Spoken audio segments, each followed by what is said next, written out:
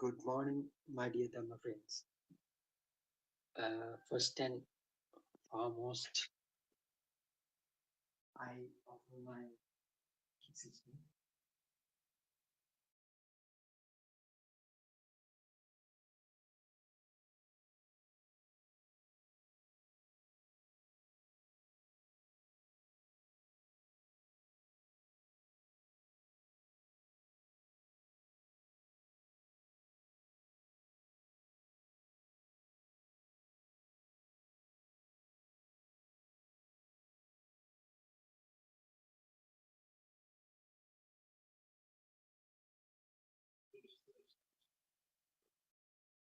to begin the journey for this novel moment. Table Sunlight for all of you. As we begin our regular Zoom discussion at 7:45 a.m. in Sri Lankan time, I feel kind of immense gratitude for this time space where the sincere seekers of truth who gather together and for the effort they make to understand, to reflect this profound truth which have been heard years back. So, but it is not just kind of a listening, it is not just kind of an ordinary kind of a discussion. So we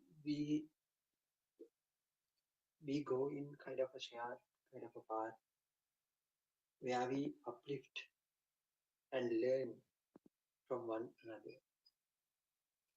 So it is kind of a sharing knowledge, sharing experience. It is kind of a place that share our experiences and knowledge. So it is so much that the space is so much important for everyone, for everyone. So this profound wisdom has been there under the sands of time for over more than 2,500 years. Now it has been revealed. So to be honestly thankful to our Buddothpada and Mansi. We have to be very frankly thankful to our Buddothpada and Mansi for revealing into the world. So that has been hidden in the sands of time. So today we are beginning our discussions after reading few pages from, as usual, the book series called The True Dhamma Has Awakened.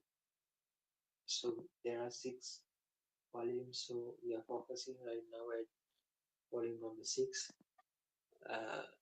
and that will give some kind of a foundation for today's discussion. So I think this, as you all know, these texts are available in our main website, in our official website. That website is www.buddothpada-dhamma.com website. So you can visit that website and you will find these texts. So they are free to download, and please feel free to visit that site and uh,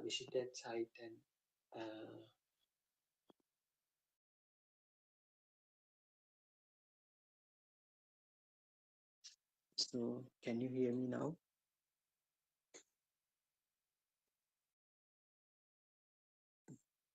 Yes, Dr. Ravi, we can hear you. Oh, yeah, Teruvan Saranai. Yes, I'm sorry for the technical glitch I had. Uh, Now I think you can hear me well.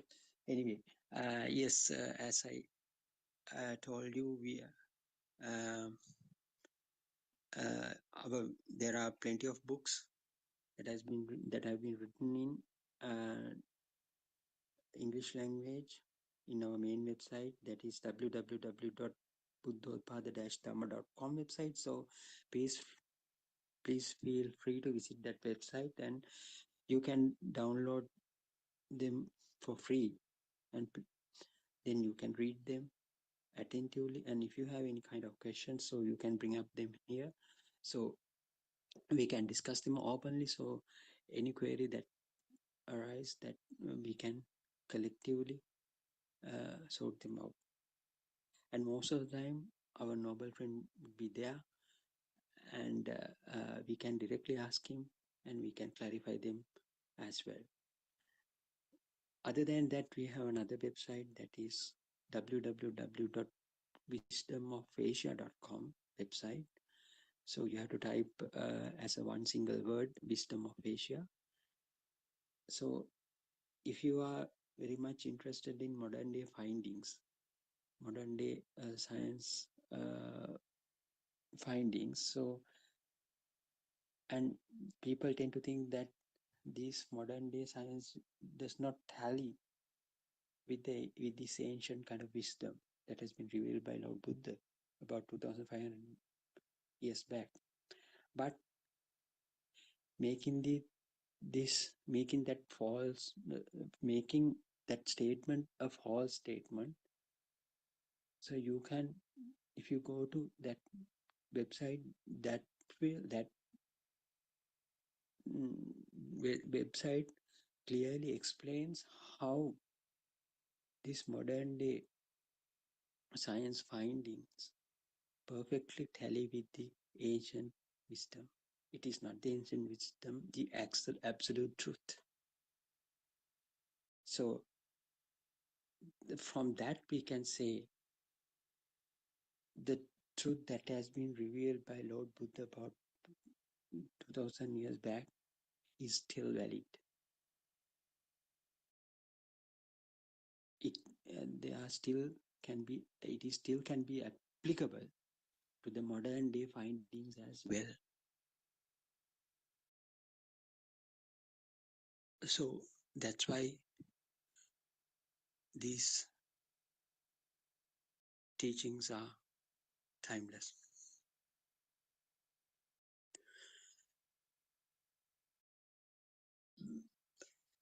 Uh, in our previous reflections, Naranvansi beautifully explained the nature of the awareness. Yesterday, in the revelation disclosures in Andolatmaka Deshana, he also mentioned about these things. What is the nature of this awareness, so-called awareness? Is that the awareness awareness is very similar to the mindfulness, or is it somewhat different from the mindfulness? So basically, in modern practice, mindfulness is keep some kind of concentration towards your thoughts. So you try to focus, intentionally you try to focus the thoughts that come and come and pass away. But the awareness is little bit different from that. What Taranwasi says as awareness is like the ocean, while thoughts are like waves rising and failing upon. So just as waves appear and disappear without disturbing the huge ocean, thoughts also rise and fade, leaving awareness untouched. As you already know, the waters in depth of the sea, depth of the ocean is very calm. So this that water is not affected by uh, the turbulent flow of the waves. So that's why. Just like that, waves are very turbulent, make so much turbulence, disturbed. But that disturbance does not affect the internal awareness. So awareness remains still. So whatever the things happens in the surface, that does not affect the bottom. So he further pointed out that awareness cannot be reduced to thought. So so that is also somewhat beautiful thing here. So if you try to express this awareness in a thought, it is very difficult to express. Why? Because this awareness cannot be taken into the words. Words are like waves. So you can't, how much you try to to make the turbulence, the internal, the depth of the sea, that won't make any kind of a wave there. Waves are not generated in the bottom of the sea. It is only belong to the surface. It's a function of the uh, surface water. It happens in the surface water only. So that's like that. You won't be able. It is very difficult to express the awareness in words, in thoughts. But you can. So how can you express that thing? The only way of expressing that the awareness is, or communicating, the way of communicating the awareness is by giving the examples, the giving the relevant examples. Using the relevant examples, you can express this awareness. So that's why Aran Mahanse gives this nice example: ocean and the waves. The deep waters are still, remain still. Deep water remains still, even there is some kind of a turbulence in the surface.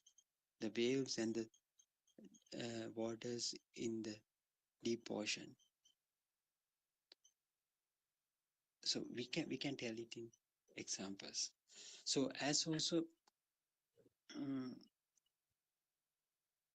while the, we also explored how the mindfulness and awareness differs. So while mindfulness requires some kind of awareness, awareness itself is deeper and more kind of encompassing. So it has this component as well, mindfulness component as well. But it the awareness extends more beyond, captures a vast area, spreads out through a vast area. In daily activities are carried out with awareness, there is less resistance and more kind of a natural way can be observed. So you will be doing the usual day-to-day work. You will be carrying out usual ordinary day-to-day activities, but the awareness will be there. So in contrast with the mindfulness, to keep some kind of a concentration towards the activity that you are carrying out is, you may have to put some energy towards it. You have to you have to you have to you have to you have to focus on it, that particular work. But if the awareness is there, you know perfectly the nothingness is there, but senses are working, So those two, like two things, waves and the waves of the surface and the calmness of the deep water, like that. So the daily activities are carried out with awareness, and there is less resistance and more natural flow. So you can keep the natural flow. The RN has reminded us that true wisdom is not found in clinging or resisting, but in seeing things as they are, without the sense of I or mine. That is the thing.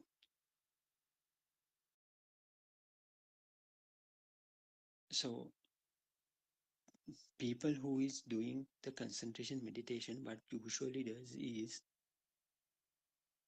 seeing whether the thought is a, has some kind of a clinging nature or resisting nature.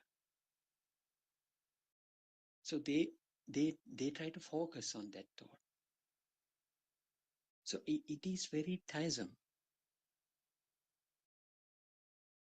because you have to see whether it's a uh, mm, clinging kind of a thought, whether it's a resisting type of a thought. But in the awareness, that both things can be happen. Thoughts come and go. Uh, the activities you perform happens usually, but the awareness will remain intact. It goes like a continuous current. It knows perfectly, even the things happen in the surface,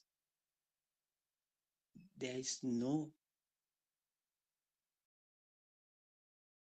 kind of thing happening like I'm doing, I'm having clinging, I'm having this kind of resistance and so on. Without doer, everything tends to happen. So you will see the actual way that people also behave, seeing things as they are, without the sense of I or mine. So this point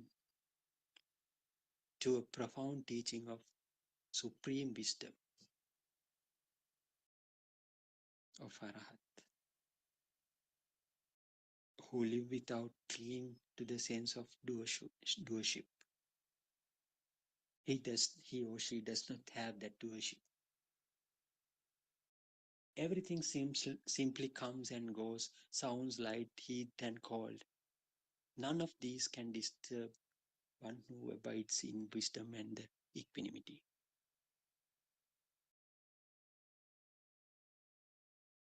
So Aran Mahanse gives nice example.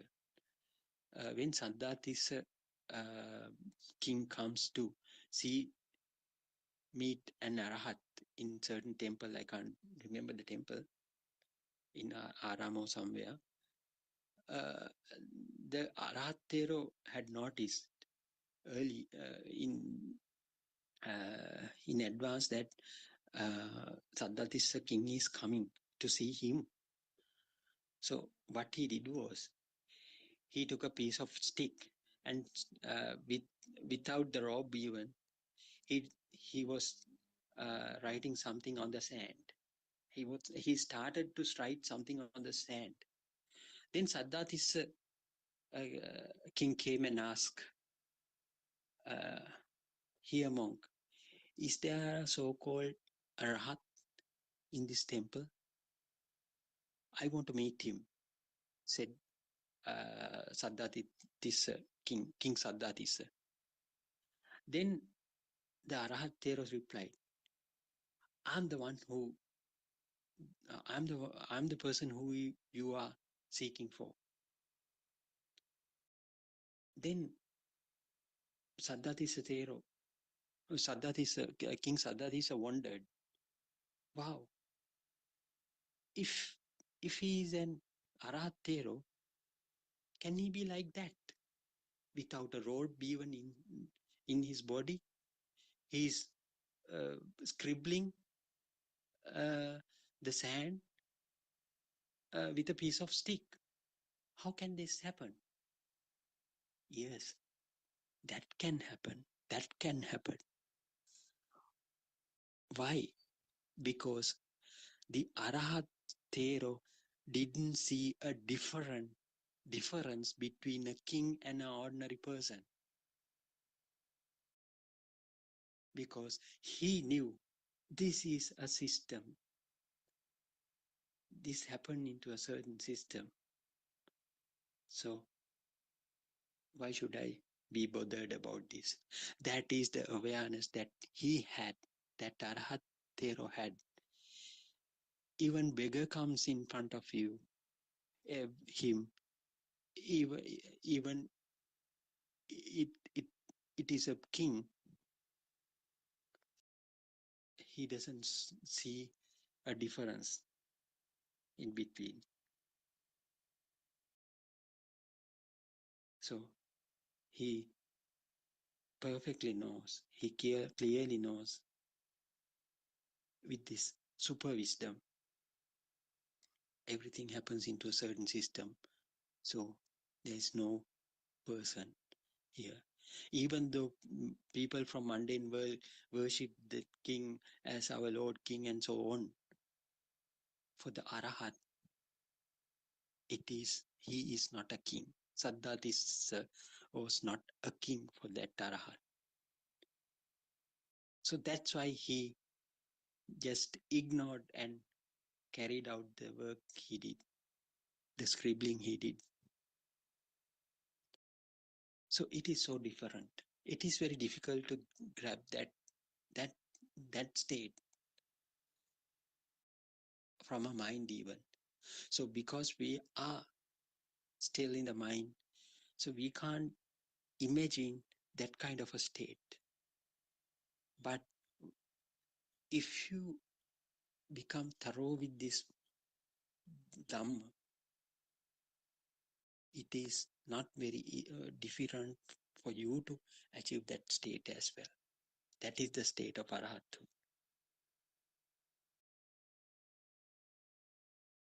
To walk this path, the Buddha advised cultivating 5 kind of powers. Powers mean power means Baladharma. Shraddha, Virya, Sati, Samadhi, Prajna. Those are the Pali words. Shraddha means the faith. Faith in the sense it's not the blind faith that we are telling here. That is not the faith should come from the understanding only. So if you try to see this, when you try to see this Dhamma in that unique perspective, so be you will be you will be fascinated by that truth. It is not a blind faith. So we can't use the word faith to that. That is the saddha. Yes, saddha has to be come from the understanding. As you feel that this is the absolute truth, then you get kind of a faith towards it for finding out further. That is the faith that you build. That is not the blind faith towards some kind of most of the people have faith towards some gods and some religions and so on. It is a blind without any underlying fact. He tend to believe about a god or some or evil or devil or uh, some some unknown figures. So this is not the faith that comes as that. This faith comes from the understanding only, through the understanding. How much you become thorough with this understanding, that much you get the faith towards this truth. So this is the Shraddha.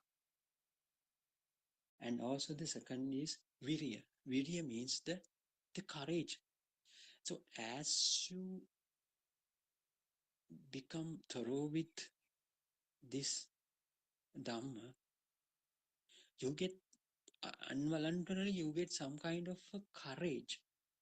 Involuntarily you get some kind of a courage to explore further, to find out in depth.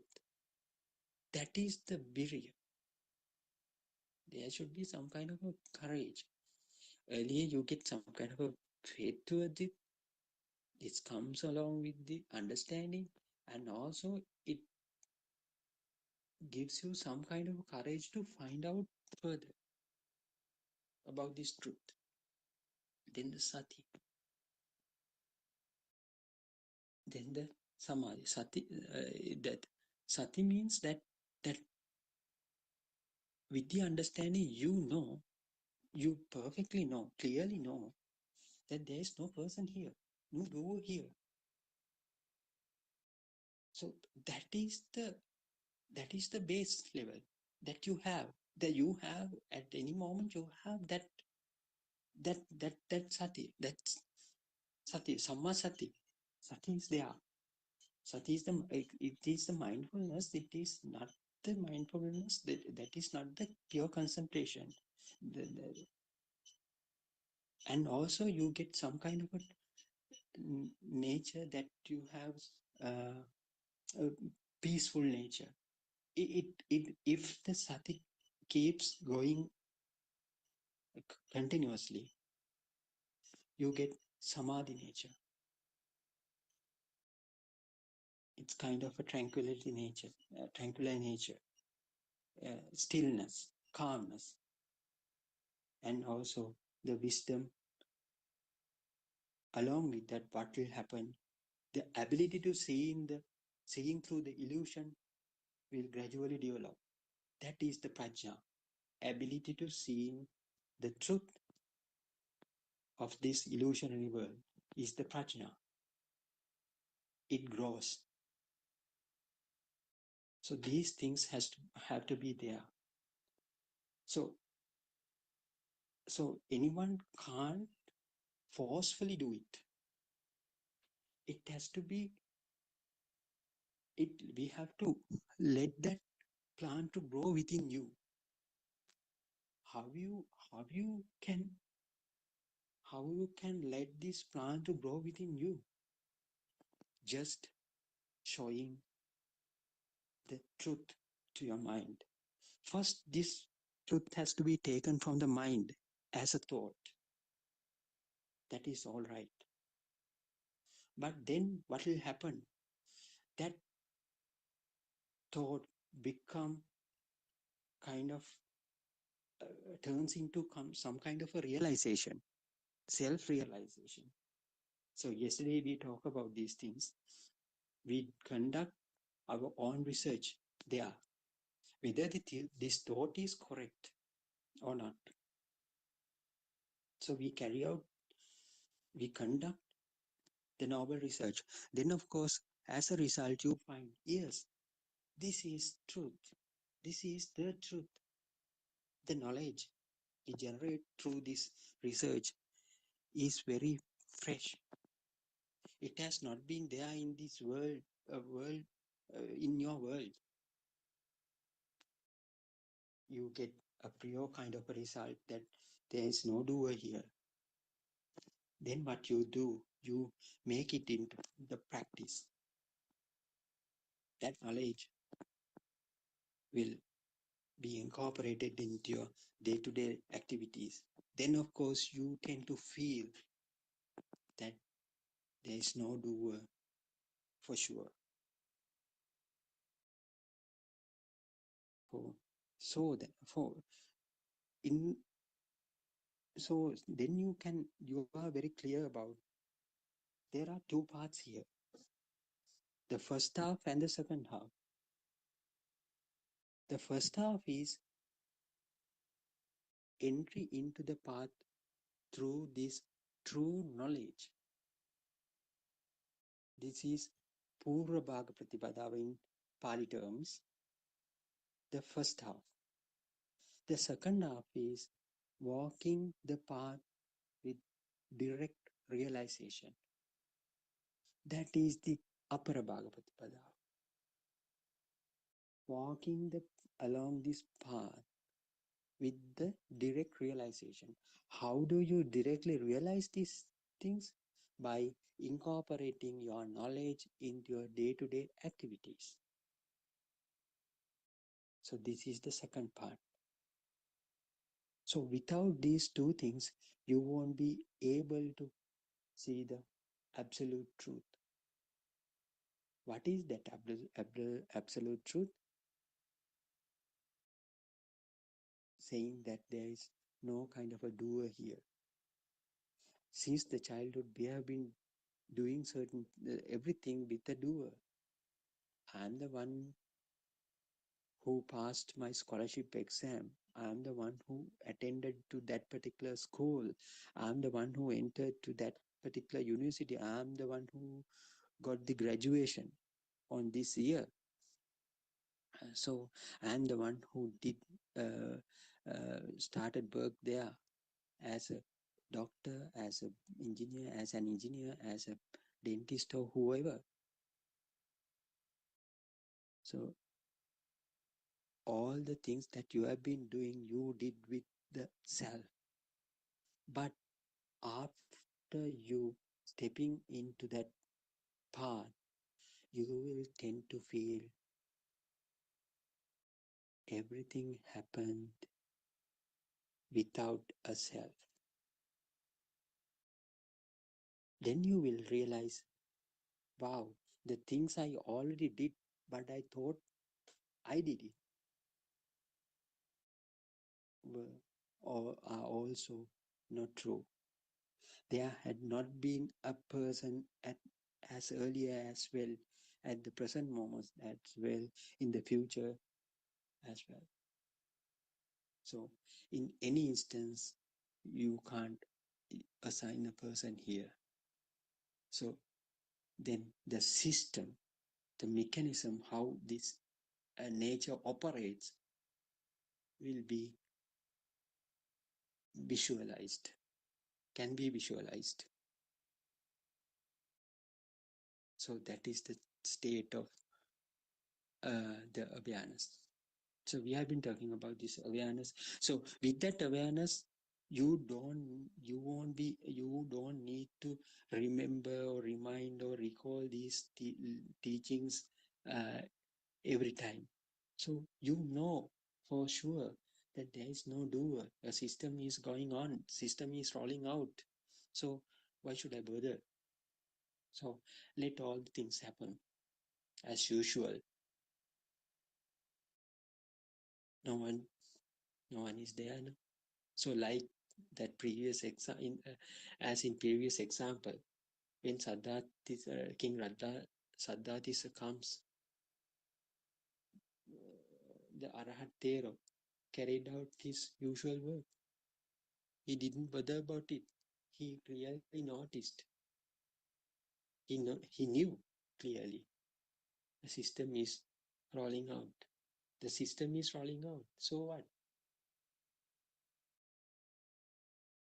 So because the underlying awakening or the awareness, super awareness, is established in the state of Arahattu. So yes, it's kind of a very beautiful Dhamma. So if you have a little bit time to spare on it, please come and have a look. So so don't ever think it's a waste of time. Just think when you have any spare time any time to spend leisurely. So just just listen this Dhamma, then try to contemplate a little bit more on it, and you will realize, wow, this is the truth. You have to conduct your own experiment there. It is not another kind of a belief. You see, it is not the other kind of a forceful mm, forceful what do you call mm, I can't the words come does not come to me.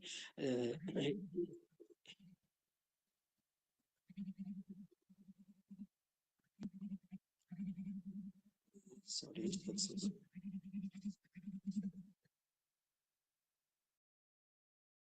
Uh, yeah, can you hear me? Yes, I think our Yes, yes, uh, Dr. Ravi, we can hear you. yeah, yes, I think that is enough as the introduction.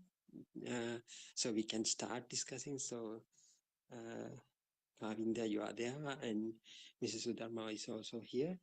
So we can start discussing. So, Teruvan Saranai, Kavinda, do you have anything to add, or do you have something to discuss?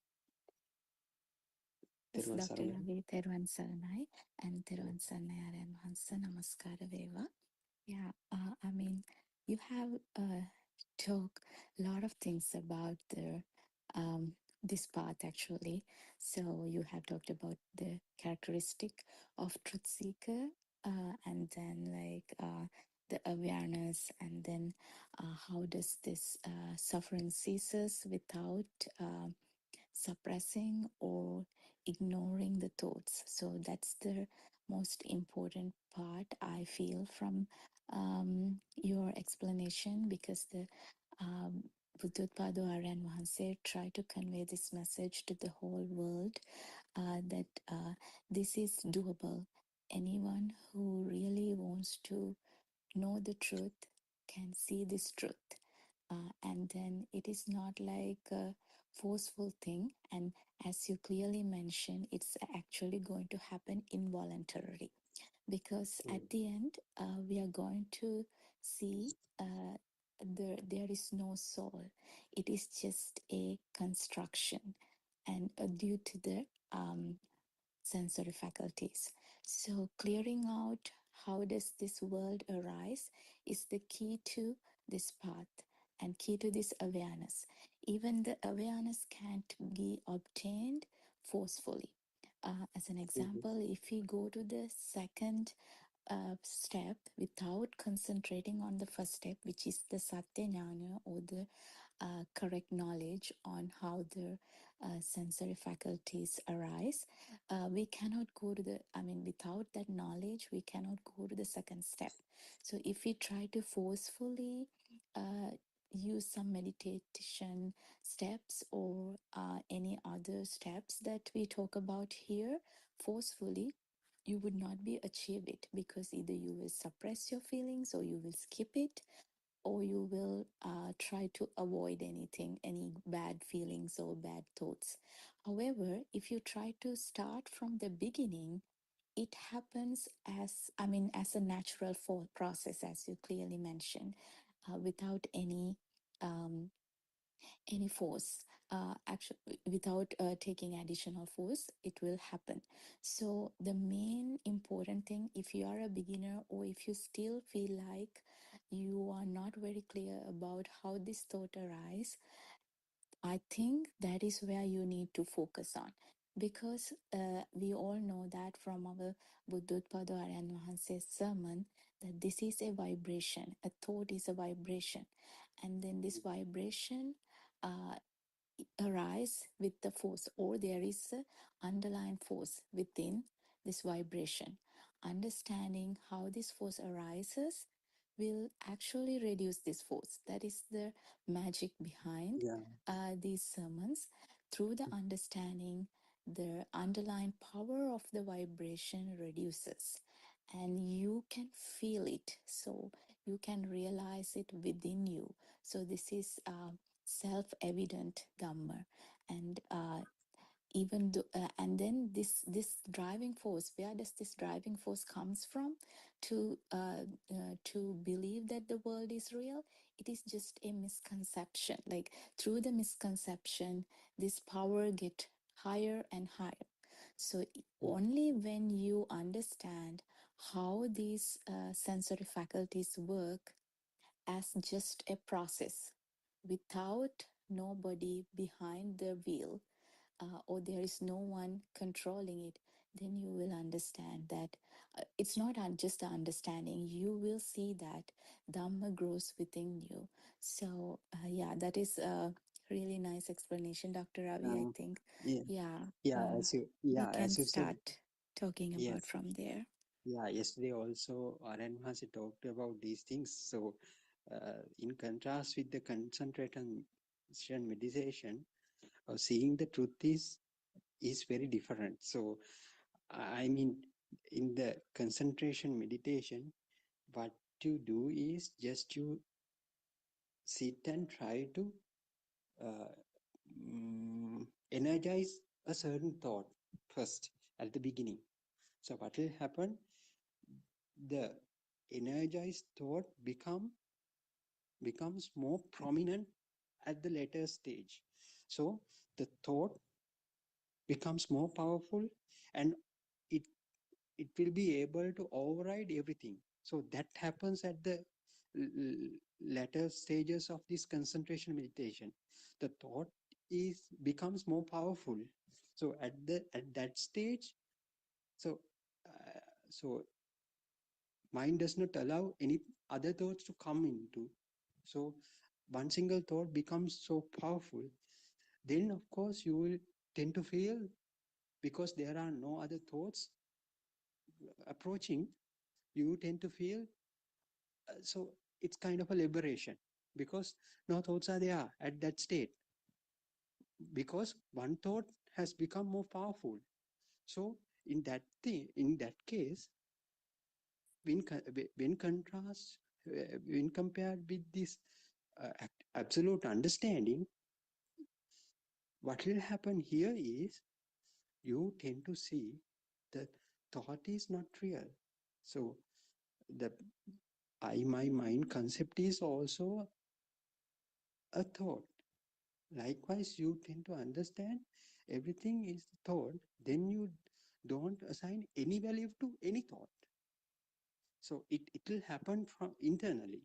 So so these so as you said, any vibration carries some kind of an energy within it. So we don't tend to assign any value to that kind of that energy.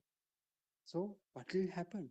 That energy will gradually goes down. The power of that thought will gradually goes down. So when compared with the concentration meditation, we empower a certain thought. But here, the energy that carries along with the thoughts will get reduced. So two different endings are there in the concentration meditation and this insight full penetrative uh, understanding, penetration. So likewise, so this is not what Buddha taught, is not the concentration meditation. So the state where Buddha showed as Nibbana cannot be achieved through the concentration meditation. That is very clear, because in the concentration meditation, you empower a one single thought, then you obstruct the mind from getting the other thoughts as well. Then you will feel that you are liberated or something. But the self thought will be there. The notion of the self will be there. So that is the where in the Buddha era also in Buddothpada Sutra, you will find that fact. Buddothpada came and told Lord Buddha, I'm also there in a place where those perceptions are not there. But Lord Buddha replied to Buddothpada, no Buddothpada, that is not the stage where I mean. I realized a state where no perceptions are there. So absolutely, we can't say it's not no perceptions. Perception might be there, but what do you call this? This vijnana, anidassana, or the consciousness won't be there. So anidassana vijnana, isn't it? What do you think, Kavindya? Absolutely, Dr. Ravi. So the Lord Buddha is so special. Why? Because the Lord Buddha's tried to express this truth to the whole world. When whole world is going towards this temporarily relief. Like let's say this in this Western world right now, the concentration meditations, mindful meditation, loving kindness, and then lot of different techniques are available for the people to relieve their pain and suffering. However, the Lord Buddha's explanation or the Lord Buddha's wisdom was like different from that temporary relief. And they Yeah. always we need to think through penetrative insight and understand that the self disappears through this path. And as you clearly mentioned, the any other path is a wrong vision, through the wrong vision, and there is only one correct vision where there are no misconceptions at all. So and through this correct path or through the correct vision, one would understand and actually realize within you the self disappears, the self existence feel starts to fade away. But you need to understand that, like people say, there is no me there. But first of all, you have to understand how does me arise, my mind arise as an Mhm. internal burning feeling. That is the power within that vibration. So actually, it is like you first caught the culprit, and then the culprit disappears, something like that. Yeah. So, Yes. but in the concentration meditation or any other path that people try to follow to relieve their pain, that is just a temporary relief. Further, there is me who feel that tranquility feeling, or like I mean anything that we say that okay, I feel this, that there is you in it. But the Lord Buddha's path, the thing is the perceiver will disappear, so there would be no suffering to be perceived by that perceiver, because there is no you there to perceive the suffering. So Yes. that is the Yes. cessation of suffering or the liberation of mind. Yeah, Yeah. that's Absolutely. very So as in, accurate. yeah, absolutely. What you said is very correct because so some people might think, some people might think what if you follow the actual Buddha's teaching, so it is something it is something that you dissolve yourself. So that is not the thing that is happening actually. So you are you t- you try to understand the truth. That's only because being a human, having that capacity to think will be wasted if you don't try to understand the truth here. So what Lord Buddha said was none other than the truth. This is the truth, one and only truth, absolute truth. So don't take any kind of fearsome uh, feelings. So if I follow this path, I'll lose myself, then everything will be gone and so on. Those are misconceptions either. Just so anyone has the right to see the truth. As a human being, just try to see what Buddha said. Just try to see, just try to understand what Buddha said. So it won't make any harm to you. So what we say is, once you understand this truth clearly, you will understand there's no such a person called me. There's no such a person called I. So that's why we say the self-centeredness, the notion of the self will get dissolved. Because seeing the truth makes you to feel that there is no person here. So I was in a misconception. So what is the harm that you gain through that? So this Buddha Buddha revealed to the world, the message that Buddha revealed to the world is the truth. That's only. So it is not a, another kind of meditation method that keep sitting in a lotus position and doing inhaling and exhaling and try to empower or energize one certain single thought and try to uh, move to a state where no perceptions are there. It is not the the absolute teaching of Lord Buddha. But Lord Buddha said is there is no doer here. So as we have been living for such a long period with the self, it is very difficult for us to see that truth. It has become a very difficult task to see that absolute truth. In order to do so, what you have to do is just try to practice what you have learned, what you have understood. Just put it into the practice. Just put it into the day-to-day life.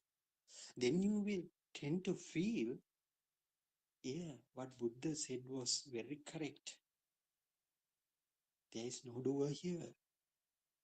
That's only. So everything is achieved through the understanding only. It is not another kind of a faith or following somebody, some people, some person.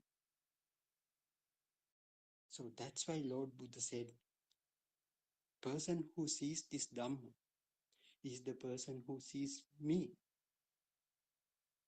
So sees me in the sense, sees this Buddha.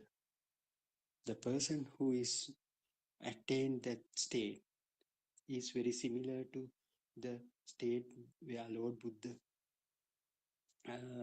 came in. Yes, yes. Teruvan Saranai, Surang Sudharma, do you have anything to add? Or most of the time you tell the things in practical angle, so we would like to hear from you also. Teruvan Saranai. තෙරුවන් සරණයි ආර්යයන් වහන්සේට නමස්කාර වේවා. තෙරුවන් සරණයි Dr. Ravi, Professor Kavindya, Dr. Sakuntala, and all Dhamma friends. Dr. Ravi, I was listening to your explanation from the very beginning, and you very beautifully, actually, in the first place, Dr. Ravi, this entire philosophy. Buddha's teachings consist of, we say, 84,000 sermons. So it was done in such a way that it would cater to all kinds of people. So his immense compassion towards all the beings is evident through that. And he uses quite a lot of similes and metaphors. And Mm-hmm. now, actually, what we experience is Dr. Ravi Aryan Nohanse uses metaphors from the modern context so that the new generation will, who are tech savvy, this use digital technology, will also better understand the concepts. And Dr. Ravi, what was interesting when you were explaining the awareness through that metaphor, it really Mm-hmm. worked for me when you said, okay, awareness can be compared to the ocean, and these turbulent waves symbolize the thoughts. It Yeah. really worked, and I was trying to come to terms with this awareness. Yeah, that is a very broad concept if we take it as through in the literal sense. And when we practically experience it, is something that seeing the drama without the sense of the self, seeing uh, how everything happens, like how this system works, how this system deals with entities and the people in the mundane world without the feeling of or without the sense of self. So that kind Yeah. of understanding, vague understanding that I too have, but it really, your explanation today helped me to understand it in understand it better, Dr. Ravi. And Yeah. then actually, it was such a kind of motivational speech. I shouldn't say speech, the presentation of Dhamma points, because uh, a newcomer would have got the essence of it and understand.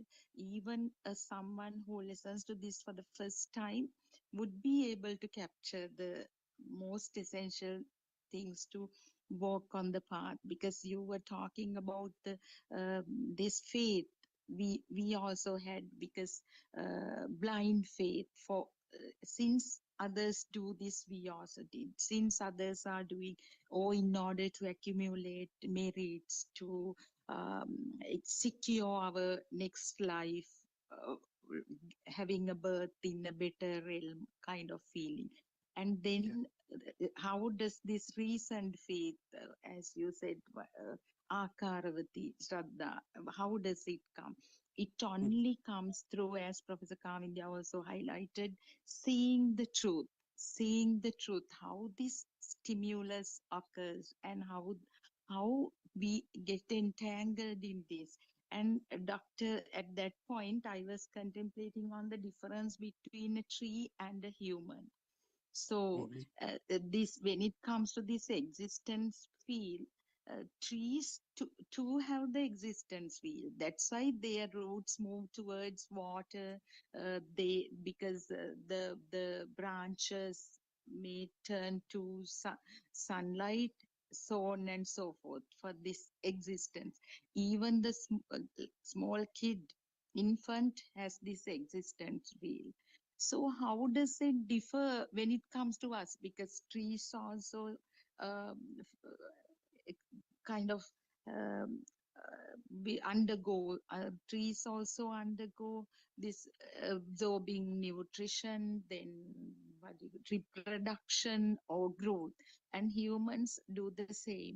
But why does it matter to us? Because Yeah. when it Mm. comes to these sensory bases, yes, doctor, can I, shall No, I no, go no, no, ahead? no, Yeah, no. Yes. Mhm. yes, when it comes to the sensory basis, that vibration, as Professor Kavindya highlighted, that vibration which creates due to this, because the entire world is a vibration, so the vibrations of similar frequencies come in contact, and sparking, the rapid sparking occurs, and that creates that power which has an ultimate impact on the taints, so the sasava nature, it, which is there since the zygote level. So, but that is not there in the trees. That is the difference. So that is why we feel this self view and I am there. I am, isn't it, Dr. Ravi? And uh, Yeah, yeah. As you said, yes, yes. Ye- What I think is, uh, yes, we are thinking. That is the problem. The same thing happens. The roots grow and flowers bloom. Likewise, when compared to an infant, so it sucks the infant sucks breasts and feeds on the milk which is come out from the breast from mother. So and it grows. It involuntary happens. Everything happens exactly, involuntarily. But the problem here is when compared with the trees, as human beings, we tend to think that there is a living being here. It is the drusti, the exactly, misconception, the exactly. wrong view. Yeah, that Wrong is the view, wrong view. That yeah, these experiences are happening to me, or I am there on this side to have that experience. Yeah, it is the wrong view. Exactly. yeah. Yes, thank So you. Yeah, go beyond that. Go beyond that. yeah, So we tend to think that there is kind of itta sanya as well, existent feel as well. So yes, before, yeah, yeah, we exactly, tend to feel the, there is the kind of itta sanya. So it is also the kind of a drusti. thought. So Yeah, I thought, yeah, so, yes. So if I'm not correct, I don't know how to say might explain it well. Uh, so yes, yes, we can discuss on this that further because it is a very important point. I think you highlighted. So yeah, doctor. so So the infant's experience can be directly compared to the tree, right? Because yeah, infant does not have a sense of self or whatever, right? yeah, Isn't yes, it, doctor? absolutely, absolutely. Mm. So we think that infant had that it sanya. So without the self notion of the self, he had that it sanya. So it is another thought. It is the wrong view. So that makes us to move along this samsaric journey.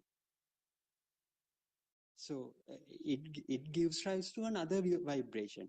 That drushti Yes, gives rise to another vibration. Likewise, we tend to move along this samsaric journey because of these misconceptions that we have. So it is very difficult to say. So even though we take it as an infant, absolutely what is happening, a vibration occurs at that very instance. Another vibration occurs. Another vibration occurs. So even it can be visualized as an infant or zygote or a school-going child.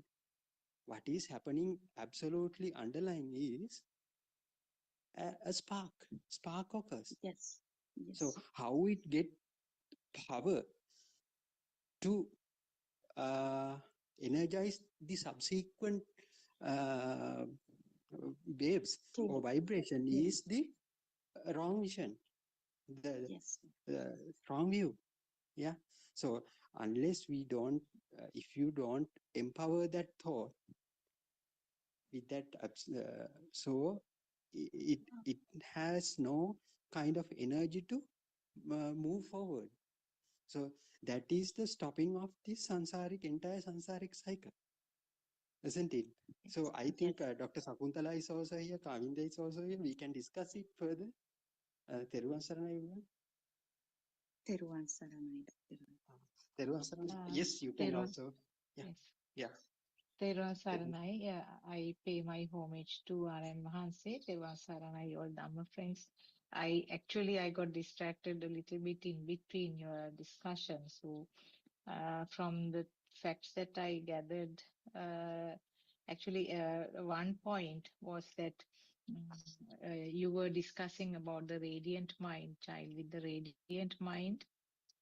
The difference between the child with the radiant mind and the tree, this is what I have sort of understood and what I have felt, is that there is this taints or sasava that we call taints, or the hidden raw material for the defilements, or the hidden vibrations which will lead to defilements are there in the child with radiant mind, isn't it? But for Yeah. the tree, you cannot apply that rule because the tree will not have that effect. So the tree will not have this vibration tendency, which will lead to the something similar to the samsaric journey, samsaric cycle. Whereas the child with the radiant mind still has that possibility. So that is why if a child with radiant mind dies, child will not be sort of in attain nibbana, but the child will have a rebirth somewhere because the taints or this sasa swabhavya is still there. Would you like to comment on that? That is how I felt actually. Problem is that Hmm. what sort of a thing is stain? How this stain, Sastra about how this comes. I think, Yes, yeah, yes, yes. yeah. It is What I actually, think it is is, vibrations, isn't it? It is a vibration yeah, which is sort of telepathized to the zygote, isn't it? exactly. So how it gets telepathized? So why it is rather different from a tree that comes out from the seed? So why it is not there? So, Tervan Sarana. Tervan Saranaya. Tervan Sarana. Today also, so every time, every moment. So not after the death. Not so. So sasa is everywhere, every time. So uh, so this present moment, this moment, every moment.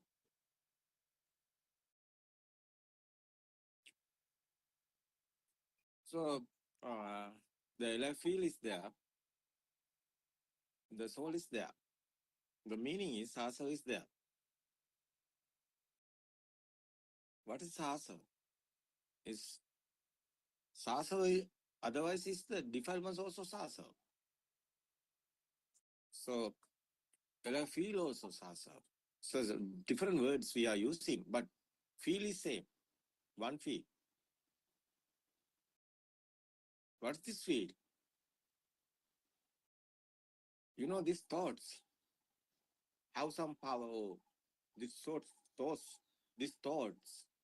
thought, every time, every moment, thought is creating the stimulus. So it's okay. That thought have the power. That's the existing field. That's the alive field. So that's you. Otherwise, your soul is you. Me, my mind is okay. That's a field. That's a power. That's a spark. That's a vibrations. That's a sasa. Otherwise, that's defilements also same.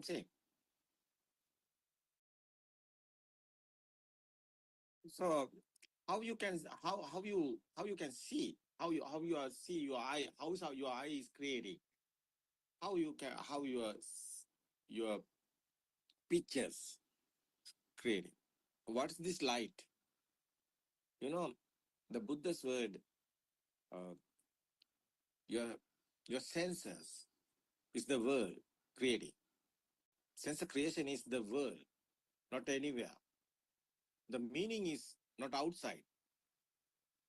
It's your mind. Mindful world, that is why. Chittena niyati loko chittena parikasa. Is the Buddha's words. What is this? This sense of creations, various of type of living being have various of type of individually their own world they are living, not anywhere. So what is this world?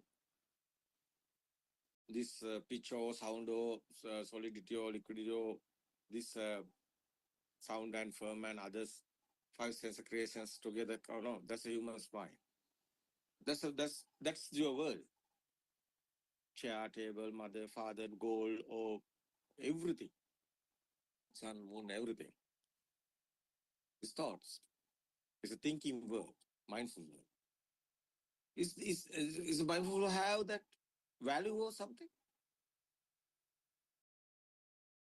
How much you want that world? How much you like it?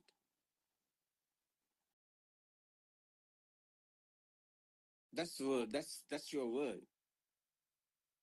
So your value is disappearing. You don't want this world. You're not interested in this world because how is coming this? Uh, Not interested. How is coming?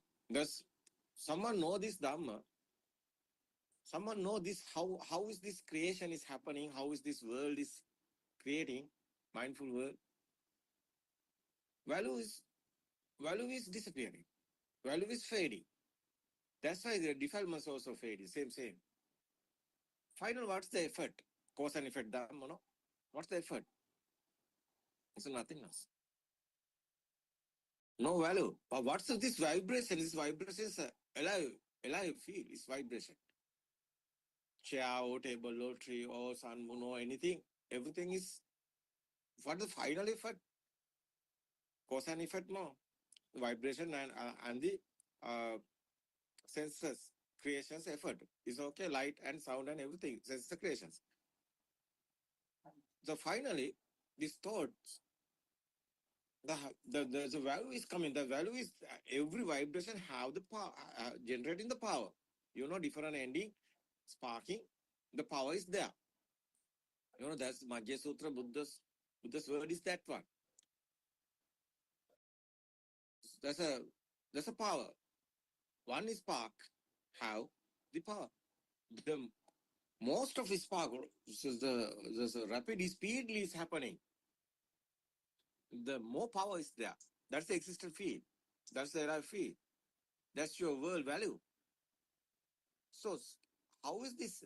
This is the type of is coming. Your existent field, alive field. That's you. Me, my mind is a thought. Is me. I is a thought. Yeah, your field is inside there. What is the field? Is value. What you are looking is chair. How much you want chair? That's your value. No, chair have value. The value is disappearing because this thought is a sound and firm. Not really, not chair is there. It's your thought. That's why you don't want chair after that because it's not anywhere. It's your mind. Mind have a chair, That's why. That's why value is disappearing. That's why vibration is disappearing. That's why spark is disappearing. This process, this is a dharmata, is a Buddha's word is, what is this process? Someone understood this process system. How is this alive feel is coming? How is this soul is happening? How is this inside vibration is happening? Is a value is how is value is coming, no? Finally, the cause and effect Dhamma is a cause is a vibration, is a effort is a light and sound. Cause is a light and sound, effort is a chair, table. Cause is a chair, table, effort is a existent field. The cause is existent field, effort is a alive field. The final is the alive field is a coming one thought, is a me. It's me.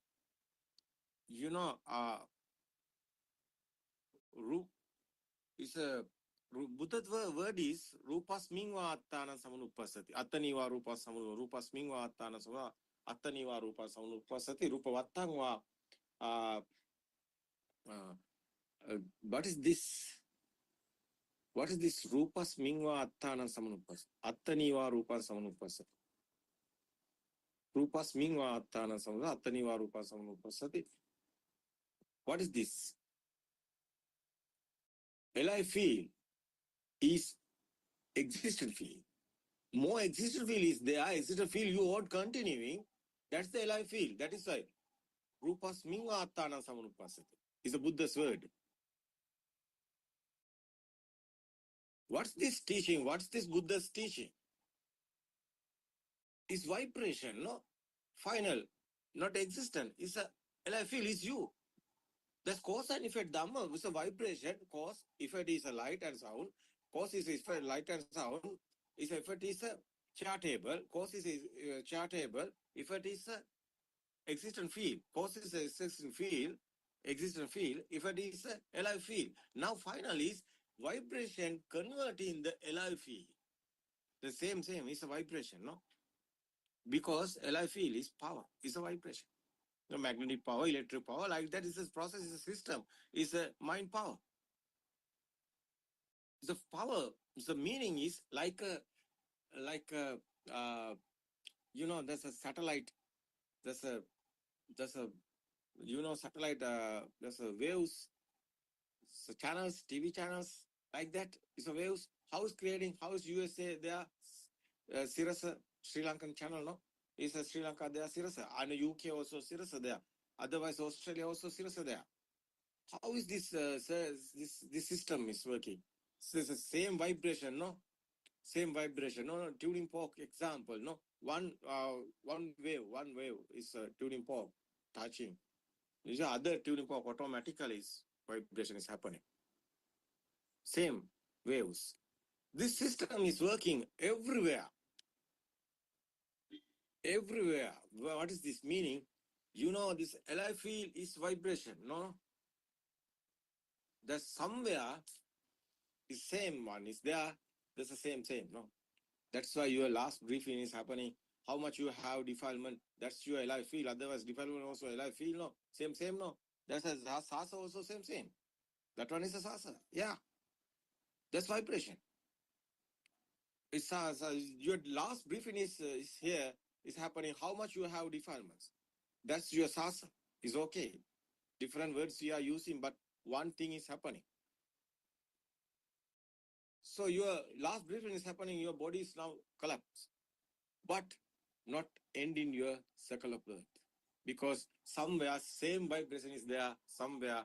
That's why Maniya Makkato Atimani Gukuro is the Buddha's word. It's your monk. You became a monkey. Monkeys, that's zygote, is you. The vibration is same. That is why. So more defilements you have, you're not a monkey. You are dog. Because more defilements is there. That's why zygote is dog's mother. Is vibration. It's happening. That's you. That's a cycle of birth. There's a style, pattern. You won't understand this. You can inside meditation you can realize this process, this system, how is working. How much you left your defilements? How much you less your defilements? You are become again mothers, human mothers. Silent. Vibration is same. That is why. What you think about Dr. Ravi? So someone understood this Dhamma. So what happened?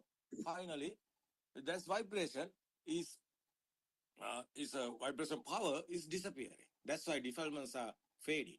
Same. His vibration is now is zero is coming. Now you became a nibbana.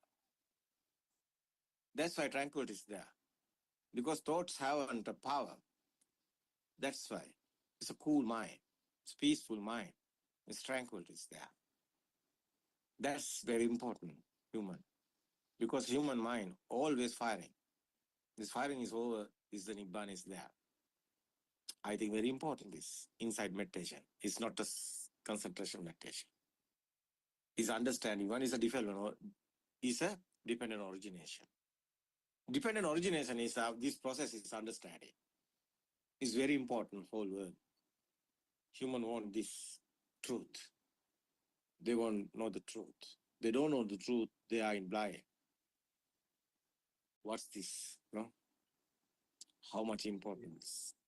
Yeah, Dr. Ravi. Yeah. Yeah. So, what Mrs. Sudharma asked is Saran answer. Tree, when compared with the trees also have some kind of senses. They grow towards the light. They But we are the not talking about the vijnana is a consciousness. We are not talking about the consciousness because there is no like that system. That's why we are talking about this skandha. Skandha meaning is the process. It's a dharma. That's why Buddha's philosophy very important. So we are not talking about the trees or anywhere consciousness. Is LFE. His consciousness is a psychote is a very important. This this vibration is a sasana vibration. It's very important. It's not easy to understand. What is this wave? What is this vibe? It's not telepathy there. Trees. Not system there. You see. Your ear, how is creating? Is there is a DNA, RNA, we are talking about mother's genes, father's genes, and together coming, together is combining. It's a zygote is there happening. So this other, I think is a Ituniyama, Bijaniyama, Kammaniyama, Chittaniyama is Buddha's words. So this is a Chittaniyama. It's very important how it's creating. It's a Bijaniyama is other one. This type of this vibe is very important. What is this wave? What is this vibe? It's very important because this no physical body. We are not talking about the physical bodies, gods or heavens or no. It's a Prakpa, Arupa, Chara, Rupa, Chara, so formless world and form world, and the what is this talking about? Is only the vibe, not physical body is there. So what is this? The sensory world and the formless world and the form world. It's the vibe only. We are not talking about the physical body. So that's why I like that's a TV channel like that vibe. Not anywhere. The circuit is there. Is okay. TV is there. No film is going. Not circuit is there. Not TV is working. Because circuit is creating the system. It's a telepathy. These waves. No. We are not talking about not circuit there. Trees haven't a circuit like this human psychotype. No. Yeah. That is why. It's something. It's a circuit like that, no TV. There's an aerial. No, we are talking about that circuit is there, no? The channel TV channel. There's a pure TV and the dialogue TV Sri Lanka there. That type of no circuit is there. Some type of circuit is there. So how is the AC is coming? AC plant. The circuit is there, no? System is there, no? Is other. How is fan is working? There's other system is there, no? The process is there, no? It's working that type of there's a trees also living being otherwise no different type of circuits, different type of process systems. No. Yes. Yeah, it's not right. That's why you will understand this is you want to understand this, your wisdom, your this one is your, see, it's normally knowledge you have. You can understand this. No, it's enough. Normal knowledge. Is a trees are other systems there. It's a living beings have another system. That's the difference. So many type of different styles there. Not only the trees, not only the living beings. So is it like a chemistry, physics like that? Chemistry is there. Is we are talking that. How is water is coming, creating? How is hot and cool is creating? It's a system, no? Yes. Yeah, systematically is happening. No, nobody is doing. It's okay. It's the nature, no? It's okay. Living being also say like that to other systems. That I think understood, no? What I say. Yes, yes. Yeah. Okay. Okay, doctor. I think answer is there. Huh? Yes. Yes, Yeah. Yeah, it's okay. Thank you. That also. That also matters. Yes. Yeah. Do you have anything to add, Dr. Sakuntala or Mrs. Sudharma, or any comment or any question to ask? Or so, if you don't have anything, as we have come to the end of Teruvan yeah. Saranai, Dr. Ravi, Namaskara Vivagan Hansa. So it's clear due to the six sensory bases that human has and the wrong view that and that power generated with the occurrence of all stimuli that the difference that we feel, the self perception. And another question, Dr. Ravi, if Aryan Mahansa is there, Namaskar Aryan Mahansa. So the telepathization of taints or this sasava into the zygote is a natural phenomenon, Aryan Mahansa. It's a natural phenomenon. Yes. Yes. Zygote and natural phenomena. No, nobody is doing systematically is happening. Cycle of birth also is it's a nature.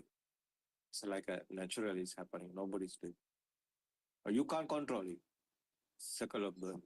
No one is control. No one can control. The Buddha's word is that. Otherwise, Nibbana also, you can't do that. It's the system is, you understood the system is automatically is happening. You can't think and you becoming arahat. You can't do that. It's systematically happening. It's a process is there. That process is the dharmata. That's why Pratipada Buddha's practically what's your path, first you want to understand. Second, that's a satyajnana. And the pratyajnana, you can experience it. And the pratyajnana is tranquility, is a free mind, no? Tranquility. It's a systematically going this way. Otherwise, it's a some paticca, it's a paticca sampad, it's a dependent on origination, how is created. That's speed. That is why we are talking about that's skanda word. Skanda word is, what is that English word is skanda? Fire aggregates. Fire aggregates. It's systematically, no? We are explaining this fire aggregates, but we are explaining fire aggregates, but it's system. We are explaining the system, no? We are understanding the system. We can't stop this system. We can't control this system, but we can understand. But finally, the effort is not like that coming. That one is the happening. We can't stop that system. System is normally is working, but power is not there because you understood this truth. Power is the discipline. This understanding is the other system. Otherwise, Nibbana way, Nibbana path. No, That's why. Because systematically it's happening, no? Some particular. It's a together coming. Speed is someone you can rotating. The firing ball you can rotating is the circle is there, but circle is coming systematically, no? Not circle is there, but you can see that's the mirage, no? Yes, sir. Yes, That sir. type of consciousness or working system. Skandha. Skandha final effort is consciousness, no? There's a rupa, vedana, sanya, sankara, vinyana. What this word is? This is how does it speed, no? Rotating the firing ball. Speed. That's a sankata. That's a it's a sampaticha. It's a together coming that firing ball. Together coming that one, not combining. Firing ball, circling, speed, combining the ball, and mm, that's a that's a huge mirage, no? The circle is there. But that type of consciousness, Buddha is explaining this Sankara Pacha Vijnana. That's a dependent origination. It's a consciousness. How is this conscious process is creating? Consciousness is very important. That's a Vijnana. Word, only the word we are using, but the speed is given this. It's okay. Yes, Arinas. Yeah. It's okay. Process is there. That's why no natural phenomena. Yeah. Process is there. It's okay. System we can understand after just a value is disappeared.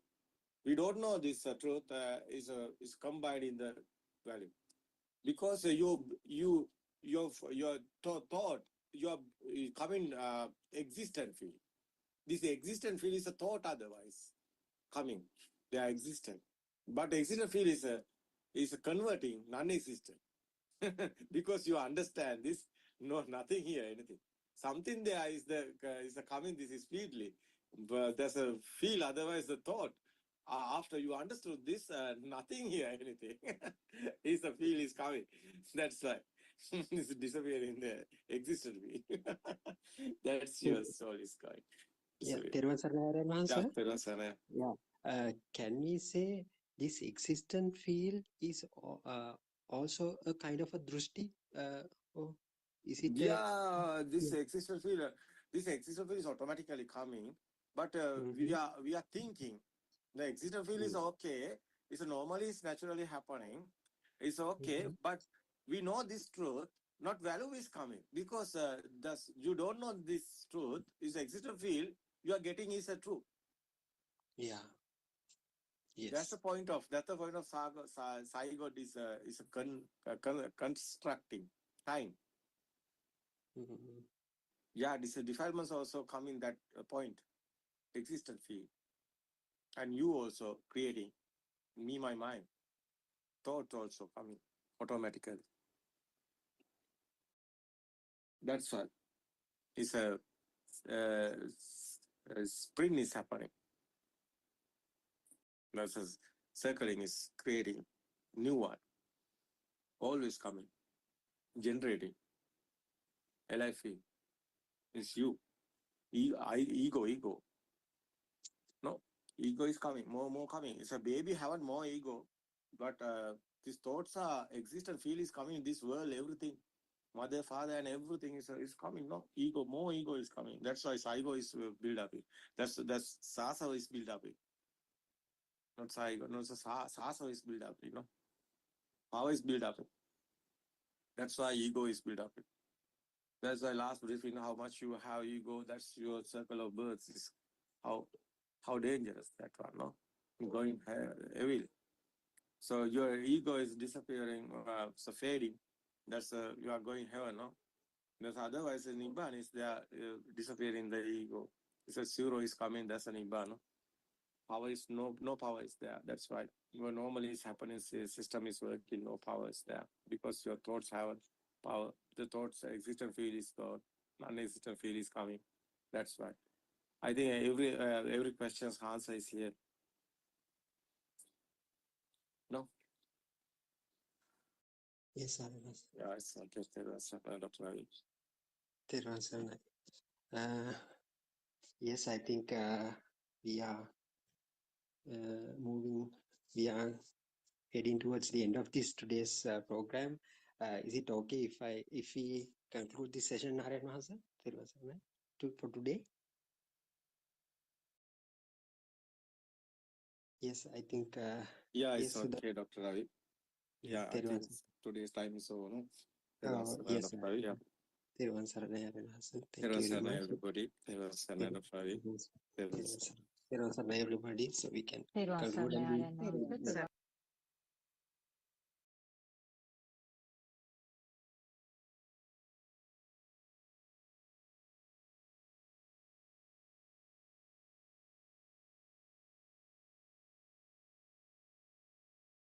Good morning, Dhamma friends. We welcome all of you to our English Dhamma Zoom discussion session. Therwan Saranai Aryan Mahatsa, please accept our humble worship. Therwan Saranai, all Dhamma friends.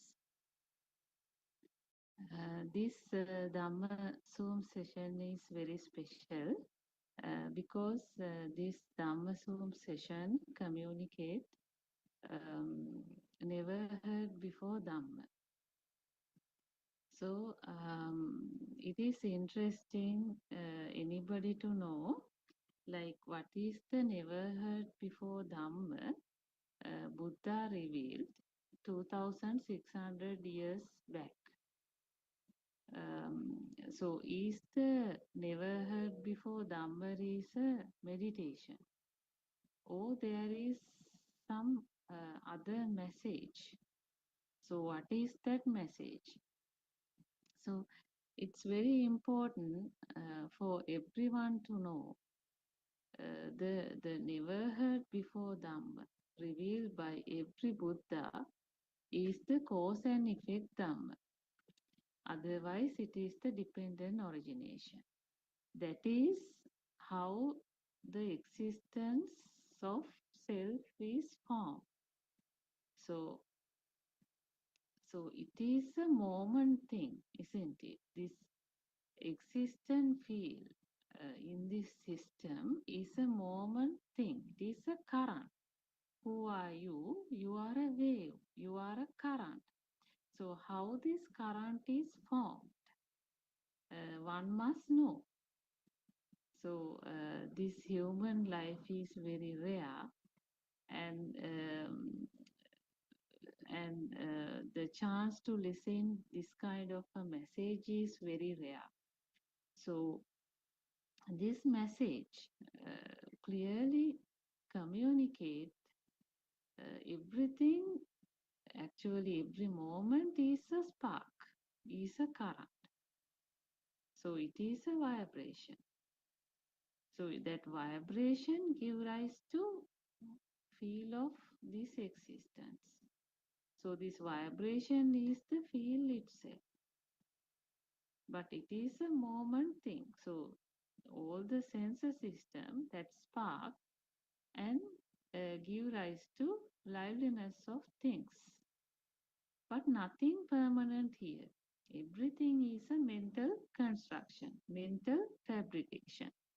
So the real world one associate is not any kind of us outside world. The real world is the mental world. So if there are 800 billion people living in the world, each one lives in their own mind world.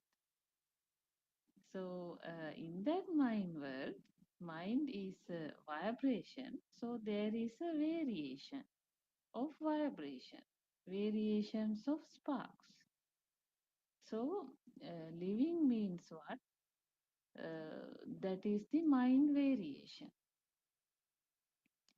So therefore one must understand how this mind is formed, because this mind is the one which drives all sufferings.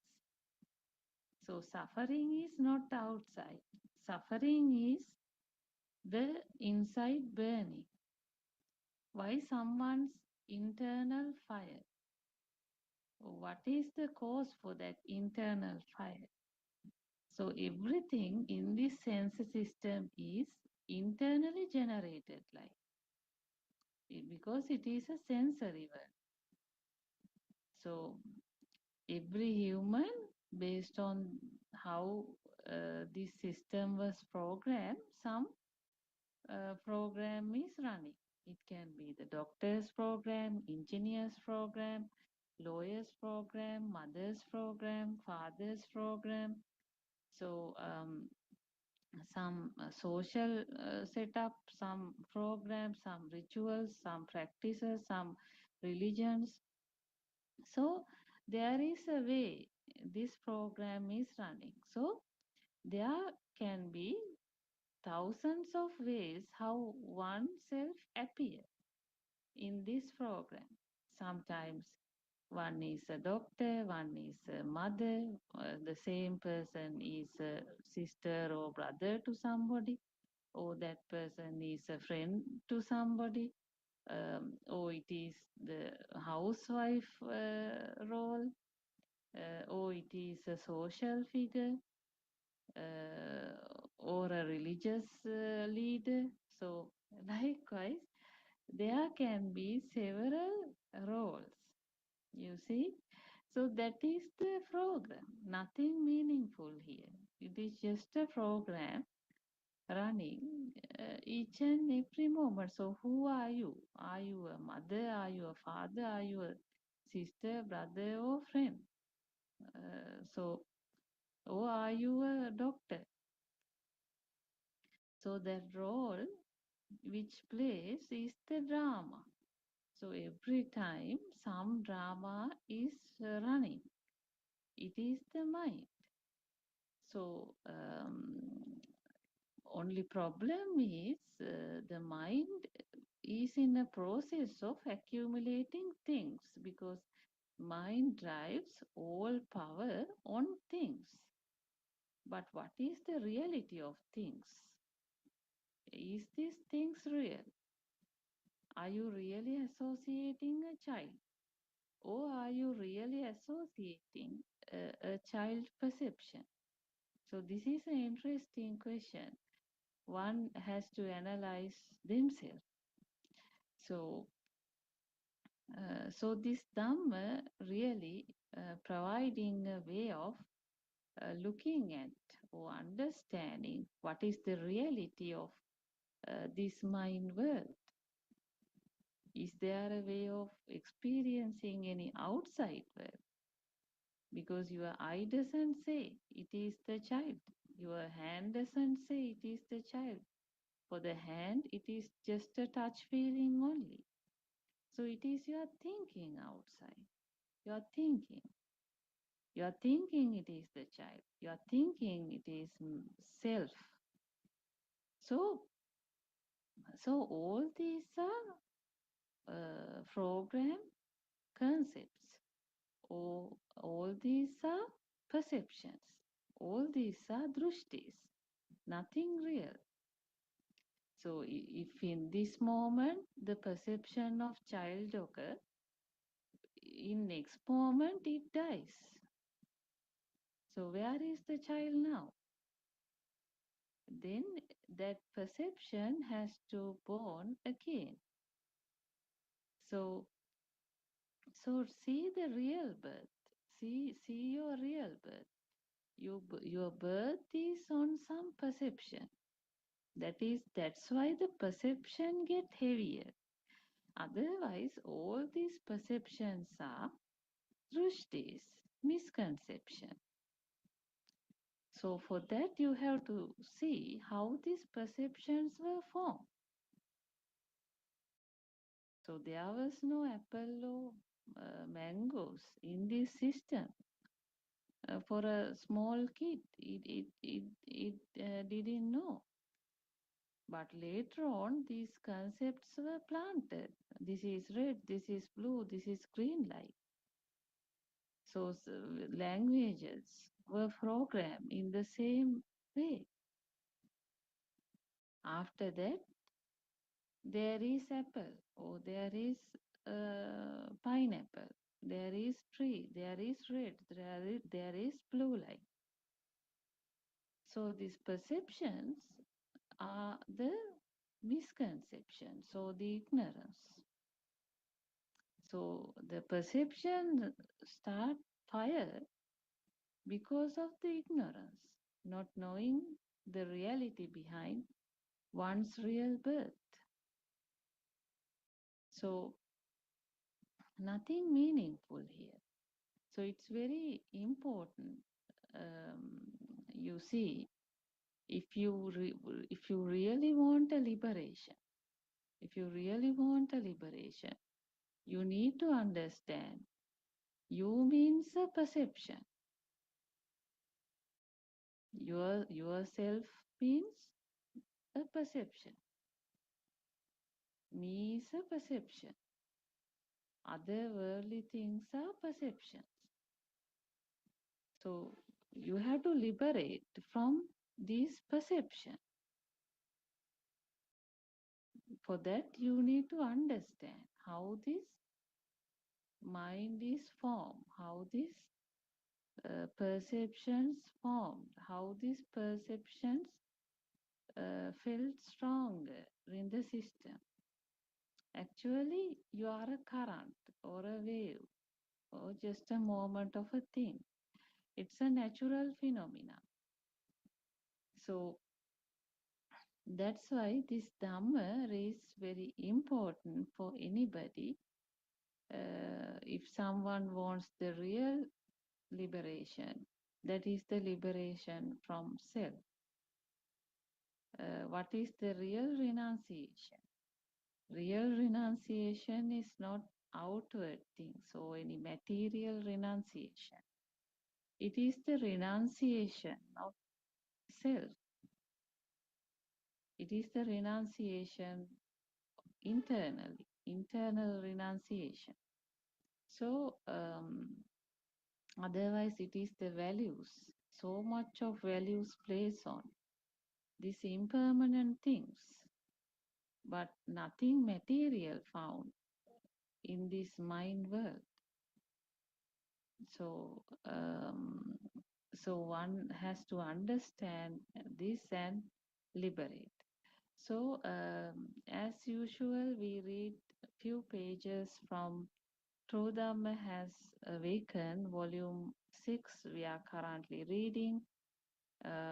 We read half of page 104. So we can continue reading this book. This book is very important. There are several series of this book. This book carries conversation between Aryan Vahansa and some participants who came up with various questions. But all these questions driving the participant towards one Dhamma, that is showing the nothing meaningful, nothingness, no reality find in this mental illusionary world. Everything is just a fabrication. So then the life is very easy, and that has to feel by you see everyone's system itself. So let's discuss today page 104. I'm going to read now. Aryan Mahansa is explaining, Sikkaika Upajati, Sikkaika Nirujjati. These changes made his mind turn into the opposite level, which led him to reach the Nibbana. It is essential to get help from the Buddha, or noble friend, Kalyana Mitra, to attain Nibbana. Yeah, so that is the statement by Aryan Mahanse. So what it says is noble friends' help is needed to attain Nibbana. So that is very important because it is the noble friend is the one who has traveled through the experiment path. So it will be the guiding force for one's liberation, because one is the delivery of the right message.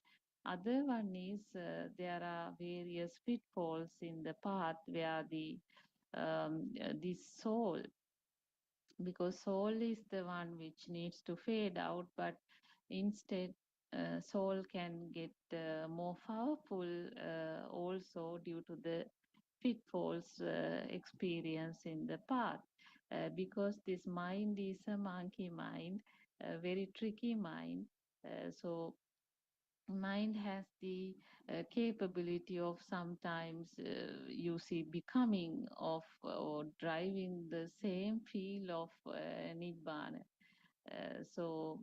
or some nothingness feel even that can come in the mind. Then someone would be very strong in that field, and it won't see its defilements even. It will be strongly in the nothingness feel in the mind. So definitely, noble friends' help is needed, because if still a strong, powerful person is living, that doesn't want any harm or any blame, like it indicate still the soul is there. So there is a soul to protect, like so. Therefore, it's very important, um, uh, because what is nibbana? There is no nibbana having maintaining a soul. So as long as if some word become real in the system, or any sound become real in the system, any sight become real, and you see it that comes with the soulistic means, there is still a powerful soul. So it is not the nibbana. It is not the nibbana. So ultimately, that's why it is not another drama. Nibbana is not another drama like you change the way of walking or change the way of talking, or just try to control your voice, and you see just try to control what you say, like, and or try to maintain a good person, like. So good is good, or any discipline has to happen through transformation. Otherwise it is not like someone cannot be there in the nibbana. Then it is maintaining a nibbana, isn't it? Then it is maintaining some developed person. So that is no worth, because when the last briefing happened, last breath, um, you see, as long as there is a powerful soul, what is the use? So therefore, all what needs to happen is this power is the one which needs to get neutralized. In any setup, other things are not meaningful.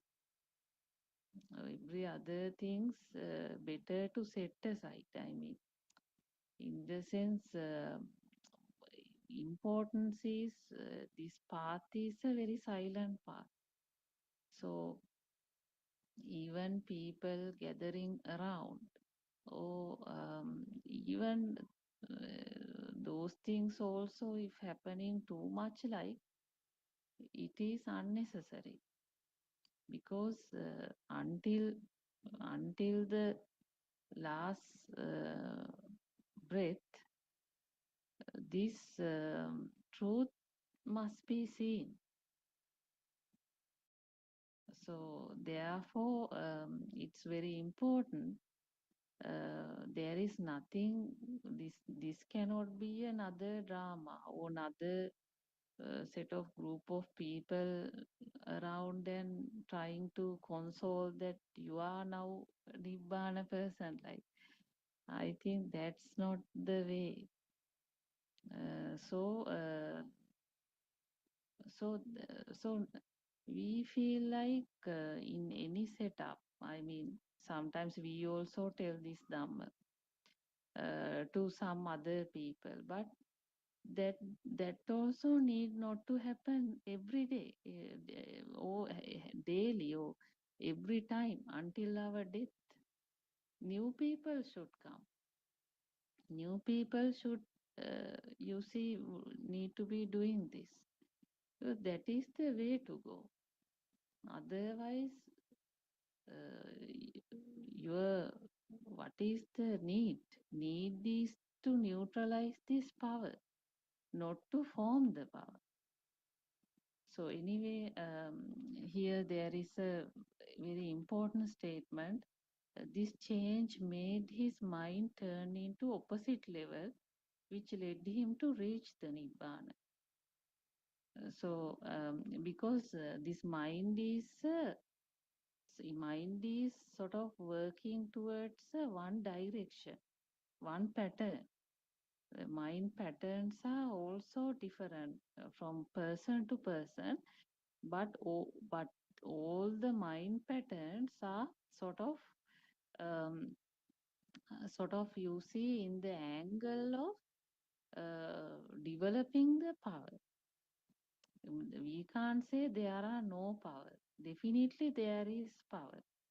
Some high soul would be there, even though sometimes from the field side that person is pattern is looking more comfort or more isolate behaviors are there, but still mind power would be very high. But that people also mind power becoming very, very, very, very high, and after that, that get blast at some point, and then they slowly, you see, they will sometimes be able to see this path very quickly. But if we leave out that all the time, these mind patterns, they are in the developing, like programming and developing. Mind power is getting developing. So it is going in one direction.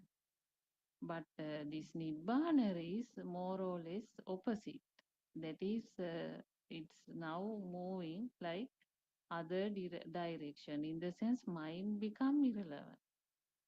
It is not in the mind. Mind become neutralized. Mind become irrelevant in the system. But the other side is mind is all the time getting stronger. So so then the participant says, in this bliss of the experience of the emptiness, Shunyata Cheto Vimukti. So participant asking, is this the bliss of experience of the emptiness? So it's asking about some emptiness experience. Let's see what is the Aryan Vahansa's answer. Without an inner spiritual change through the true Dhamma, nobody can get rid of the notion of a self. You can only do it by following the path accurately. As long as you associate thoughts, this situation cannot be achieved. Within the inner spiritual change, a delicate situation in the mind takes place. Yeah. This delicate situation in the mind can take you to the 31 world system through your mind. World of steaming radiance, Abhasara Brahma Loka. And Brahma world can be reached. This happens through the delicate situation in the mind. A dog lives in the animal realm. He knows man is vicious. Without knowing what the three worlds are, there is no Nibbana. The three worlds are sensual world, form, and formless world. In this delicate situation, there is no soul presented. Arahat experience and sees these worlds and the complete dissolution of them before he or she passes away. He or she would not express this situation to anybody because he or she does not have the idea of a separate existence. So, this is very clear. So, this right angle, because that right angle is the one cause this inner spiritual change. Because what this says is inner spiritual change will happen through the true Dhamma.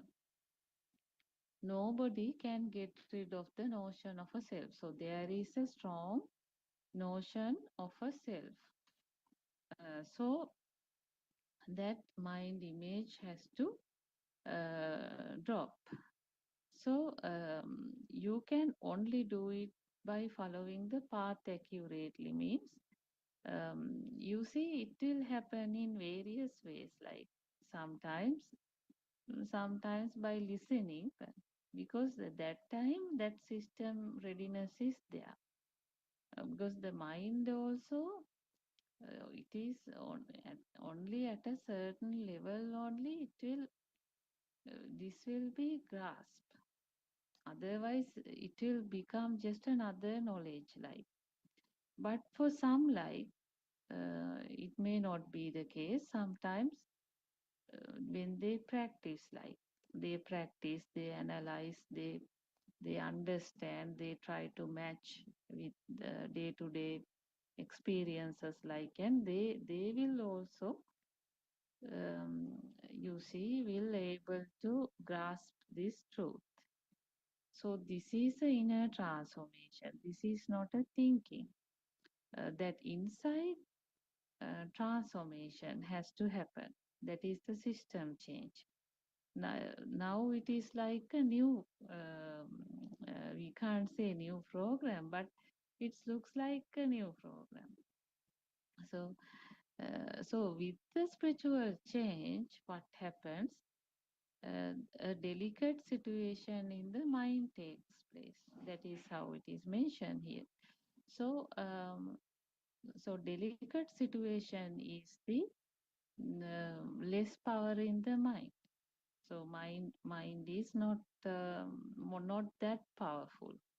But earlier everything was getting stronger and bigger with the because the sparks because the sparks occurring, sparks combining and combine energy, you see is getting stronger, and then the once it comes to the existent field level, like it is so much of power. So but when that so that existent field is the one which drops. So then, even though the power is now drives in the system, like it's like now one leg is running, but the other leg can't forms, like. So naturally now system is more or less power. So that's why it talks about the delicate situation in the mind. Mind is very much tranquility and the calmness is there, but still it doesn't mean still the power is over, and the ability to form the power is over also, because ability to form the power is the sasviya thing. So in the sense, the sensor power, that sensor power also needs to fade out. That's why this path is a experimental path. This is not a very quick path also. So there are experiments, internal experiments has to happen within. But it is one path. There are no two paths either. Aryan Mahansa talks about this 31 world system. I think you may have heard them, these gods and Brahma and all that. So we don't want all the terminologies here. But finally, what's happened? The mind, which was felt very stronger earlier, now becoming soft means that tender mind or that delicate mind reach the gods like. So one doesn't have to have another birth for a heaven. Heaven is experience with the transformation. That's what this section indicates. Even Brahma. So the radiant mind is experience in the same system. So what is the birth? Birth is this thought. So the thought also quite one can experience the power is getting reduced. So so this is but this talks about three worlds. So three worlds are the sensual world, form world, and the formless world.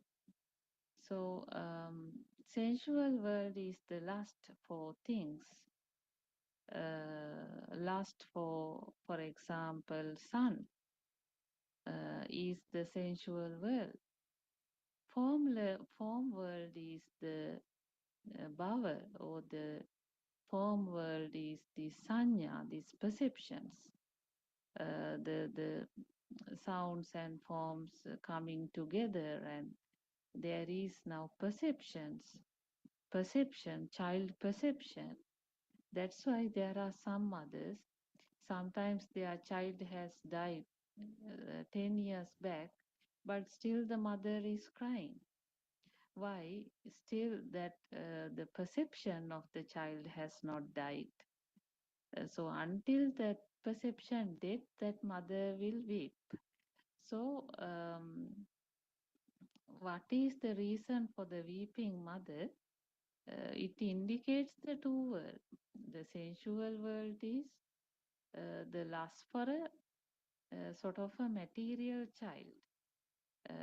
Form world means that perception. So that perception is still is still true in that system.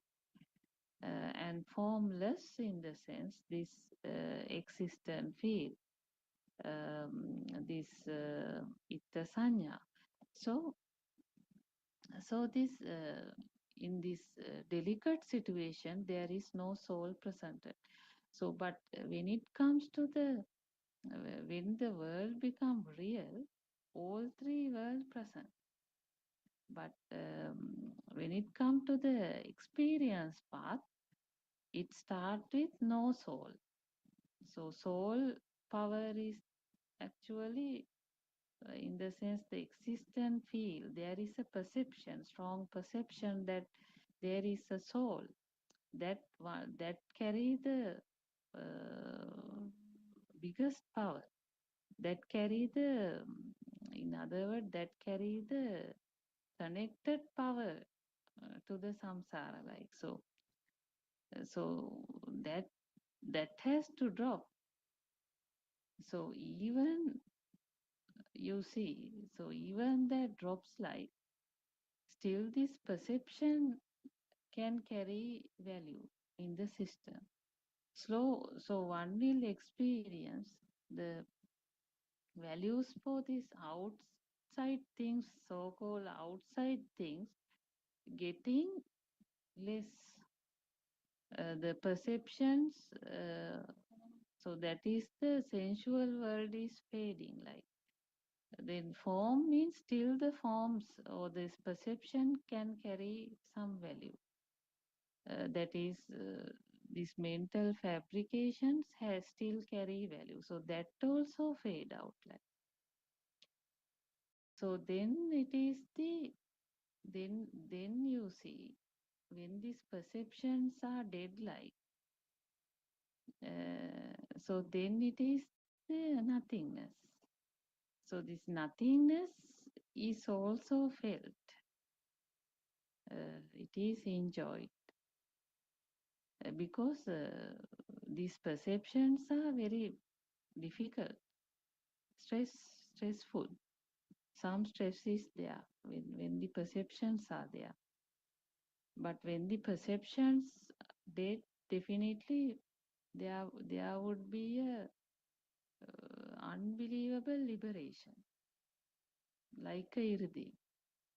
Sometimes there can be inside desire come that it is better to have a form or power in that form because of the tranquility, enormous tranquility, and the ultimate happiness experienced by all the body cells. So due to that, strong desire can come, but you see, even in that comes strong that in the same moment, mm, this another communication is also need to happens like the consequences. So if it is not seen, then one can trapped in the formless world as well, because this is a samsaric fear one will experience at the beginning of the path.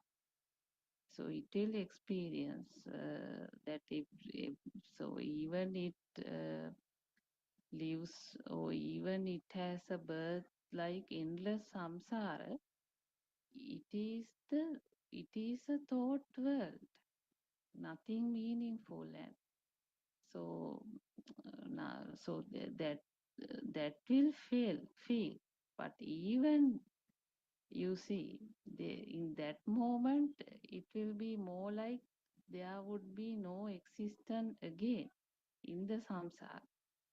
That's how it feel comes, but that will also remembered like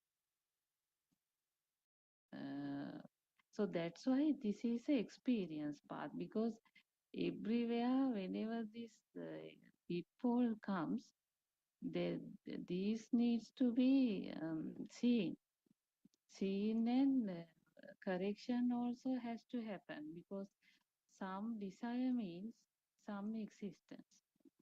That's why this power is the only driving force, because as long as some power is there, some existence is there.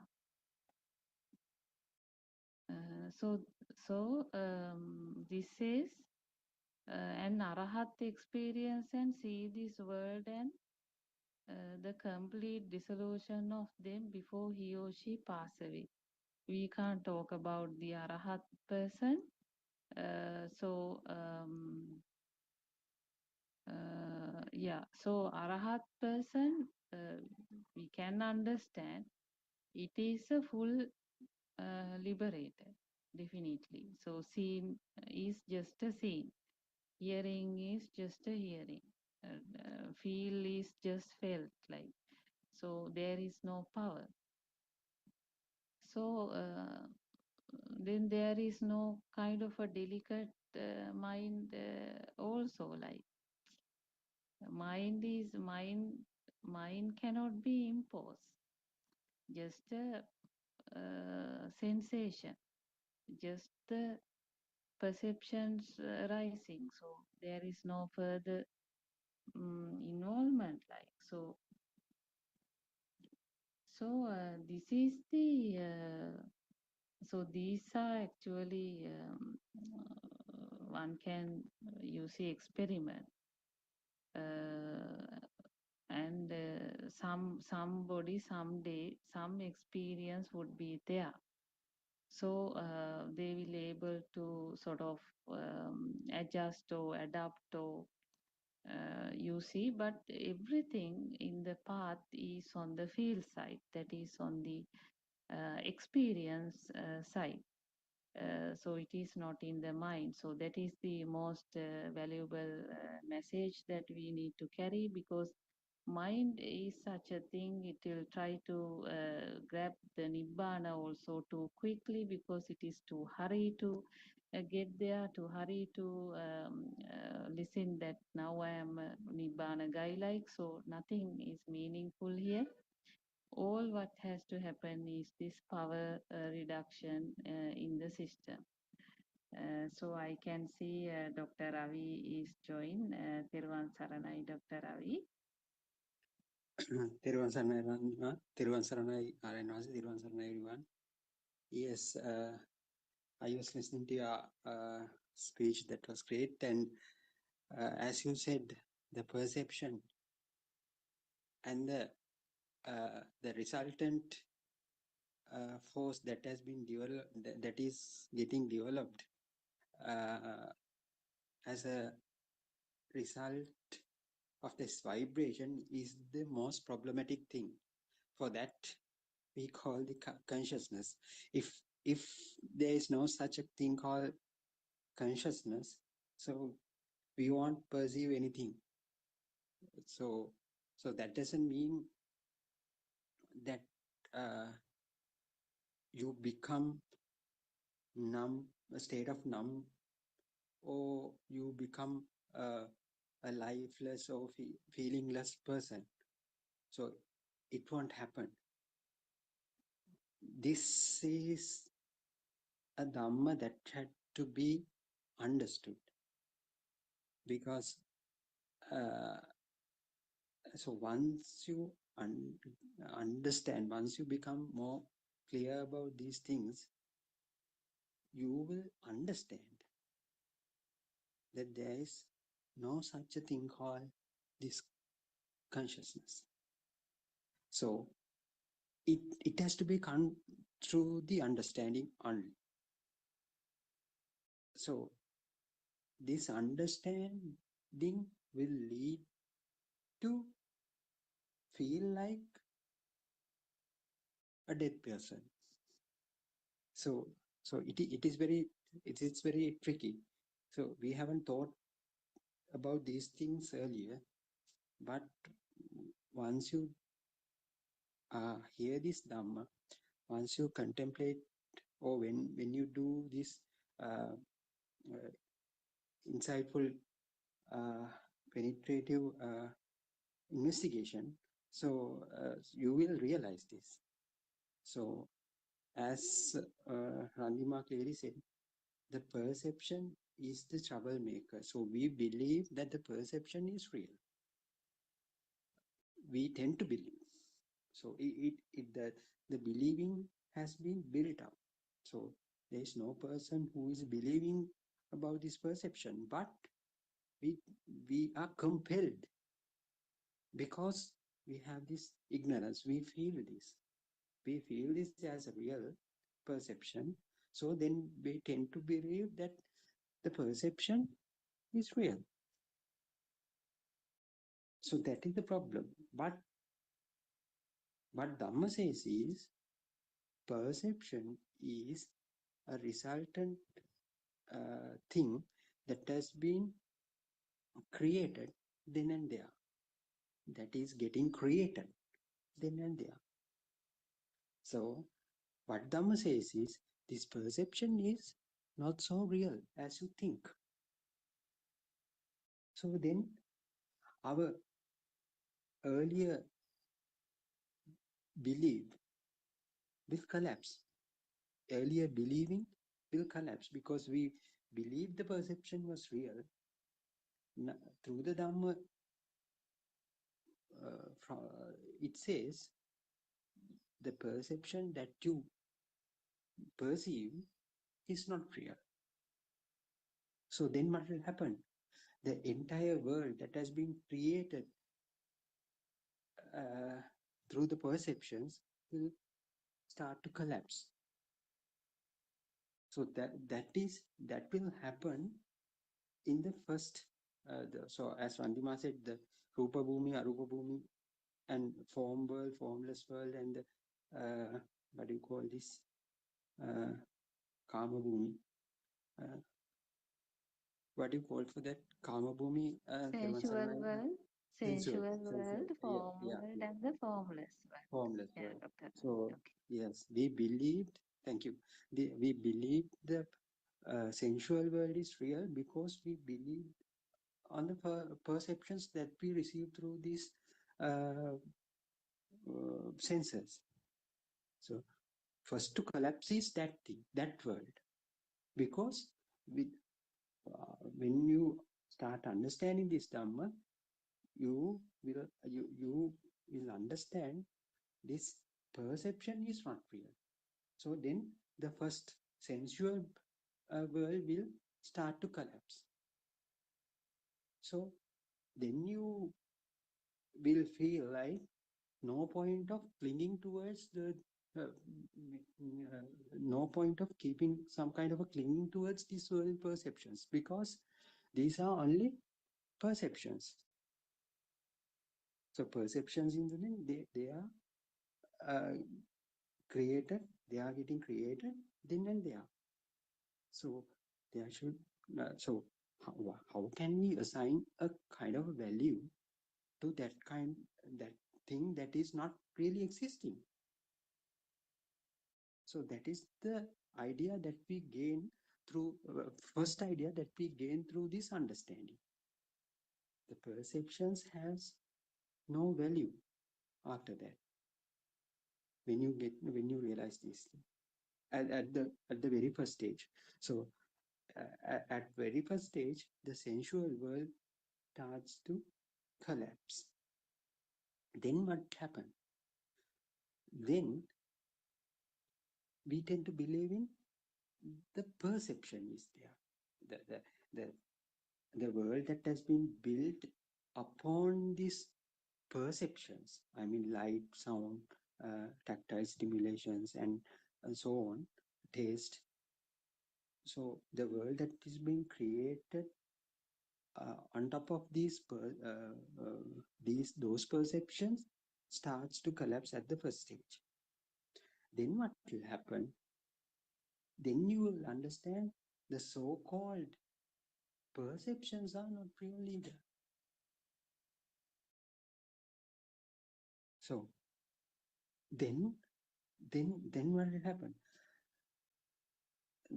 The thing you deal with, that you believe the light was real, you believe the sound that is heard is real, the taste that you felt in your tongue is real, but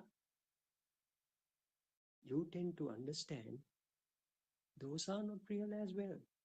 They are merely creation of the senses. So then after the sensual collapsing of the sensual world, then what will happen? This form world will start to uh, dissolve. The form world has been created from the perceptions that we receive through 5 sensory organs, 5 sensory faculties, 5 and 6, including the mind sensor. Yeah. So we tend to understand the thoughts that come into our mind are not real. Then the form world will start to dissolve, collapse. First sensual world collapse, then the form world. Then what will happen? Even though we know these perceptions are not real, but you will feel, even though now the light, the thoughts, and The light, thoughts, and the sound taste won't become real for you. But even though you feel like that, you feel something is there outside. Something is there.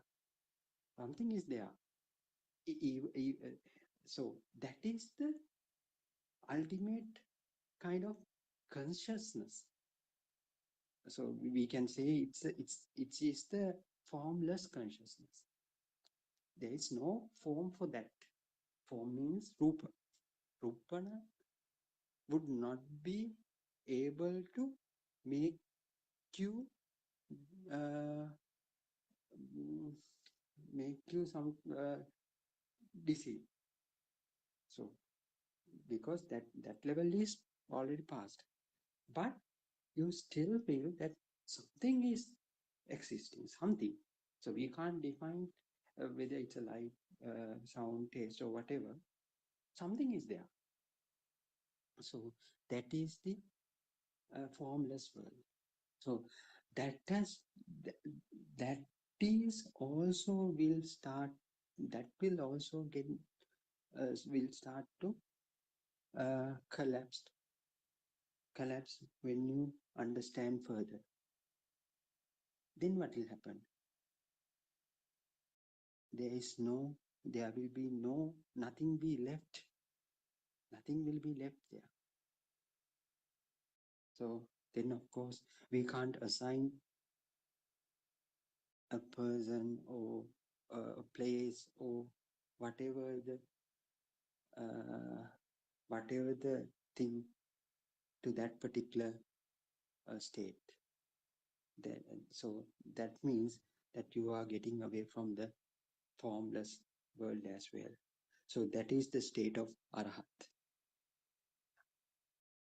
So so if those are the three stages, so what was the most common fact underlying every stage? What is the common fact? The consciousness, the existence field. So from the very first beginning, from the sensual world to the formless world, the feeling of existence is the most problematic thing that existed throughout these stages. So even though you think there is no person, so we'll say after listening to the Dhamma, so some might think there is no such a thing called existence power or existence field. So that becomes a thought again. But you feel the person who is thinking that moment is there. That means the existence power is there. That's why just thinking is not sufficient to get away from all these things. Understanding Dhamma implies that dissolving of your existence power, existence field. So if you look at, if you take the table in front of you, do you think does that piece of furniture feel that it's existing? We can't say so, because if I pull it forward, push it and drop it down or whatever we, so you can do whatever things you want to do to that with that furniture. Does it say anything? Just it does it pay some kind of a reluctance towards you? No. From that we can say there is no such a thing called existent field for that piece of furniture. But some but think like this: someone tries to harass you at this very moment. Will you be keep tolerating these things? No. That is the difference between the furniture and you. So what made that kind of difference between that piece of furniture and you? The consciousness. You have some kind of existence feel. So you think that you have that has been built within you. It is not. Uh, it has been spontaneously developed. It got spontaneously developed within you since your childhood.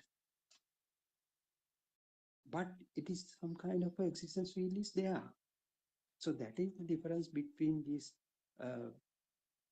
non-conscious objects and uh, uh, um, uh, uh, a living being. What Buddha says is, this is the bird's eye view of this Dhamma. What Buddha says is, even though you think this furniture and yourself is different entities, what Buddha says is, that is the misconception. You both are same. The misconception that you have at this moment is the problematic thing, that it is the one it makes you to think that you are different from that furniture. So it is very difficult to grasp at in this instance if you are very new to this Dhamma. But if you keep on listening this Dhamma, you will realize the piece of furniture that you see at this in front of you at this moment is very similar to you.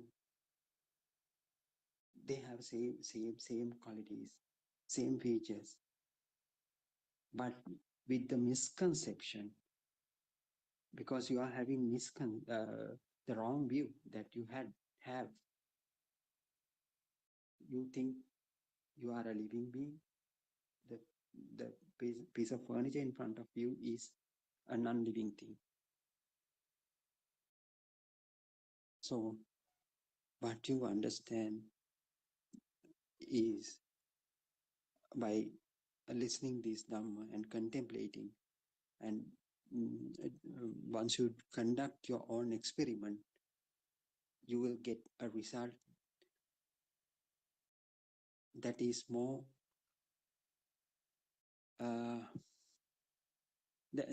you will get a result of that the furniture is not does not have different qualities other than your qualities. So both these things are same. So the problem, the challenge is, our challenge is how to conduct this investigation. This investigation has to be done by your, first you have to have some kind of a sound piece of literature in the sense to in order to conduct any kind of investigation, any kind of a experiment, any kind of a research, you have to have some kind of a base knowledge that is gained, that can be gained through the literature search. So that the Dhamma that we speak up, the Dhamma that has been preached by Lord Buddha is this literature. So please consider this as a literature for your experiment. So Lord Buddha says, please have a look at this Dhamma in this particular angle. Then you will be able to conduct your own experiment through that line. So, and he explained the world how you should conduct this experiment. The methodology is there. What is the methodology? So there is some kind of a given frame to capture these samples. Sample in the sense, sample is the you. Take the sample take yourself as the sample. So then you should put that sample into a certain frame that has been revealed by Lord Buddha. That is the Paticcasamuppada.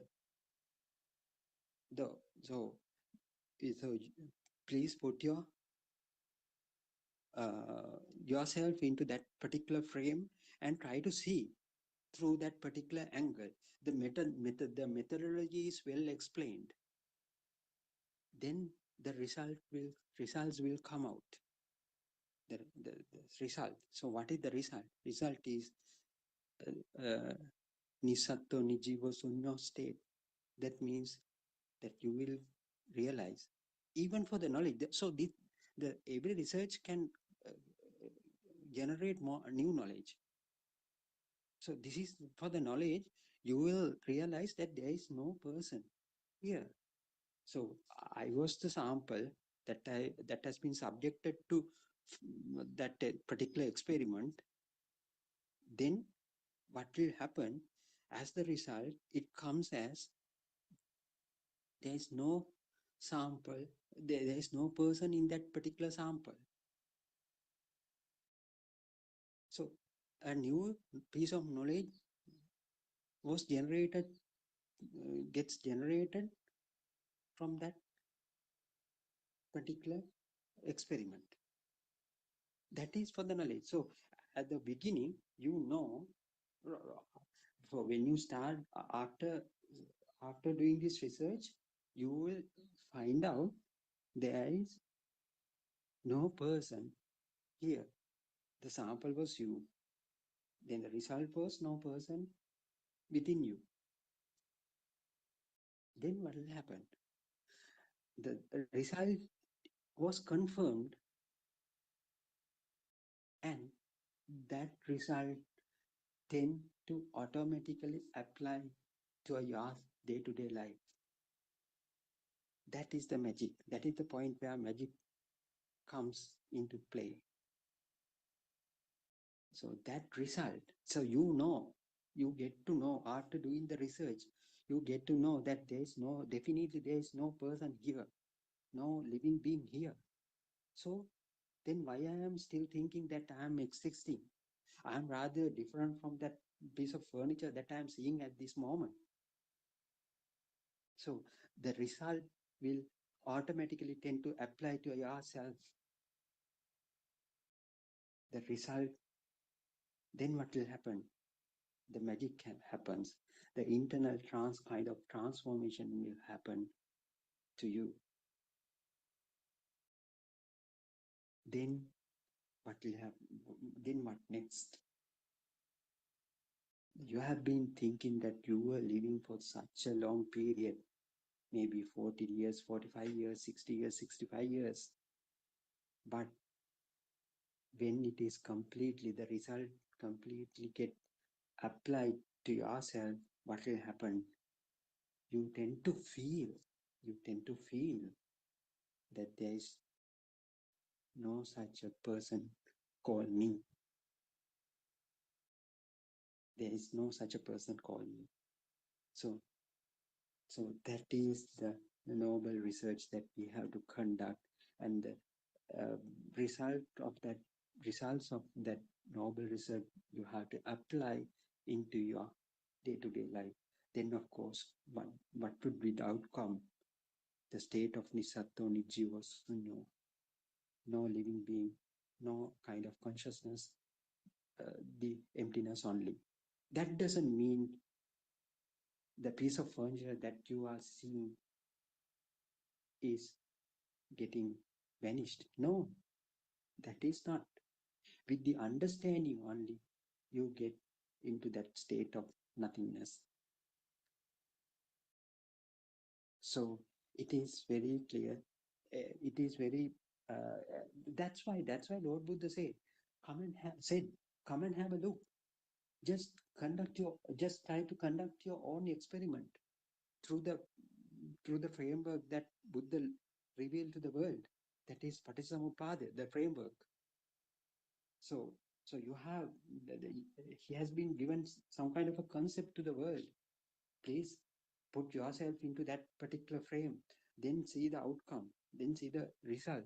So you will feel that you will see the result as being here. So then what you do, the Aparabhaga Pratipada, that is the Purabhaga Pratipada, the first uh, thing that you have to do. The second thing is the application of that result to yourself. That is the Aparabhaga Pratipada, the practice, the practical experience that you gain. Once you do it, what will happen? The non-soul state can be felt. You will tend to feel that there is no person here. So I was in such a illusion.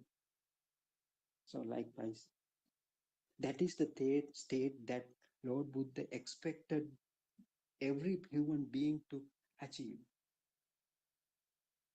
So then what will happen? Even though you say your name at that moment, the state of Buddha or state of Arhat, so everything would be similar, because every every every entity is felt the same thing, the nothingness. Nothing. So as I said earlier, nothingness is not the nothingness that we usually say.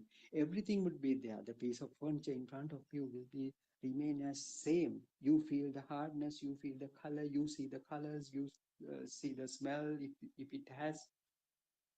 Everything you will feel, but you will not feel kind of a demarcation in between the furniture and yourself, because both now you are feeling that even though thought that you thought earlier that you were existing, the furniture in front of me as similar as myself. So both things become one. Yes, Randima. Theruvan Saranai, any comments or Yeah, anything it's to a add? very Theruvan valid, Saranai. yeah, I think it's very beautiful facts you brought here. So that everyone has to do this noble research is, I think, very important for every one of us. Yes, Dr. Ravi, I think we can see Dr. Sakuntala and Sudharma is also joined. Teruvan Saranai, Dr. Sakuntala. I just wonder whether Sudharma like to talk because she doesn't get a chance to join us. Otherwise, I can talk. Sudharma, Teruvan Saranai, are you in a Teruvan place? Saranai, Dr. Sakuntala, but Okay. it's such an opportunity for me because I always broaden my understanding when you all talk, Dr. Sakuntala.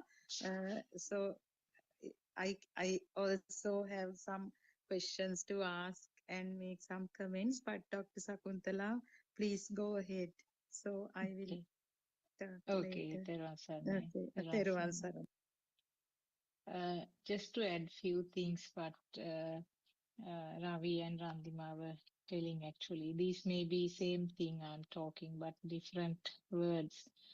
As both of you said that own research is the essential thing, and then you have to construct your own canoe because no one else can do it, and you can't get into somebody else's canoe.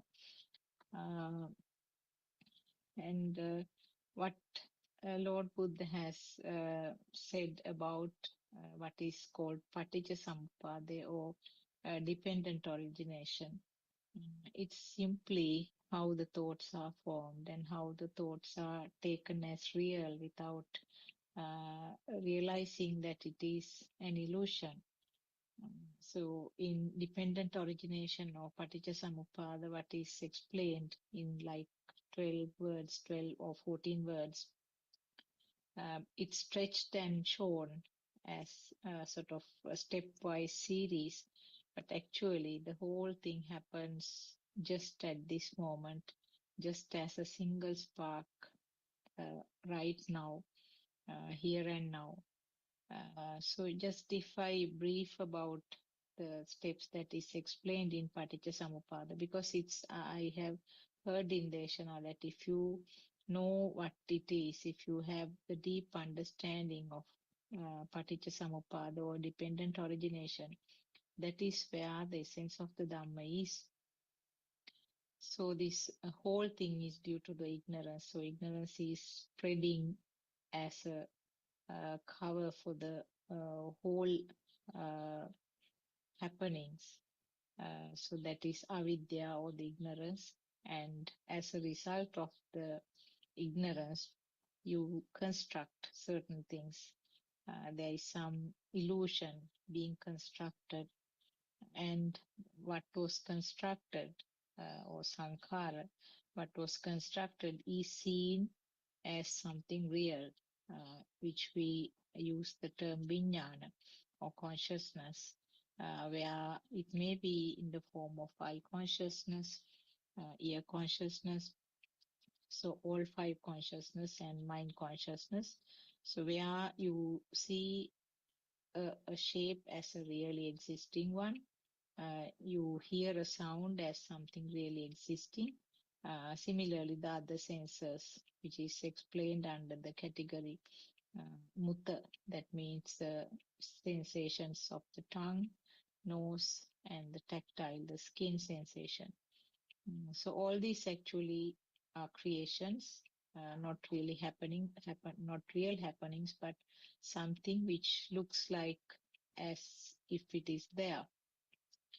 And what was created or what appears as the illusion is given an analysis and naming. That means nama rupa. So there is some vibration that happens, and then some form of analysis is given with the help of your past data, which is nama rupa. In other words, it is the creation of the sensor itself. Your sensor creation is at that moment, it is a creation of your faculties, and there is immediate or at that fraction of second itself, uh, what happens is there is aggregation of these faculty sensor functions, which is described with the word puzzle, and this is where the mind or the thoughts are formed. And when it is when the thoughts are formed and when it is taken as real or perceived as a real thing, now thoughts are your chairs, table, mother, child, myself, all are thoughts. So when the thought is not clearly understood and not taken uh, as an illusion, it's you there is some sense it's sensed, and then that is vedana, and for that something that was taken as real, the system will have the clinging, and that is described with the words tanha and upadana, which is the which leads to the result of bhava. That means you are feeling that it is really existing. So that means you automatically a word is created, which is described as bhava, and exactly that is where jati or the birth is. And birth doesn't mean the birth of the physical body, but that is the birth of the self. So this birth is specifically explained in only Buddhism, not in any other religions, because the birth of the physical body is explained in all the other religions, but uniquely in Buddhism, Lord Buddha has said that birth indicates that the birth of the self, the feeling of the self or the Atma in some other, in other words. So the moment that the soul is born or the soul is created, it immediately follows the death, the Jara Marana. And when it is followed by the Jara Marana or the death, always there is sorrow which is attached to that. So though the several words, 12, 14 words I explained, what we learned earlier was that these we studied in our school as a subject when we were learning Buddhism. We learned this as a sort of a string of happenings, one after the other, one after the other. But actually, you can't explain what Lord Buddha truly said about this moment if you take it in that way. So everything, all these steps occur right at this moment, right this fraction of second. It's like a spark. So ultimately what happens is because of the ignorance, which is the covering hood for the whole process, there is some construct in the mind, uh, depending on the sensor functions, which again is a result of vibration or some fast happening. And the thought occurs, and the thought is taken as real without realizing that this is a product of speedy action. And when you take whatever the topic as real, there follows the clinging and sorrow, the whole thing that we experience in the material world.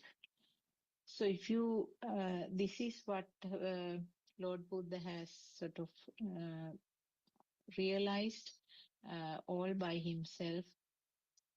And then apparently according to the history, in the first 7 weeks, he was sort of going through this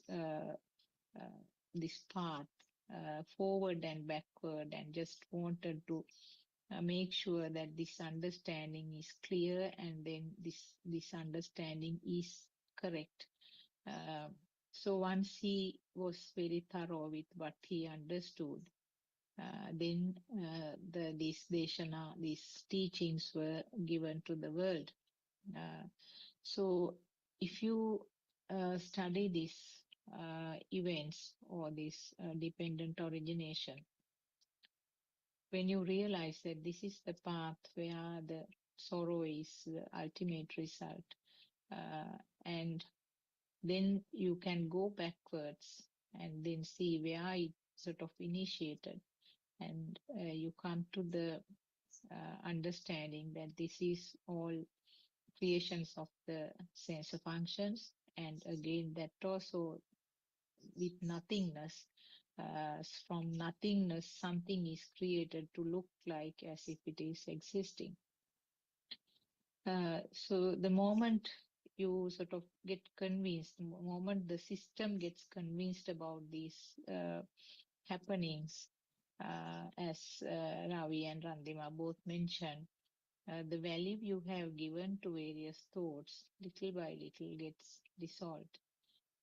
So the things that you see and hear and experience in relation to the material world will not be changed at all. You will experience the things in the same way, but the system exactly understands, system will know. There is no person who is doing this. This is a continuous and kind of automatic series of functions where there is an ultimate product, which is the soul or the feeling of self. And when you realize this, the burns, the fire that used to occur, or the current which used to arise following the sensor functions will gradually get cooler and cooler. So ultimately, what is experienced is just a very light feeling, relaxed feeling, and a fine happiness uh, without an owner. Uh, so the word without the owner is quite important because sometimes without the help of the noble friend, we tend to feel that there is a person who has uh, no mm, no value for the sensor functions or no value for the thought, but the person is remaining here. The person is who is experiencing that light feeling uh, is there. So that is one of the pitfalls that can occur when we are in this path. So that is why it's important to discuss these matters always with uh, our noble friend and these Zoom discussions to realize that the path chosen is correct. So I think I will conclude from there. If anybody else like to join the discussion, Aryan Mahansa, I pay my homage. Therwan Saranai. තෙරුවන් සරණයි ආර්යයන් වහන්ස, තෙරුවන් සරණයි Dr. Ravi, Randima, and Dr. Sakuntala. So it was such an insightful discussion. All the thoughts and all the information shared by you here are not only important to a person who has some experience in this path, even for newcomers, it is extremely important. And because you always begins with A, and when it comes to the end of the discussion, it is at the end of the alphabet, you end up talking about the perception of I. So, Randima, from your explanation, this came to my mind. You always explain that the film, the metaphor, how we all act in the film or the drama. So, if I talk from the personal experience, before I listened to this Dhamma, I was like overacting, I should say, overacting, same roles, but more than natural, more than normal. We had certain belief systems. We had certain uh, values, and we had certain mannerism. Everything we our focus was totally there. Even if we speak a word, we walk, we do some presentation or whatever, the self importance, self dignity was the first and foremost thing.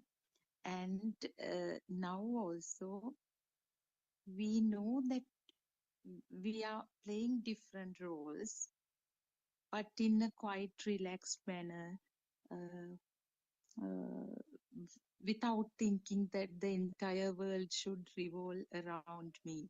So that is the difference. And I can quote something that happened last week in the school, um, so that you can also comment on that. So when the new advanced level batch came to school, since it's a girls' school, always an obstetrician is invited, and she's delivering a lecture. So I just overheard this. She was telling the youngest mother we came across here is just 12-year-old. So can you all imagine? 14-year-old mothers, 16-year-old mothers are, it's a common thing. But 12-year-old mother, can you believe? So she was talking to the girls. And so whose fault is that? So, and at the same time, she was telling it's not the fault of these innocent kids. And even 16-year-old. So in the class, I also opened up a discussion regarding this. And earlier, when I was, I mean, a very strong actor in the film, I would would have criticized the girls who look as if they are having affairs with boys. They are kind of they have that look on their faces, trying to be fashionable, who do not look like school girls. So I would have a very negative uh, perspective or negative stance and would criticize them or very strictly talk to them without getting closer. So this with the impact of Dhamma was uh, then and there without any effort I could talk to the girls like uh, that it is a natural phenomenon. Now you all girls, if you have affairs, if you have some attraction towards the opposite sex, it is nothing unique or nothing extraordinary. When I was at that age also, Puta, I used to be like that. So it is not your fault, it is not my fault, it is the hormone system. So it is, so that way I was able to like have a discussion in the class. So this is how we play our roles now because of our noble friends contributions, actually all his efforts. And then again Dr. Ravi, the three worlds, formless world, form world, and that sensual world. So to understand it better, so if I take an example like this, um, please just explain it further and help me to understand. Now in the sensual world, uh, now we have this wisdom of truth. We listen to Dhamma, so we know that okay, if you give a certain value to the perception, so you are still in the sensual world and your self perception is also very strong. So if we take the example of a chair, okay, when you are strongly in the sensual world, the eye perceives it, and at once you see it as the chair. You don't within yourself, you don't see it as the combination of sound and color whatsoever. And with that, on this end, the birth of the self occurs, and the value, some sort of value, you add to that. But when you see your son or a family member, same scenario, but that value may be higher, maybe more, definitely. If so, the there are trillions of entities on the in the world, and so you attach trillions of kind of types of values to different objects depending on the mental fabrication or the abhisankarani of that particular object. Is it so? If I say so, how, why the value?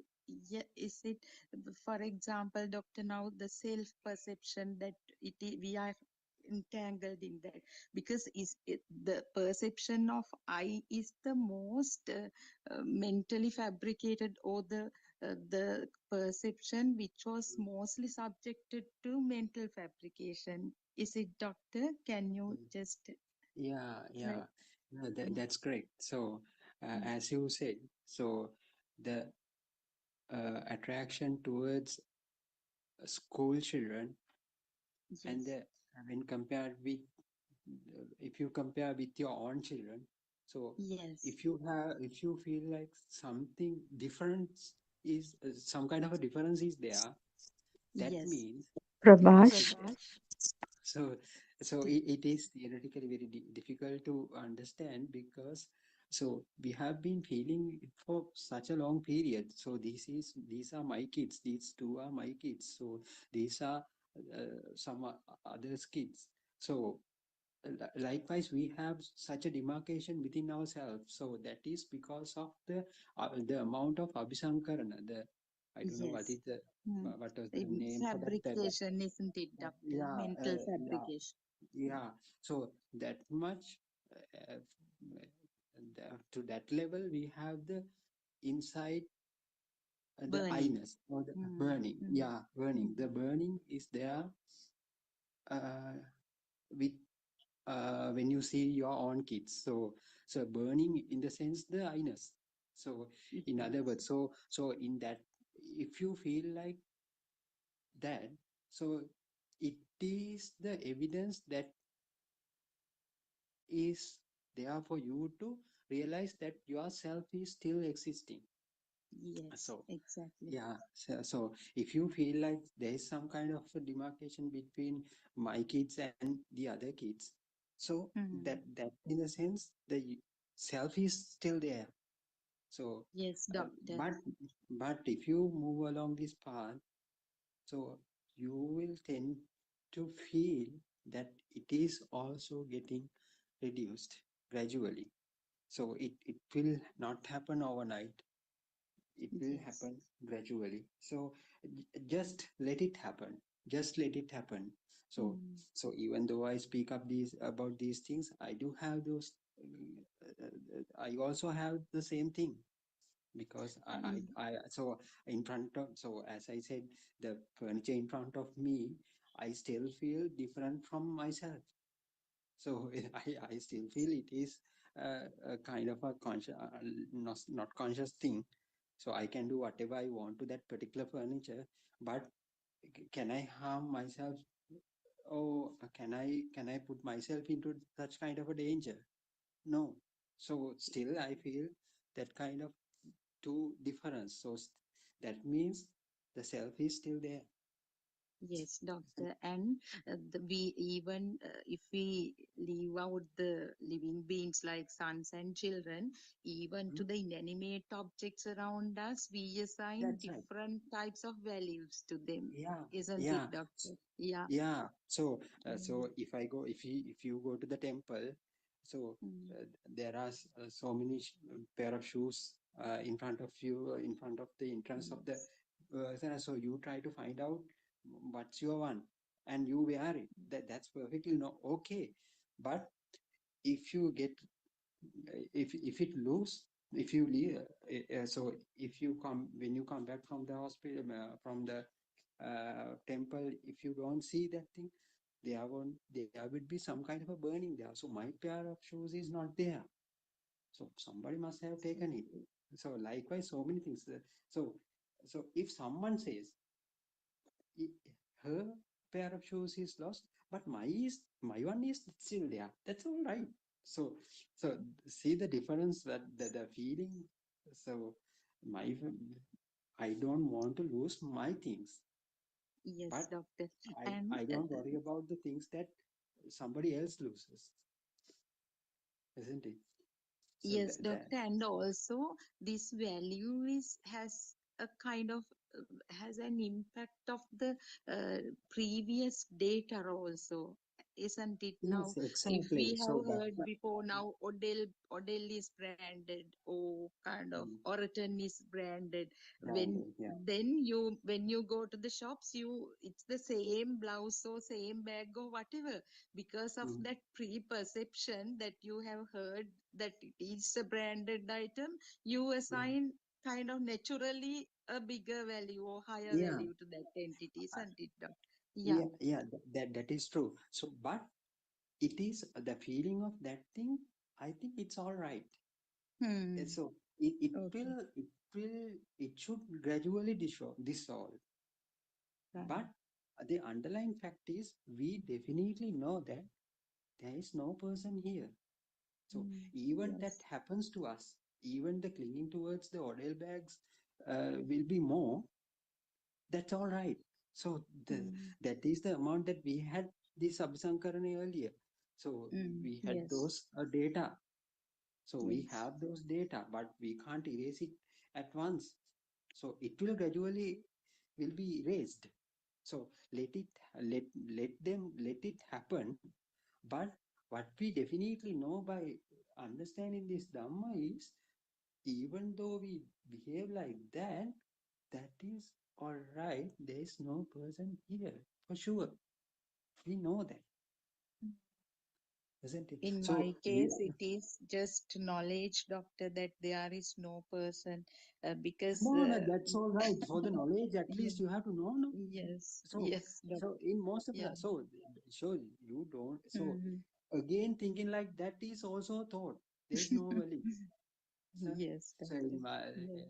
I have only the knowledge about this Patisamuppada. I don't have this kind of experience. That's all right. So, so we are also in the same boat. But you know, at least, even though you Yes. feel the clinging towards your own things, own kids, and all these Mm. things, there is no person here. So that was the RA research that we conducted earlier. So Yes, doctor. the result clearly showed that there is no person here. Even though we speak each other at this moment, even we know there is no person like Sudharma. There is no person like Mm. Dr. Sakuntala and so on. So this is a Yes, natural doctor. conversation. This is kind of a this is a natural thing that's happening. But we think The, that Sudhamma from other side is speaking, asking questions, and I'm giving answers and so on. Those are mental constructions.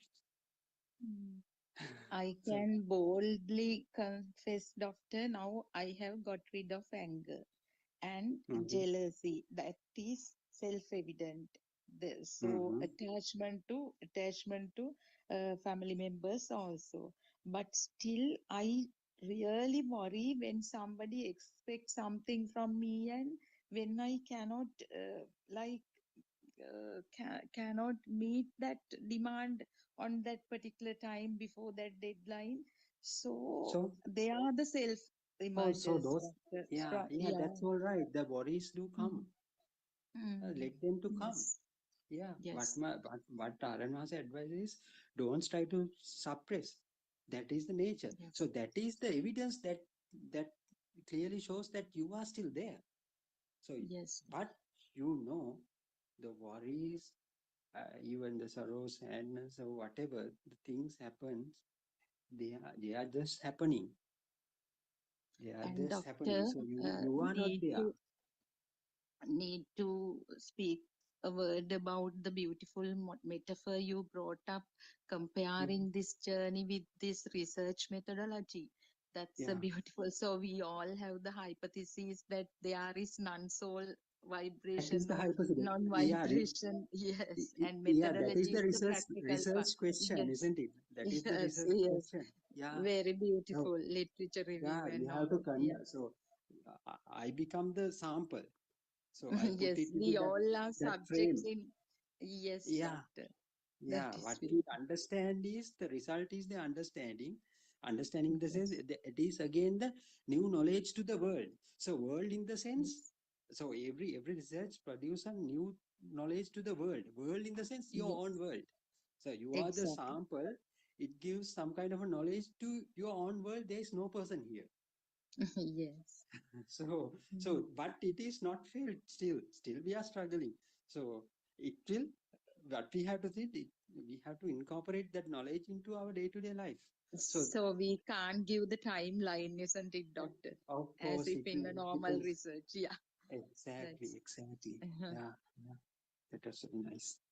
Teruvan Saranai, Very Doctor. nice, Anna. Dr. Nice, Anna. Thank you. Sakuntala's explanation regarding the perception, that was actually when every day when we listen to that, I cannot kind of put it into words. My gratitude to all of you. Teruvan Saranai Randima, Teruvan Saranai to all of you. Everyone, Saranai. Doctor. Yes, Teruvan Mrs. Saranai. Randima, can yeah, we are running Uh, out of time, I isn't it? think, Yeah. yeah, I think we have come to the end of our session. So we had a very interesting, fruitful discussion. So I thank Dr. Ravi, Dr. Sakuntala, and Sudharma, and everyone who helped us today to conduct this Zoom session. Thiruvan Saranai, you, Thiruvan Saranai Aryan, sir. තෙරුවන් සරණයි miss තෙරුවන් වන්දනා. සරණයි තෙරුවන් ආර්යයන් සරණයි වහන්සේ, doctor තෙරුවන් සකුන්තලා. සරණයි තෙරුවන් ලොක්සියෝ, සරණයි everyone. තෙරුවන් තෙරුවන් සරණයි. සරණයි.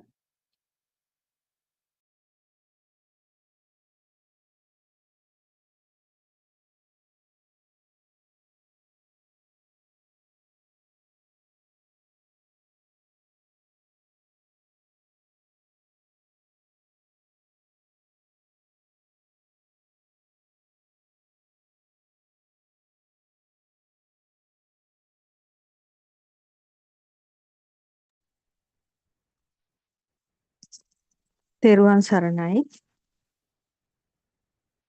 I worship Triple Gem respectfully. Also, I pay homage at the feet of our Kalyana Mitra, Buddothpada Aryan Vahanse. May Aryan Vahanse live long to spread this Dhamma through every corner of this planet Earth to end the suffering of all human beings. Teruvan Saranai Dhamma friends. I am presenting now the true Buddhist philosophy Lord Buddha revealed 2600 years ago and again fully awakened by Buddothpada Aryan Vahanse, showing a clear and steady path to overcome the samsaric journey created in the human mind and the feel of super awakening to the moment. This is the continuation of Sermon 8, self-translated Darshana Samapattiya, true Buddhist philosophy preached by Buddothpada Aryan Vahanse 5 years ago.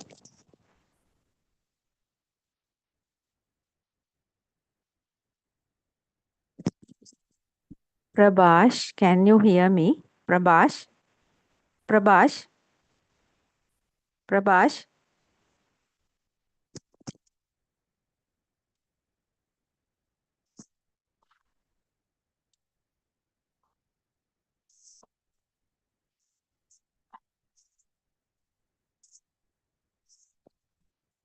You have seen the patient, you may have seen the patients who are in a coma, completely in a deep state of unconsciousness. So many years in deep sleep. At any day, he happened to wake up. He is looking at the clock, looking at the calendar, searching for the date, time. Because he does not know where he is and because he has no clue about at where he is or what is the date or a time. Because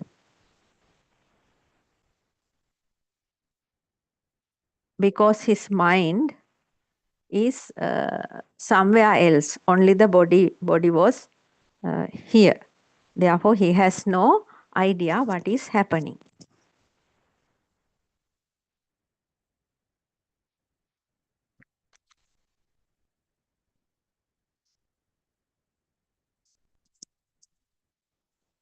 If we keep the body without the mind, it is like a robot's body, a machine, like a machine. Body is there without the mind. You all must understand this. We all have seen the people in coma because they are unconscious, fully unconscious and fully in a deep sleep state. Therefore, they can't understand anything. So Aryan Vahanse is explaining that that state of mind is there is no mind, right? That there is no mind. If we keep this body without the mind, it is like a robot body. Body is there without the mind. You all must understand this. That may happen to anybody in this world at any time.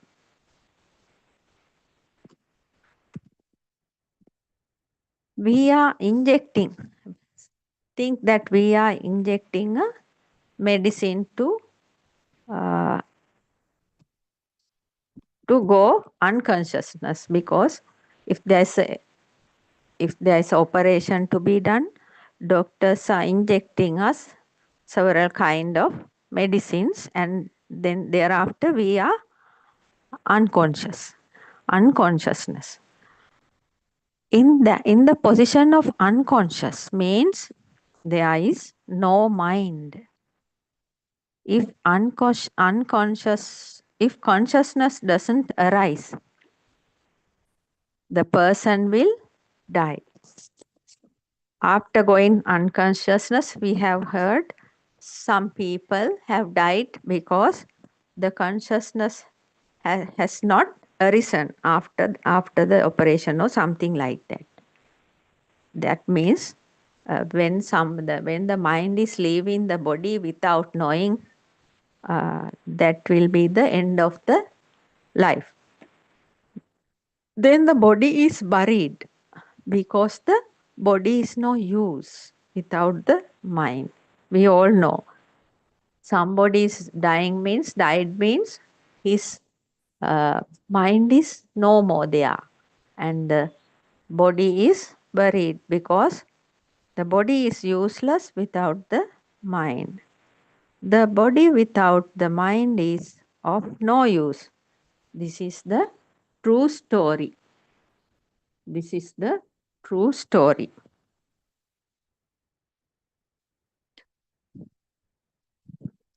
We have heard about the rishis in Himalayan mountain ranges. We know the highest mountain range in this world is Himalayan mountain range, that is in India, and we have heard so many stories about Himalayan mountain ranges. As we all know, there were from 1,000 years in the history up to now, there are several kinds of rishis in the Himalayan mountain ranges. They are practicing Veda meditation, Hindu Veda meditation and yoga, kinds of yoga meditation and things like that. Aryan Vahanse is explaining rishis in Himalayan mountain range are used to go out of the body and used to stay in animal bodies. We have heard they are living thousands of years, but the truth is this. Aryan Vance is revealing the truth of their lives. That means they are going out of the body and used to stay in animal bodies. Some rishis have 3,000 years of lifespan, but this body cage has only 100 years of longevity. The body cage's duration of life is only 100 years. Body cage is fallen into earth. Body cage is fallen into earth and become soil after 100 years. But this rishi sage is going into an animal body in the close proximity. He used to he's going out of the body and going inside the animal body in his close proximity. Thereafter, this rishi is in that animal body. It's strange to see and strange to listen, but it is impossible to think even, but they are like that. The rishis are living in animal bodies. For an example, they used to live in a monkey body. If a human being going in that area, rishi is coming to that human body. if he happened to see a human being is around there, suddenly he used to come into that human body. For that, he should have some kind of ability. The ability he has practiced through this Vedic yoga uh, and Tantra, different kinds of methods. Then this Rishi is living here as a lifespan of 3000 years by changing several bodies for his existence. Whether this Rishi is living in his own body, no. This is the way rishis are living thousands of years. We have heard stories, and in this Hindu tradition, they used to say, their rishis are like that. They live in thousands of years in the Himalayan mountains, but this is the way they are existing. If you are not heard these things, you may not understand. Yes, most probably the people who have not heard these stories may not understand this. But I have heard so many stories about them, and I know there is that kind of things are happening. What is the mind? What is this consciousness element? What is the mind? What is this consciousness element? What is the power of this consciousness? We know there is a big power in this consciousness element. People who practice may know Kundalini Yoga is what. There are energy centers in the body and several energy centers, most probably 7. Some are saying it's about 8, 9 or 10. So most probably 7 energy centers in the body, and they used to practice something and trying to going beyond the body. This body is what? This body is a robot. Can go out of this. Can go out of this if they know the methods. But these are of no use, useless things. This is a wonderful story. There are so many sides of this to talk about.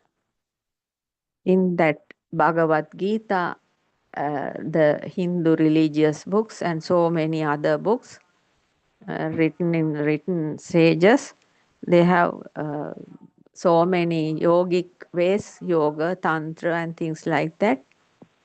There are so many ways to go out of the body. But as Buddhists, living with true Buddhist philosophy, we are looking at these things as mithya wrong views, which are not in accordance with Buddhism. No use for the path to Nibbana. Yes, though they are changing the body within the animals, but the burning is still there, the self is still there. Therefore, no use of these things. Those are not accordance to Lord Buddha's teachings. Certainly, the sixth sense system connecting with the consciousness appearing and disappearing at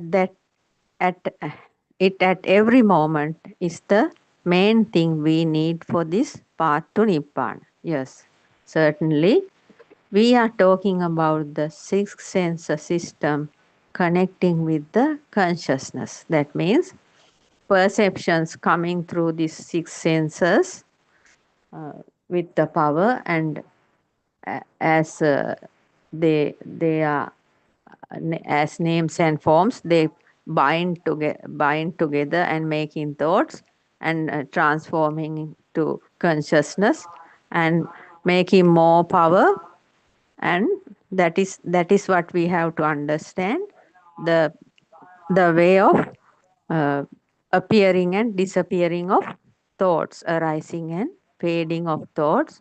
We will have to, certain times we will have to peer some thoughts and see if the burning is there. And at every moment we know what is happening in this mind. At every moment is the main thing we need for the path to Nibbana. Looking at the mind, way of thoughts arising and fading, how the thoughts are creating, like that. That is the path to Nibbana. According to the path to Nibbana, the aforesaid stories are wrong views only. Yes, Lord Buddha taught us, and the Aryan Vahansa is telling us, we should not we should not take any kind of wrong views, because they are not, they are no use of us. They are not helping in any way. We have to understand the mind, the sense based mind creating in the sense based world creating in the mind, and how to go beyond this mind cycle, the thought cycle, to end the suffering. All those stories are wrong views in this illusionary world. All those stories are wrong views. But we should come into the true world. We are still in the, most of the people are still in this illusionary world. Therefore, understand, Aryan Vahansa is telling, we should come into the true world. Without these six senses, there is no person. See, if six senses are not operating, there is no person. Person means the activity process of the six senses. If these six senses are activated, there is a person that we can call it, but there is no self, but there is the activity process is working only, there is a person. We said a small fact, Aryan Vahansa is telling, we said a small fact, you don't get the wrong views. If you get the illusionary stories, things will get confused. Yes, that is true. We have to make our correct path, then seeing the mind and redeeming from it. Yes, that is the main goal. We have to always make our path clear, to purify our mind, to go to the ultimate bliss, seeing the mind and redeeming from the mind. That is our main duty as seekers. That is the journey. Otherwise, you will not be able to go through this samsaric journey. Yes, otherwise, you will not be able to go through this samsaric journey. There may be traps and pits with lies. Be careful without falling into them, because this path may be closed by them. If we caught into a trap or pit with lies, always this is a mind world full of lies. Therefore, we have to be very careful without falling into them. This path may be closed otherwise. You should balance and match all these facts. Otherwise you are going astray, deviate, lose the way, lost your way because of your 6 senses. And the main thing is we are talking about this action mind, bhavanga sita. Action mind is always different from this thought process. If we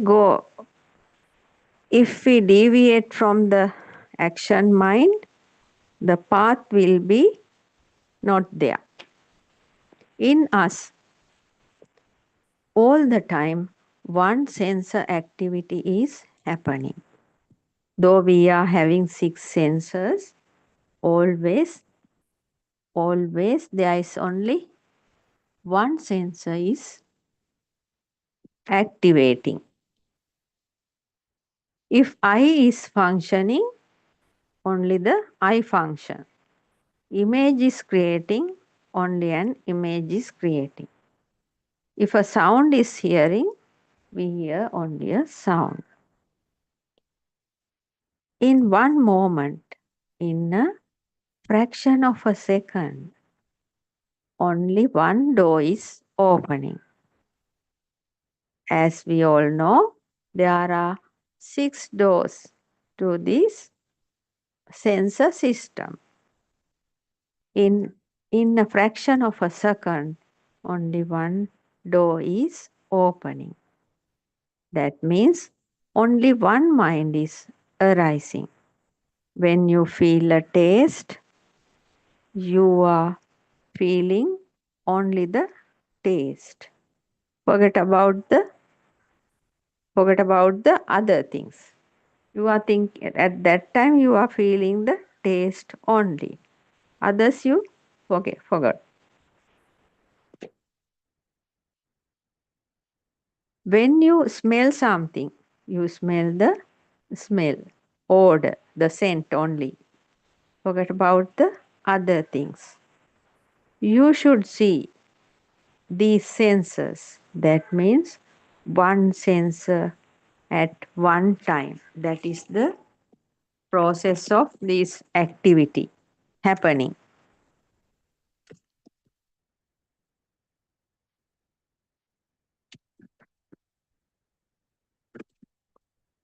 When we talk about the contemplation of the mind, when we talk about the contemplations of the mind, Chittanupassanaava, we showed it clearly. Aryan Mahansa is telling. When Aryan Mahansa is talks about these contemplations of the mind, Aryan Mahansa showed it clearly the way of creation of thoughts.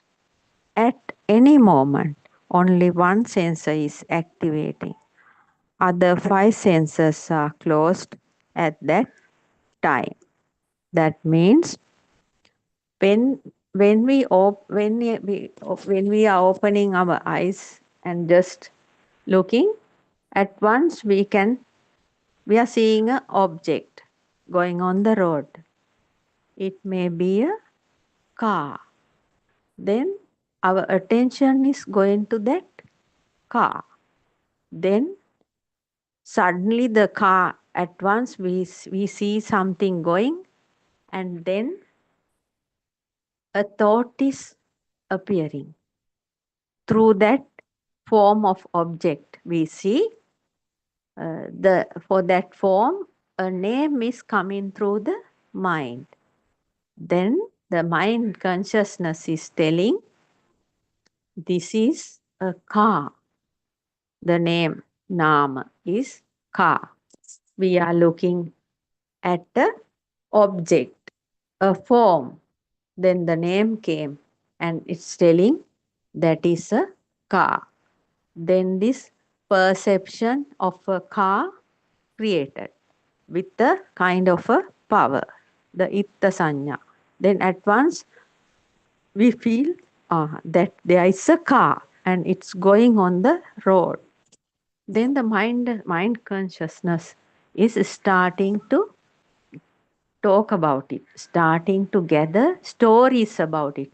Oh, that is a nice car. It's a beautiful car, comfortable car.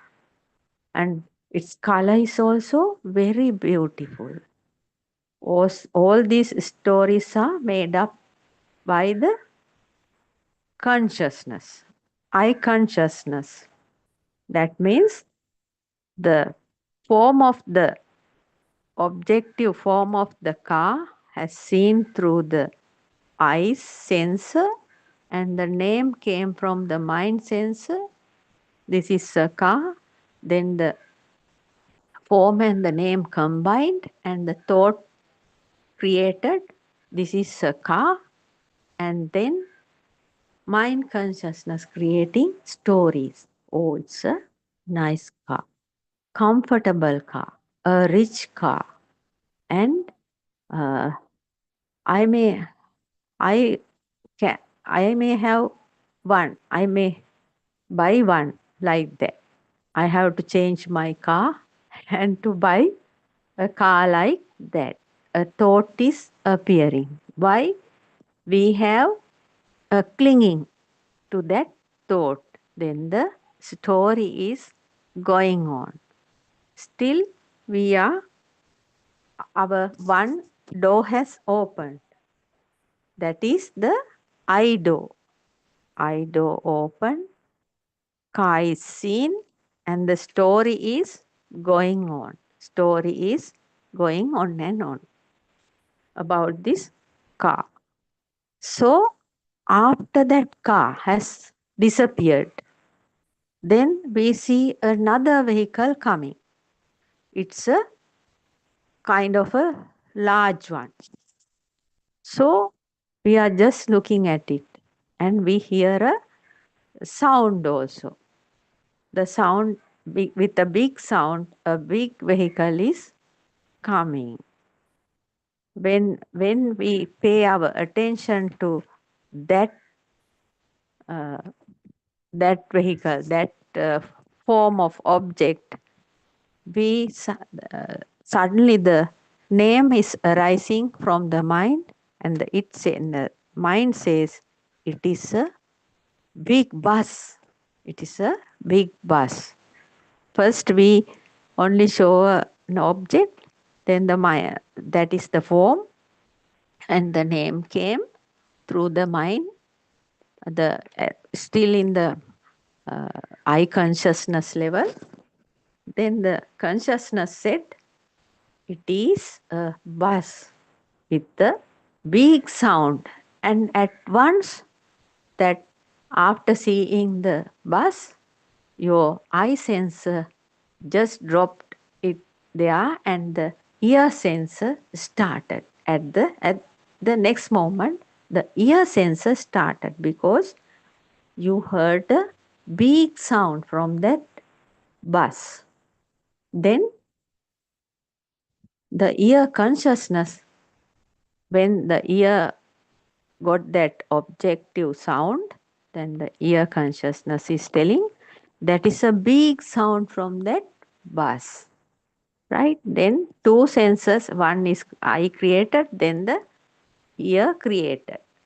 Then after some time, we can smell that uh, some kind of this petrol or diesel or that smell is coming from that vehicle. When it's passing away, we can smell it. Then at once, after eye and ear, the nose sensor opened. Then we can feel the diesel uh, diesel smell.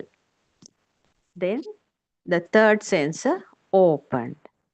Then the other sensors are closed, and this third sensor open. Right, there, like that, it's happening. At the same time, you are in your garden and looking at the road, and suddenly somebody from your home has taken some mango pieces for you to eat. Then you suddenly pick up a mango piece and you are starting to eat. Then your tongue sensor opened. Now there are vehicles moving and things going on, but other senses just vanished and your taste, the tongue sensor started. Now you are tasting the mango piece, right? And also you can feel the when tasting is happening. After that, you can smell the mango also. Then it will happen after the taste, right? At the same after that, you are feeling where are you sitting? You are sitting on a chair. When you are you can when you are feeling that you are sitting on a chair, that means your body skin can feel the where you are sitting on a chair. That means other senses closed and the body's skin sensor opened. Then you feel you are sitting on a comfortable chair. After that, your legs, your foot is on the floor. After that, you can feel that also. You are your feet, your foot is on the flow and you are feeling that. Like that only, the six sensor system is going like that. And after that, you can uh, you can remember the vehicle went on little while ago. That is coming like a thought now. The vehicle has went away. Now it has come again through your mind sensor, your sixth sensor, the mind sensor. The car has come again like a thought. Earlier you have seen it through your eyes and your mind sensor, your eye consciousness said it's a car and it's nice color and a comfortable car. That memory is in the mind, and now that you have grabbed that memory, and again the thought came as a mind consciousness thought as arisen. It says again, that car, it's very nice. I have seen a nice car.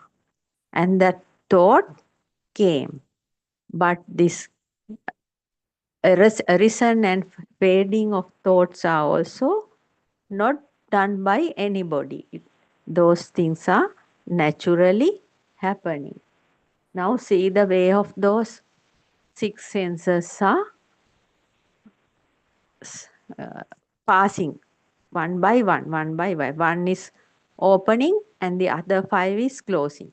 And another one is opening and the other five is closing. Likewise, from the morning to night, this circle thing is happening. That means all the time, one by one, one by one, sensors are activating and closing. Another one is activating, then closing, like that. And also, then when you are sitting outside looking at the road, at once you feel a very smooth wind. Then you feel a cool wind. That means your body sensor, the skin sensor has activated, and you can now feel the cool breeze of cool breeze of this wind. You can sense it through your body sensor. That means the body skin. See, this is a kind of a wonderful mechanism happening according to the nature law. That is nature law, cause and effect law. If there are causes, there the effect is happening. Again, the effects are there, another cause is happening like that. It's like a circle, it's happening. It's the natural way of happening. We are a part of this large universe, and we are not separate. We are a part of this natural world, and that means the nature, one part of the nature.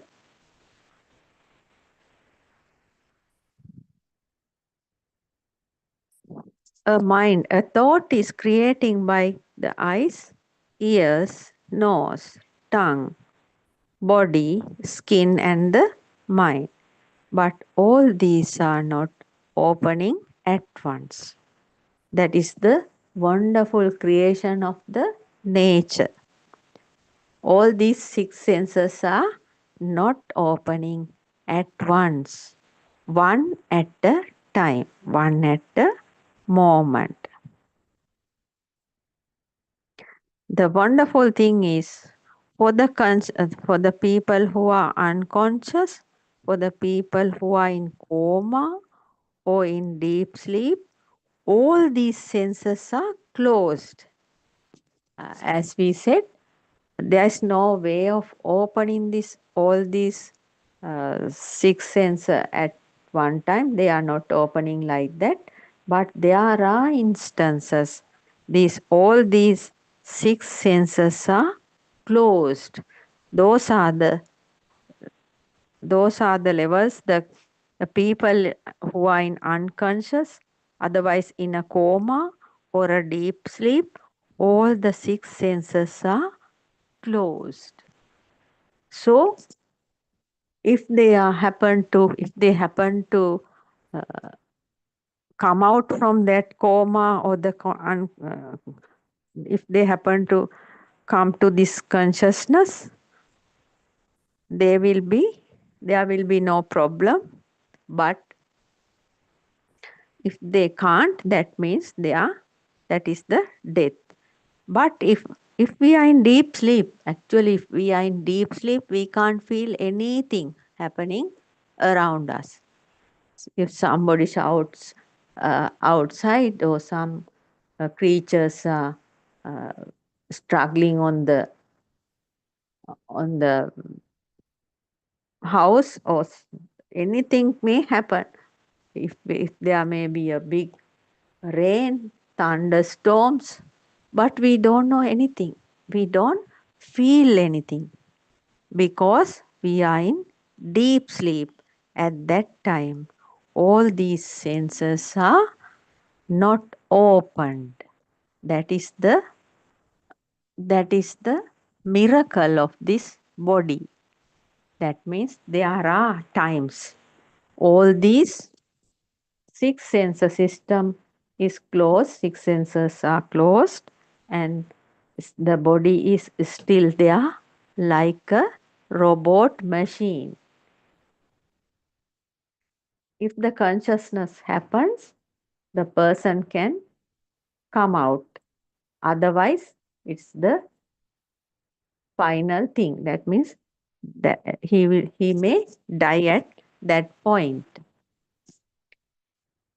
Therefore, I am now going to conclude this session. The time is over.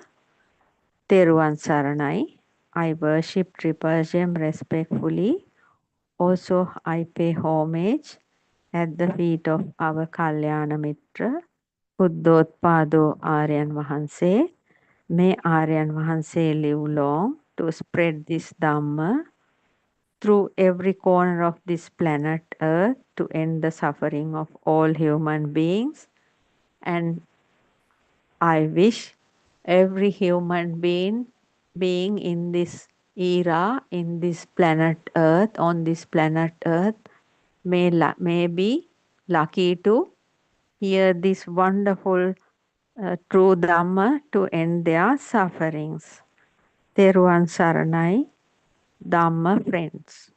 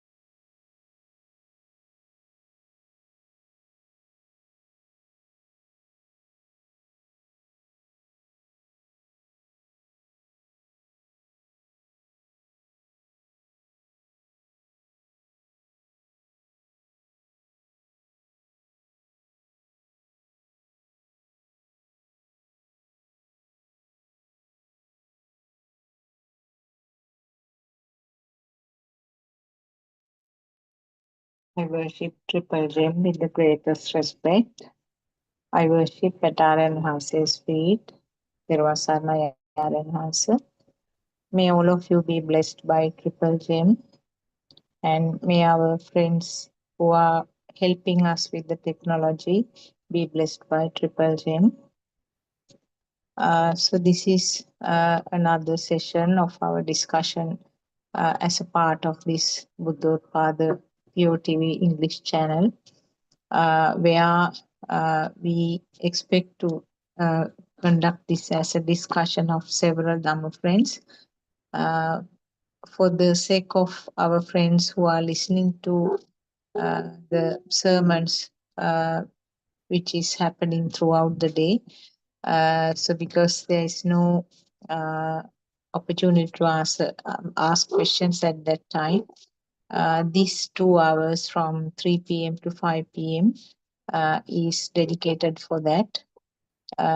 So we invite anybody who is listening via other means other than this Zoom. Please join us if you have anything to clarify.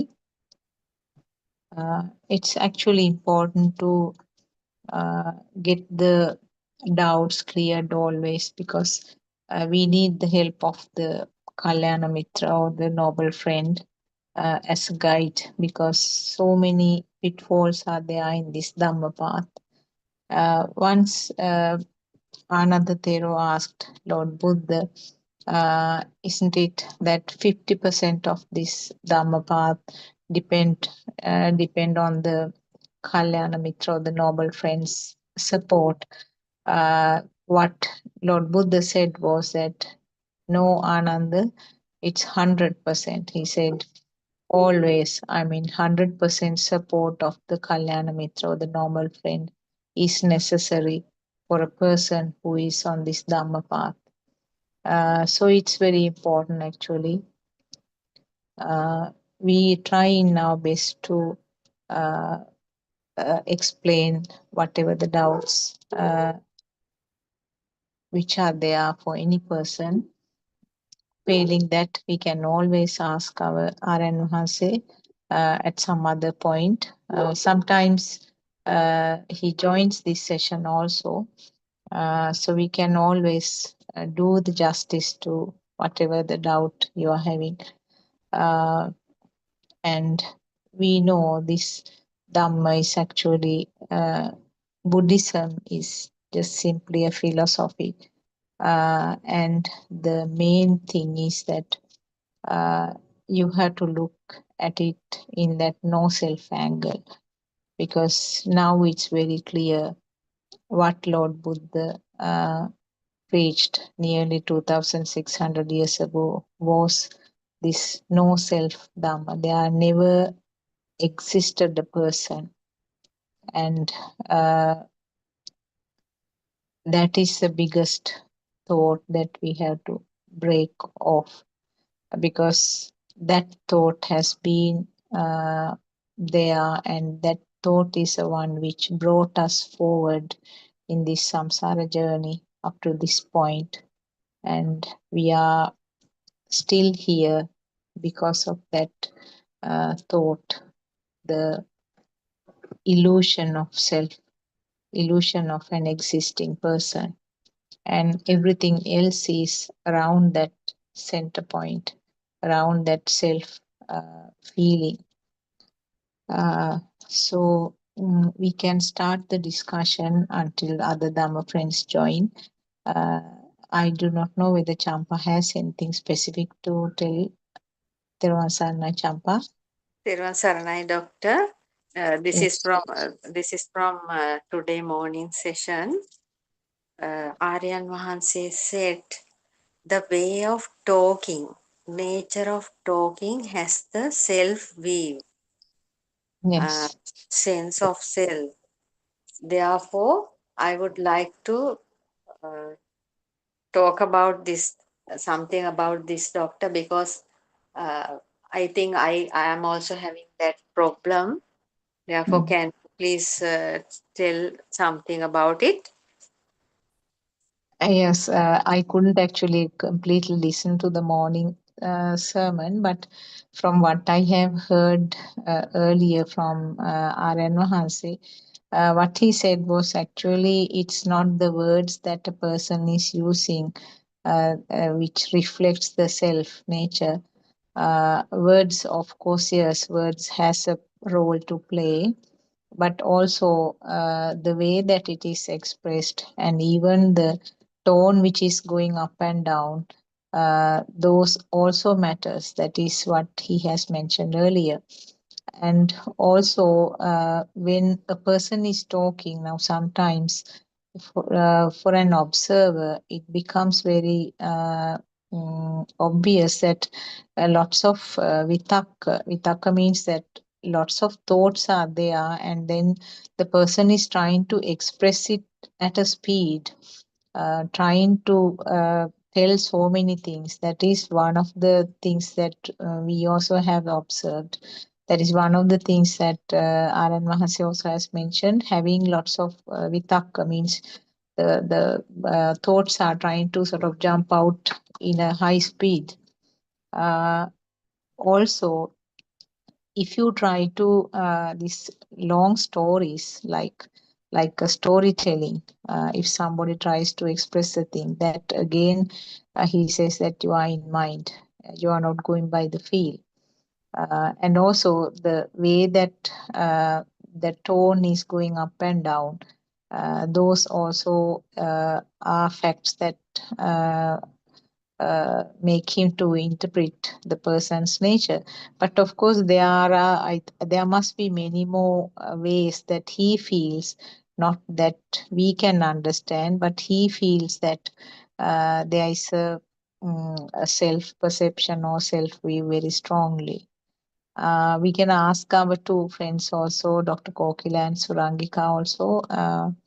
I don't know whether you heard the question. Champa wants to know how R.N. Mahanse is interpreting from the way that a person is talking, the nature of that person or that person's personality, or the Atma Swabhavaya, the self perception of that person. There Yes, was Doctor. yeah. Theruvan Saranai, everybody. Theruvan Saranai, Doctor. Aryan Mahanse told from the morning session, Mm, the way of talking, nature of talking has the self view, mm. sense of self, self nature. Yeah, I think that is what I also felt, that I mean it's the word, it's the way of the tone, and also the way of Well, expressing. are you actually implying that it is so Champa, don't you feel like that when someone is talking? We all get it slowly, like little, not maybe not. Doctor, yes, Doctor. doctor, what do you mean? Can you please explain? No, if someone is talking, don't Yes. you like feel it? Yes, when somebody is talking in anger, we can feel it Not like that. anger. What is Not anger? Or Not in a anger, heart. just talking. Yes, in a rough way. The way they are, that means the wavelength of the talk is going up and down, things like that. Mm, I don't know. It's a bit difficult to explain also. What do you think, Suranita?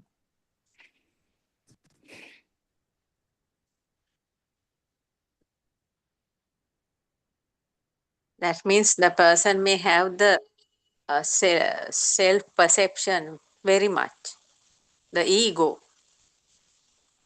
Is that so? yeah, actually, when we do the Zoom, we feel that when some people are talking, we feel that is fully in the mind, and then sometimes get the sort of urge even to stop the person. But I think more than our level, the RN Mahase has a much sort of advanced way of assessing a person more than us. But into some extent, we also can judge the person, isn't it? It's not judging. Judging is in the mind. Well, yeah, the word may be wrong, but you can have some idea about what sort of person It's he a is. One. feel. It's Mm, completely in the feel. Yeah. yeah. And I think it yeah, comes to the feel, isn't it? Yes, yes, feel, Some yeah. of it can be felt even. I mean, as you said quite correctly, our advances must be feeling in different levels altogether. But gradually now, when people come out to the Zoom, you can feel it not only from the people asking the questions, but from the facilitators also. Yeah.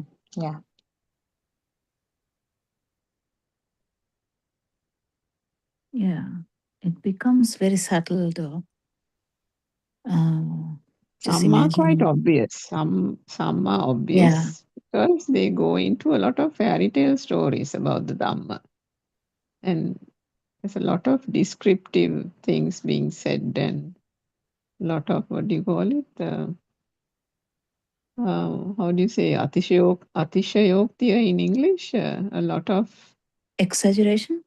exaggeration. Not exaggeration, like praising almost with words which are the person listening can't feel them. They're just words, something like that. Not in everybody, but some people when they talk, it can be felt that the words, there's nothing, because What is the ultimately most everyone important thing? uses words no, to communicate, but there's a difference in certain practitioners using words and the others. Win is when you start feeling your own vibration. Mm. That's the actual thing. Then it is easier. And the thing is, the need, the urge to keep on explaining and explaining and explaining also goes away. No, even that is different. Like Sariyut Therun, Sariyut Venerable was explaining, but he's and he has no problems in that. He's an arahant.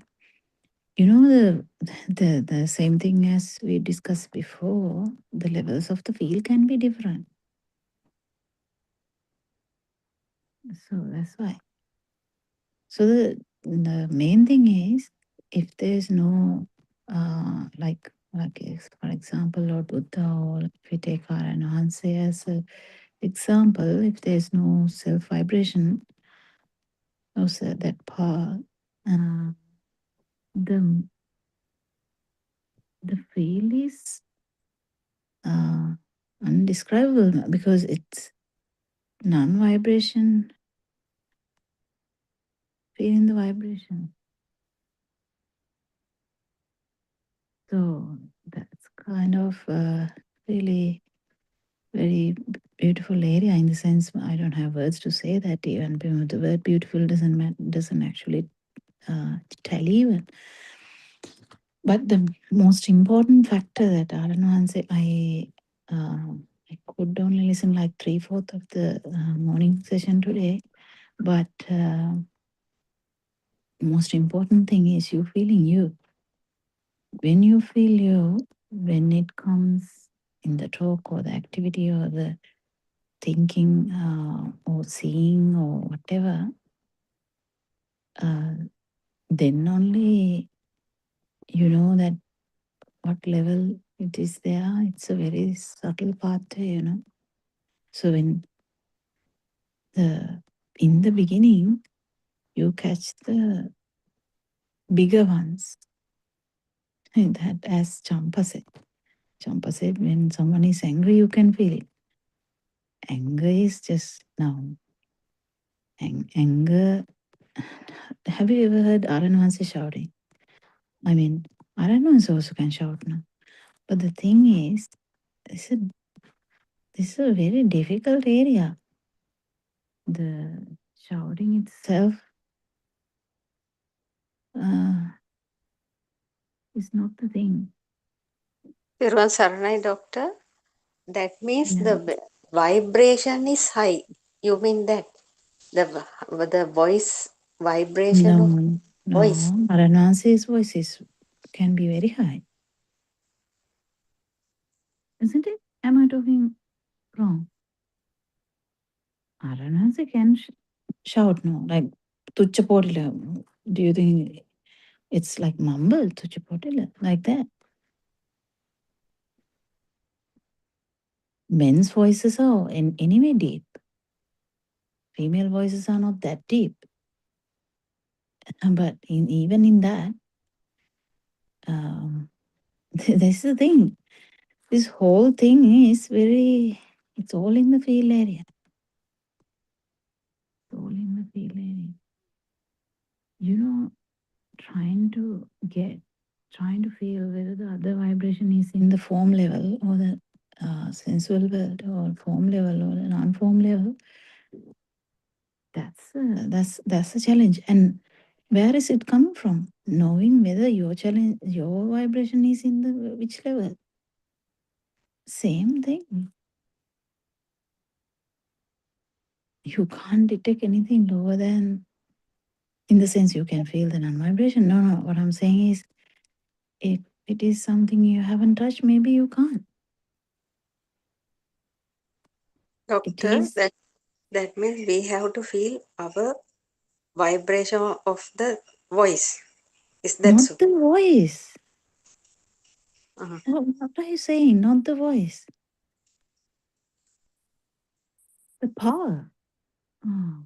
Yes, power of the voice. Yes. It's a different scenario. The feel is completely. We are talking about this every day now, actually. It's okay, but I hope it will not make this platform too much complicated. We shouldn't make it too complicated. But feel is completely in the power side. Yeah, how Power. much of fire within, isn't it? How much of fire That is there? power, that's a force, that Force, elastic yeah. band, yeah. Mm. How much force is hidden there? Even force, Suranka said, can be too powerful. But whatever that tension, whatever when someone is nicely talking, also to feel that, you should have a really good feel, doesn't it? Well, it's something. It's very interesting, but it's both ways. If you can't feel your own vibration, it's useless to feel other people's vibration. You are the one who is attaining nibbana. And no, you can't change anyone else's vibrations. You can help, but it's mainly task is here and now. No one else can change your vibration. Only you can realize it. Actually, this is the realization. Or just feel it, and also the non-vibration. Feel the non-vibration. Then, when the power is going down, you automatically can understand what went wrong, where we went wrong, everything.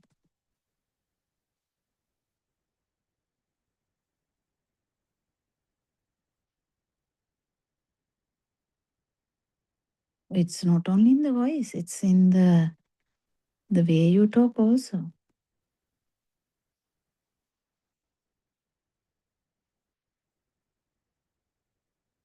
How your thought process is. That's where the answer actually should come from. Like if someone is talking about complete in self view, then the Dhamma is all about outside not being outside, actually not true, So that That is the main topic for that person. But someone who has actually get that idea a bit better, then other thing becomes natural. Actual, everything is changing.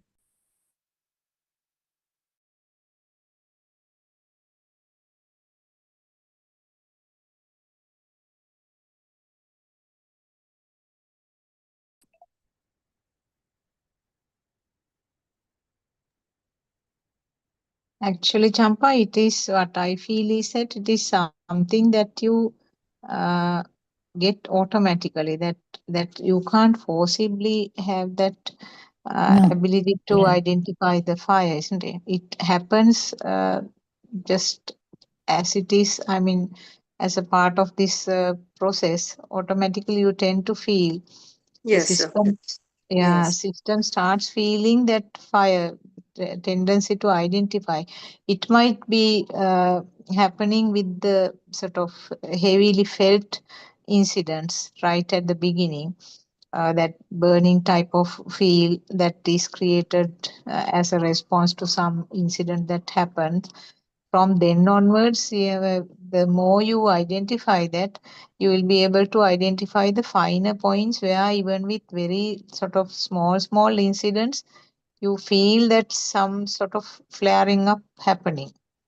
no, So this it is, flaring up also, Sakuntala, this has a bit of pitfalls. Now, flaring yeah, up, flaring up in the, yeah, wording may be wrong, but that feel no, no, comes up. no, no. What I Mm, was trying to yeah, say, yeah. we mainly, when we talk like that, we mainly, a lot of mothers think about this getting angry or getting the craving.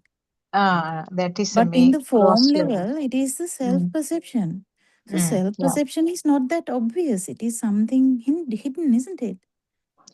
Yeah, yeah. I mean, when you feel something is there now, even a chair or whatever you take, that feeling of that real existence, that is where the self perception or the self vibration is there, isn't it? No, I mean, not even deeper. No, I mean, not even going to that deep. Mm. Someone, when someone is just sitting down, there's no burning at all, looking at a tray, the nicely the self perception is there, and the tree perception is also there. So to get this properly, the perception level, how the perception works. Yeah, that's what I wanted to say. Now, if you feel that tree as if, I mean, that yes, tree is real. Yes, you can see the tree, real tree.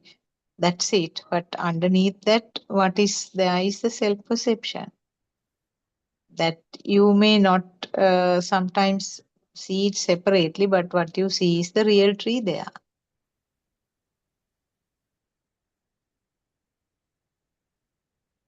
Yeah, so you know that that when we talk about the experiences, we say Mm. now someone can say uh, I suddenly uh, I suddenly didn't feel anything.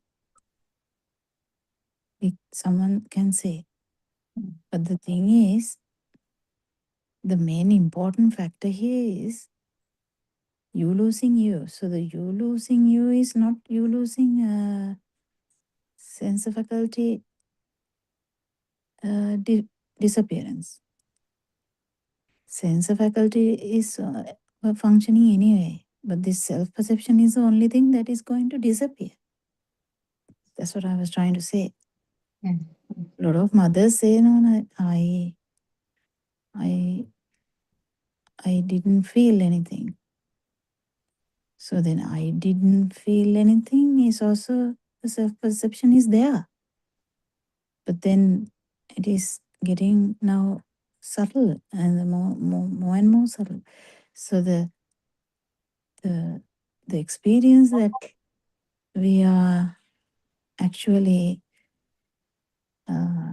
going to have is you losing your experience now, like the losing the this power, this self power, not the actual sense function. Yeah.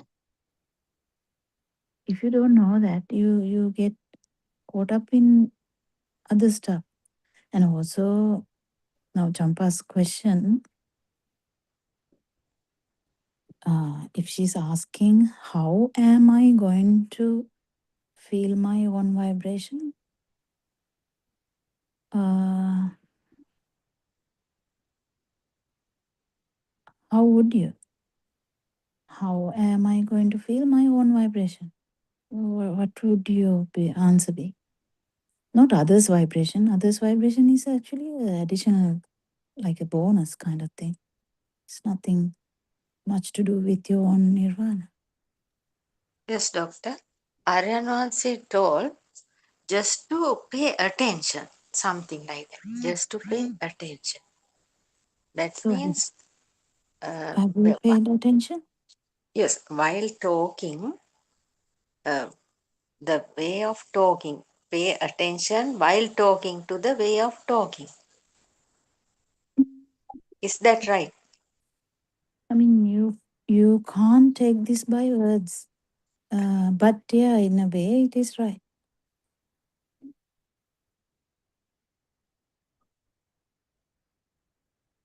Yeah. Ultimately, when you're talking, if you feel it's all on the feel, or if you feel that it is becoming a thing, then that is something that is felt. Otherwise, how to find the vibration? One has to actually be aware. That is probably what R.N. Maharshi meant when he said one has to be really honest with oneself.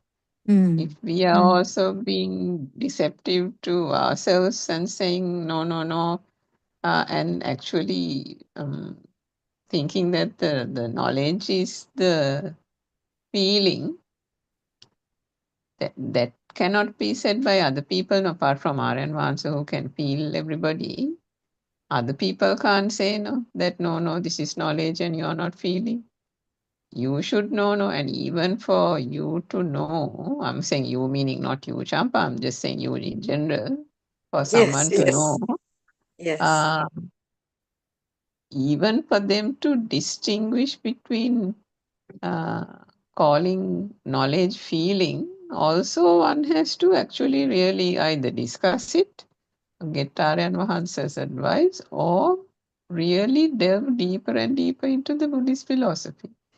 With those three things, only one can even be able to distinguish between not taking the knowledge as feeling. I think that was also the problem with that lady, who was that, Nanda, because I mean, sometimes this is the human nature. No, Aryan once also said that this is the human nature, although he went on at her. Then later on he said, you can't help it because this is the system. No?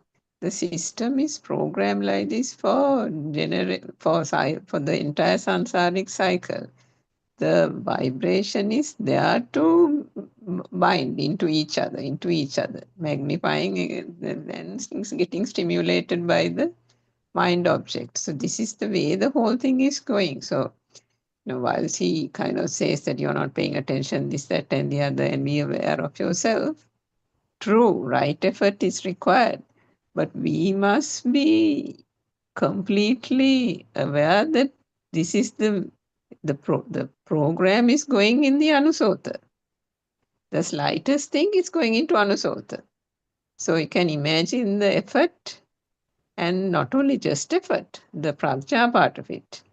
How much of that has to be applied with the correct Buddhist philosophy and understanding this, which is why he says, think about how the light is formed, think about how that is formed, this is formed, sensors, and so on. Because if you don't apply that type of pragmatic thinking, the jnana, the wisdom won't arise to distinguish between the knowledge and the feeling. Now, this is again, everybody's experience, including mine. It's very difficult to distinguish between knowledge and feeling. If you talk to our Maharaj, he say you are in the mind. He has told that to me not several, can't use the word several, also numerous times in the last, 3 years or something. So it's not easy. I mean, everybody is genuine in the attempt. I mean, genuine in the sense we think we are genuine. But invariably, the system is deceiving. Isn't it, Dr. Kokila? The system itself, because it's programmed the other way. That's why you have to be very skillful in the application of the Dhamma, which is why the Kalyana Mitra help and discussions all assist.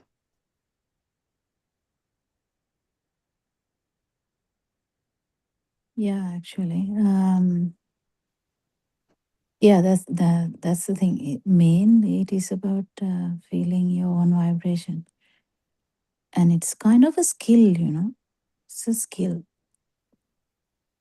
It's a skill which keep manifesting and getting better. And that is needed even to actually understand this Dhamma. Even this Dhamma, to initially, even to consolidate this Dhamma also, you have to have experiences like that. So it will go on. No? So when it is going on, with the lot of Dhamma, and lot of, as you said, help of noble friend, everything becomes clearer and clearer. Main push here is losing your self-view by actually failing the no self-perception. Because self-perception is like bread and butter to us. Self-perception is like rice to Sri Lanka. Bread and butter is not anything to, it's just English saying. We can say rice to Sri Lanka. Because everyone knows rice, no rice. So self-perception is like the, how can we say, the whole samsaric journey, the perception is there. So that perception, no, nothing new. Nothing new. It is always there, always the friend, the best friend kind of thing. Actually, it is the Maraya. That's a different story. That is the, actually, what is the word for Maraya? Killer? I don't know. That's the main thing that is giving you suffering. But this is kind of the association every moment of samsaric journey. Association is a self-perception. So the no self-perception to arise, you have to feel this non-self at least for a moment. It doesn't stay. But no, it will be just telepathizing into non-self-perception for a moment. It's not going to stay, yes, but it is going to give so much insight to this Dhamma. Because then it is like, when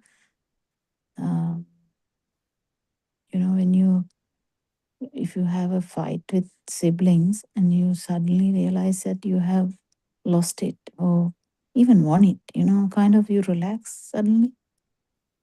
Like that when it's actually a vague example. When you fully realize that this self-perception is a weird joke because it's not there when the stimuli is not a thing. That has to be felt. The no self-perception has to be felt. It has to arise, not felt. Yeah, it is a no vibration, non-vibration has to be felt. So no self-perception to arise. Because of the vibration in the from the fetus, the self-perception arised nicely. Without anyone doing it, no one's work or anybody's work or self-work, nothing. It arises nicely. But the same way, if this Dhamma is fully realized and then non-vibration arises, even if it is for a moment, it doesn't matter. and then it will leave like for the whole samsaric journey something that you haven't felt, the no self-perception. That will leave a lot of insights.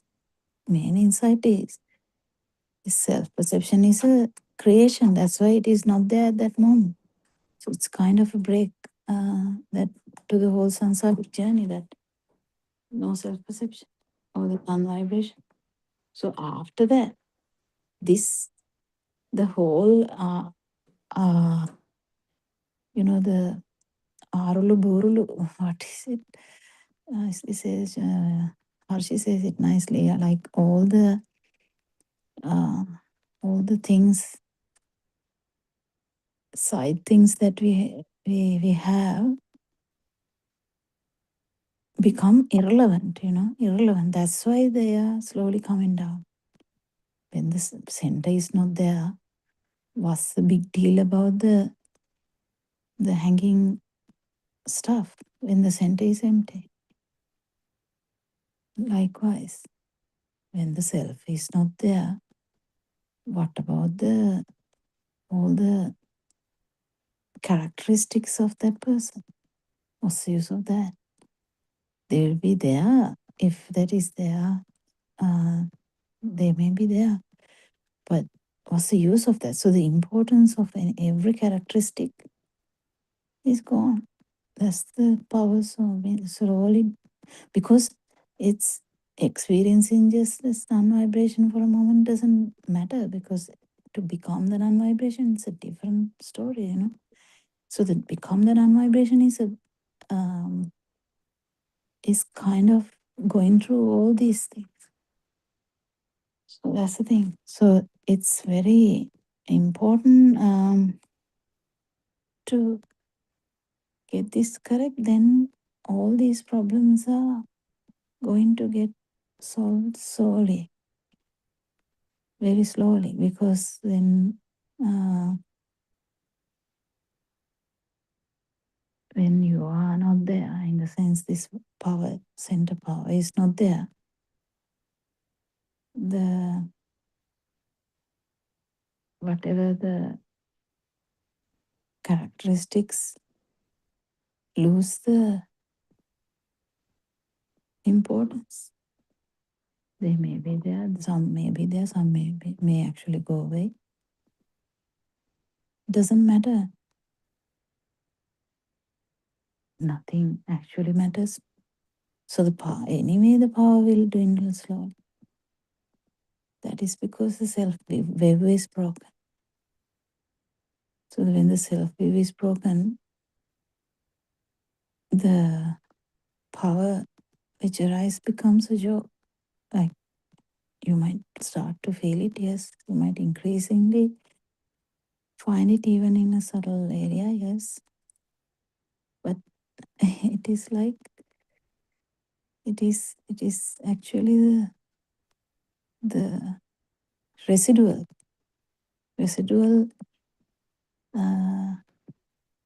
fragments kind of thing.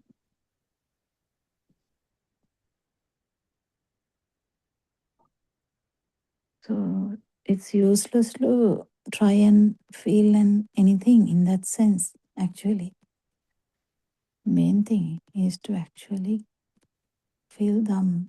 When you feel Dhamma, it's a dependent origination on this, how self-power is created. Then everywhere you start to see that. Even when the self-view is broken completely, because you have felt the non-vibration, so self-view is completely broken, but still this power is there. So then power starts to slowly go away because the view is completely inactivated. We will talk about I, me, the words will come out without power. So it is like a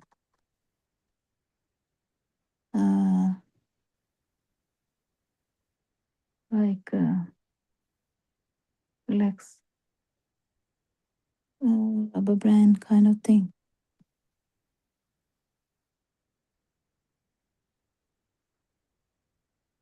Yeah, what do you think, Dr. Sakuntala? Yeah, as you said, I think this very thorough sort of understanding about Darshane part is very important. Like the one that the today Actually, morning, I think. feeling Darshana part is the main challenge, I think, because we all kind of understand them No, to actually, a certain. listening again and again that helps, isn't it? To feel it. Yeah, Listening to, yeah, like now today morning also, I think Aaron has started explaining in that simple way. I think he was going to do it as a sort of complete summary of the whole thing. So some of those sermons like that, what I felt was that repeated listening helps, and that feel thing automatically will come up with repeated listening. Then you get to that from the thinking level to the feel level with that repeated doses. That's what I felt.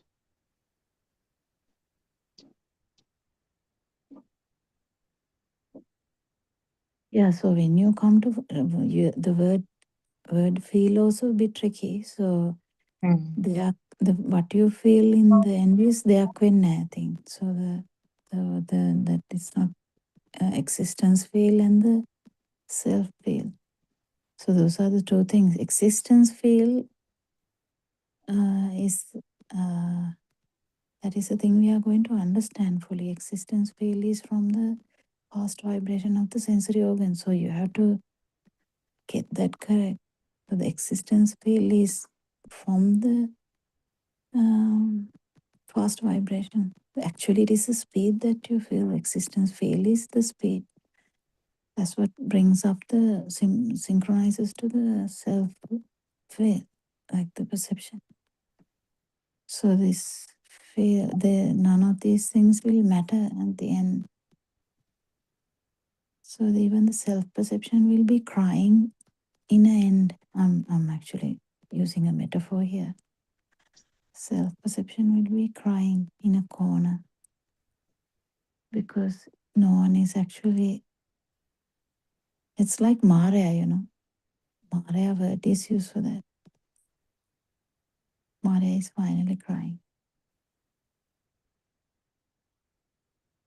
because self The word perception. Maya is also used for a thought, isn't it? It's a Actually, you can use it in any level. If you're thinking about a thought, yes, thought. If you're thinking about the self perception, it's a perception. If you're thinking about the vibration, it's a vibration. yeah, yeah. Because Though, yes, I mean the different levels of the self. Yes. yeah, Mhm. because there's no self. Yeah. It's a Yes. thought. Just see, even that is so inspiring, isn't it? There's no self. It's just a thought. Don't you think that is so inspiring? Just to understand that sentence, Mm. that there is never a self, it's a thought.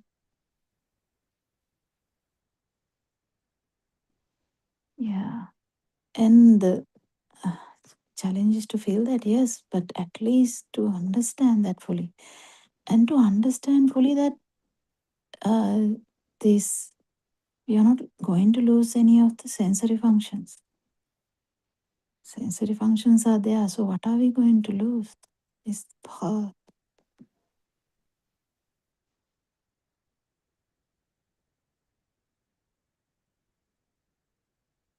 Power of that thought. Where did that power of that thought came? Because this thought was cyclically reinforced. So you live for 70 years, this is cyclically reinforced, even within that 70 years. This thought is so powerful then. So it is, it is, it is designed in such a way it will never go away. The vibration will never go away. So it's kind of a phenomena which is maintaining kind of the vibration, yeah. But just to understand that there has never been a self, and is just a thought. And how did this thought arise? Self-thought arise. That's what we are doing. This is the research. That is the only research we are doing. Where is this power coming from, which gave rise to self-perception? And then finally, how you would find it is when it comes to the field level, you fully realize that the self-perception disappears when you fully realize that the existence fail is due to the fast vibration of the sensory organ. But this is not something thinking. Yeah, so the importance is fully realizing this Dhamma, not only not only feeling Dhamma, because listening to Aranwanse and feeling Dhamma is just not good enough for the piercing. It has to has some insight into the Dhamma he has taught. Because while listening, you can go into a meditative state also.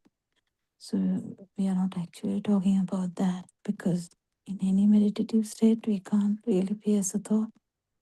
So that's why I was trying to tell that day also.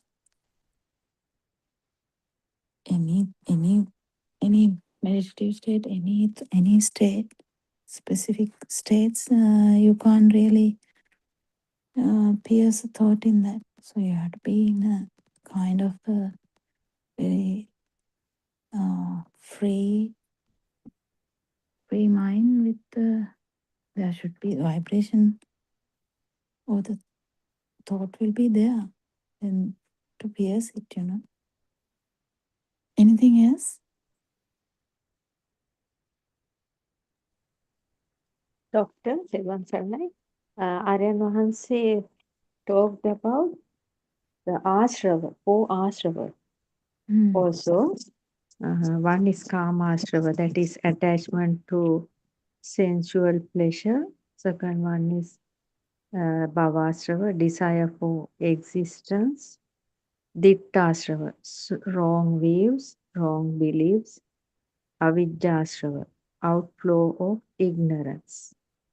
Aryan Wahanse said, there should be a feeling for this. These 4 ashravas.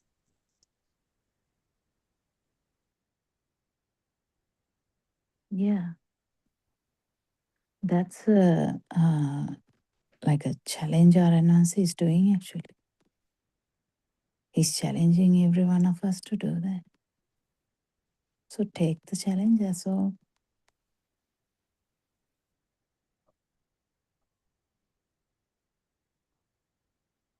He has challenged us a lot.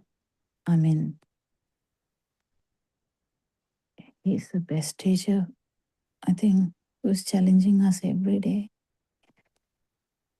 And if someone can actually feel it like a big venerable or something, if they feel that Arananse's kindness and the challenge that he does, take it with in that way and actually try and feel this non-vibration, that would be so great. The problem is that challenge is not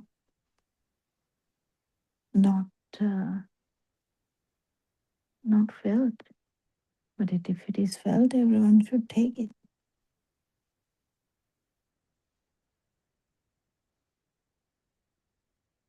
That's again,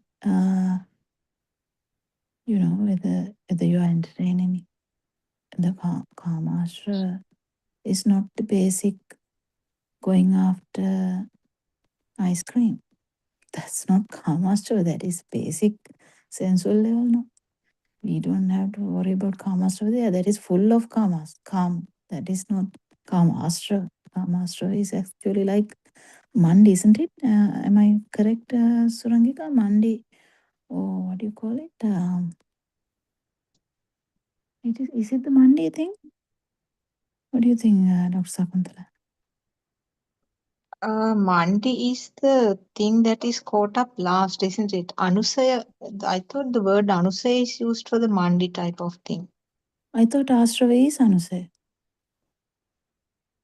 Ashrava wrong? is described in several levels. I think the No, answer is Ashrava is the, no, yeah. common name, isn't Dr. it? Dr. Sakuntala is right. Ashrava is the magnific expansion of the Shastra word. Yeah, but what is Anusaya? Ashrava is the mandi, the remnants in the bottom of a teacup Is the Sasava. is the Sasava. Sasara. Yeah. Yeah. Yeah, what is Anusaya? Yeah, Anusaya means what Anusaya is is, also, yeah, yeah, Also Ashrava, isn't it? not Ashrava. I think it's a not Ashrava. Sasava. No, Sasava. Sasara, yeah. What is at Mm. the bottom? Yes. Oh, okay, okay, yeah. Anyway, it can if it is that way. So Sasava, someone has to know. Sasava, someone has to know. So someone has to feel all these levels also. That's what I'm saying. How can you talk about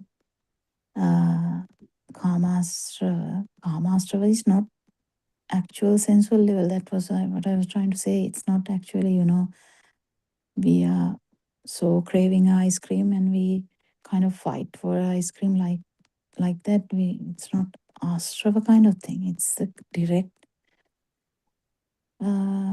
sensual level. But Yeah, but that's the defilements. That is the that part of the defilements is Kamastra. yeah, but when you say astrava, there is subtle levels also. That's what I'm trying to say.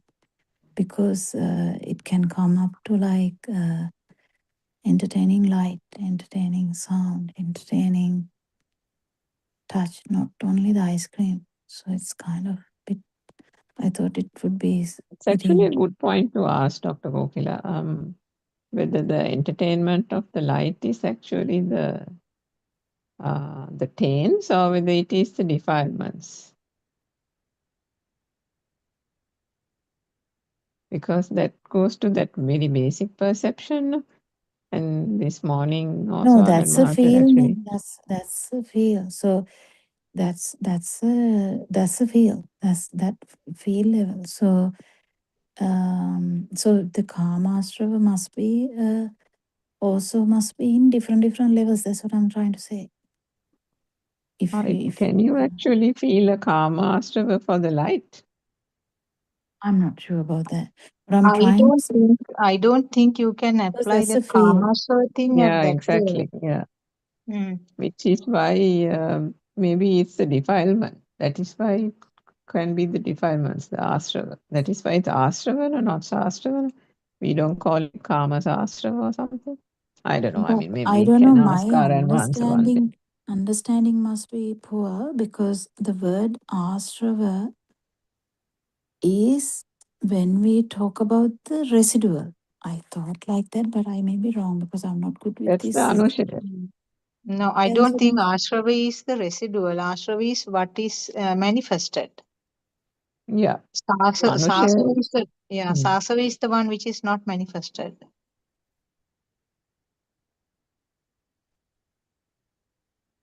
It's contributing to everything, but Yeah, that is yeah. the one that is no, but the vibration that telepathizes. so what is the reason for avidya? That was astrava. So the astrava is not the thought level. That's what I'm trying to say, but I may be wrong.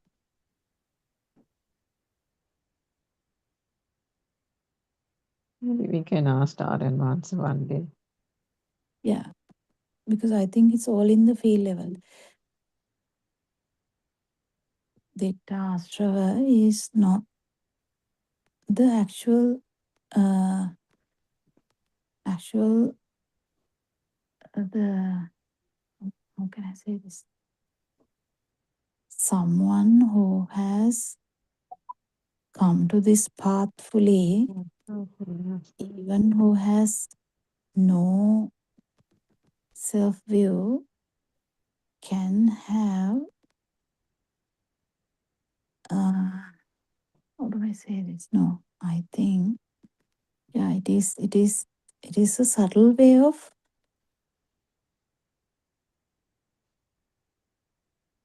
thing, not in the thinking level. not in the thinking level. So the every word that says Ashrava is not the defilements.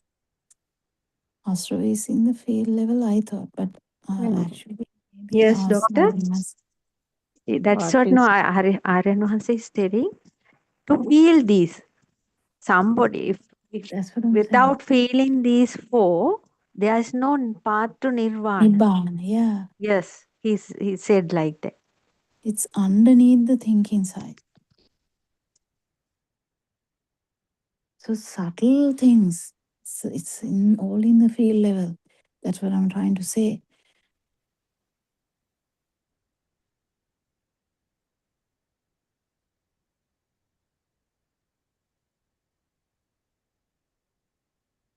Because asava is the actual self vibration itself.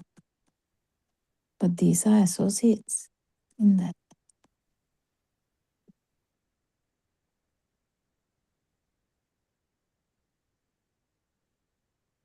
You have to feel your own self vibration, the power that which carries. That power is which disappears, and that moment is just a moment. But actually, if someone is actually in Dhamma deeply, in the field level, because field starts from there. Asavaksha Jnana starts from there. As soon as you get to know how much vibration you have and what is the non-vibration, there's a massive gap between that. So in that,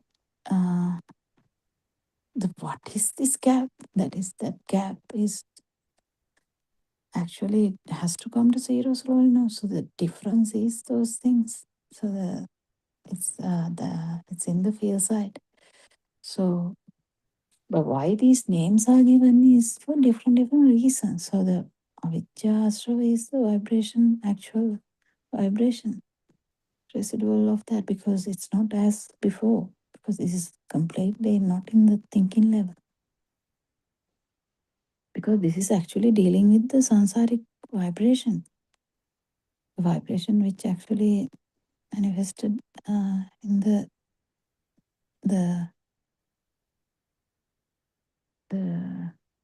fetus also, So all this is going to slowly get to zero if you don't feel these aspects of it. There are aspects of it. Entertaining aspect is there. It is a subtle thing. Not as even the way you try to interpret it, the light and this. No, it's not in that way. Because light is also again a perception. So this becomes so subtle.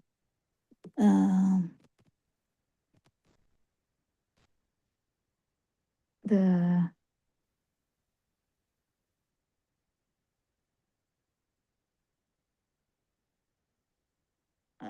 that detection is also can be tricky. Yeah, true. But it's not in the thinking side. Thinking side is completely irrelevant because that is the mind level. So even this perception level, it is still the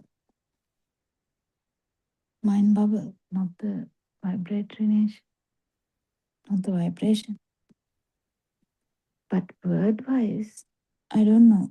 Wordings can be different because I'm not good with the Pali words anyway.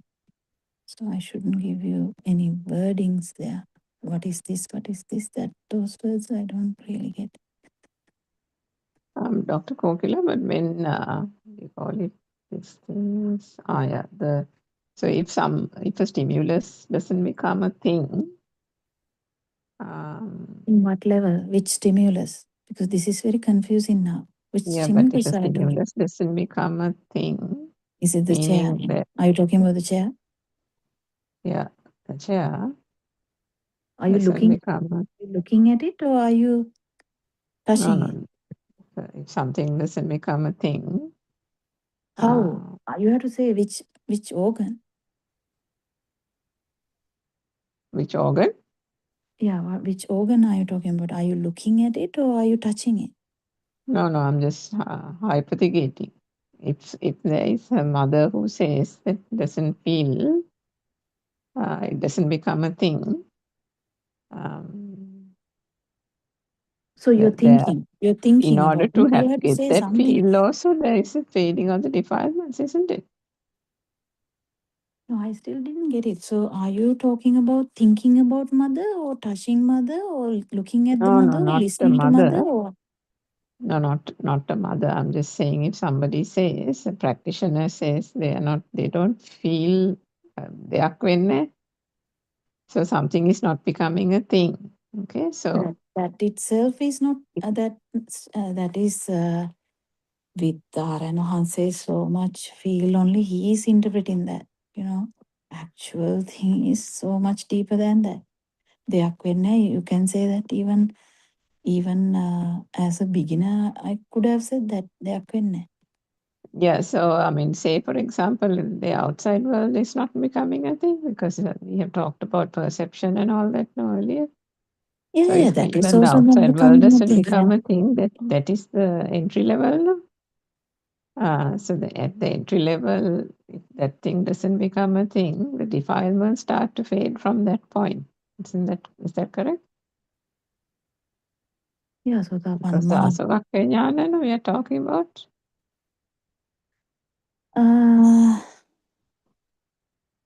Sotapanna Marga, are you talking about? No, not marga. So our advancer says, no, if the outside world doesn't become a thing, that is sotapanna.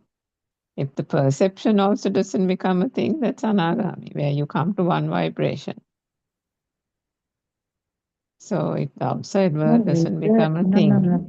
It is very tricky when you say that because you're not talking about the fruition state. So the no one will enter the second one, as you say, without the fruition state. what is the second stage? Hypothetically, fruition state. No, if the outside world doesn't become a thing, isn't that fruition? No. I mean, I don't know how to explain that.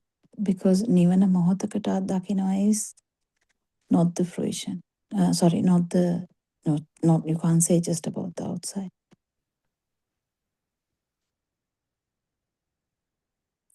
ඔබ නිවන දැක්කද ඔබ නිවන බවට පත් වුණාද? That is two different things. Yeah, but everybody doesn't become nivanata bhavata pattunano, even the one who has the fruition. No, that's what I'm saying. නිවන You're දැක්කා is a relapsing back to different thing. the. නිවන What's that? දැක්කා is a different thing. නිවන දැක්කා is a different thing. නිවනට Yeah, පත් වුණා is a pattuna is different. much later, no, at the arahathood stage, no. Yeah. So නිවන දැක්කා means not just outside, is inside.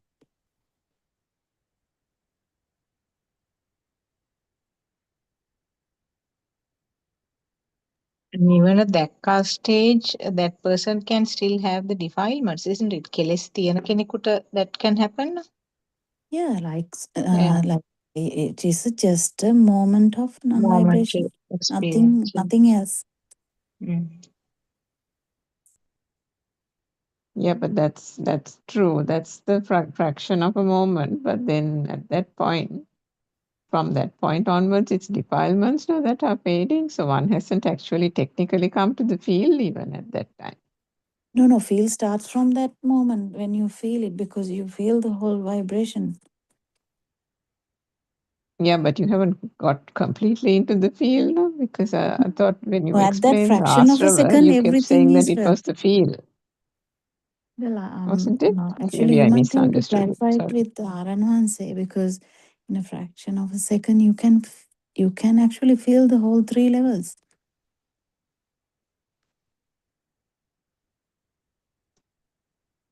Yeah, true. But that's the fraction, or then you're coming back to the normal thing. Yeah, it is like the fish So then jumped what up I'm and saying is came the down. Yeah. isn't the defilements fading from that point onwards? You're still not completely in the field, no? No, Asavakshaya Jnana starts from the moment that you jumped up and came down, because you're exposed to the full amount of the that sansaric vibration. Yeah, okay, yeah, that's true. That's the Maybe we can beginning check of that the. also. Maybe that's also a good point to check from Omar and Hansa. Yeah, Whether because that I part also am starts not the from the best Margya person or to. from the fruition stage. Actually, Aran might even say, again, you are thinking also, because this is nothing to do with the thinking aspect.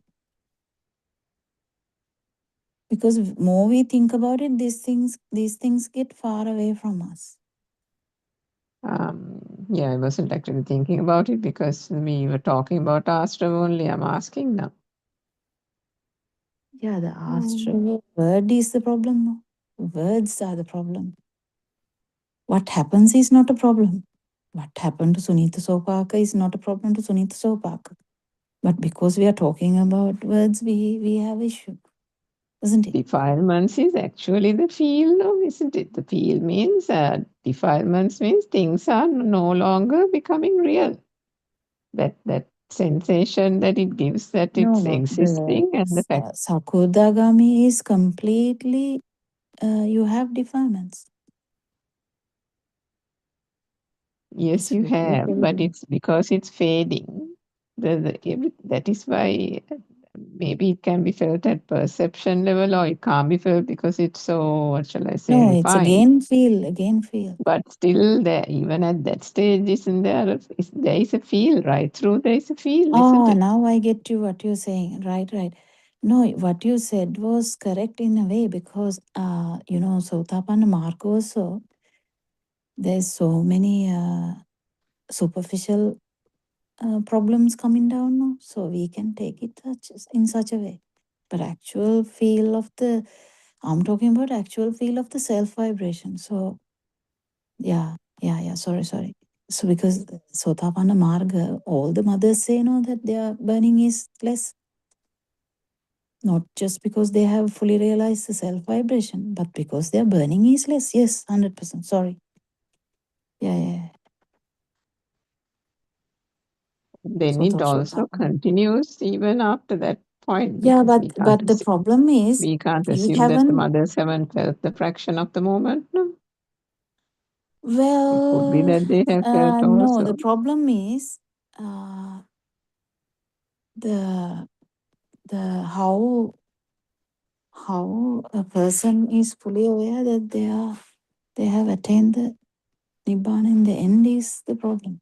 So this the whole thing, if you haven't felt the non-vibration before, how are you going to say what it is? You fully know. That is the end state, no, Dr. Kokila. Now when we No, talk about first in the defilements. fruition state of the beginning. That's how Ananda Thero knew that he is not suitable to go.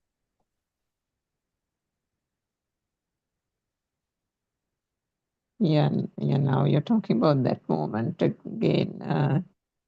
We were talking about the asrava. So in terms of the, what did we No, call it? don't Kamasrava. complicate, because you, in a way, you're asking too deep question, and I think you are trying to talk about the feel where when someone is fully aware about the power that they have, slowly when it comes to zero. But then what I'm trying to say is zero is very obvious because it has been felt, and full vibration is also fully obvious because that has been felt also. So that's where the asavakshya is, where you know that this is the beginning and that's the end. Then slowly defilements slowly begin to shade away, but it comes to standstills. like kind of stagnating areas, then there are things that it's all in the field though. Again, one has to be vigilant, as Aran once said correctly. One has to be vigilant. What is preventing you from becoming that non-vibration? But what I'm saying is, these questions are not that important for someone who is fully aware about that. But even that, Aranwanse says, Ananda Thero wouldn't have done that if he even fully have, because he listened to the whole Dhamma. No? He was the Dhamma treasurer. So every word that Aranwanse says, Lord Buddha says, is listened by Ananda Thero. And that's why he was needed also, because he could keep them all in his memory. But even with that, even with that, he was pacing up and down. That's the thing, that this has so much minute, finer points, which Aranwanse is putting out every day, I think. Very minute things, which we may not be even able to say. Actually, to digress a little bit now to another topic, Yeah. we think about Ananda Thero. The fact that he was pacing up and down to achieve that in the night was actually, wasn't that self-view also there? So see, what I'm trying to say is the same thing. He is a person who has seen this Dhamma for a moment, that fruition state. But still, so he knew that he is not an Arahant. 100% nicely he knows. But see, this Ditta Asrava, Kama Asrava, I actually, No I think it's all. Kamashrava at that point. No, this Asrava is different to what you are saying. That's what I'm saying. It's a good question to ask Aranwanse. I think if there is a 0.0000001% of vibration, all four are there. That's what I feel.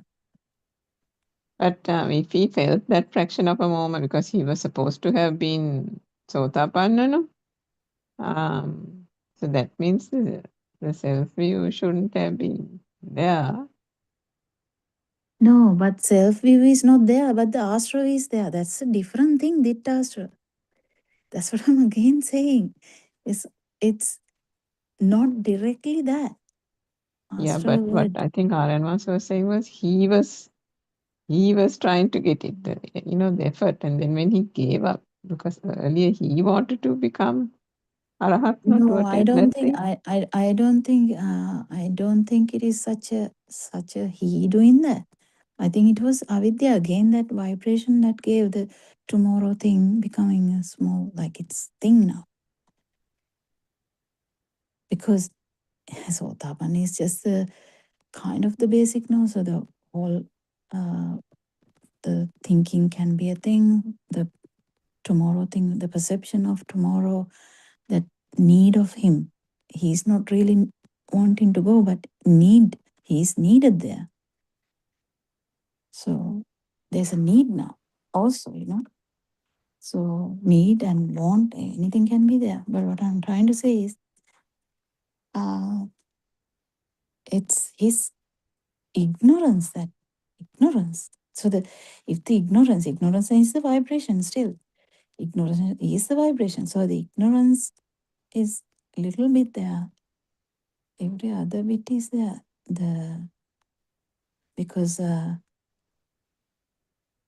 Aran Vanse once specifically told, when I was having a discussion, I actually asked Aran Vanse in a 5 o'clock one, I think. I asked Aran Vanse, from Anagami to the Arahan some time back. I asked, only thing that will slowly go away is Ayatana uddipane. Uddipane means actually not this what we are talking about. Uddipane means that vibration. Uddipane is complete. That uddipane has that kama astrava, the bhava astrava thing in a subtle way. That's what I'm trying to say. Astrava word. It's all related to the sasva maybe. Because it's all in the field side.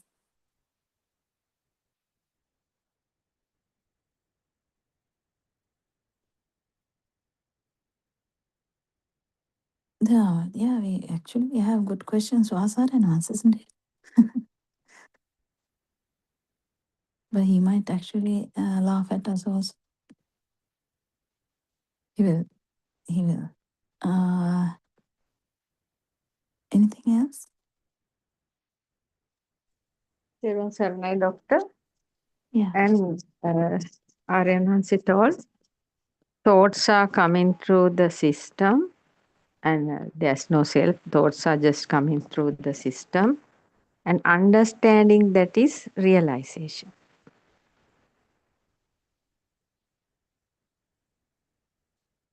Understanding that thoughts are just happening. Yeah, okay. Yeah. Not even just thoughts, it's a whole system, because the feel is also just coming, because the fast vibration of the sensory organs only feel is there. So we are actually understanding the Rupa Nama, Rupa Nama, Vijnanam, all three things. So the actual name, form, basically the thought and the feel, the consciousness, the consciousness.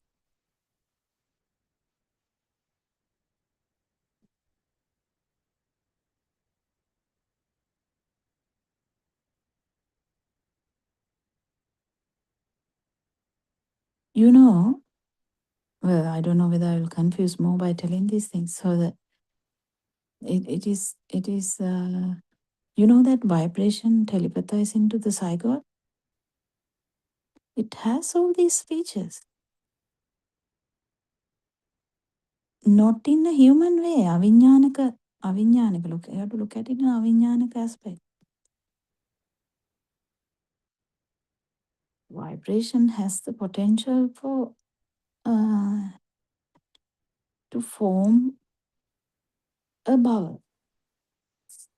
You know, if the vibration is there, the bhava is, the existence feel is already coming. It is a feature. If you kind of get these features, that's the thing. You kind of really fully understand this system. How this vibration has all these features of becoming, nothing, not what. We don't have to worry about what. It has the potential for becoming. That's the bhava, Ashram. It has the potential for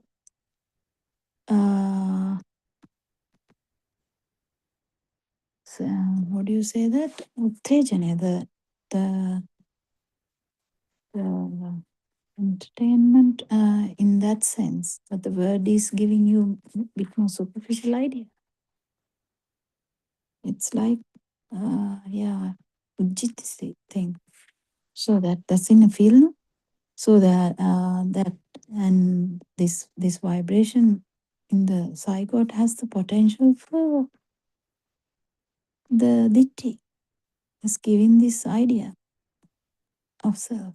It has the potential for Kamasravas, Avidasravas, yeah.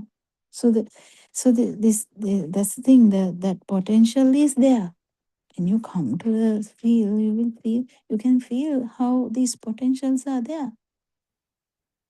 So you have to pick up that, then only that power will also slowly reduce. The potential will never become a potential again. Didn't make any sense there?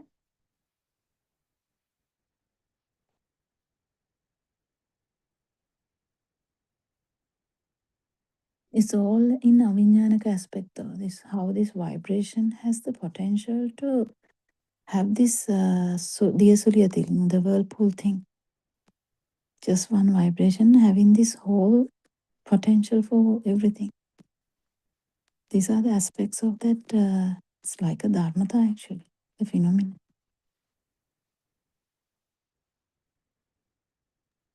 Doctor, to understand, realize this Dhamma, Aryan once said about these Indriya Dharma, spiritual faculties, spiritual faculties, and how those become the spiritual powers. Shraddha, faith, virya, effort, sati, mindfulness, uh, and samadhi, concentration, and prajna, wisdom. Mm.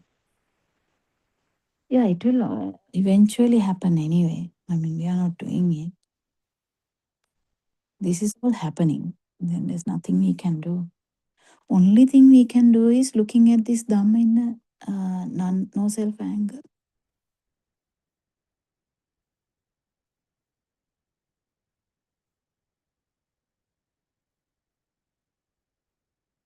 Understanding this vibration in a no self anger.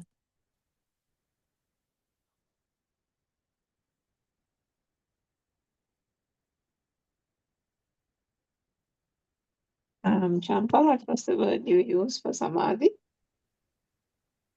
Samadhi, concentration.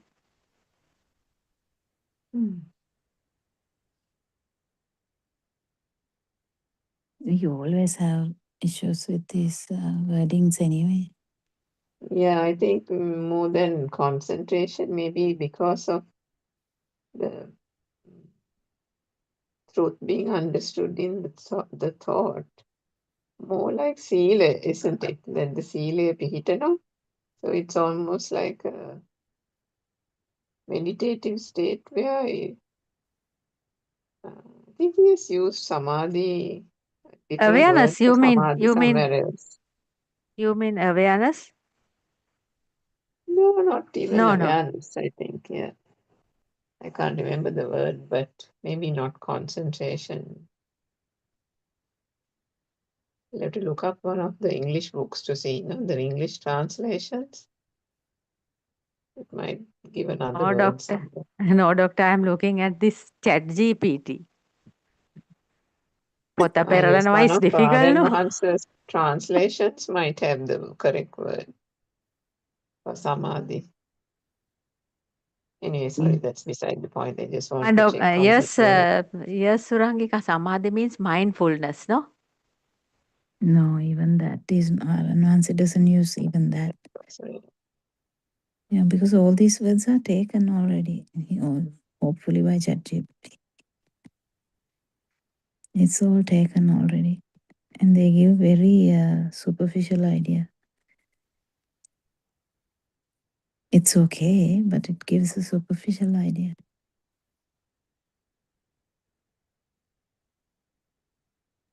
What is the word you can use for ගැටීම? Because ගැටීම is frequently used in Sinhala Zooms. What is the best word in English? ගැටීම. Clash? It makes friction, but more than, I don't know whether I think friction. Gatima is there, the passa, isn't it? The passa. So many things. I mean, I was also wondering about so many words, but none of them. Friction also doesn't sort of sound No, correct, isn't it? friction is. Yeah, friction doesn't sound really Mm. the appropriate one. Conflict doesn't sound appropriate. Mm. Actually, honestly, I think this knowing the Sinhalese language is so much better in terms of getting the correct meaning, isn't it? Yeah, that's right. Yeah. That's why I think that there is not only a challenge just communicating in English, but communicating the correct meaning in English. Yes. For the word ගැටීම, you can't use the power also, isn't it? I mean, power Oh, is created by ගැටීම. yeah. And you talking about trying to explain that one vibration, isn't it, Mm. Dr. Sakuntala? That's right. That's right. Yeah. Struggling with the words. Doctor, But can't you even use that word, clash? yeah, it looks like a sort of physical clash, isn't it? When you use the word clash, kind of material things coming into contact.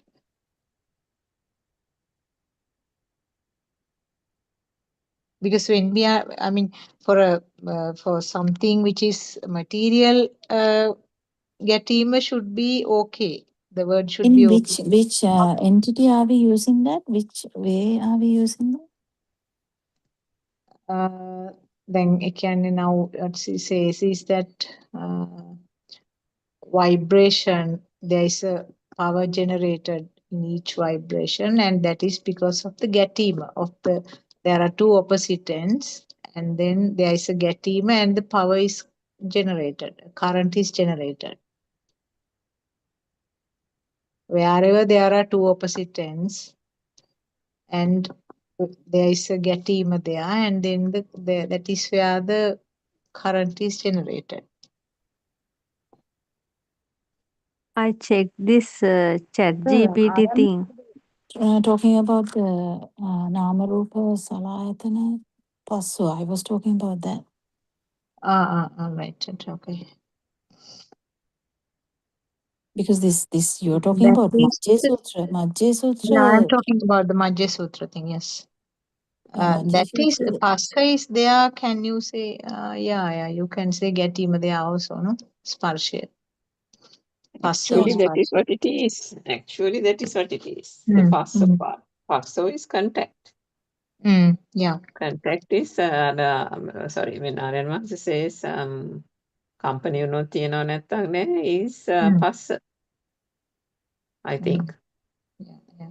Isn't that correct, Dr. Kokla? Because that passapachya vedana, and then it goes on from that point, is actually that Tinnan Sangati Passo is also that passa, the contact point where that whole thing becomes a thought. There you can use the word contact, no? Yeah. Dr. Sakuntala, Mm, that word yes. you use about the Majje Sutra is not two ends, like not the way that you are talking about. In Majja Sutra, I think what Lord Buddha has said was wherever there is a current, there are two opposite ends. Yeah, that's the field side that they are. That is the field. So that in that, when you feel the vibration, when that power is there, two ends is there, 100%. When the Yeah, power that is is not what is there, mentioned in the Majja Sutra. But yeah, but actually, this it's is talking not. from one end. No, you Yeah. can't use any of these words there because it's an unspeakable thing. Because this is in the complete field side, and the two. It's not two ends actually. So when there is a power, we feel like there is a self and the other side. But actually, when the power is not there, that is what is become anidasana or the apatitita. Apatitita word is actually meaning that two ends are not there.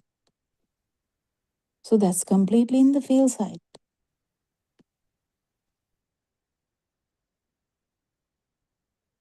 So we can't use contact, clash, nothing. Because it's not actually something like that. It is this power is the reason for us to have the duality. When the power If is not you there, try to duality. explain, how can you say then, like you try to tell someone? True that it is difficult with the words, but how can you tell it? Well, what did you feel when Yeah, till such time you come to the field, it has to be explained. Hmm. you can't really explain that much that thing, but Aranvansi keeps telling it, yes, because this duality is there because of the power. If the power is not there, duality is not there. You feel it when that contact happens. It is at that point that the vibration is felt by way of thought. And that is the contact point, and that is where the duality, moment you feel that it is a thing, that's where the duality occurs, isn't it, Dr. Kokila? Yeah, Through it ignorance, becomes very obviously. subtle. It becomes very subtle. So completely in the field side, this is completely experience. When it comes to the vibration level, if the vibration is there, that's the power that we were talking about. You know that all the time we talk about a power, which is there in the zygote. All that power. When the power is there, the in the field also there's not that chair duality I'm talking about. This is actually very difficult to say even. Not the chair thing. This is a very subtle thing that yeah, it's very subtle thing. And but when that power is not there, that's why the anidasana vinyana, this is all talking about the consciousness, not about the chair.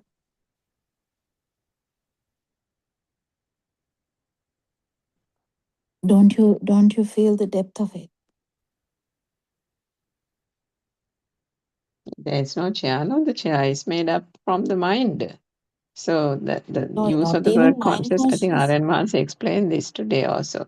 Consciousness is used, but the only way to differentiate it is by using the word anidasana and appatitta. The fact that it doesn't, I know what do you say, that it doesn't land anywhere, meaning it doesn't have a place, it doesn't have ownership.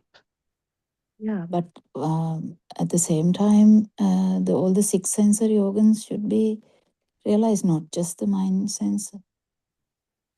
Mind sensor is only one. No, I wasn't talking about the mind sense. I was talking about the consciousness that he was explaining this morning. Yeah, And he consciousness has said all that, the light consciousness also, no?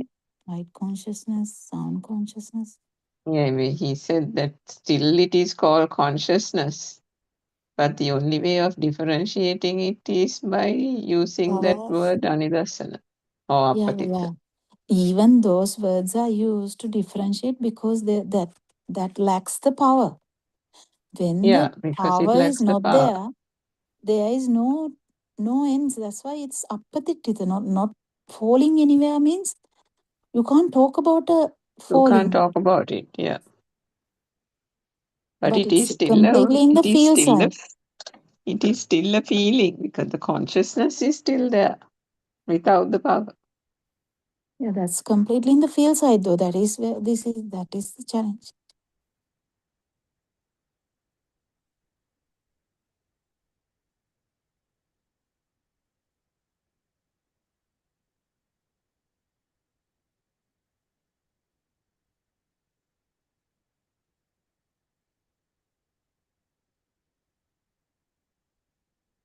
But it's a vicious cycle actually. Unless Aranwanse always says you can't do anything. You just keep listening to Dhamma, discussing Dhamma, understand the defilements, understand this the whole thing and do the Pratipada. You can do only five of these things. When the moment comes, we can't say. And until the moment comes also, there are so many questions.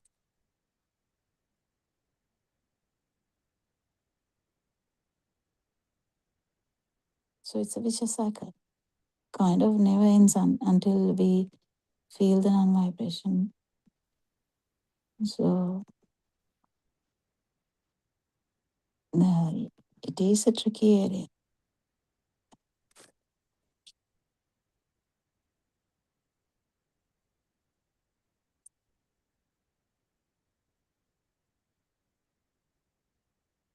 Aranwanse was saying once, people tend to go to the higher levels without even fully consolidating the Sakkaya Ditthi.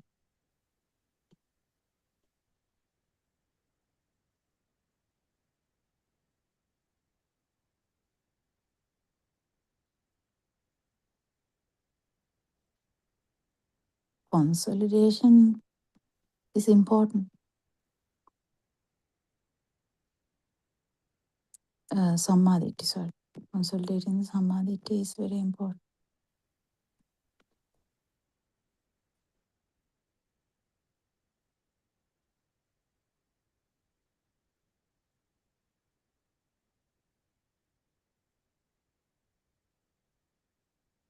But even after that, we can understand how much difficult it is to, if the perception level is strong, it takes ages, if the ego is high, it takes ages. Even when the consultation is there, paramarshana is not there, doubts are not there, still it can take ages.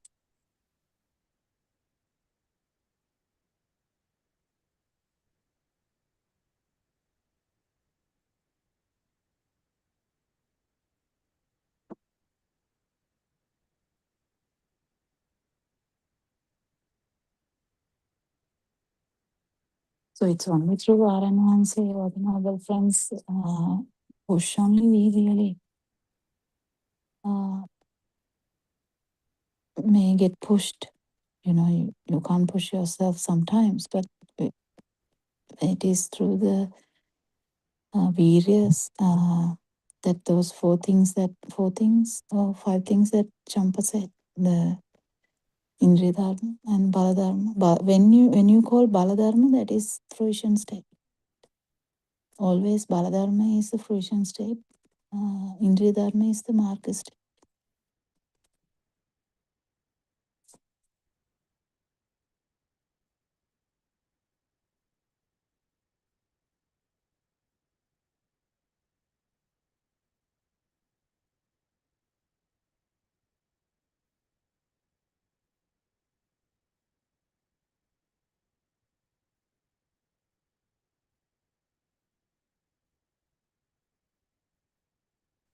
In this path of the Kokila, there is when something is not felt as a thing, it can be, because seeing Nirvana can be at the moment to moment, it's changing, no? From thought to thought. So if it can be seeing Nirvana and all three realms, but then in the next moment, it can be down back to the perception, isn't it? One can't say that that person or whoever system is always in the form world. There can be 70%, 80% of the time that all three realms are transcended and nirvana is seen. But as R.N. Mahansa says, the system has not become nirvana, which is the challenging part. But to the extent where the sensual world has been But transcended, Lord that Buddha person has, can come back to the form world. That can be the default level for that system until such time further realization is achieved, isn't it? Yeah, but there are different fruition levels now. So the someone who has felt this once is just enters the Sakudagami, and then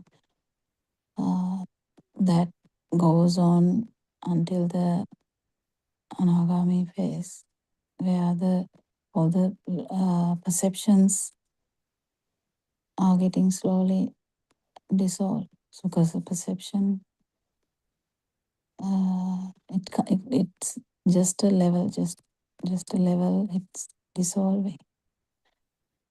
And in the other hand, the awakening is happening. So that's complete different two parts. One is So our self-perception is there only till Anagami, and then it is the self-vibration that gets dissolved from that point onwards. Can we say it that way? yeah, then you can't talk about a perception again. So that's the thing I was trying to say. You can't talk about the sensual world when someone is in someone is have passed the fruition state of Sotapanna, you can't talk about thoughts as such. Then it's completely in the perception level and the feel level. I mean, feel is activated anyway. But because the Asavakshya Jnana is completely a feel. All the jnanas are anyway feel. So the feel is fully in there, you know. Then the once you can't say the someone who is in Suddhavasa, you can't say that they have perceptions. No, they don't. It's just a feel.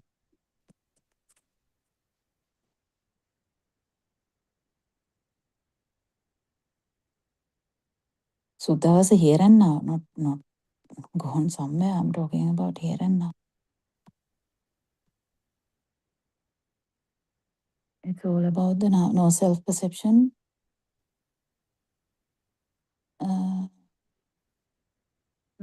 Sorry, non-vibration, no vibration. It's a fight between that non-vibration or non-vibration.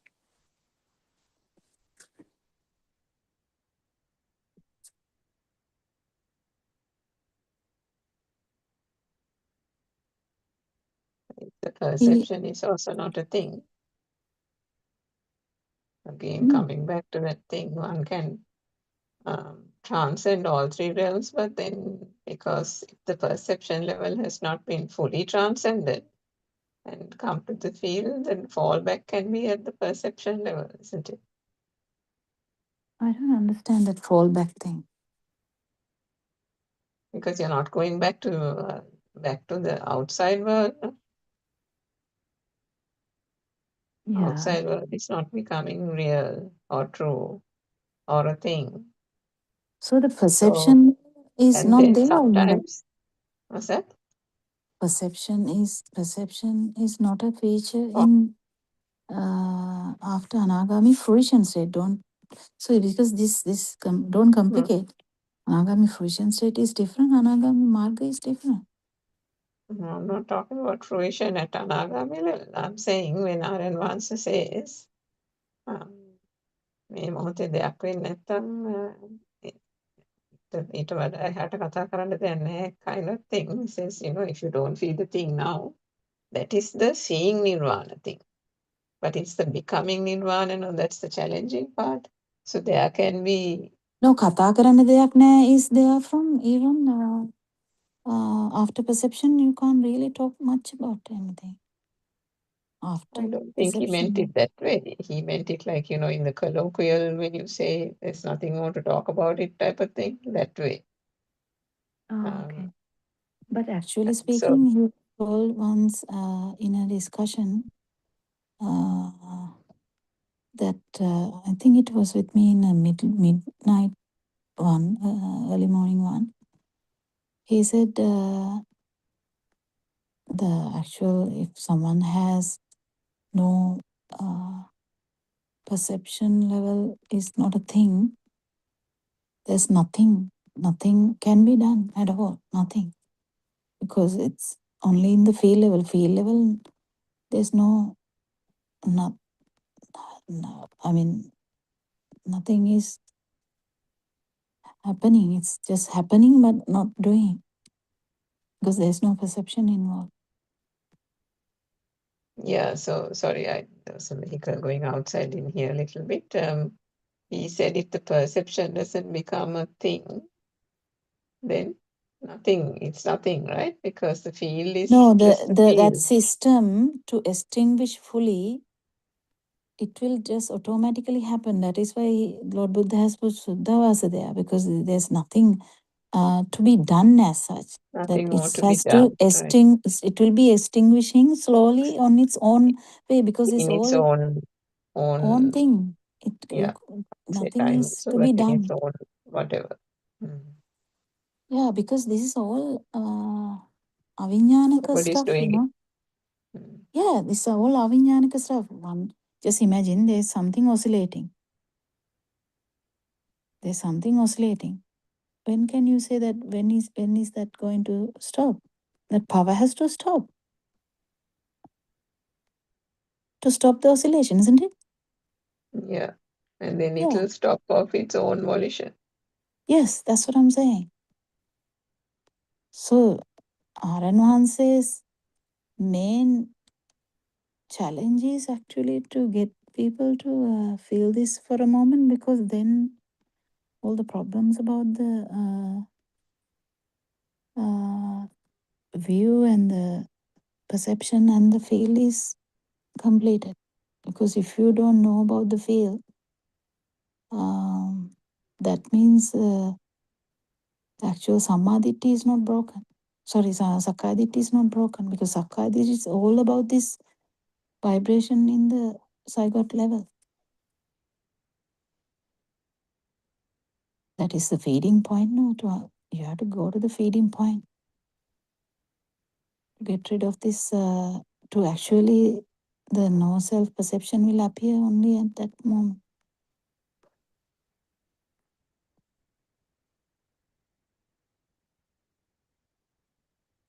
Main challenge is in the beginning, not in the end.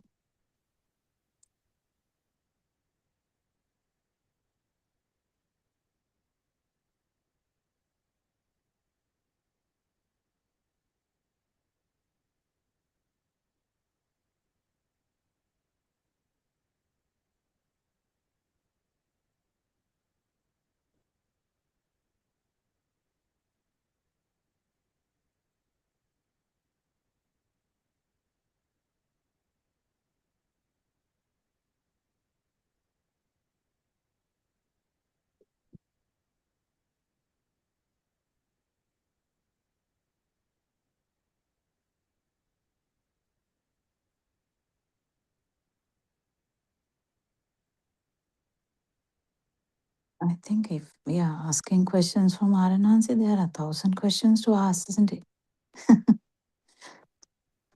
Yeah, sometimes when the opportunity arises, can't remember anything. And also you ask not the exact thing that you're asking here. Sometimes it's really vague that Aranansi is also confused what you're asking. In the sense, Yeah, not you. true, I'm true. talking generally. That's what happened. No, it has happened to me also, but it's true that also happens, and then you can't seem to be articulating it properly also in front of our answer. Everything is jumbled up, no? And he's like wondering, what on earth are you talking about? Can you express yourself clearly? He asked. Yeah. It's better to write the question and ask That in will be Surangika. he will really criticize that if you really write down. Yeah, he knows when you're reading off something, Champa. Yeah, he doesn't like that. It's definitely coming from mind, no, if that is the case. Yeah. If any of us use kind of, if he feels that we are in the mind, he will criticize it like really hard. Not even softly, it will be really hard then.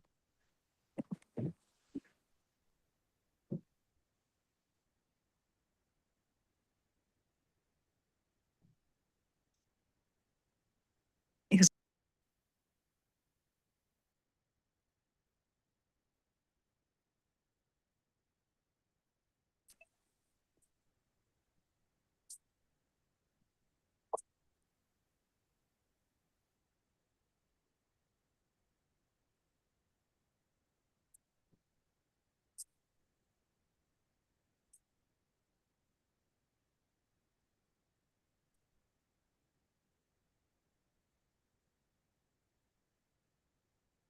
don't you feel that all these questions are actually from the mind?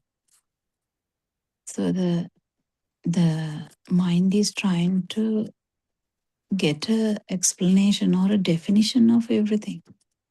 Mm. I have done this before, so that's how I know. Mm. And Yeah. from kind of one time, I dropped everything because Aran once told me, Kokila, this is something to feel, not to think about. And then I dropped, and I didn't actually. I actually gave a gap, and then slowly came back. So that's even long before, I think. I don't know whether it's before Zoom or no, I think it's beginning of the Zoom time. Can't remember. Yeah. But he has told this like million times in 10, 12,000 Zooms or the YouTube shows. He has told this. This has nothing about thinking, because if your thinking self is anyway there. So that inspired me to actually thinking power to reduce drastically.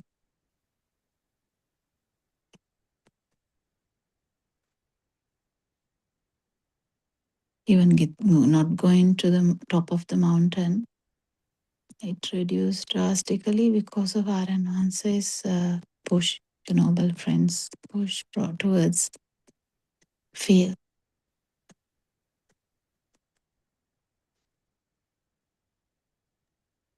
But That means, doctor, that means without writing these questions, just to ask at that means just to ask a question without writing by remembering. Is that so? even remembering is useless. Yes. The Yeah, thing I is mean, just popping up can ask like that. yeah. So the actual question, Yes. most beautiful question, is like children's questions. Mm. So instantaneous, so natural, so unique, so truthful, so yeah, whatever, sometimes they say the most truthful thing into the face, like really. And if that is the case, and so naturally, really, RN1C can feel that immediately he goes into that mode. If a young person asking so with so much actual need to feel this nirvana, then he goes into that mode very quickly. If you are just going around and around and around by thinking, it is felt differently. Even when the person's knowledge is not that good, even when the person's wordings are not that good, even when the sound is not that matching, everything still, if the person is so genuine, Aranan says into it very directly. Like you can feel how he becomes the mother immediately.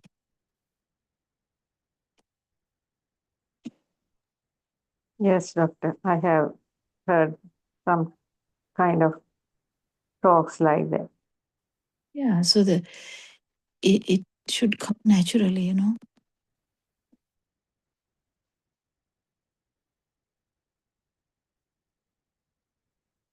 But the problem is, if you are not even identifying the perception level, you don't feel like any problem anymore. So once even main anger and craving is less, you feel like better, and you're not worried about the perception level or the non-form level, form level or the non-form level. You just stagnate there, keep saying, I feel much better, I feel much better. Nothing becomes a thing, but the moment something happens, everything is back in vengeance. That kind of thing. In any level, it can be any level. But whatever the level, it doesn't Yes, matter. doctor. Yes, So that's true. you have to actually catch one of these moments and talk with our advanced, then it becomes so natural.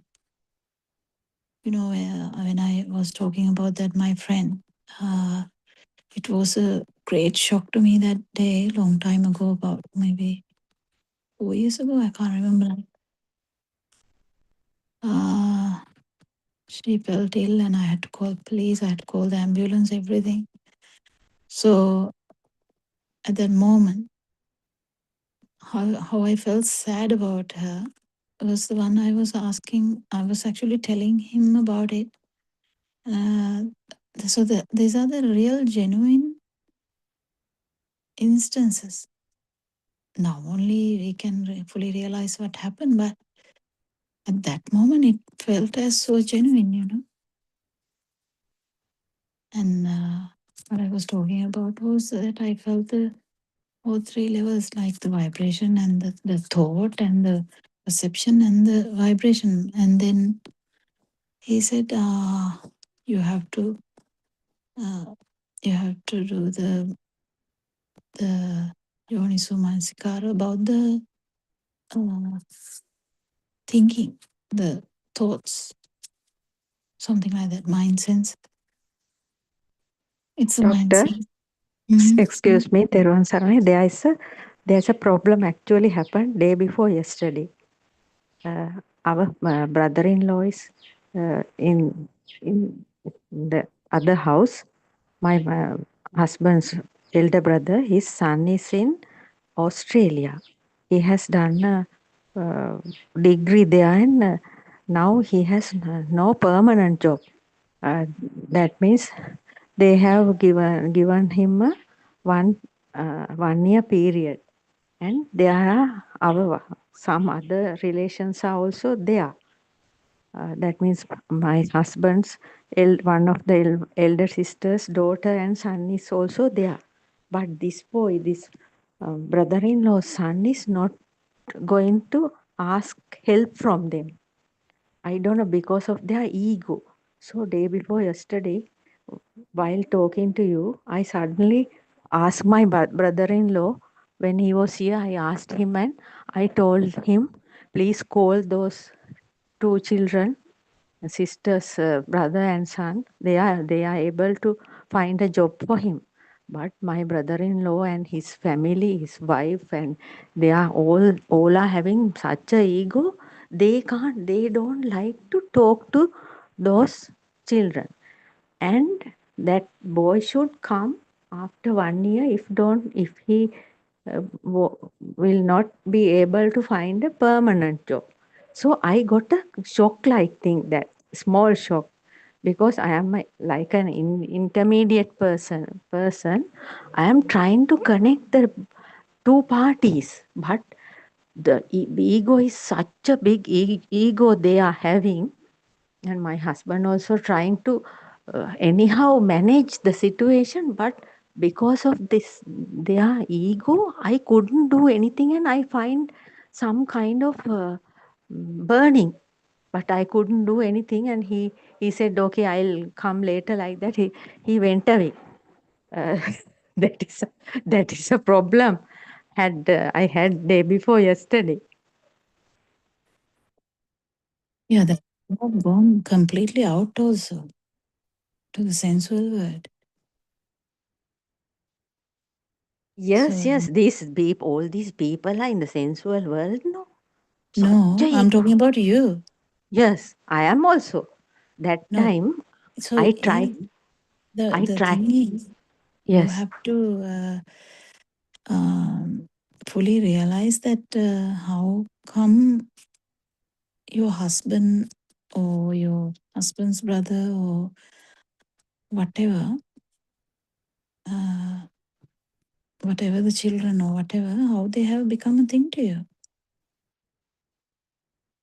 No, doctor, not become a thing. That's innocent child.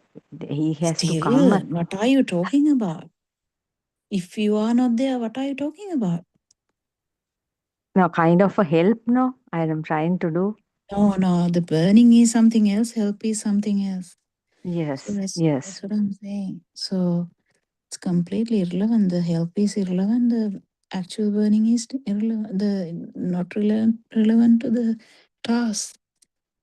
I have told you from the beginning. You have to be very careful. This time to time going completely outside means still in outside. Time to time. If you're going to the perception level, means you are in the perception level. So that risk is there all the time. But even suddenly if you feel that the whole story has become a thing to you, that is sensual work. So there's a very high risk No, of. no, not a big thing. I just tried and I failed it. So I just had some kind of a feeling. And then I forget it and I just Yeah, it can be the did my. perception as well, but the Yes, feeling means you felt it means it's a thing. No? So this whole situations, if you're talking about the situations, they are, if this alive feel is also a joke, what about these things? yes, yes. I thought no need of interfering those things and I just No, forget. no, that's not the point I'm telling. Then I have to even stop feeding my children. I'm not stopping feeding my children. You don't get the point. That's not the point. Point is to Yes, actually catch the burning. yes, yes. Burning, yes. I had a little burning, but I forgot about it. Then I thought no use of telling and I just forgot about it. Then it went away. That's like Vanchanika Dham, forgetting it. You're not going to forget it if you are actually in the path. The thing is, if it came to your attention, you have to actually see where the problem is. What is your kamatahana? Kamatahana, you keep saying there's no kamatahana, but there are kamatahana. Yes. 100%. Yes, I felt sorry about that son. No, my that my brother-in-law's son. That's The why. brother-in-law's son is actually the self vibration. Yes, yes, yes. Yes, that is me. Yes. Yeah, Mhm. easy as that. So that's again your power. Because this what is misunderstood here as self is this power of the chair, power of the son, power of the daughter, power of the husband, power of the husband's brother, and their ego. And you talk about their ego. What's the use of talking about other people's ego? You look after yourself. Lord Yes, yes. Buddha, 500 princess. I don't know how to say that in plural. Prince. Yeah, whoever the to be kings, they came there, and Lord Buddha asked, "Why are you looking for others? Just look after yourself in a different way to imply to find your own vibration." And you are forgetting that. So that's the thing. Your day-to-day life, you're forgetting that there is a task like that. Yes, yes, yes. What do you think, Suranga? We keep forgetting, isn't it? As we are actually coming to the level that she should be starting her sermon. We thank God and Hanse for his noble guidance, his great effort to turn everyone to Samadhi. This is, I Teruvan know, Saranai, Doctor. Teruvan Saranai, all the Dhamma friends and Teruvan yes, Saranai Aryan yeah. Hanse. May Tripurti bless you all. Thank you, Dhamma friends.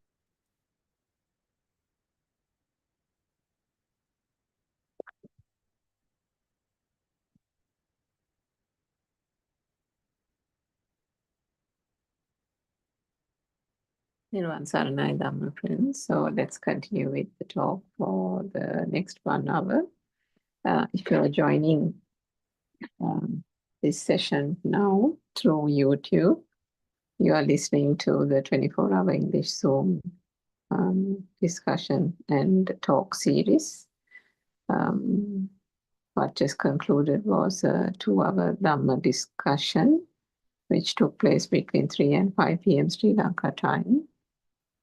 The rest of the discourses are mainly of 1 hour or 1.5 hour duration and delivered by different practitioners So the teachings that are being imparted here and shared with the world are the teachings of Buddothpada R.N. Vahansa, who is our noble spiritual teacher.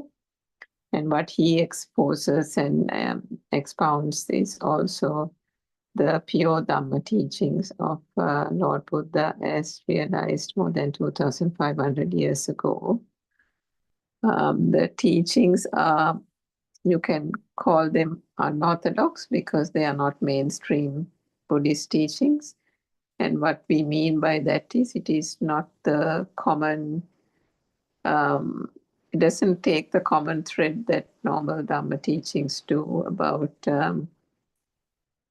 things that you have generally heard about karma, karmic effect, the heavenly realms, the godly realms, but more importantly than all of those are also common features in various Dhamma teachings that you have heard, but especially also the fact about concentration meditation. So that these are not things that are featured in these pure Dhamma teachings as exposed by R.N. Vahansa for the very reason that they are not truly reflective of Lord Buddha's authentic Dhamma teachings or authentic Dhamma message. So this concentration meditation, as you know, is quite common across the world. It has gained popularity over the last so many decades. And whether it is in Western countries or in monasteries all over the world, one sees concentration meditation being used as something that is widely accepted and recommended by the Buddha. But actually, what the Buddha really wanted in terms of to realize the Dhamma for people to actually embark on in order to find a cessation from suffering was to first understand the Buddhist philosophy, the core Dhamma teachings, and then actually put these teachings and the principles into practice. So putting it into practice, it did not mean to sit down in a cross-legged posture and then look at the breath and do that kind of meditation. That actually does not achieve the goal of practically doing an insight meditation in the true sense of the word. But unfortunately, that seems to have been the mainstream teaching, mainstream way of interpreting the Buddha's teachings. And because of that, we have so many, not only in Sri Lanka, in other parts of the world, also people following that path.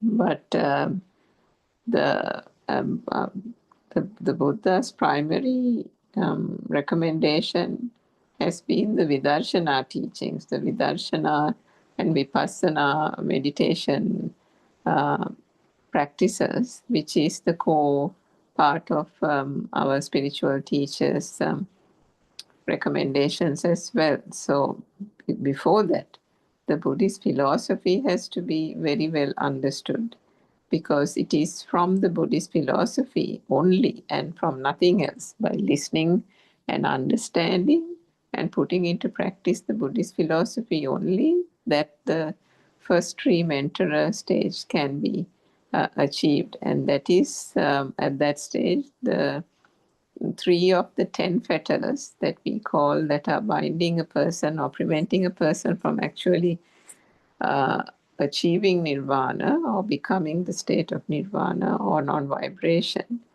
is there in those 10 fetters. That's why they are called fetters. And the first 3 are broken. The first 3 are transcended only by understanding or fully realizing the Buddhist philosophy. So what is this so-called Buddhist philosophy? What the Buddha discovered so many thousand years ago was that, whilst other ascetics were in search of the truth, they were too also very earnest in their efforts in wanting to find the reason for suffering, the cause for suffering, and wanting to find a permanent cessation for the suffering. But so they actually did concentration meditation back in the day. So the same types of jhanic states of meditation, all that was fully practiced back in the day as well. So if that was practiced back in the day, why do you think that Prince Siddhartha, before he was the fully awakened one, left those ascetics and went and decided to find a path of his own in search of the truth? So from that itself, you could see that there was something that was lacking in those streams or practices of concentration meditation. Now, he learned under the great sages at the time. I think the names were Alarakalama and Uddakaramaputta, the two great sages at the time. And studying under those two teachers, the Prince Siddhartha, actually attained and achieved those very high states of meditation, those jhanic states, where you could, be in that tranquil mind, tranquil state for a long, long time. And it is probably complete bliss at that point. But what he realized was that, moment you come out of that, no matter how much you are in it, but when you come out of it, the defilements really come back again, all over again, and the suffering is there. The suffering has not reduced. So what is suffering? The suffering is at a superficial level. It is the sorrow, the depression, the clinging, the desire, because even desire and clinging doesn't necessarily always bring happiness, isn't it? The more there is desire, the more there is clinging. There is also the possibility of it bringing sorrow, it bringing loss and depression and grief when that is not there. Because otherwise, there is also, when you have something and it is of value to you, then there is the worry, the stress, the anxiety around losing it as well, isn't it?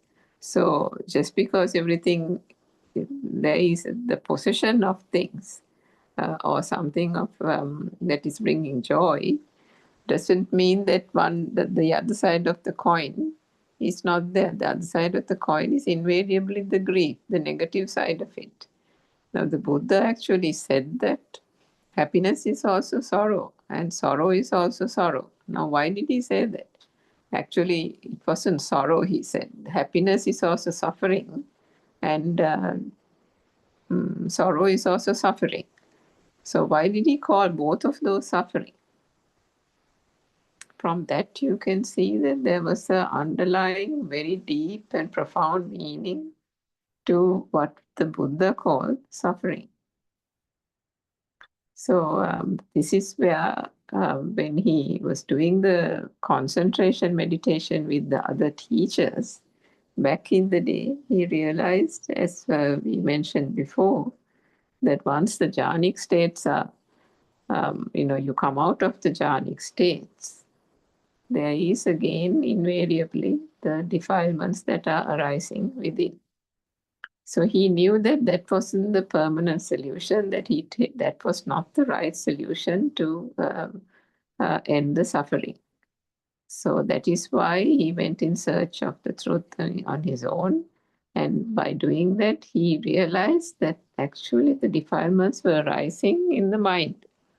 It was the thought that was bringing about these emotions of happiness, sorrow, clinging, aversion, envy, jealousy, depression. All these things were actually arising in the mind. So then he went deeper and deeper into how this mind works.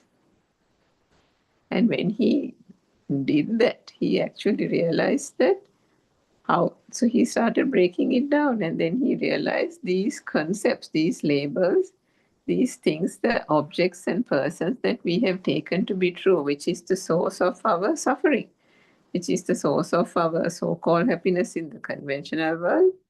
things that the things that are bringing us happiness, sorrow, or the things that we think are bringing us happiness, sorrow, and everything is actually arising as a thought in our thoughts. So this object is actually not anywhere else, but object is in the thoughts, because even if the person or object is not in front of you, the mere thought of something can either bring happiness in a superficial level or sorrow. But if it is happiness, also if it is wealth, also you are worried. You want to protect the wealth. You are scared that it will be taken away from you. Or if you have invested in the stock market, you'll be worried that it will crash. That the money can be lost completely overnight. So actually the happiness is that actually have actual happiness? No, because there is always that underlying fear, underlying unknown thing, the uncertainty of something happening and everything coming crashing down. So this kind of suffering was always there, but the Buddha realized, not that there was stocks or anything those days, that was just an example, but even through the meditation, he realized that the thoughts of leaving his wife behind in the palace, the thought of his newly born son, all that kept crowding into his mind. So he realized that it was all actually coming through thoughts. It was coming into the mind, and then he realized that there was something there was more to be discovered in the mind. So that was the thing that he actually really journeyed in to search from within. And it was from that great realization of truth that he was able to see that these actually what we call thoughts and what we call this world was something that is actually getting manifested in the mind, nothing else. That it was a manifestation occurring through the vibrations that are happening in the sense faculties. So that is why the Buddha said that the sense faculties make up the world, and understanding the sense faculties would allow the transcendence from this world. So why did he say the sense faculties make up this world? That is because this is not something that you would actually probably just think when you're sitting in your lounge and relaxing. You're not going to be thinking about how this world gets created. But this is the value and the beauty of this true Dhamma, because this is called actually never before heard Dhamma, because despite there being so many types of teachings and scholars and theory and religious leaders in this world, in the conventional world, if you can call it that, no one has ever actually gone into journeyed into the depths of the mind and understood the mechanics of the mind so well than the Buddha. And there is a scientific explanation to every one of these things, starting from the vibration that is actually the cause of this whole thing to be manifested. But so the Buddha showed, trying to impart this Dhamma to the lay people, realized that this itself was a big challenge, because it is not something that is discernible to the naked eye, to the human, flesh eyes. It is not something that you can see in black and white in front of you, where like learning a syllabus or getting a degree or acquiring something like knowledge through school or curriculum. It wasn't something like that. This was something, the Dhamma, the true realization of what was causing the suffering and the path to suffering, a path to ending the suffering, was something that one can actually realize only by arising wisdom from within. So to arise the wisdom from within, there needed to be insight meditation into the mechanics of the mind, into the functioning of the senses and into the whole way these sensors, the vibration, the manifestation, the speed of the vibration, how they come together to form the thought, all these, how this whole thing came together was the big experiment, the big insight meditation, the penetrative insight that needed to be cultivated. So again, it wasn't something that was easily or readily discernible, seen or heard to the naked eye or to the ears, or anything that was tangibly felt to the sense faculties.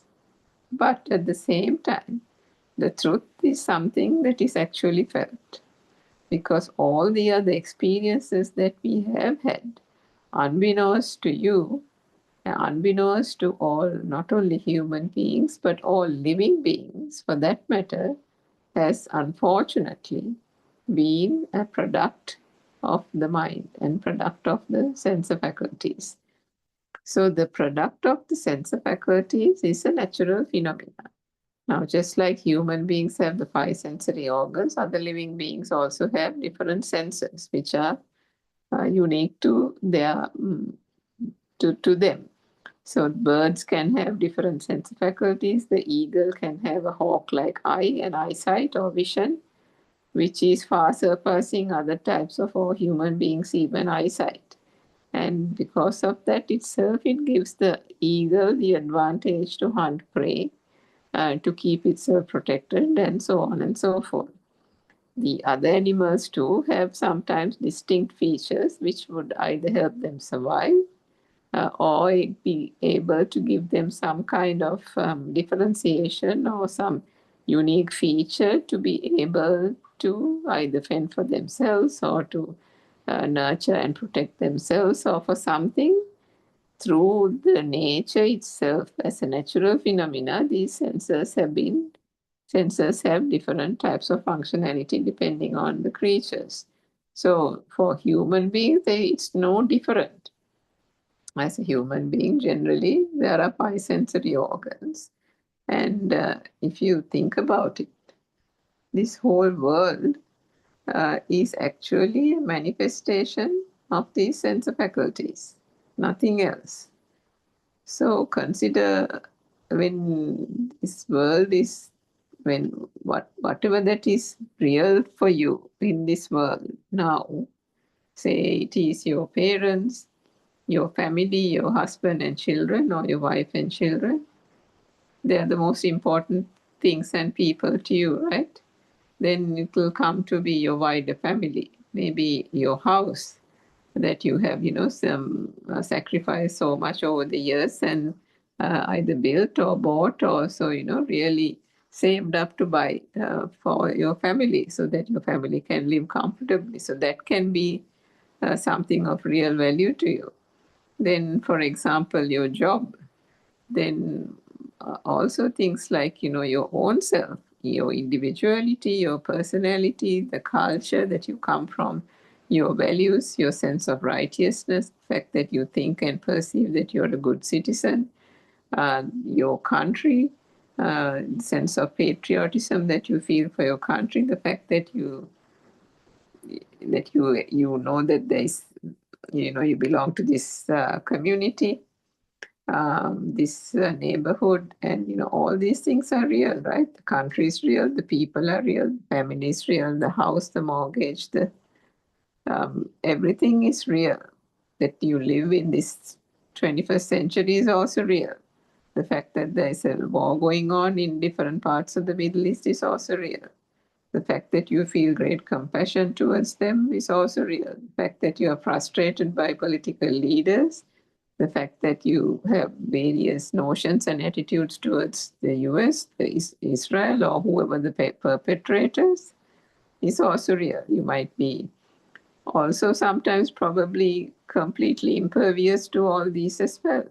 You could be even a person like that who doesn't really care about these things and just mind your own business or not worry about something until actually something happens to you or something closer to home. There are people who are like that as well. Like, sometimes we hear people saying, if you can't do anything about it, what's the point in worrying?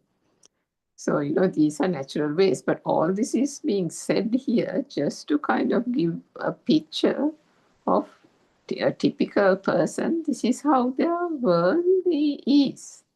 This is what they call the world around them, the surroundings, their world. And they are also what very much a part of this world. But how the Buddha actually questioned this at the time of finding the truth. And what he realized was that this world, as we call it, is actually something getting manifested through these sense faculties, the five sensory organs. And when we think about how it is getting manifested, the manifestation comes about only through the speed of vibration.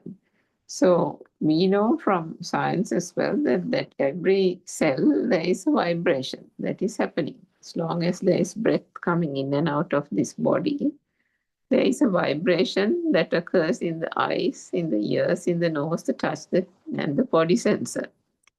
All these sense faculties, there is a certain amount of vibration.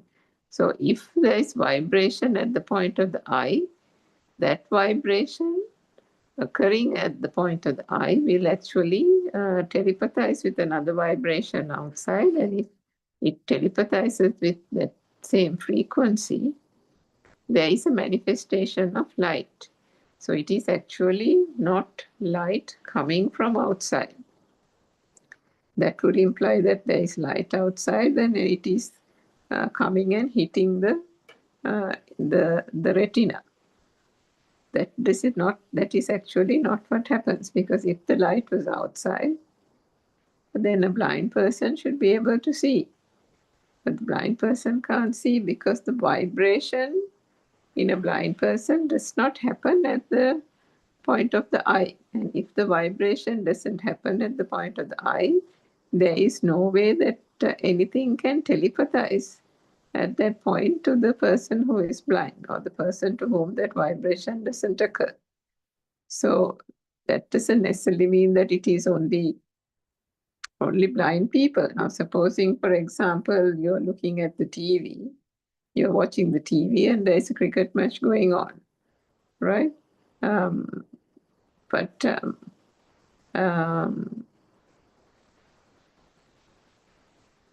No, let's say something else. For example, if you're driving and you're focused on the road and all that, you can see a lot of things that are whizzing past you.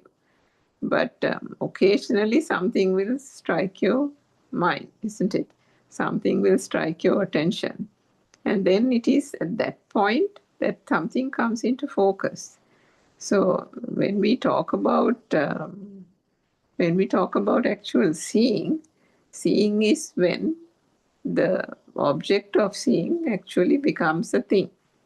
So we'll come to that in a moment. So when we talk about these manifestations, there is light that gets manifested in the eye, and in a similar way for the ears, when the vibration happens at the eardrum, that vibration telepathizing with another vibration will give rise to what we call sound. And the same thing with the tongue, the nose, and the body sensor, which each will have unique features, like the smell for the nose, the taste for the tongue, and the body sensor will have the heat, the liquidity, cold and hot, the solidity as well. So these are unique features to the different sensory organs. But what happens next? Whilst these get manifested due to the speed of vibration, there is from that, because of the continuous speed of the vibration, feeling arises that light actually exists. There's a continuous feeling that light actually exists. The same thing with the sound. As long as there is a vibration, one gets the notion that there is that sound. There is the sound of whatever. But when did the sound become the bird? When did the sound become the noise of a train going by? When did the sound become the sound of a lawnmower being operated next door. When did all this happen? Because all that would have been there is that basic perception of a sound.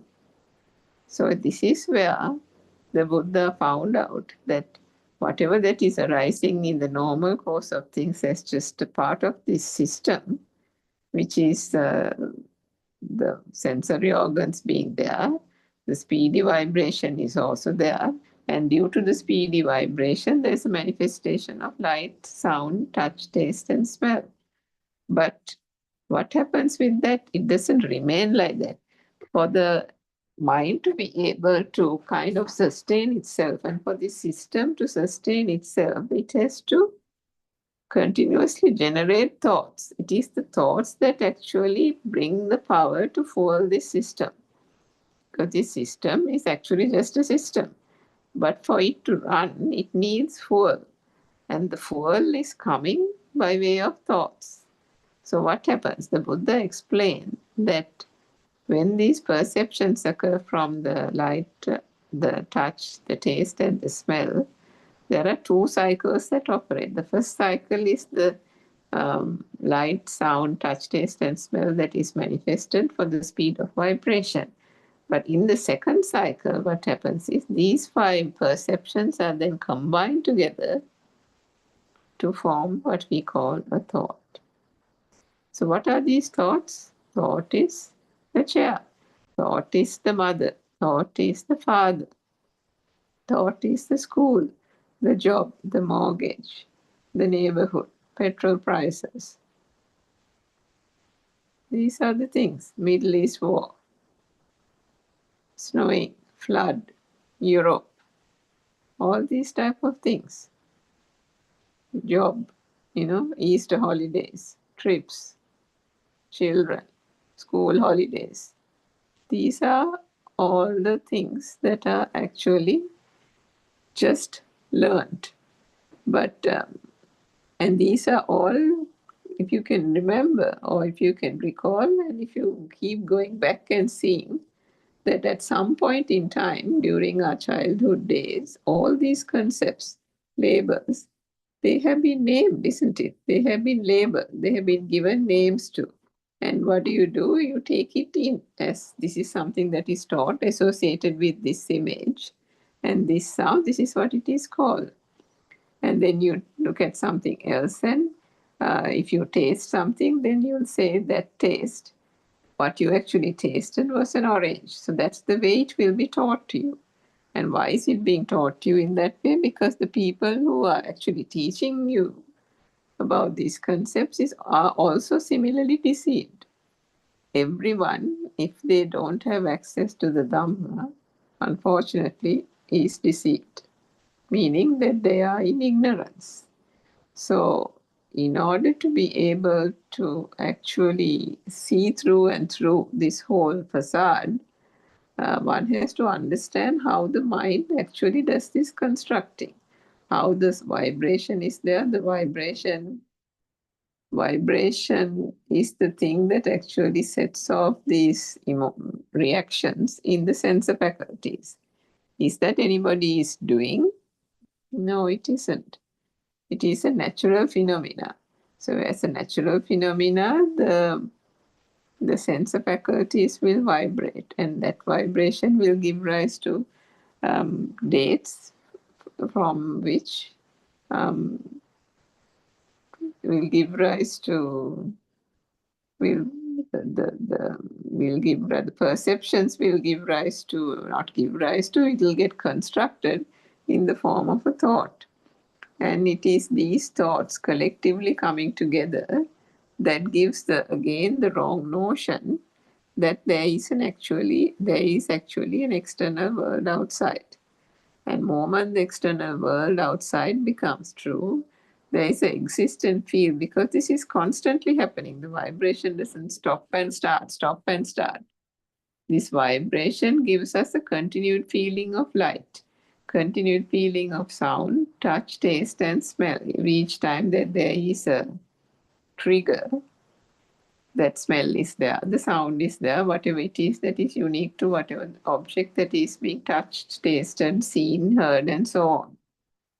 But what if we don't understand the mechanism that this is only a manifestation internally in the senses, then that opportunity, then that truth is not seen at that moment. If you don't cut through the facade and see that these are just mere basic perceptions arising in the senses. No one is doing it, but that is the way it unfolds.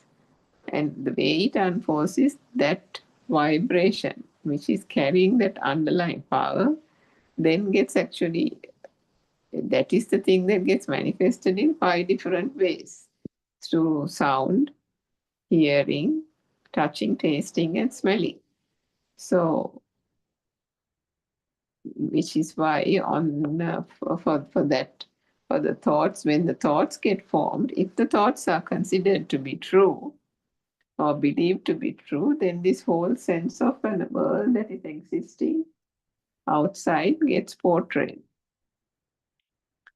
But what did the Buddha say? Back in the day, when the Buddha took his son later on after becoming the fully awakened one, he visited the castle back again.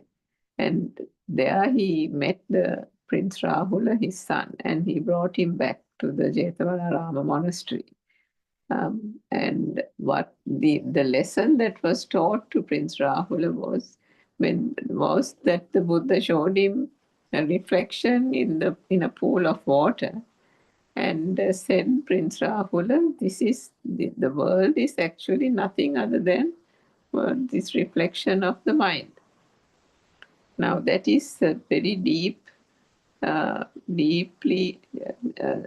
a thing that has very deep meaning, because what did he mean by that? He meant that all these senses, despite being different, despite having very unique features, can do only one thing and one thing alone. And what is that? It just creates, it has a way of vibrating, and that vibration then genuinely, that vibration sets off gives rise to a sensation. So it is that sensation which we then put a perception on it, gives the symbol of something has happened. And so those are the thoughts that then arise, and these thoughts are then made to be real. So this is the way the world then gets spun around and around. So when the world gets real, where all these objects are taken to be true, and this can happen gradually or this can happen relatively quickly as well, depending on the earnestness, the spiritual intellect that one can actually have in order to embark on this insight meditation. If there is sloth and torpor and restlessness, where people are actually coming and using, where if there are those defilements and those things, they are called actually, I don't know the term, but aspects that would actually shut off the path to nirvana. So being mindful of those, one understands this mind, how the thought process kicks in. There is an interpretation that happens in the mind, where all those various experiences and discussions with all those various experiences that are then coming together to form the mind consciousness needs to be well understood. And when that is done, there is a release. And that release also doesn't come overnight. It is very insidious, meaning it is gradually almost arising from within. What one actually does is we look at and focus on this process. How did this thought become so real to me? How did this I become so valuable to me? Because when this world is created through this learning that has actually been acquired during our childhood days, and then from that point onwards, it gets only expanded more and more through what the teacher taught, then parents are also adding in, siblings are also adding in various experiences, and as the child progresses through classroom after classroom, um, as the child progresses, these things are expanding. The world and the worldly objects expand. So then comes the notion that all these actually exist. And if they exist, that wrong self-view, the I, the self, the me, is also getting created on this side. Analysis is getting created from this side. So this is the analysis of the mind that one has to embark on. One has to actually, through penetrative insight, really take this whole process apart and see what is it, because one then realizes that this so-called concept of me, I, me, my, is also an extension of that feeling of existence. We call that itta sanya in Sinhalese and Pali. Itta sanya is actually the feeling that all these things exist, the feeling that worldly objects exist, the world exists around a person, and then arising from that, the feeling that that there is a self here. So this wrong self-view is a fundamental tenet of the suffering. And the Buddha said that in order to be able to fully transcend these defilements and these various stages of sensual world, form world, and formless world, one has to actually really see the truth in this very moment. Whatever that is, whatever object that is being thought of, it is only occurring in this moment, because there is no way to experience two things at the same time. The thought is just one thought that is occurring in this moment. So whilst the vibration was the thing that actually, the speed of the vibration that actually gave rise to speed of the vibration that actually gave rise to the thought. The once it becomes a thought, it is a new vibration altogether that cannot be reversed back to sound or color or touch or taste or anything, because ultimately it is a combination of all this that actually occurs at that point.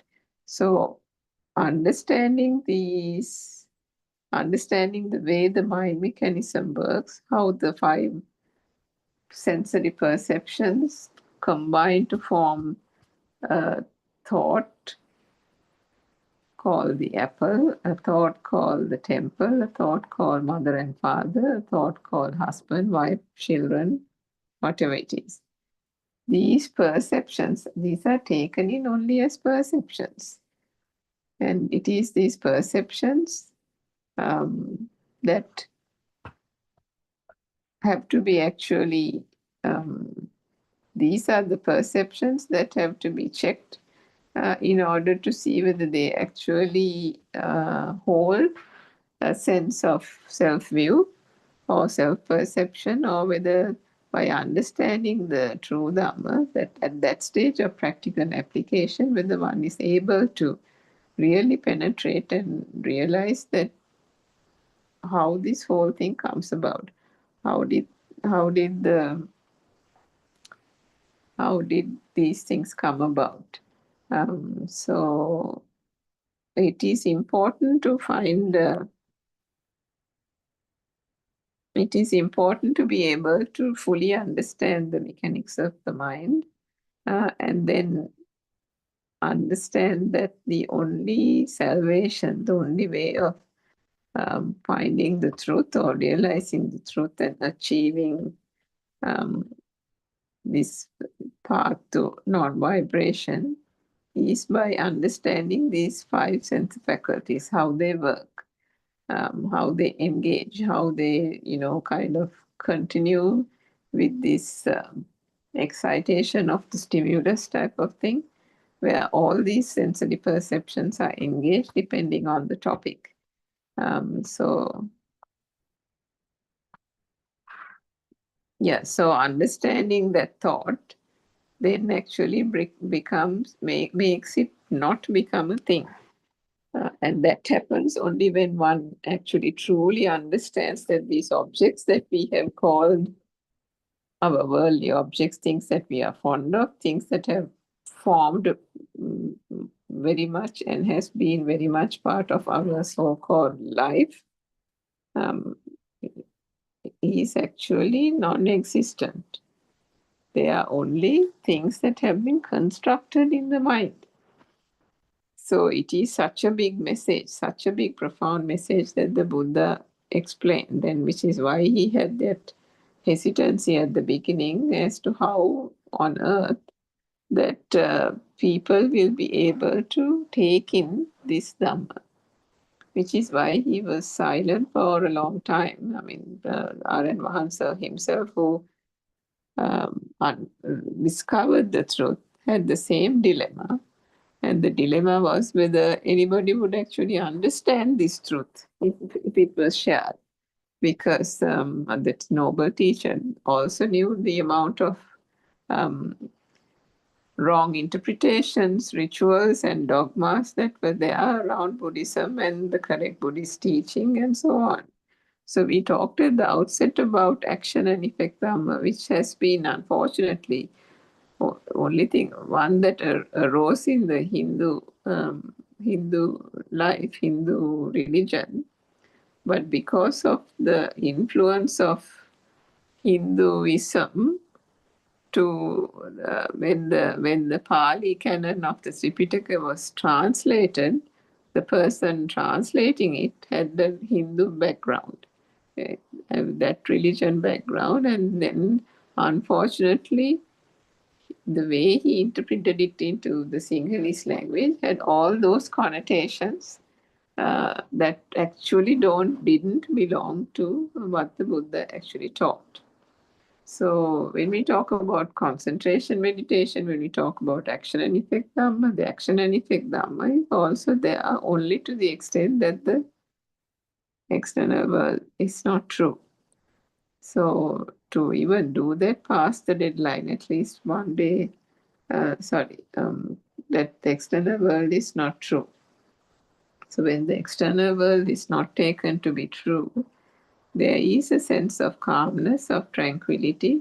The next stage is actually thinking that not only is the world not true, then how come this is manifesting, right? So still one is able to see a thought. One is still able to get thoughts of the job, thoughts of a trip that you're going, thoughts of all kinds of things. So doing that, one is able to actually, when one actually looks at the thought and sees how that manifests itself, and then understand these are all thoughts are just past perceptions arising now as new perceptions. Because when you, for example, see a chair now, or someone says the word chair, immediately for you, everything that you know about the chair, about a chair, supposing something happened long time ago, that whole thing can come about now. I mean, I'll give an example. When somebody says cane chair, chair made of cane, immediately an old cane chair or three cane chairs that we had in our childhood days in our home comes to mind. So the fact that they were old chairs that were even at that time about 15 years old, and the fact that they were very comfortable, where they were located in the house that I grew up in, Then everything to do with the chairs, the way I used to curl up in the chairs and read books, the way my siblings used to curl up in those chairs and read books. And then every 6 months or 1 year or so, the cane gets old and has to be woven back. And how we, get a person down to weave the chair again. All these things are there in that thought, isn't it? It's amazing. It is actually amazing because the mere, when you just say chair, maybe the whole thing won't come to your mind. But if you say cane chair or something, whatever the perception that has become so dominant or so thickened through constant arising of that perception through the vibration, will bring to that system that old perception of that childhood occurrence of that chair. So was it that one actually went to the past and got that chair notion or chair memory, or did it spontaneously occur in this very moment? It occurred in this very moment, isn't it? And all that was said now was the sound of the word chair. But how come that the word chair brought back this entire thing about where it was, how it happened, what were the things that we have to do to prevent it, and so on. Sorry, not prevent it. The chair, the features of the chair, when was the chair, the chair that was encountered during childhood, all these things are coming up at that moment, in this very moment, not later, not in a minute or two, not a minute or two ago, but in this very moment. So even from that, there is another huge lesson to learn, because whatever that is getting vibrated now and is manifesting to the senses is the only thing that can be experienced. But in this case, a sound was heard, and then what happened? The mind, not the sound, yes. So say somebody said cane chair, then what was actually heard was a sound. But then the mind did its trick. The mind did the interpretation, took it around into another circle, another cycle. And then in that second cycle, the thing that we call Tinnan Sangati Passo, the contact point, it is commonly used to show the fact that the five sensory organs and the perceptions arising from that come together to form a consciousness, the mind consciousness. It can be the mind consciousness, or if you go down one layer, it can be the eye consciousness, ear consciousness, and so on. For example, if that speedy vibration gives rise to the manifestation of light, then that light is also assumed to be there always. That is another thing. The notion that this was also learned, that it wasn't there right from the beginning, is almost kind of conveniently forgotten. Again, not that anybody's doing it, but that is the way it is. That is the way this whole mind mechanism works. So the only thing that can be done from this exercise, done from this analysis and the penetrative insight which the Buddha asked all practitioners to do, is to go behind this veil of ignorance, go behind this pretense that is getting manifested in our senses. And what's more, not only does it get manifested in our senses, it gets projected outside, almost as if all these things exist outside. The food exists outside, and that is why we take it and prepare it and cook it and eat it. The things that we are seeing is outside, images, pictures, whatever it is, animals, creatures, mountains, trees, rivers, lakes, all this is outside. That is the deception. That is the illusion. So that is also felt as if it's outside. The same thing with the sound. If we think that the noise of the train is coming from outside, the bird is chirping outside, the baby is crying inside the house. You can hear the sound of the shower going on.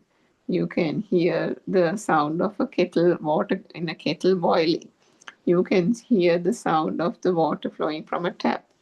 You can hear from outside a frog croaking. You can hear from outside a dog barking, as I just heard now. So these are things that, again, what happens if one doesn't know the true Dhamma? The assumption is that these are actually occurring outside, and I am here and I am hearing them. So this duality always occurs invariably in this when one starts to see this whole pattern, how this thing happens. But the Buddha said that once you know how the functions of the senses work, then there is, no matter what people say, no matter what anybody can, stand on their head or whatever it is even and say that this is the way the world is formed and that's not what you form. The pathway from the teacher is made very, very clear. As long as the senses are there, there is some manifestation which is happening only due to the speed of vibration. But the speed of vibration happening continuously gives rise to volitional formation, which we call sankhara, and that with the speedy occurrence of it gives rise to the notion that light exists, gives rise to the notion that sound, touch, taste, and smell exist. Now what happens? So that exist and feel then gives rise to an alive feel. If something exists, then there is an identity created immediately on this side. So either that can be either so that is the way the wrong self view gets formed. So the transcendence of this wrong self view is the most challenging of all. As the Buddha said, taking a little bit of earth to the fingernail, under the fingernail, and said that this is if all the world can be likened to the earth, the bit of earth that is captured behind the fingernail is reflective of only that amount of very, very minor number of people will actually see the Dhamma, realize the Dhamma, and find a path out of suffering. So, can you imagine how challenging and how it is not easy to be able to understand this great truth? But, Dhamma friends, this truth is something that is not. This is not religion. This is not Buddhism. Buddhism, in the true meaning of the word, not that words have true meanings, but in colloquially speaking, has no isms. There is no theories, there is no dogma, there is no, nothing like that where anything can be held on to. This is a practice, this is a teaching where it shows that there is not theory of everything, but theory of nothing. What people think is the theory of everything, the so-called conventional mundane world, in the Buddha's eye, and as he taught how to actually see it through the eye of the Dhamma, one comes to the realization that it is actually the theory of nothing. There is actually nothing. This is a Dhamma where it shows that there is only nothingness. Why do we say nothingness? That is because every experience is only, and I repeat, only manifested to the sense faculties, nothing else. And the mind sensor works by the combination of the other senses coming together to form a mind sensor. And the mind sensor also has unique features of just like the ear has the sound and the eye has the light. The mind sensor also has a way of distinguishing between happiness, sorrow, all this kind of thing. But the mind and emotions as well, depression, emotions, and things like that, which is like a natural cause, natural result of this whole process. But understanding this, will be able to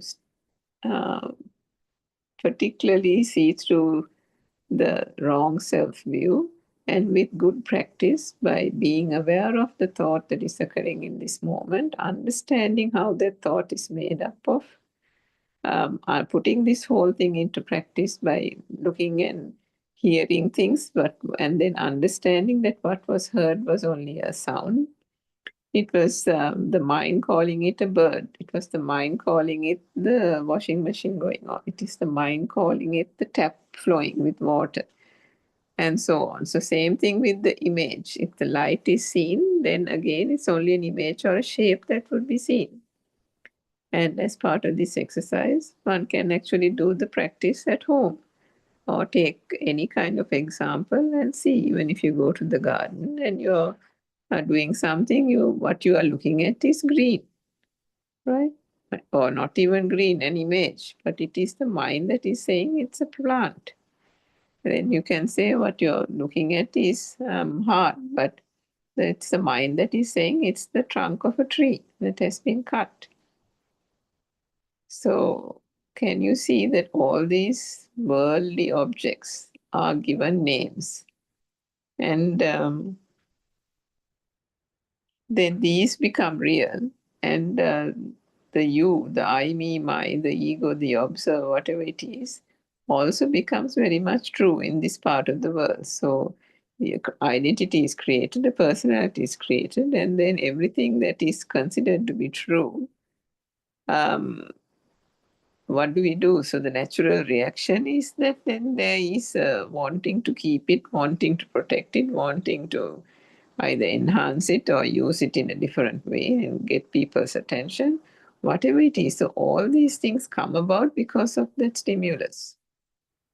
So another way that the Buddha said was to keep, to find solace within oneself and practice the Dhamma, and talk to the spiritual teacher and get the guidance, but not necessarily talk to in these social circles where it doesn't come to anything. There is no learning, there is no realization of the Dhamma, because forever we have been in this samsaric cycle because of ignorance.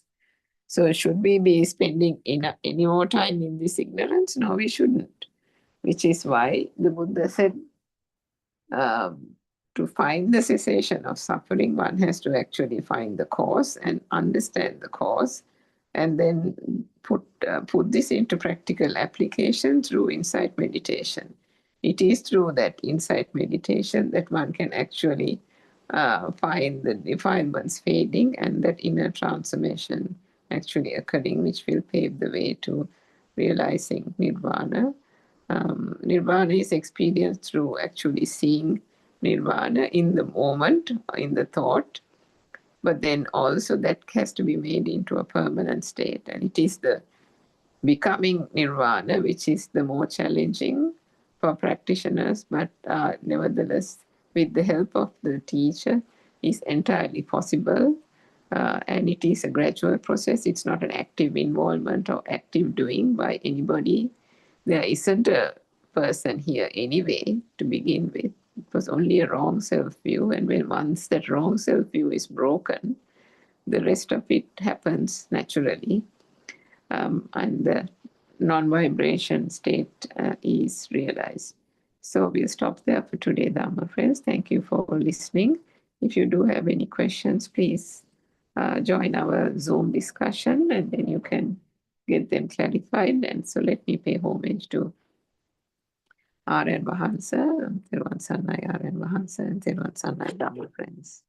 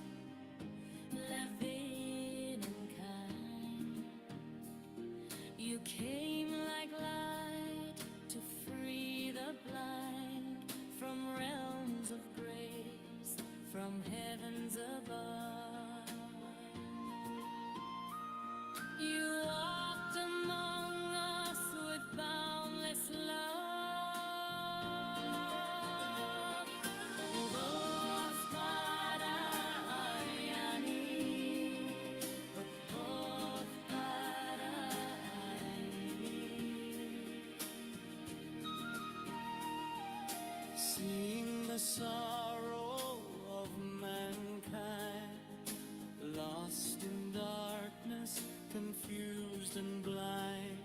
You spread the truth so clear, so bright, the Dhamma's flame, the guiding light. You reawaken Buddha's way, the sasana shining day by day. Through your compassion, calm and deep, you soothe the wound that makes us weak.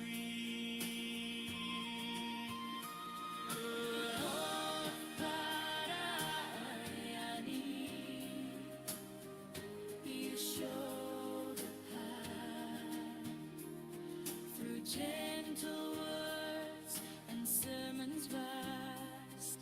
Step by step, you lead us on until the night the fear is gone.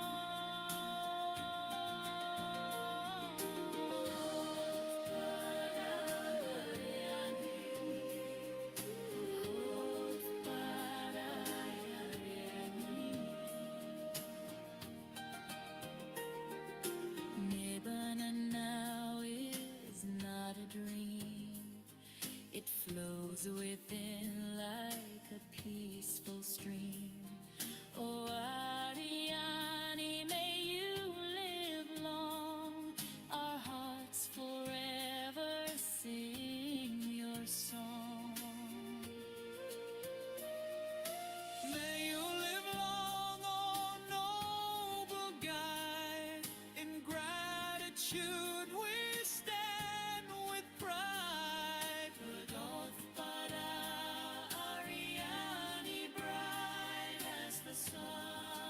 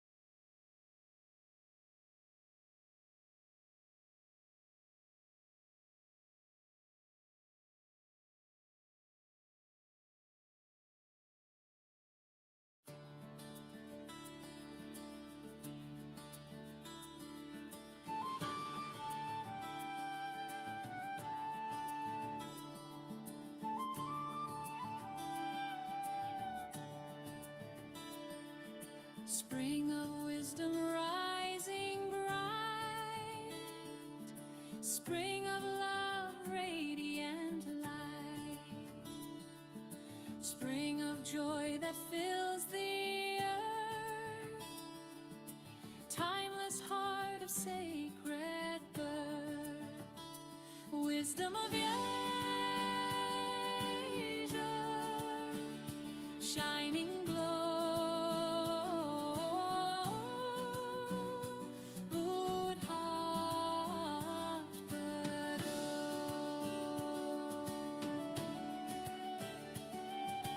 Liberation from all birth, liberative and from mind's deep thirst, liberation from fear and death, freedom carried on each breath,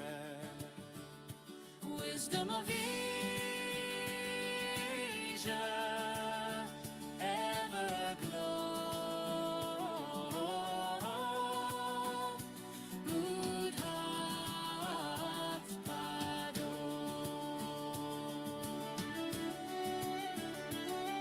Dispelling darkness, breaking night, dispelling ignorance with light, dispelling suffering as we rise, compassion, opening all eyes.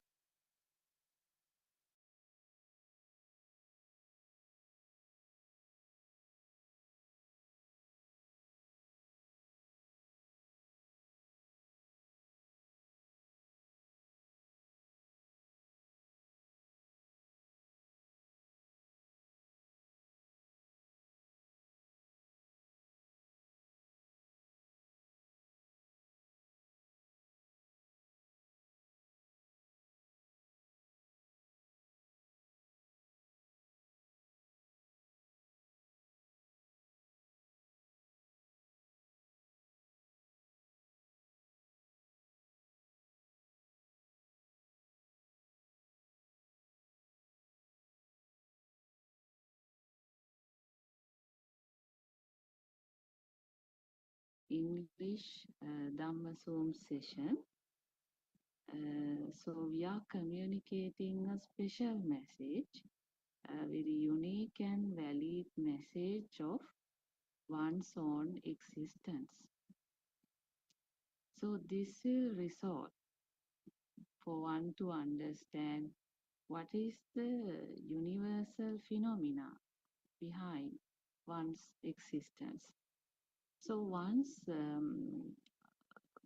someone understands its own formations, it's quite easy for one to liberate from self. So this discussion is important because this discussion, what we carried out are far beyond even the scientific reveals in the current world. So who are you? What is this mind? What is this memory? Um, are you a wave? Are you a current? What is this sensor system? How these sensory organs work? How this sensation give rise to existence feel? So these are the things one can question here and clarify and clear their doubts as to one's own existence. So this Dhamma is a very beautiful Dhamma. Everyone try to resolve one thing, that is the suffering, because everyone wants to be happy. They are doing all the things to make themselves happy. But are you happy is the question, because this happiness in the mind cannot be maintained, because as and when this body, you see this physical body, this is another vibration system. So this system doesn't facilitate that. Sometimes one get ill, sometimes the body pain, you see, and also nothing permanent in this world. So everything vanishes. So it's very hard, you see, to have any meaning of sort of clinging to any of the worldly things, so-called worldly things. Even someone analyze it in the mind, like none of these outside physical things are like not permanent, like still you see not able to make the or to console the mind. It's not a way to console the mind, because there are many examples, like some people die soon, some people, some children dies, you see at their younger age. Some people lost their lives, some you see lost their loved ones, some people get some illnesses, sometimes some people lost their valuable properties, or someone lost their jobs. So there are enough examples one might see in their day-to-day life, how other people suffer in the same film like. But does it mean, I mean, even one sees what's happening here, this life is not permanent life. It is not the reading behind the back of the mind. A mind sees that as something that happened to somebody, but that mind doesn't want that to be happen to themselves. That mind is getting stronger and try to protect his loved ones, try to protect all around the things around it, try to protect all his valuable properties and so on. And there are whole heap of dreams where before the death, like there are so many things to satisfy. So it is endless thing. Even if you have just another, let's say 1 year to die, in that 1 year, there are whole heap of things just before your last breath, you one need to achieve like. So this is the mind. So even though the body sort of get wear and tear, like it's getting older and older, the mind is always new, fresh, and young. Like so, it you see, it doesn't know even that it is getting older. Like so, and this is the tricky mind. So this is the suffering. In other words. So when the world becomes real, and if one doesn't know what is the real world is this mental construct, the mental fabrication, the mental illusion, or the waves, or the sparks, or the current, which is appearing each and every moment, and give rise the feel of something, like something is there, like something valuable there, like, and all this feel of sensation, you see, is the suffering. So nothing is true, nothing is permanent. So in this world, what you associate is mental fabrication. What you lose is also a kind of mental fabrication.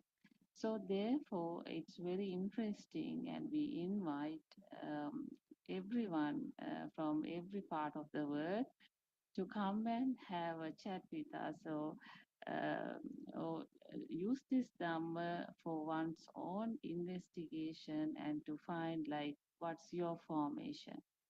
So we normally discuss a few pages from True Dhamma has awakened volume 6 currently we are reading. So if you want, you can download these books. There are series of books from our websites, Buddothpada Dhamma.com website. Wisdom of Asia is another website, so you can easily find these websites in the internet with the term Buddothpada. These ones will appear. So let's start reading the book. I think yesterday we read up to page 103. So let me start reading from page 104 onwards. Uh, Now, if we talk about the Kamma world, out of the natural reasons, the occurrence of the 6 Niyama Dhammas are established. Kamma Niyama is one of them. The telepathy system does not work at all time, Samanantara, because the Buddhist doctrine disregards Kamma world. The two end that refers to there is this thing or there is nothing. These ends are also disregarded. The telepathy exists only if two things are equal. If they are not, the system cannot work in that situation. Things change continuously. Therefore, the telepathy system also changes with the changes that happen in the system. That was the reason why Angulimala attained the Nibbana. The Buddha turned the notion murderer into an arahat by giving Angulimala the noble instruction to bring a change in him from the notion of a murder into a very high spiritual level.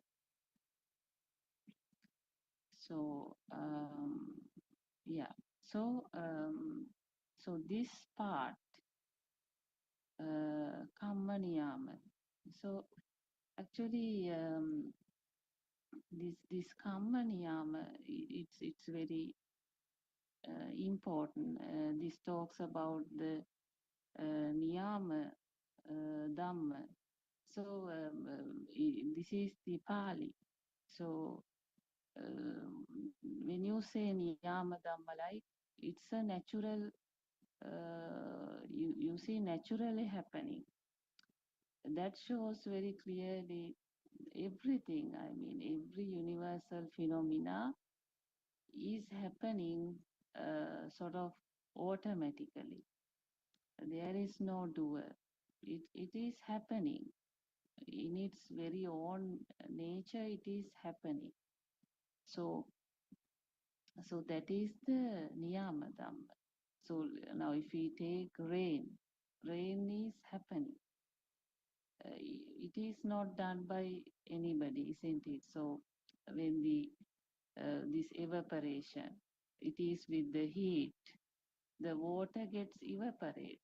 So what is the water? Water is the hydrogen and the oxygen. So and it's get evaporated and forms into cloud. So some condensation happen and then it falls back because the clouds, the composition, the there is become unbearable, and in next moments it will start fall back to the earth. So there is some cycle is happening. So something like that. So this they are natural.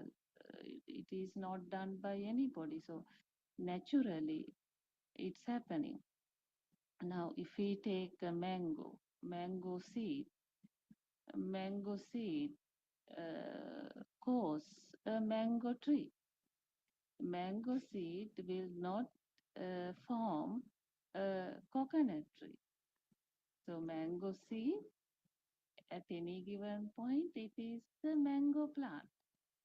So you see, it's not done by anybody, but that seed, you see, that seed, when that seed get the necessary water and the everything, so that small white part appear and stem appear, the leaves appear, the more leaves appear, then roots absorb the water. All these are sensation.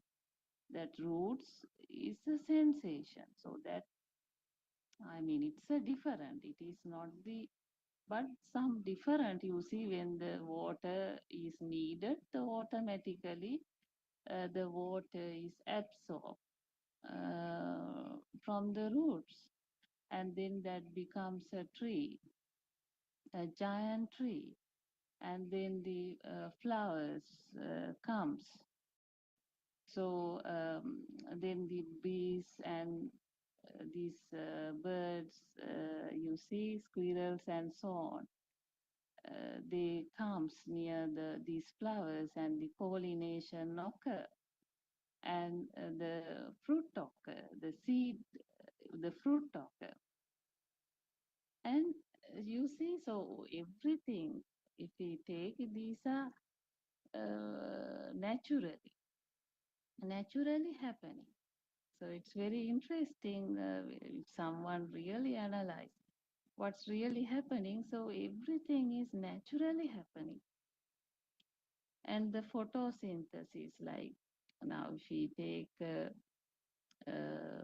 leaf, right? So that the tree forms food for the tree. So that is this photosynthesis. So with the heat, you see the leaf absorbed and the food for the tree is formed. So that's why leaves are important for the tree. So this is like ongoing, it's happening, right? So, and if we take like some seeds that spread through animals, some seeds that automatically burst. When that burst, the seeds, you see that um, dispersed to various location. Why that's happened? Because everything falls under the mother tree, then the young plant will not get enough sunlight. So then it can't grow. So see, from the nature itself, this have the bursting. The pod will get burst, and the seed will pop into different. Basically, it is deviated from the mother tree. Then the seed will get enough. You see, sunlight to grow. So it is not done by anybody. So this is the natural phenomenon. So, in other words, this human is also like these hormone systems. Once a woman reaches some age, automatically the hormone system wants the you see some intercourse to happen, like so. Naturally, that is happening.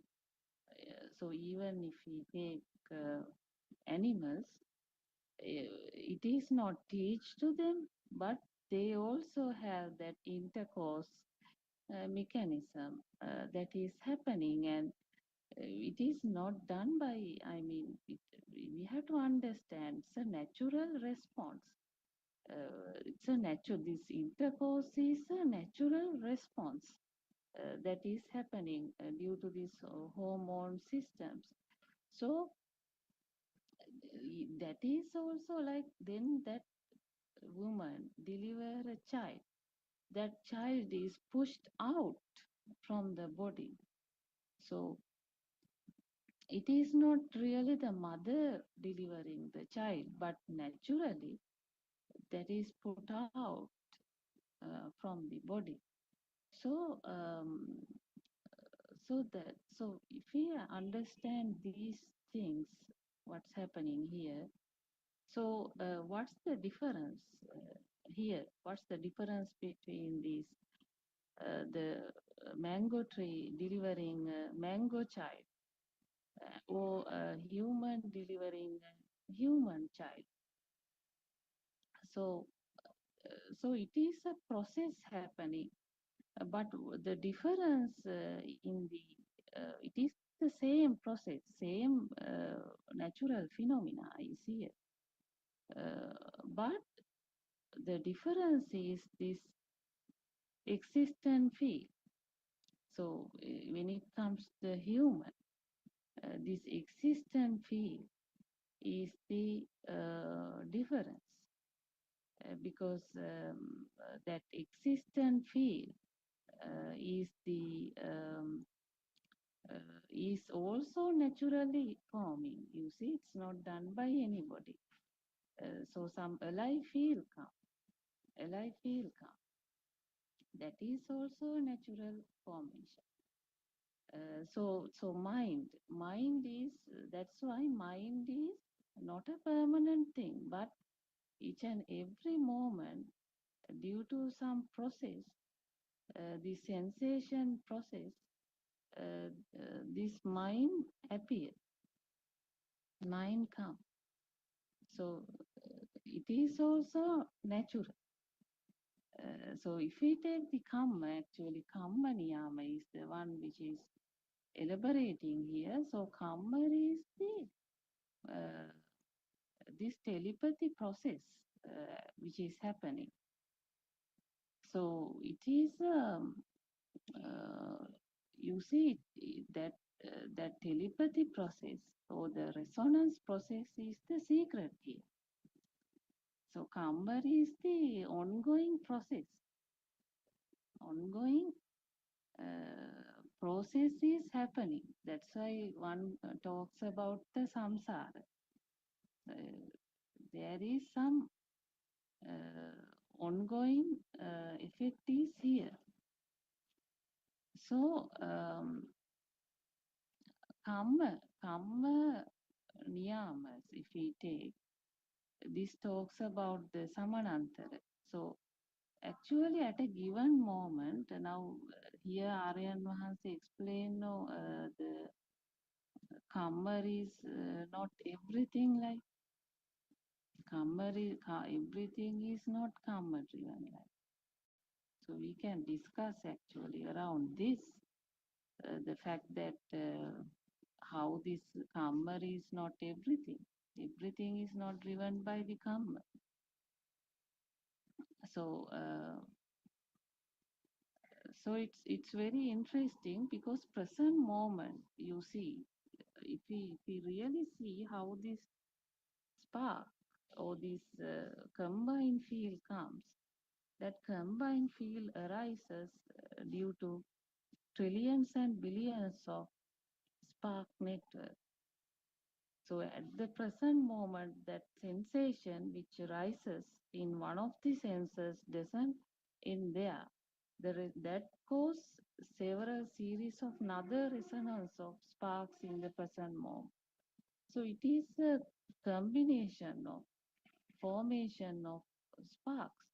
But what is the composition of the spark? Nobody can explain. So what is coming together is a spark network, is the resonance. It's just like a tree. For example, wind comes, you see, the whole leaves start to shake. So it's something like that. The endless number of sparks forms, and it's like a mixed fruit. Like, what is the next level of? It's a different mixed fruit. Next moment is a different mixed fruit of sparks. That's how it happens. Now, for example, if we take, it is raining. When it is rain, you see the sensation or that even the bodily sensation, and how that vibe is felt in the hormone system even would differ. So you see that different, so that can give rise to totally different mental construct. Maybe one will remember that person has been traveling in Bandaraville or some lovely place. That feel come, or any incident that occur can come. So the same feel you see now can arises. So that's why this what's the next level of spark? It's depend. So let's assume for a moment why it is disregarded. Like, you see no point of thinking about it. Why? Because let's assume for a moment, if someone is doing so many good merits, thinking that I am going to have a birth in future like a god or like a king or like a queen. That is the expectation. With that expectation, someone is engaging whole kind of merits, you see. But what is the assurance that it is going to happen? That's why. So it will not happen, even though it is the expectation. Because why? If you really look at this kammaniyam, this natural, these sparks combining process, if you really see, like, that depends. I mean, there's no time frame for these sparks. The composition of these sparks would vary. So at the last breath, what is the frequency? What is the reading? So that is the sort of guiding force you see for the next formation. So it's very, I mean, interesting. So sometimes human can have a life as a dog in the next birth. So that may not be the wish, but that will be the power then and there. So that is the thing. It is, everything is not based on expectation. Like, so one has to understand. That's why the liberation is not you are just in the mind, like you are thinking. Mind, chitta niyama, mind is not permanent. It is some existent field of self occur, and you see disappear, occur, disappear. So there, none of these things are in somebody's control. So where is the liberation? Liberation is not one just maintaining a soul and having so much expectation in the same this kammaniyam. One has to see the cause and effect. Cause and effect is the dependent origination, which every Buddha revealed to the world. Every Buddha revealed one Dhamma. What is that one Dhamma? That is the cause and effect. Cause and effect will see what is the formation of the present moment. Is the present moment real? So then only it will understand the Dhammaniyama. So Dhammaniyama, in the sense, nothing is permanent. Even the any person, any animal, any property, any house, nothing. So everything vanishes. That is the law. So but this can be, everything can be crystal clearly understand if this present moment cause and effect is same. That's why here talks about the Angulimala, how Angulimala, he killed 1,000 people. He did not had a mother. He wants to kill the mother. So if he wants to kill his mother, do you think Angulimala has a mother? No, that perception also has varied by that time. Angulimala did not have a mother, isn't it? He wants to kill. Even the mother he wants to kill and achieve the mission. So achieving the mission was the only signal behind him. So therefore, it's very interesting how Angulimala became Arhat. That shows in Kammaniyama, Angulimala definitely would go to hell, in the sense the lower birth. But it is due to the cause and effect. Angulimala understood what the Buddha's advice. Angulimala, that was a past thought. Angulimala was a past thought. So in the present moment, it sees the cause and effect. It sees it is non-existence. It is no more. Then it got the chance of liberating, and it later became Arahat. So this is there are great examples really in Dhamma, which very clearly explain, which gives a clue of what is the reality behind all this. So so it's very interesting. All this Dhamma is this telepathy system, that is this universal phenomena. So and that this you see, as long as one doesn't understand what is the present moment, what will happen, it blinds, you see, blindly it connected to the so-called outside world, and this existent field is getting stronger. That getting stronger. Without, then there is a high existent field. So this is the problem. The high mind power, in other words. So this is the samanantara. Otherwise, because when the sensation energy that comes to some level, you see, which is at a very higher level, like when the things become real, naturally, the the the the existent field or this power, it become real. So the entire samsaric effect is here.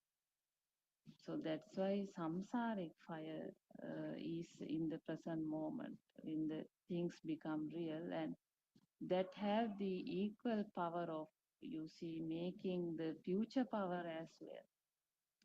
So next occurrence also is happening. So this is how this happens. So so this Dhamma, once understood, it is that feel of burden of the samsara is the drop. It is the disconnection.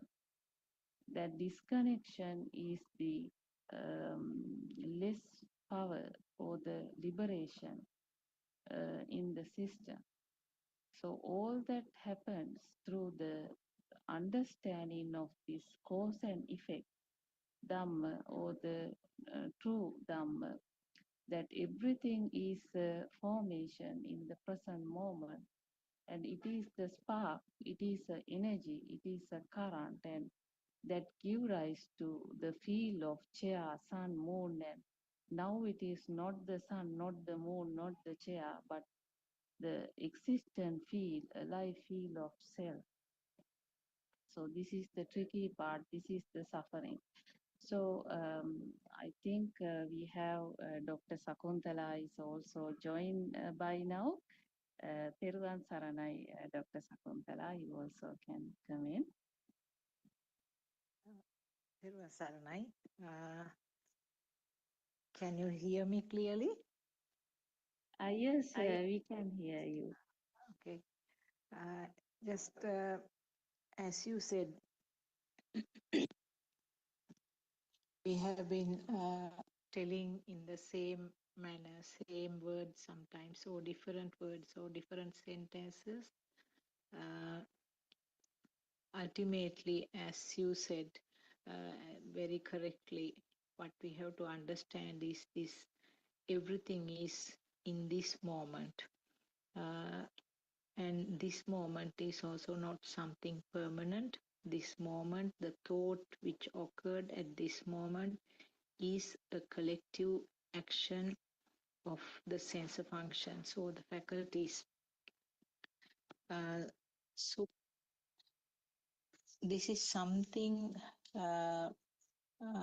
it's actually looking at these things in a different corner, I would say, different angle, because the materialistic world is something that a person has been, but in Dhamma path, this what we understand, that there is no person here.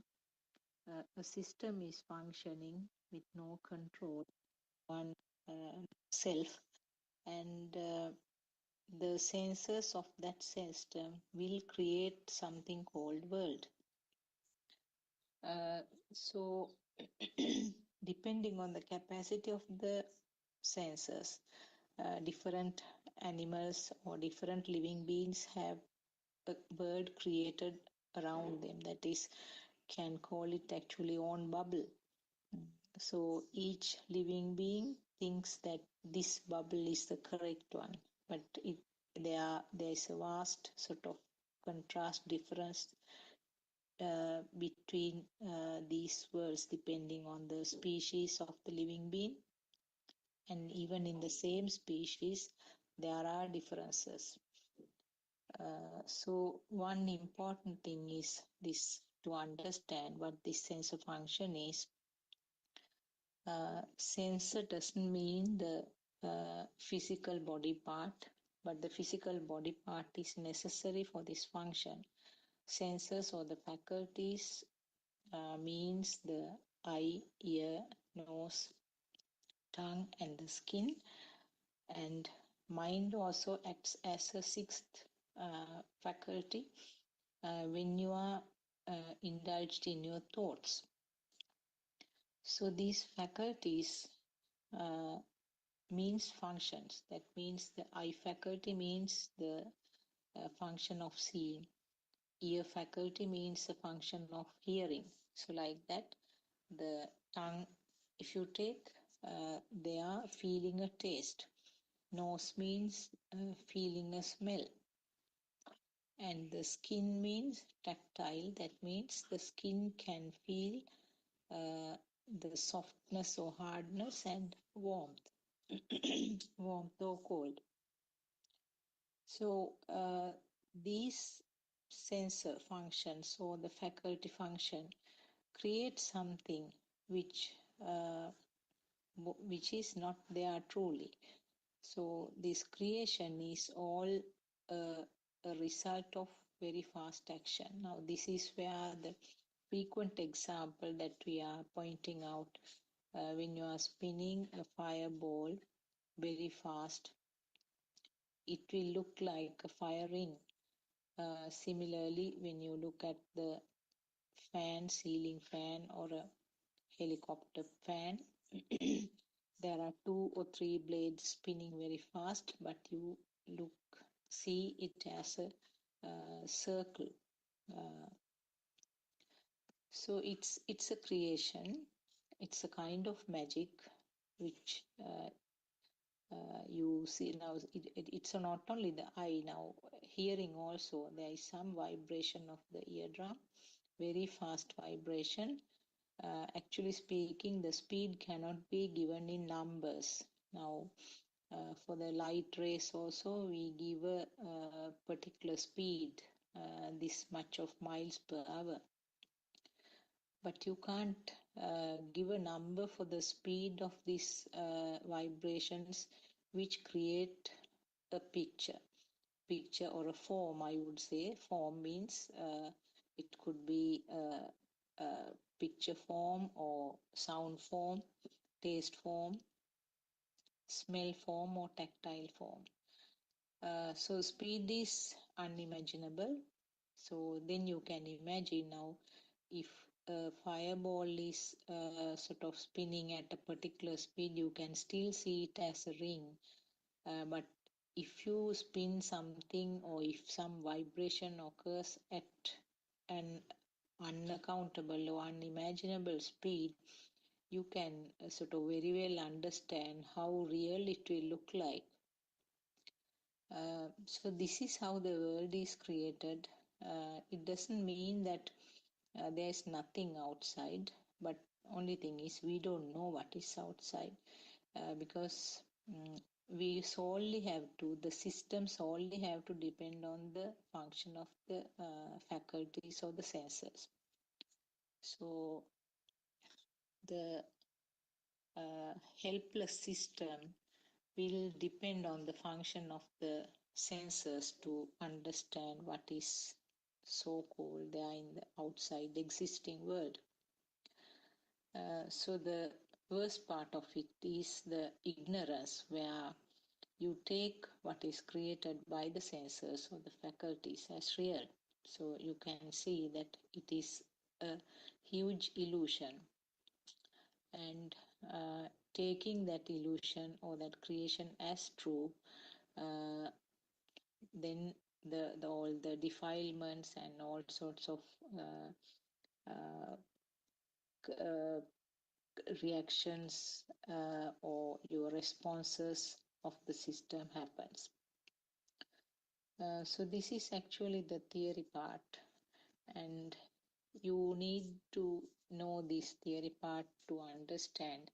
But practically, when you know the real situation, when you know really what is happening here behind the curtain, then automatically, without any thinking or without any words, you feel that uh, the value and the attraction or the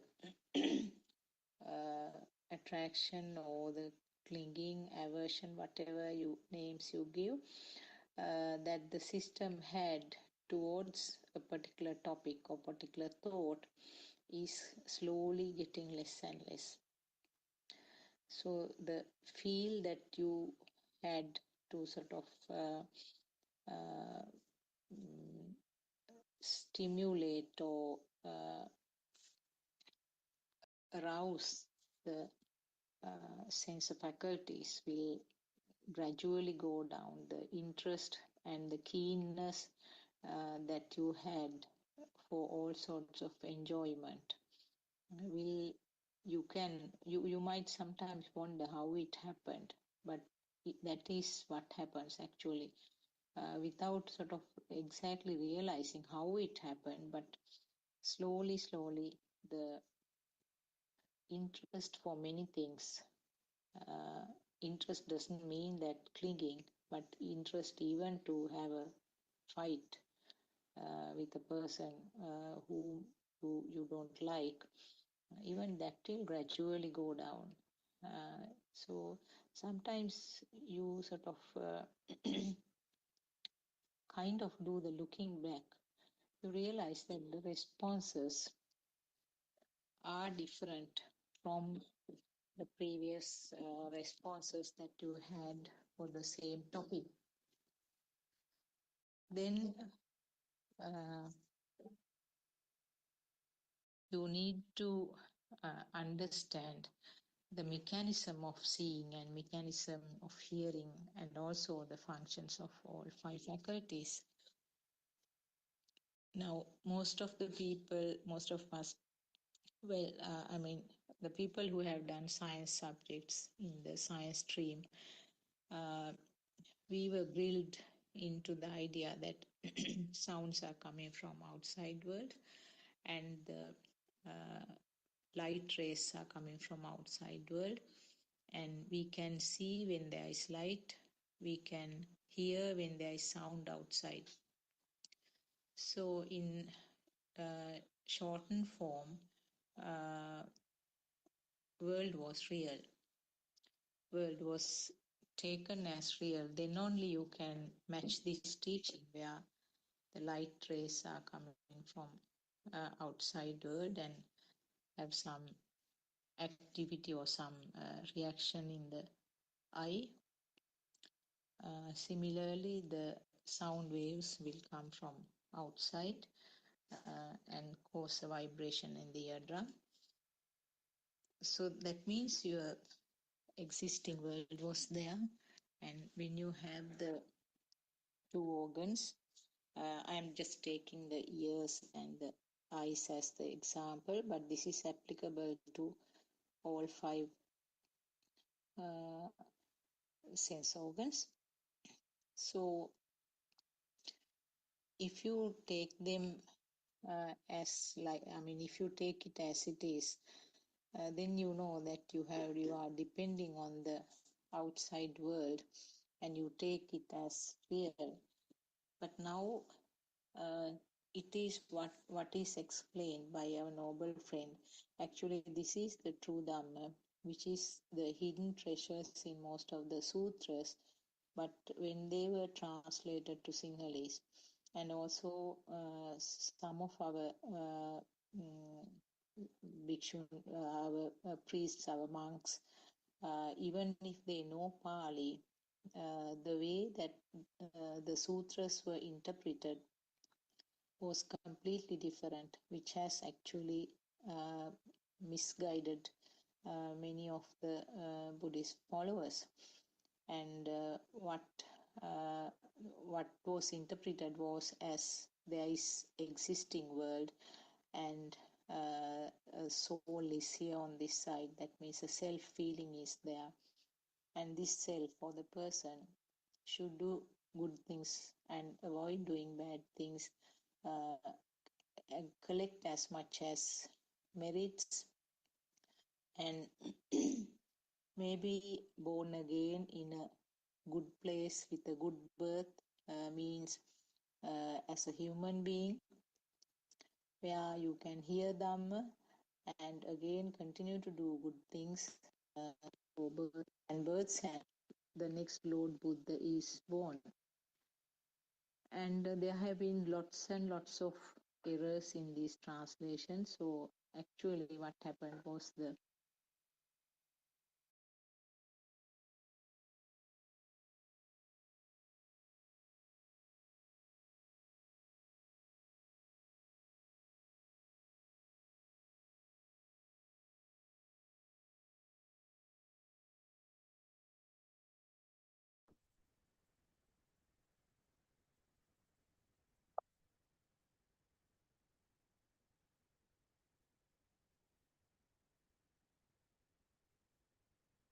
තෙරුවන් සරණයි. With deep gratitude, I worship my most venerable teacher, the most venerable Buddothpada Vahasa, who compassionately reveals the profound Dhamma in a way that awakens wisdom in the heart of many. Under the noble guidance and blessings of Most Venerable Buddothpada Aryan Hansa, I humbly begin in today's Dhamma sermon.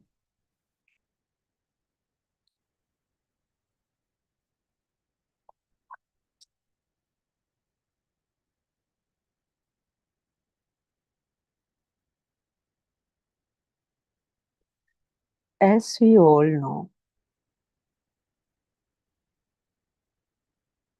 dukkha is inevitable as long as there are things outside.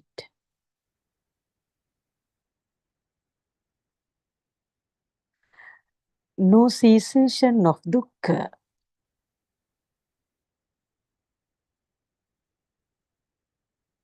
As a sincere seeker, you may be practicing such kamatahan, what we know as seeker specific instructions given by a teacher as an honest attempt to know the truth.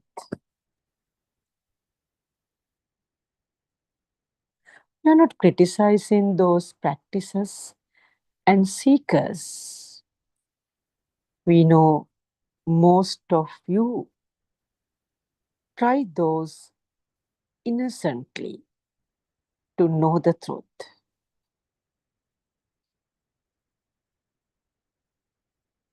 Whoever says this is the path towards Nibbana,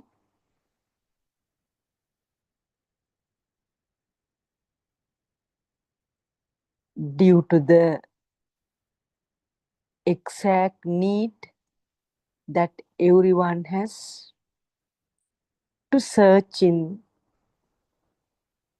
the correct path, the pure truth, we may have followed.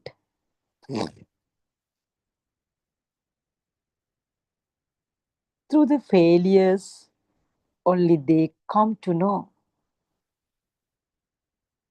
the futility of such practices to attain the truth. We look after them compassionately. We are telling these facts honestly. We do not have any intention to change your beliefs or concepts, but by trying yourself, you will get to know what it is. Your life also too short. We see the uncertainty of our life at every time. One who lives at this moment may not live in next moment.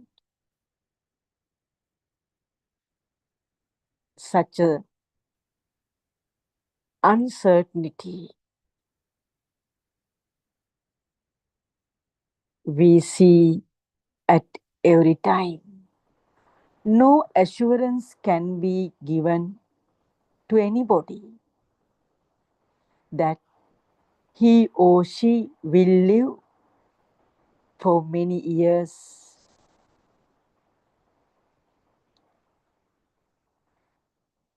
It can be a small child or an adult. Life is uncertain. age will not be matters for the death. Therefore, when we seek the pure truth, as if our head is on fire, you should accelerate the journey.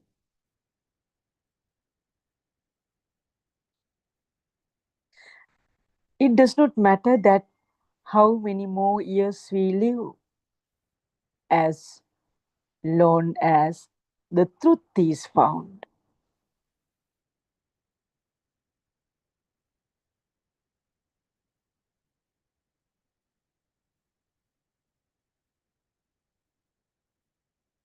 The kamatahan that suits you should be selected by yourself.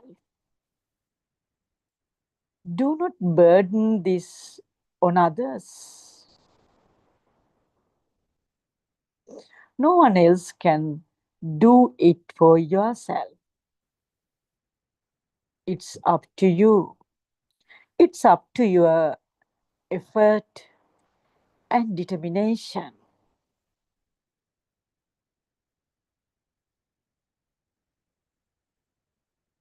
Kalyana Mitra can uncover the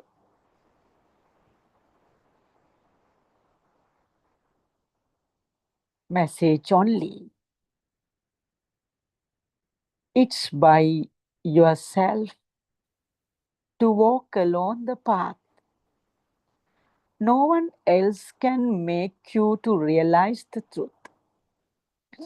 Even Lord Buddha can't make anyone realize the truth.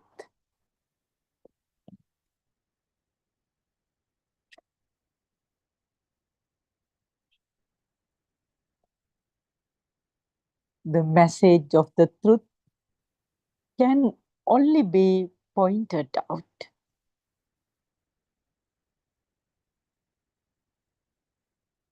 How the pointing is absorbed or grasped depends on each one's state of mind and spiritual maturity.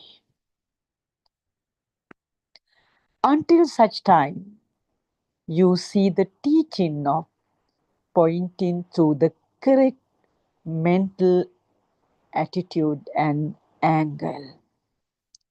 Realization will not dawn. Mere thinking on the teaching or pointing will not get you there. Realization of the truth is very rare.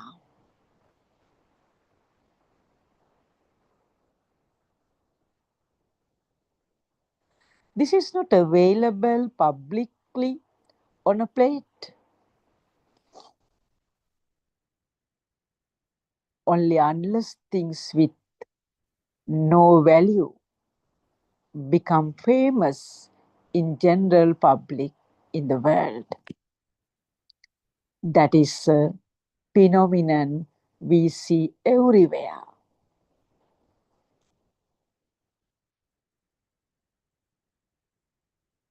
The profound truth will never get accepted by masses and publicly available. Since it is difficult to comprehend by human mind, it is natural to deny or refuse. We see this happening everywhere now.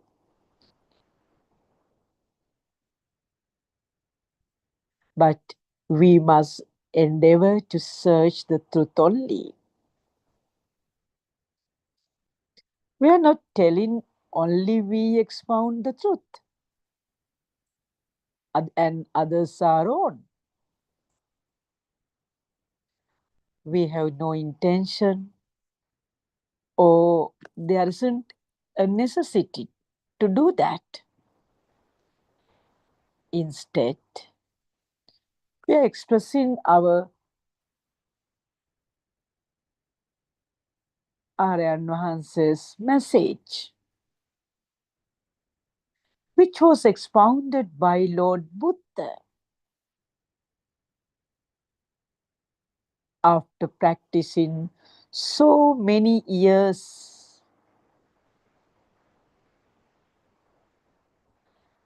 because difference can be seen only once we experience many things.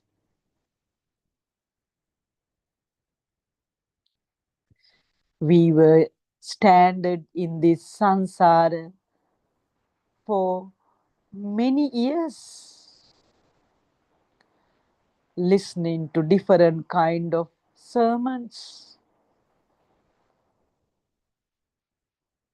Since the truth was heard by, not heard by us, we did not have a clear idea. What we thought was that what we heard was the true Dhamma.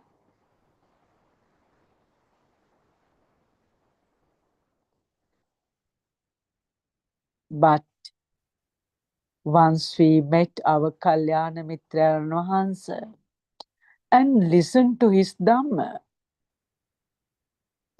we felt the difference.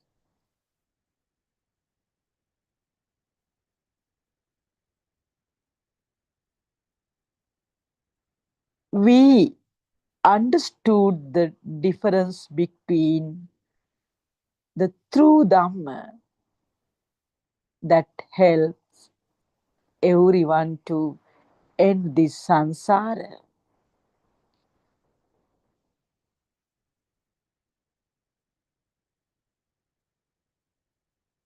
He pointed out what he has checked by himself experientially. Everyone has a right to check this, and if there is a doubt, he or she can reject it. This is a ehipassiko Dhamma. Lord Buddha's time, he never asked the people to at once to listen to his Dhamma and go in the path. Ehipassiko means ever balava. Only if it is suitable and one feels that it is the correct truth, the pure truth, then only to go in that path. The freedom given by Lord Buddha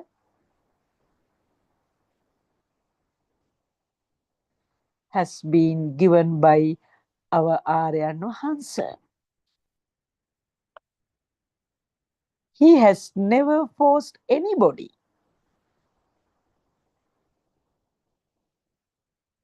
but he addressed to the intelligence of the people.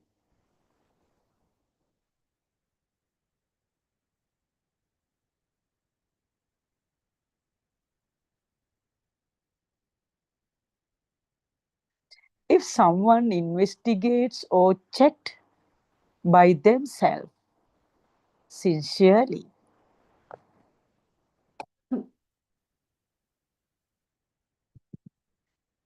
what we as followers and our Aryan Mahansa, what we are pointing, and then build confidence on the message experientially. We suggest then only you can accept it. If you are not seeing the message experientially by yourself, you can reject it. We know we have seen and recognized the true truth experientially. This true Dhamma experientially that Buddha had expounded by his own without a teacher.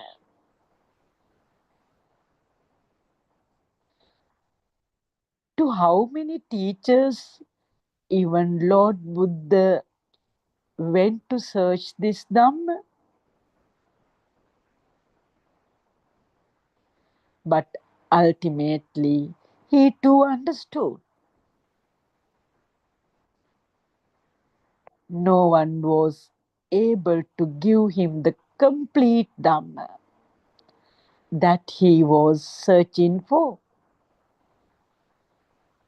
He tried different methods.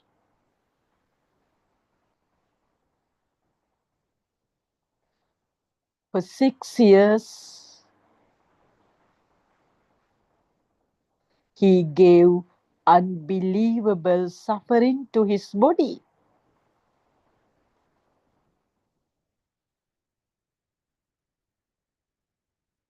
Then he understood it is useless to go in these two extremes. Then only he himself expounded.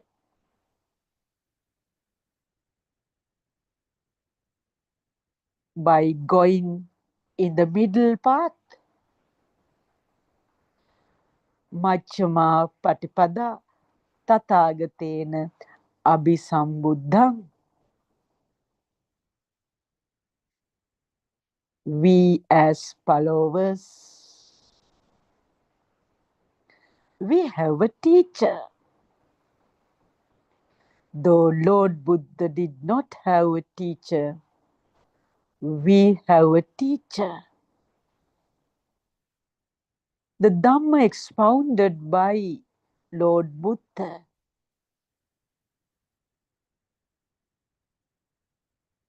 having experienced and having listened by our Aryan Mahansa,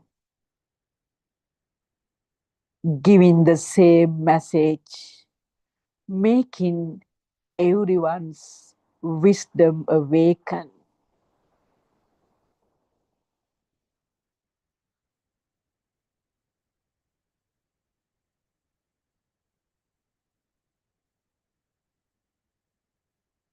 We consider this. It is our duty for all sincere seekers of the truth, this message to be given to everybody.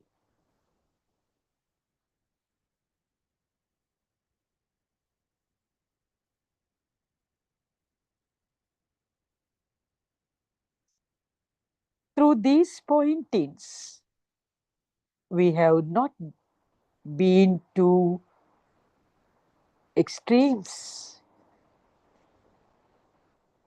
We see all things and beings with pure love, friendship, and compassion.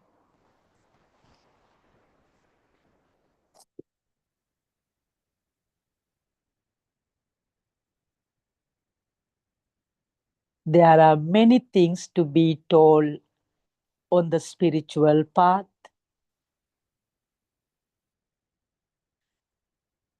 If you keenly investigate, recognize, and experience the truth by yourself, then you will clearly see the fact that there is nothing called a mind.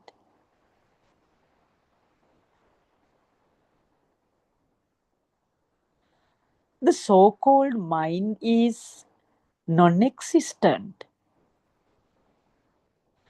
This itself is sufficient for serious arguments and debates. How do you say that there is no mind? There are many things outside we see.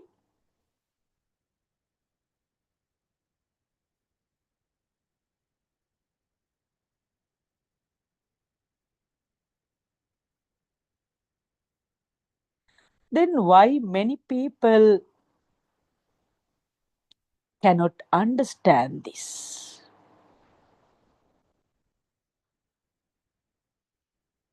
They always think that there is something outside. They make that their own. They express the ownership to that particular thing outside.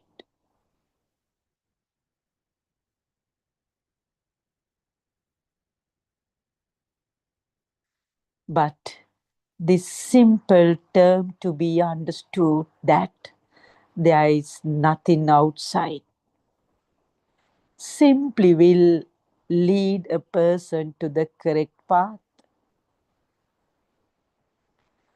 One should analyze intelligently. What does this mean by that? There is nothing outside.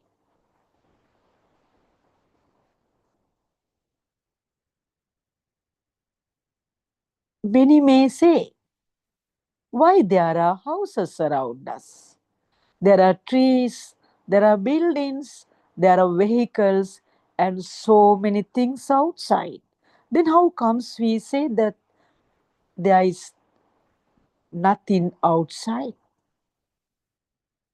But simply we can understand all these things are thoughts. We use some sammutinama to recognize them.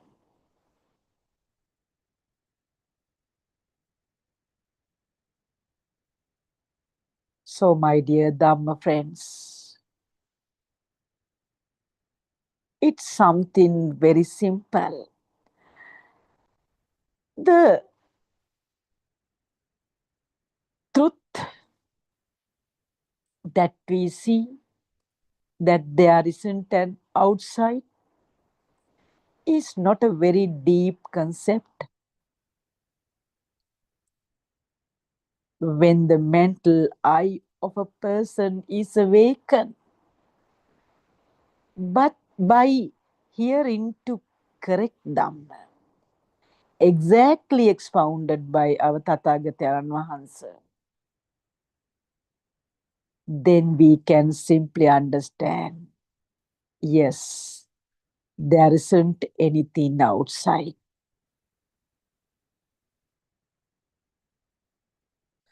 All these are mental expressions.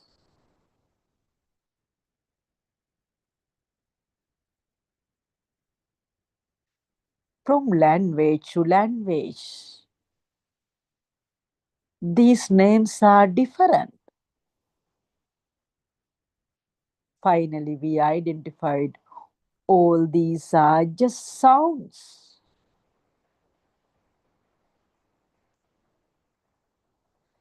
But to understand this, one mental eye should be awakened. Only Prabhaswara Chitta, a very clear mind, will see that.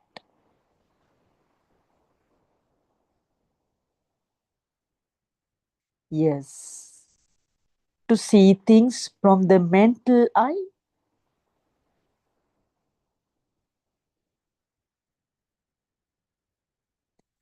one should listen to this Dhamma again and again with a very concentrated mind.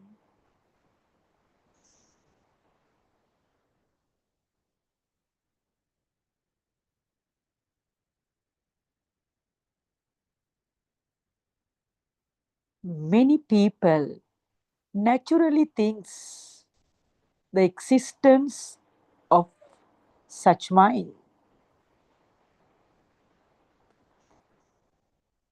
As we say again and again, it is not easy to recognize this pure truth. That means to say there is no mind.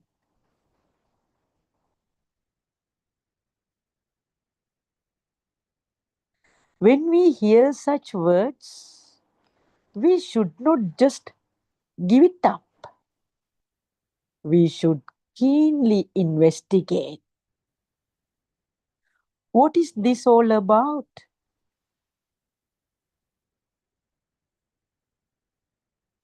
Mind is that which momently appears and disappears.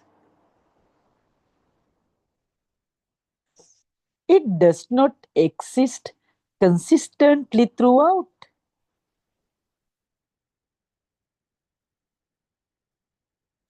All our samatha, vipassana and all sort of meditations, practices, etc. are to understand and recognize this fact. Satara Satipatthana, 8 noble fall path, Sattis Bodhipashtaka Dhamma, etc. are also practiced in order to recognize this fact. These words are like pearls, like precious gems. They are very important. There is no such existing mind. Naturally, we tend to think things exist and we too exist. No, we can't prove such an existing mind. Then it is an extreme view.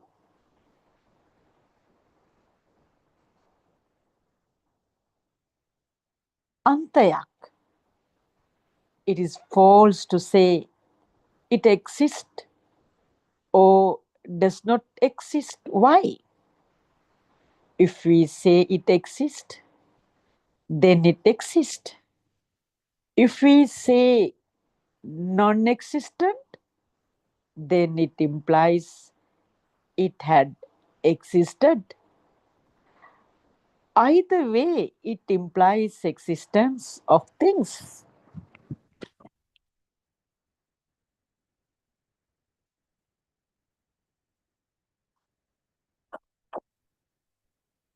Which is not true. It is false. That is why Buddha always expounds Dhamma is middle path.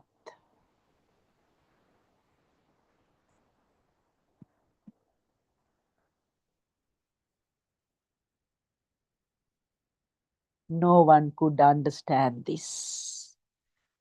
We included the sentence in our earlier talks as well that Buddha's preaching always based on middle path,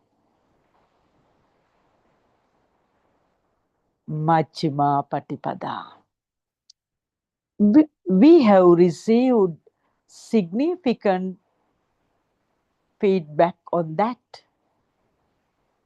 Our society have not understood that what is meant by preaching by the standpoint of Majjhima Patipada.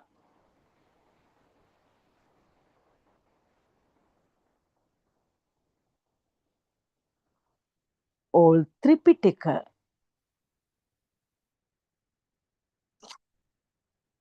reasons illustrate those are based on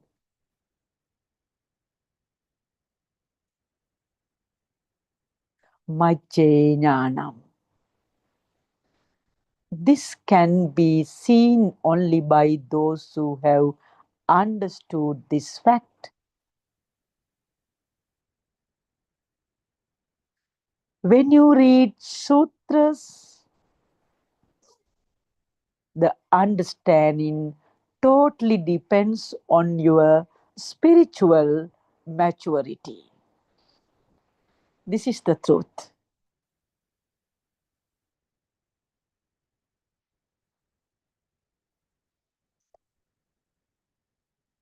In one sense, this is sort of reader's helplessness.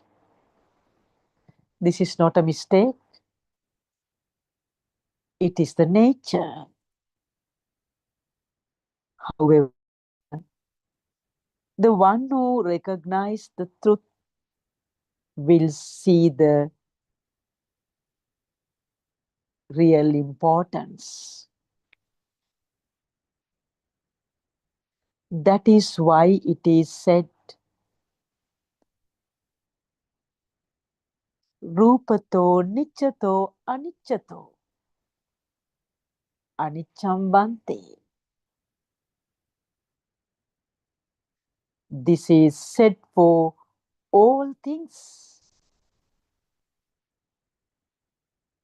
Is Vedana Nitya or Anitya? It is Anitya. Skandha is Anitya or Nitya? It's also Anitya. Sankara is Nitya or Anitya? It is Anitya. Is Vijnana Nitya or Anitya? It is Anitya. What is tried to convey here is there is nothing called mind. Skandha itself is mind. If Vedana is Anitya, Sanya is Anitya, Vijnana is Anitya,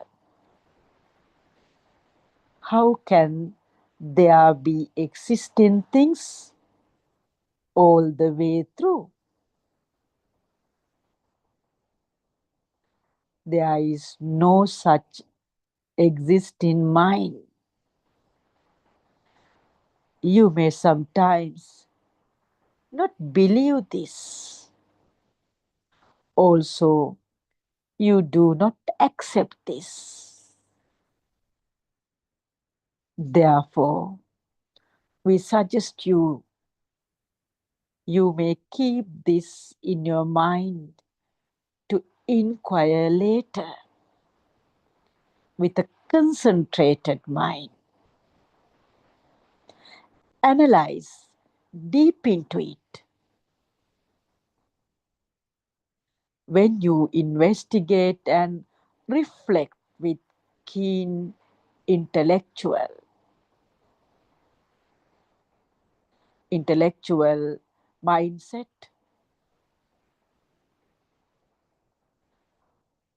One day this pointing may click to you. It will happen to you automatically. You will feel that it is not a knowledge.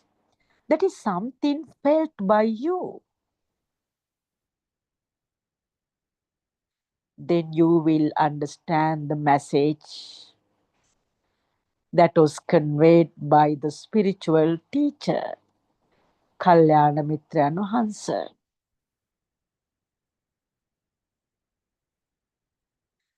There is no such thing called mind. We say that again and again through the experience we all have. Since we are properly guided by our Kalyana Mitrayan Hansa,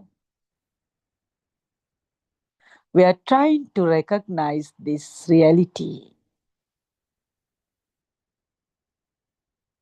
This is what you will realize at the end.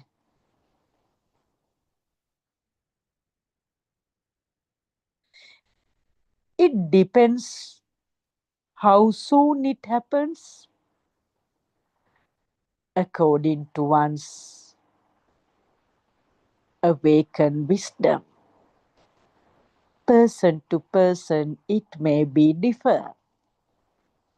The speed will be also differ from person to person.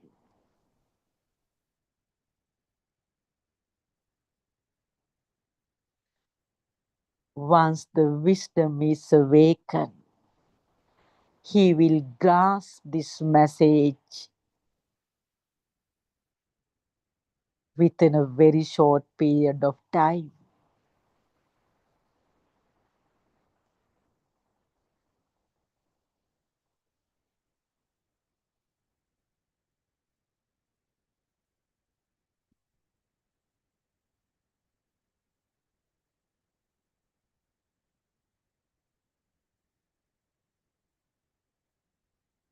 Language is used to express or indicate things. Language is limited to express two ends or two extremes. That is duality. One end is existence and the other is non-existence. It cannot accurately express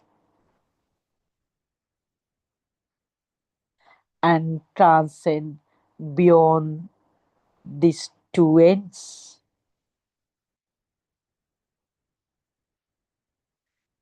We said earlier that Dhamma cannot be adequately explained by using a language. This is the reason for that. A language is always used to express an extreme, antaya. But for Dhamma, there is no extreme. How can Dhamma that transcends duality can be explained by using a language limited to express extremes or duality? This is a subtle point and difficult to grasp as well. That is why most people cannot comprehend this pointing. That can be grasped only by awakened wisdom.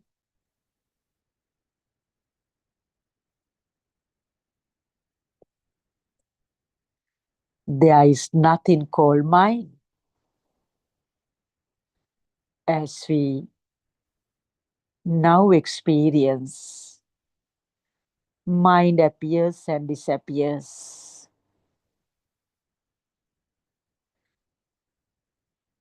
Tatra tatra vivasati. Momently appears and disappears. What are those jnanas?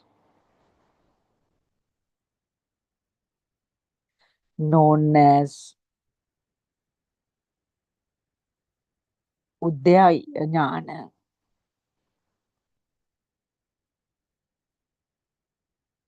Vayadhamma jnana,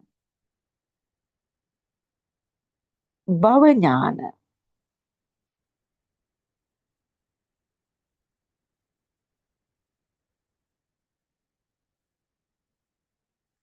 etc. What are these 10 jnanas? These are not the mind. We told you this over and over again. These are not the mind. This Udayavijnana is that which knows the appearance and disappearance of the mind.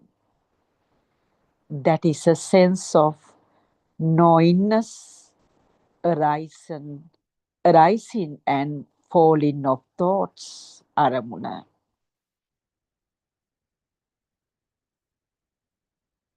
Anichavata sankara, uppada vayadammino, uppajjitva nirujjanti. All these describe the same fact.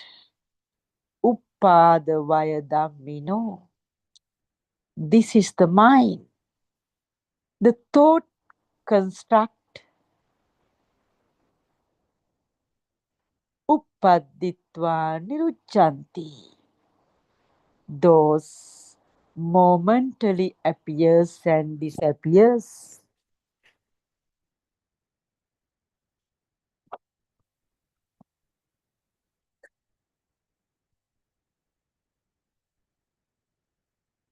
If you check the Buddothpada Sutra,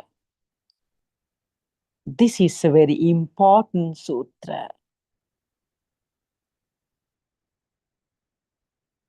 Atitam nata gammeya.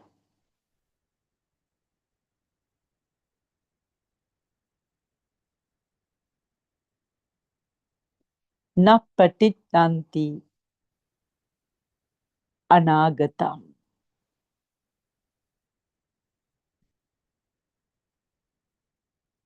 Tatra tatra vipassati.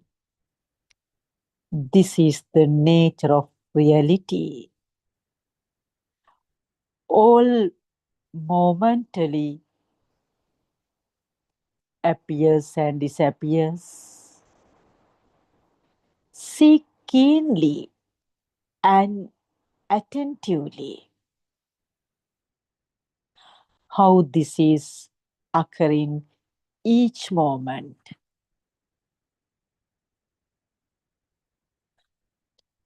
When we explain thought construct, we say the mind that sees the book will not see the wall at the moment.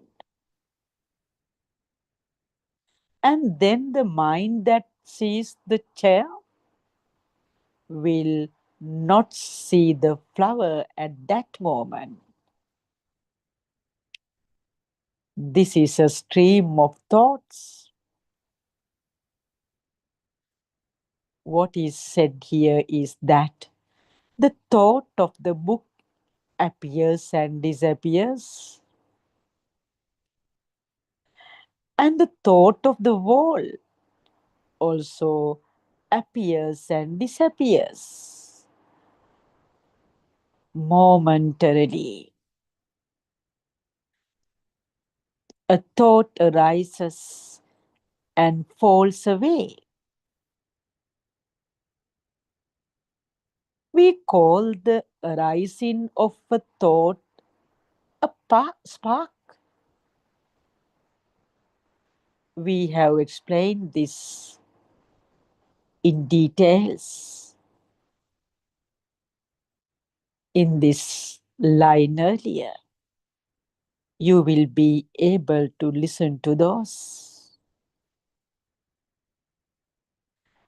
Our Aryan has pointed out all these things very clearly that one can understand easily if he or she looks at it with a concentrated mind.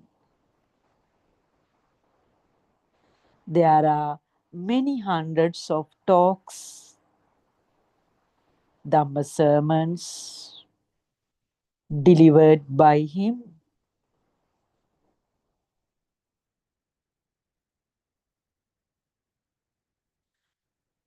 Through those, what we are trying to convey.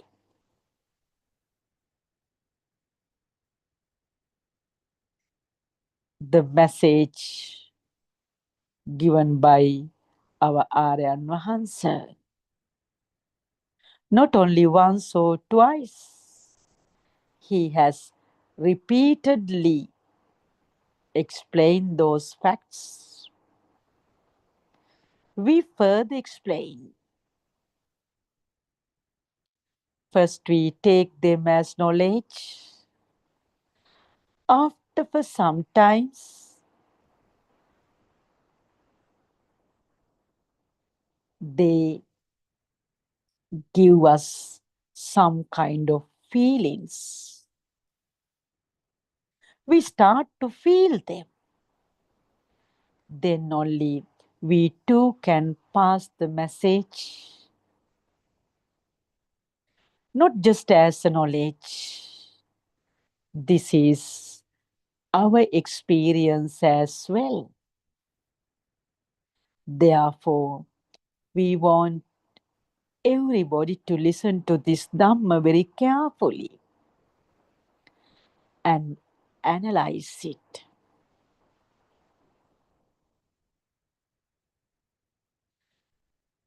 With your deep determination,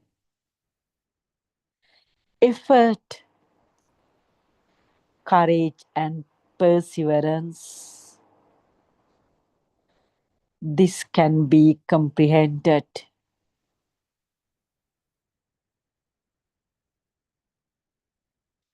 All momentarily appear new and disappear without any residue. That's all.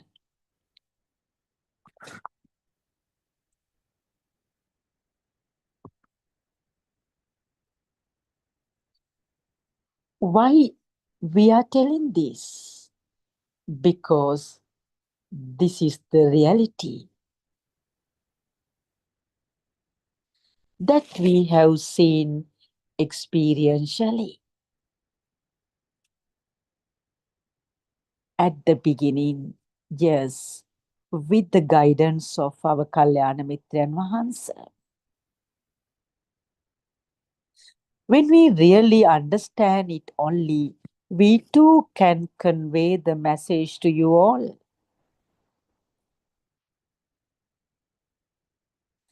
Because that becomes an experience. Yes, that becomes a first-hand experience.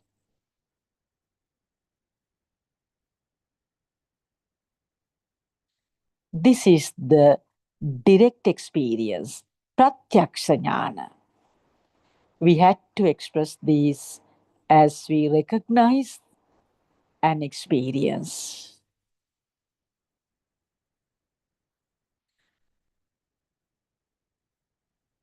We have seen and heard some people interpreting this differently. However, we explain the nature of the mind through our own experience and knowledge. Knowingness, it is not a borrowed knowledge. Our Aryan Wahansa showed the truth. We, with the awakened intelligence, we listen to that. Our mental faculties were open. We too have the experience now. With that experience, we too preach to you. This is the pure Dhamma.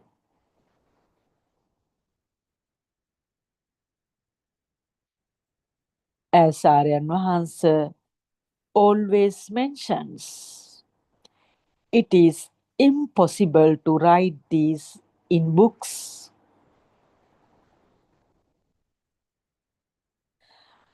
Many people think that Tripitaka contains all of these and it is enough if they could by heart to know the truth.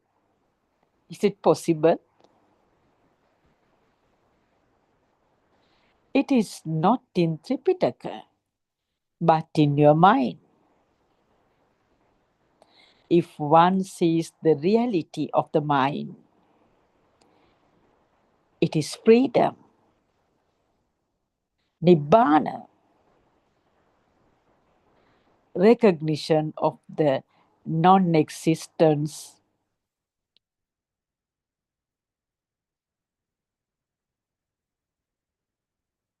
is the path to nibbana.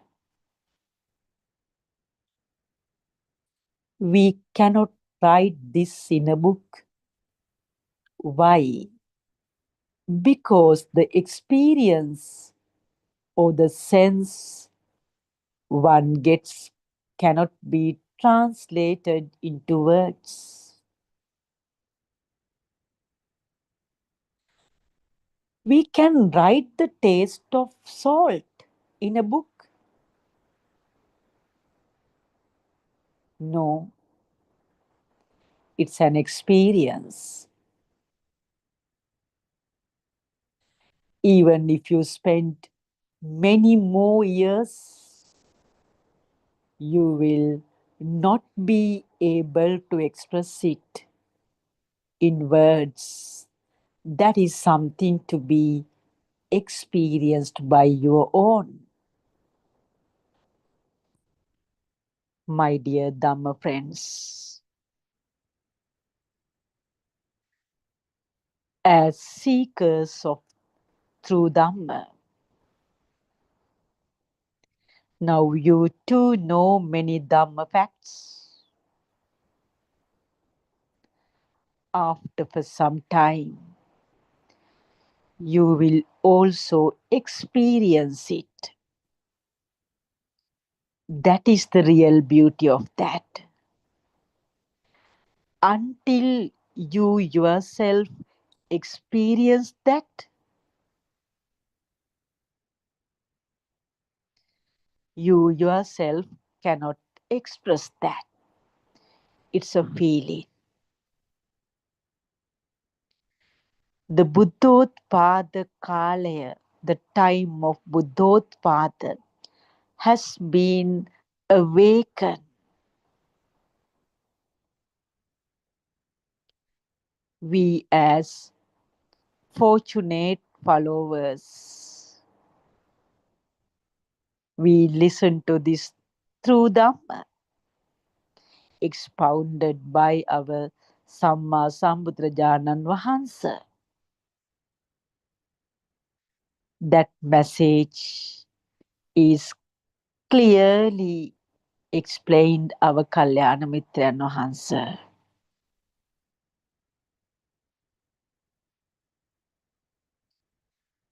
To hear the exact message, how fortunate we are. It is our bounden duty. Once we get this experience, to pass this message to everybody.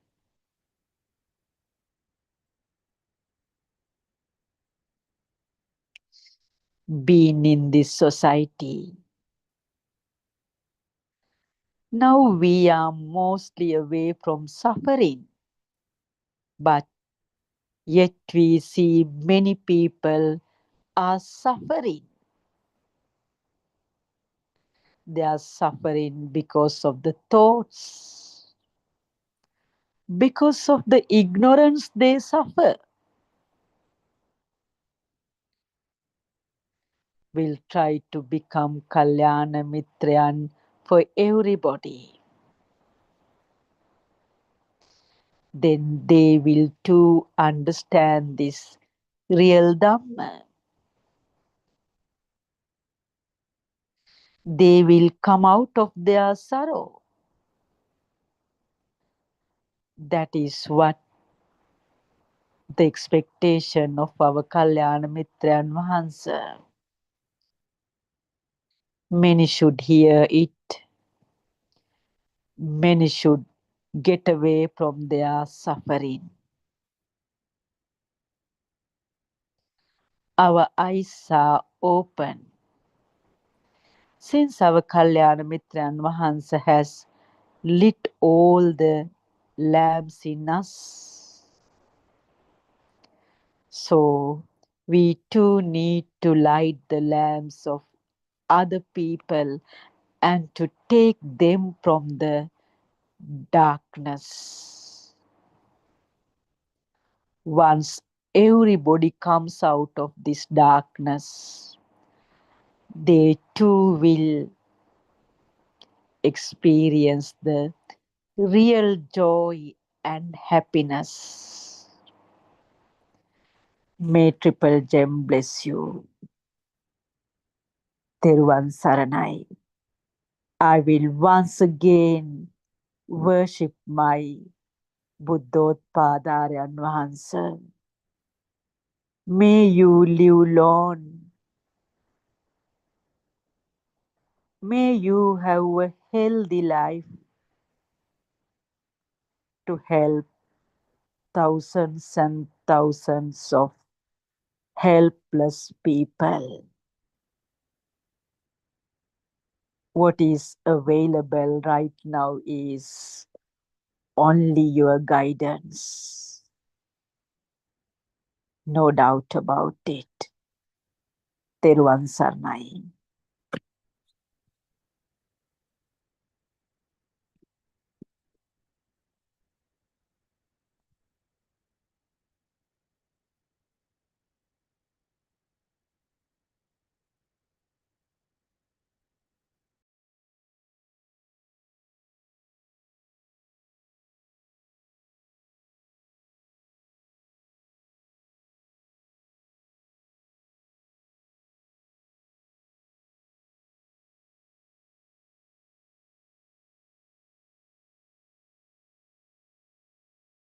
Good morning. Teruvan Saranai, all Dhamma friends. Teruvan Saranai Aran sir. Please accept my humble worship. We welcome all of you to our English Dhamma Zoom session. As you all know, this Dhamma Zoom session is very important for entire humankind. This Dhamma Zoom session clearly communicates a special message a very special message, a unique message, a scientific, very valid message of your existence. So it is because of this existence only all the suffering arises. So nobody likes suffering, but in this life, even though sometimes people understand these are mental fabrication, so the suffering is inevitable. The suffering arises. Most of the time, people believes in an external world, and it is because of the so-called external world. It is the mental suffering arises is the normal kind of a belief or faith. So, but reality, this Dhamma sort of provide a way of seeing the reality behind all these moments, all this existence, the reality of the so-called self, the reality of the so-called outside. So it is very interesting, even an animal or a human, doesn't matter. As long as this sense system is there, a world is there, world forms every moment. So this world is the suffering. So it is a naturally occurrence phenomena. So where the suffering? Is the suffering outside? Is the suffering by any person?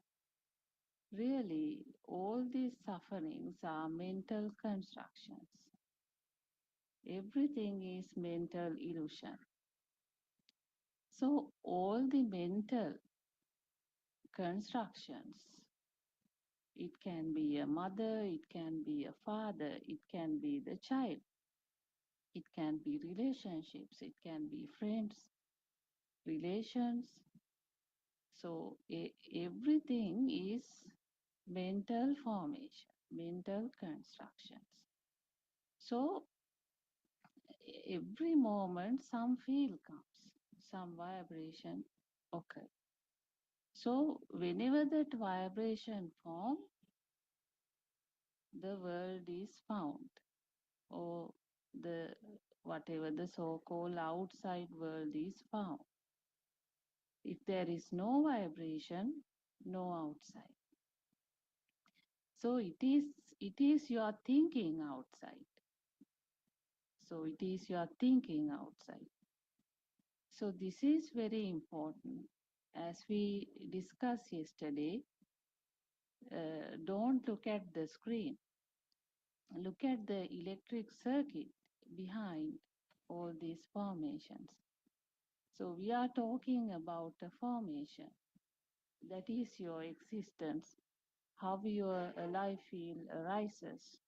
That is the cause and effect Dhamma, dependent origination. So one must research this.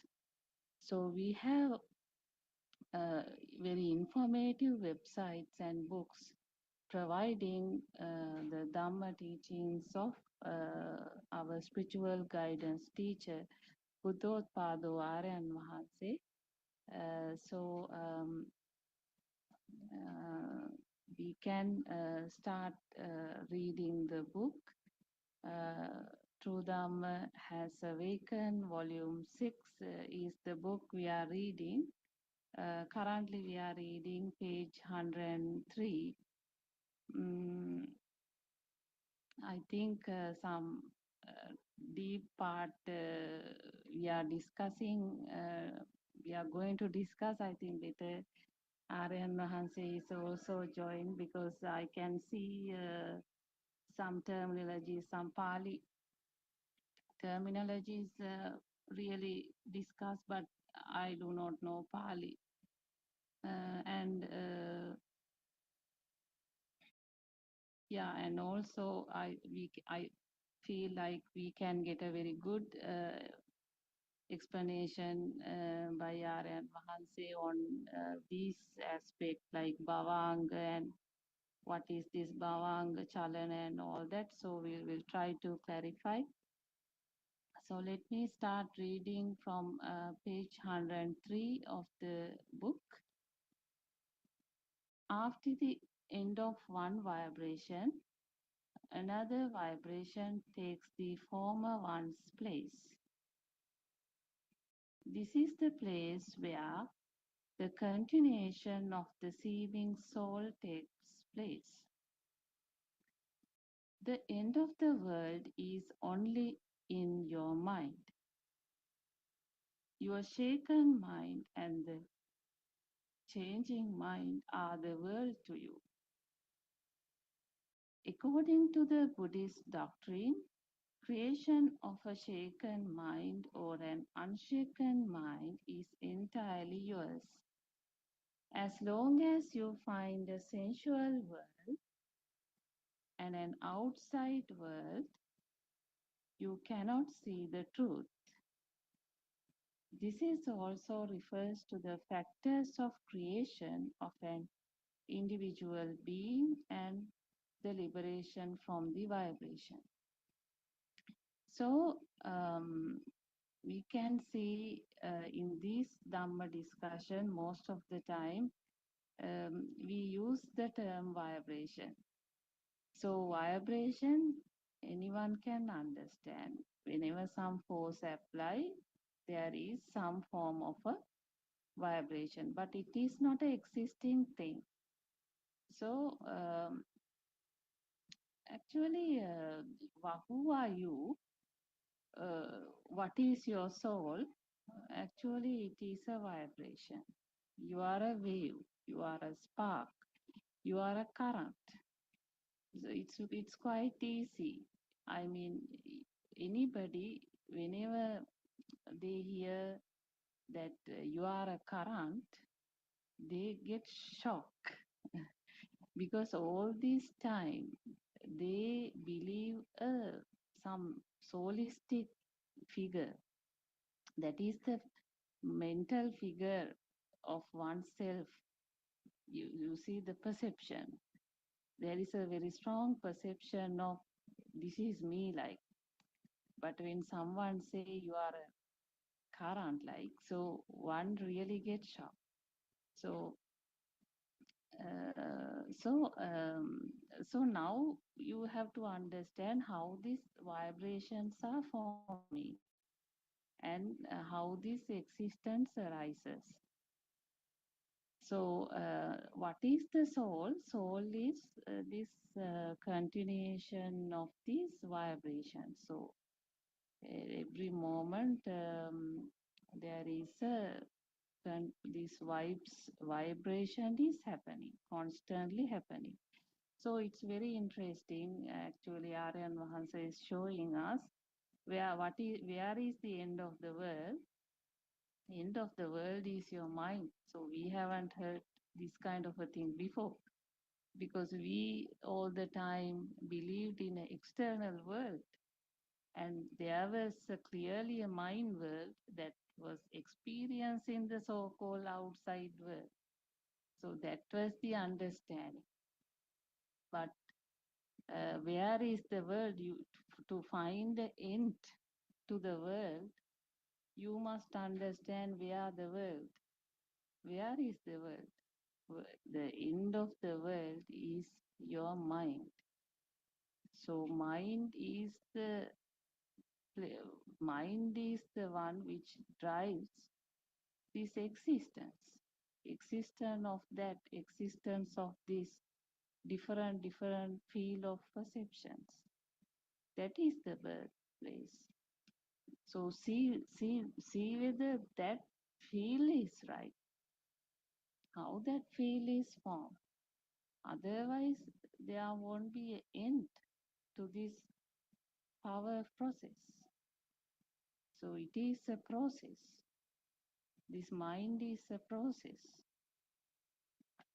So who are you?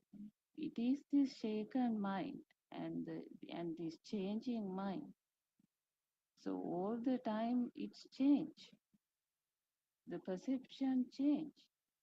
The power of the perception vary. It is not the same child. It is not the same husband. It is not the same house. This variation is the living. This variation of field is the power. It is the wave. It is you. So if one doesn't understand this sensual world, it cannot understand the reality of the outside world. So where is the outside world? It is the sensual world. So is the sensual world real? The sensual world is the electric sparks, happens constantly in the entire body cells, the entire body. So it is a natural occurrence, a natural phenomena, which is happening all the time without anybody's involvement. But the unwanted part is what? This power, the lust, the hate, the jealousy, the ill will,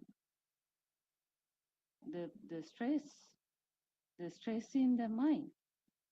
So all this you see why not understanding the reality behind these mental fabrications. So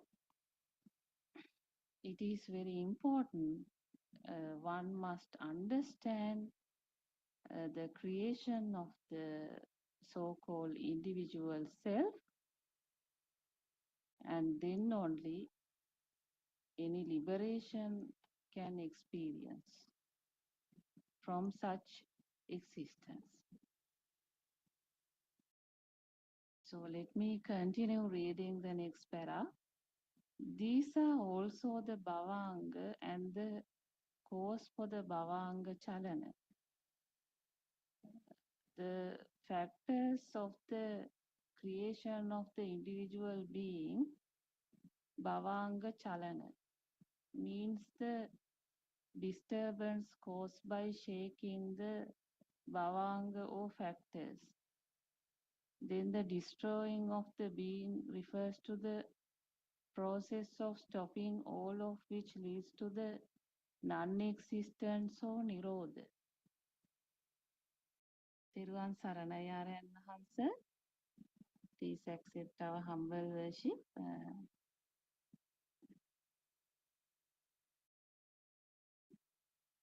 Yeah, I think until Aryan Hansa join, let's try to have a look at on this. So Aryan Hansa has explained this bhava thing, because this bhava that was very clearly explained by Aryan Mahansa. The bhava is this present moment. The present moment, the world becoming real. So that is the bhava. The moment becoming real is the bhava. So that is the soul. Here it is mentioned the factors of the creation of the individual being. So that is the bhavanga chalana. That's how it is mentioned. Bhavanga or factors. So that is the dependent origination. That is the cause. Because it is the Aryan Mahansa explained this cause and effect. And how this cause and effect cause the formation of the soul. So when the cause present, soul is formed. When there are no cause, no soul. So that is the dependent origination. So there are some very interesting examples like taking a wire. So you see when two wires like they're connected, you see there will be when some sticks or whatever, I mean whatever, when you rub each other, like there is a heat and there can be a light. So what is that? That was not there before, but some you see spark or some sensation arises in the present moment that was not there before. So likewise, what happens? Something which was not existed before now forms in the present moment. The same mechanism. So I occur in the present moment. I is a energy, that is the sparks coming together. The result is the I become real. So I is a energy, ear is a energy, and these two energies fell together. That is the combined spark is the chair or a mother. That is another energy, and that process continuing process give rise the existence of the chair. That's another energy, and and then when the chair become real, the me also, like just like the two side of the same coin. So the me is the energy, so that soul existent feel, that power of the chair is the energy of self as well.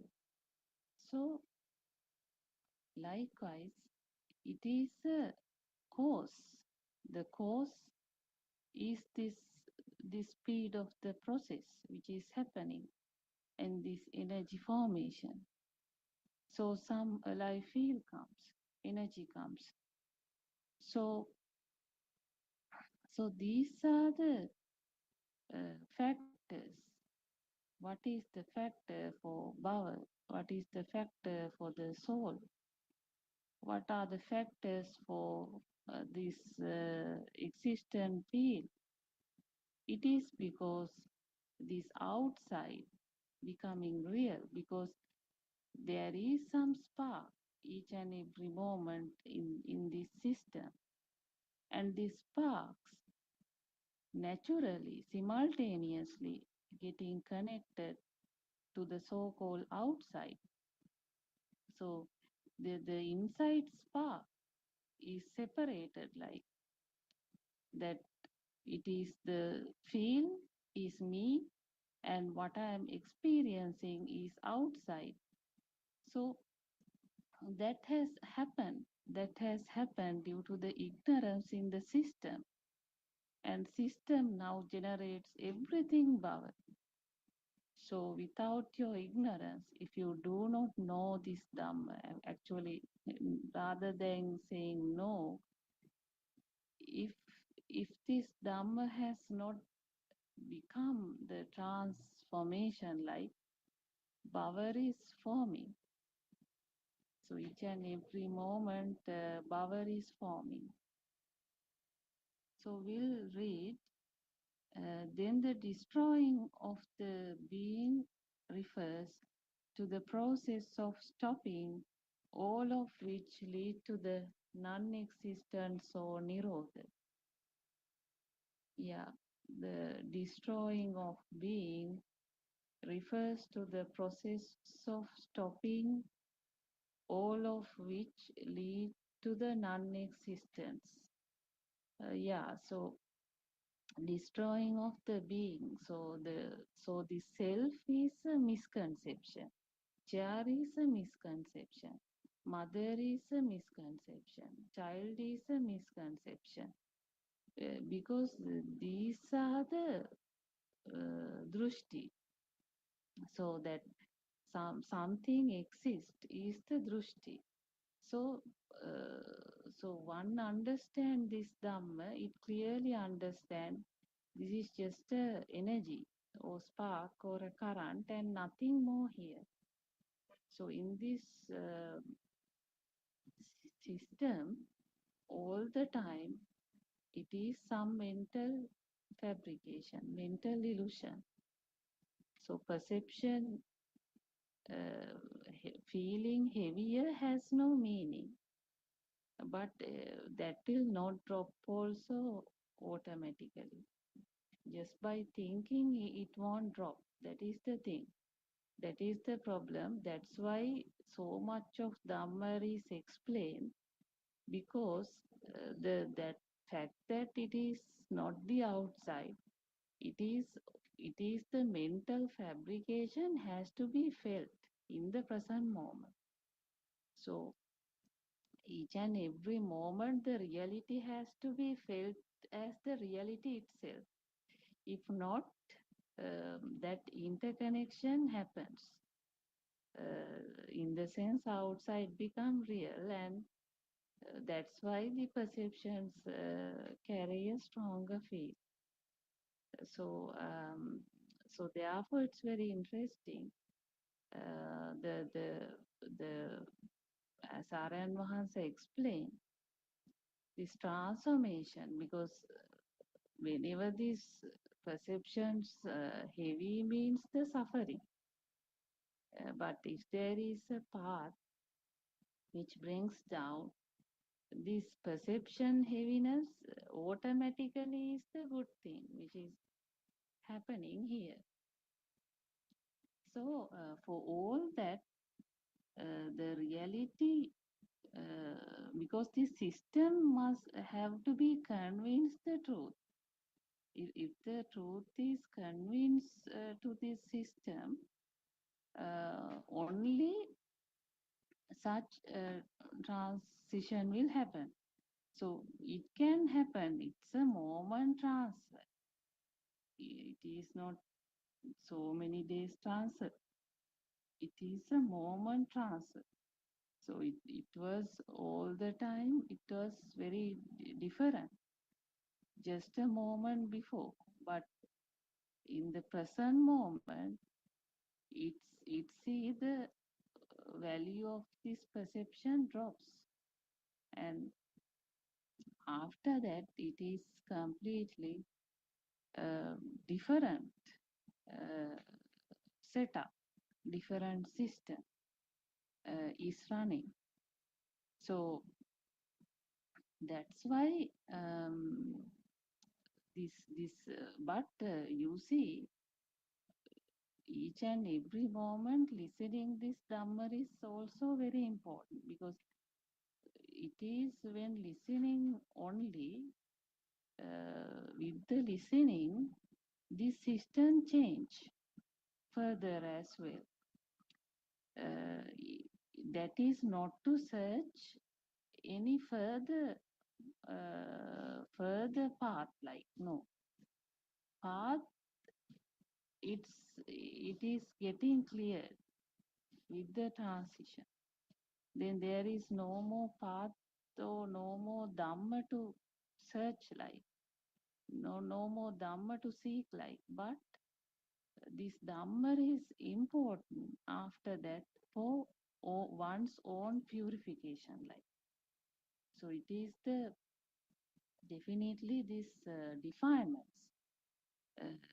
have to be seen, because in this process there is no any good or bad person, like no one can say I am good, like no, there is no good people. Everyone has so many endless samsaric power of defilements. So only good thing is now that power will be somewhat less. considerable less, but that doesn't mean power is stopped. So there is nothing called good. If someone say I am very good, that's wrong. That means you have failed to see your own defilements. Most important thing is see the power forming. See why in some situation the current became real. Why there was a sad. Um, why in that moment? So like it is not a questioning or it is not a mind or thinking, because mind is like no point. Mind thinking means back against, it is the power. It is unnecessary power. Instead, better to be more like blend with the reality, in the sense it's not the mind like. So it's more like blending with the nature like.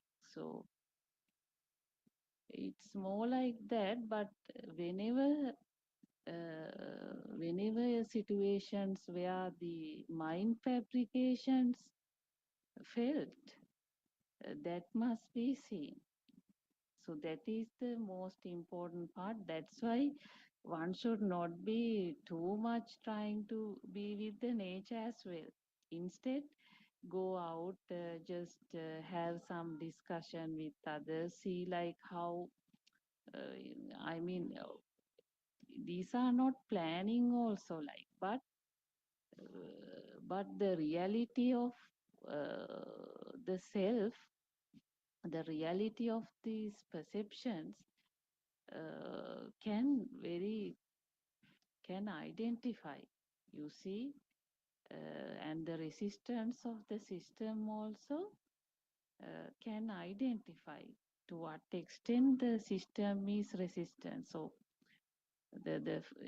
so earlier for this kind of words there was this kind of reaction from the system, but now what is the reaction will be seen. That is the insight. So that is the way to go. Then there won't be any doubts on the path, because whenever this resistance get challenged, the resistance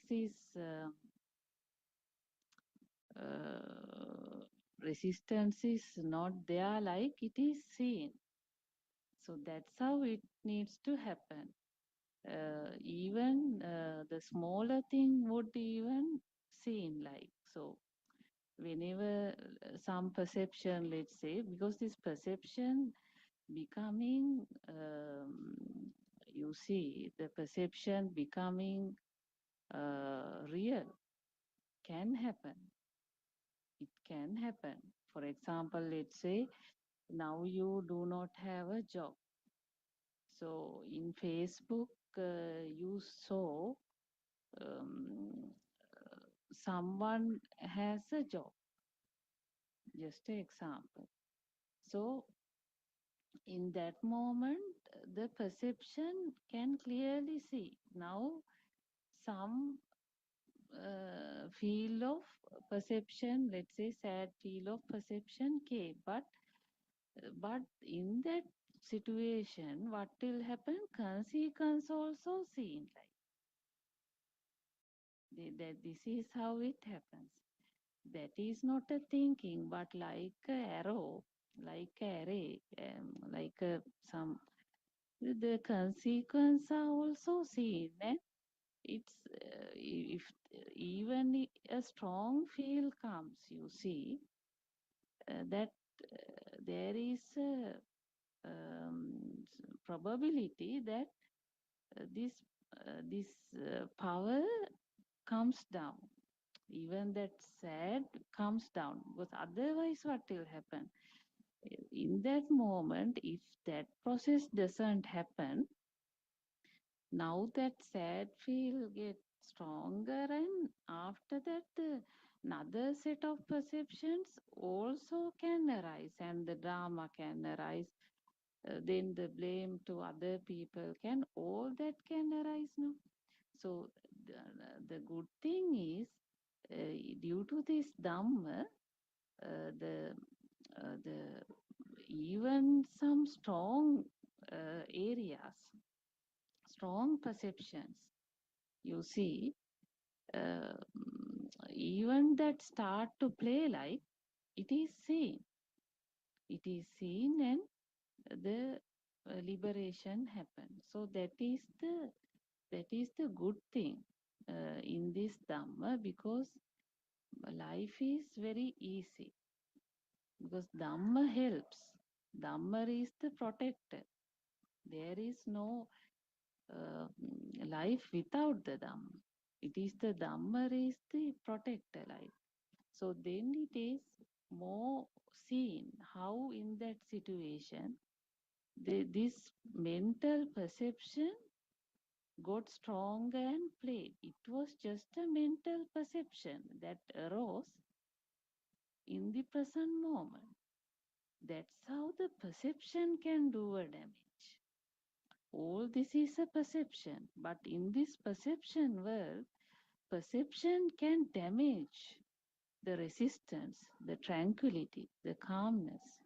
So, but more and more one understand what is this perception is the only way to bring down the power of the perception. So naturally, the perception comes down. But for all this to happen, it's very important at the beginning, through listening to this Dhamma, one has to very clear out all these perceptions are drushti. So drushti has to be fade out first. After that only, there is some control even on whenever then and there arising perception burdens. So then it will no more become a burden, like then it is more like the sense of tranquility. I can see Dr. Sakuntala is also joined by now, and our Aryan Mahanse is also joined. We could not hear Aryan Mahanse's voice in English Zoom also, so whenever time permit, Aryan Mahanse too will join. Thiruvan Saranai, Dr. Sakuntala. Yeah, you can end your comments. I pay homage and respect to our great and noble friend Aryan Mahanse, Thiruvan Saranai Randima, Thiruvan Saranai, all Dhamma friends. Just adding a few more things to what Randima has been discussing. Actually, what is explained in this Dhamma path by our noble friend is something very simple but deep, I would say. So you can't say it's not understandable, but on the other side also, you can say that it's not too easy also. But each and every person has to do their own research and then try to identify how this own mind is working. So it is a mind actually, or the thoughts, which is the culprit, I would say. But the formation of the thoughts is not something controllable, not something which is stoppable. It is the result of the sense functions or the creations of the senses. And this is a process where no controlling body or no self who is in charge of it.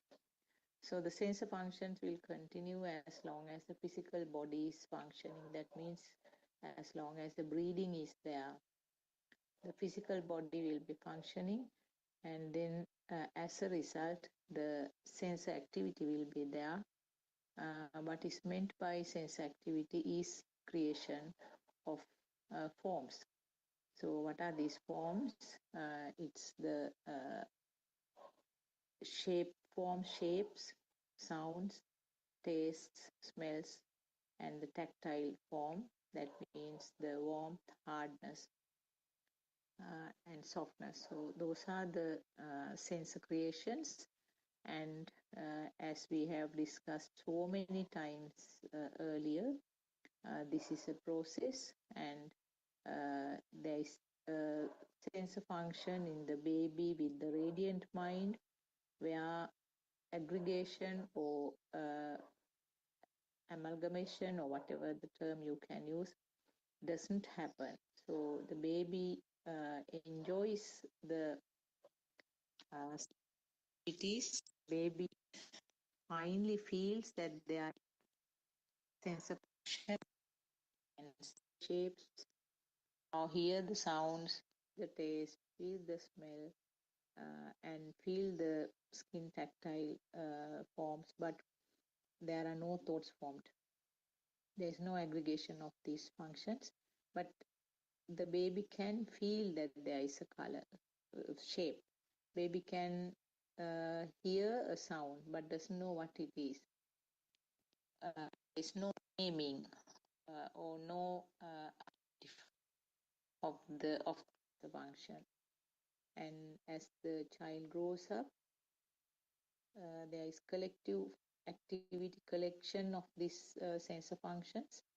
Now in some sense activities, particularly now if it is something like a food item, all 5 sense activities will be maybe equally prominent, but in some like to take a chair, some sense of functions will be more prominent, where things like taste will not be very obvious, and the smell also will not be very obvious unless the furniture has been painted recently, where the smell of the paint is there. So this is, we have been telling these facts, I think, again and again, but it is very important to get this convinced to the system. So there is a collective function where the thoughts are formed, and there is a power created in all these levels. So when it comes to the thought, it's with the current, and it doesn't stop because of this current at that level. It further progresses, and then the final product is the feeling of self. So the feeling of self is the main root of all this creative world and all the defilements. So that is the fact that system has to understand and then dig enough to find out how this root can be removed. The human system understands this pattern and what is called the internal transformation will result in just the understanding of a system functioning here, but there is no self. So this is the summary of what I've been telling again and again. So if you talk about the sorrow, or in Pali it is called dukkha, and in Sinhalese it is called dukkha.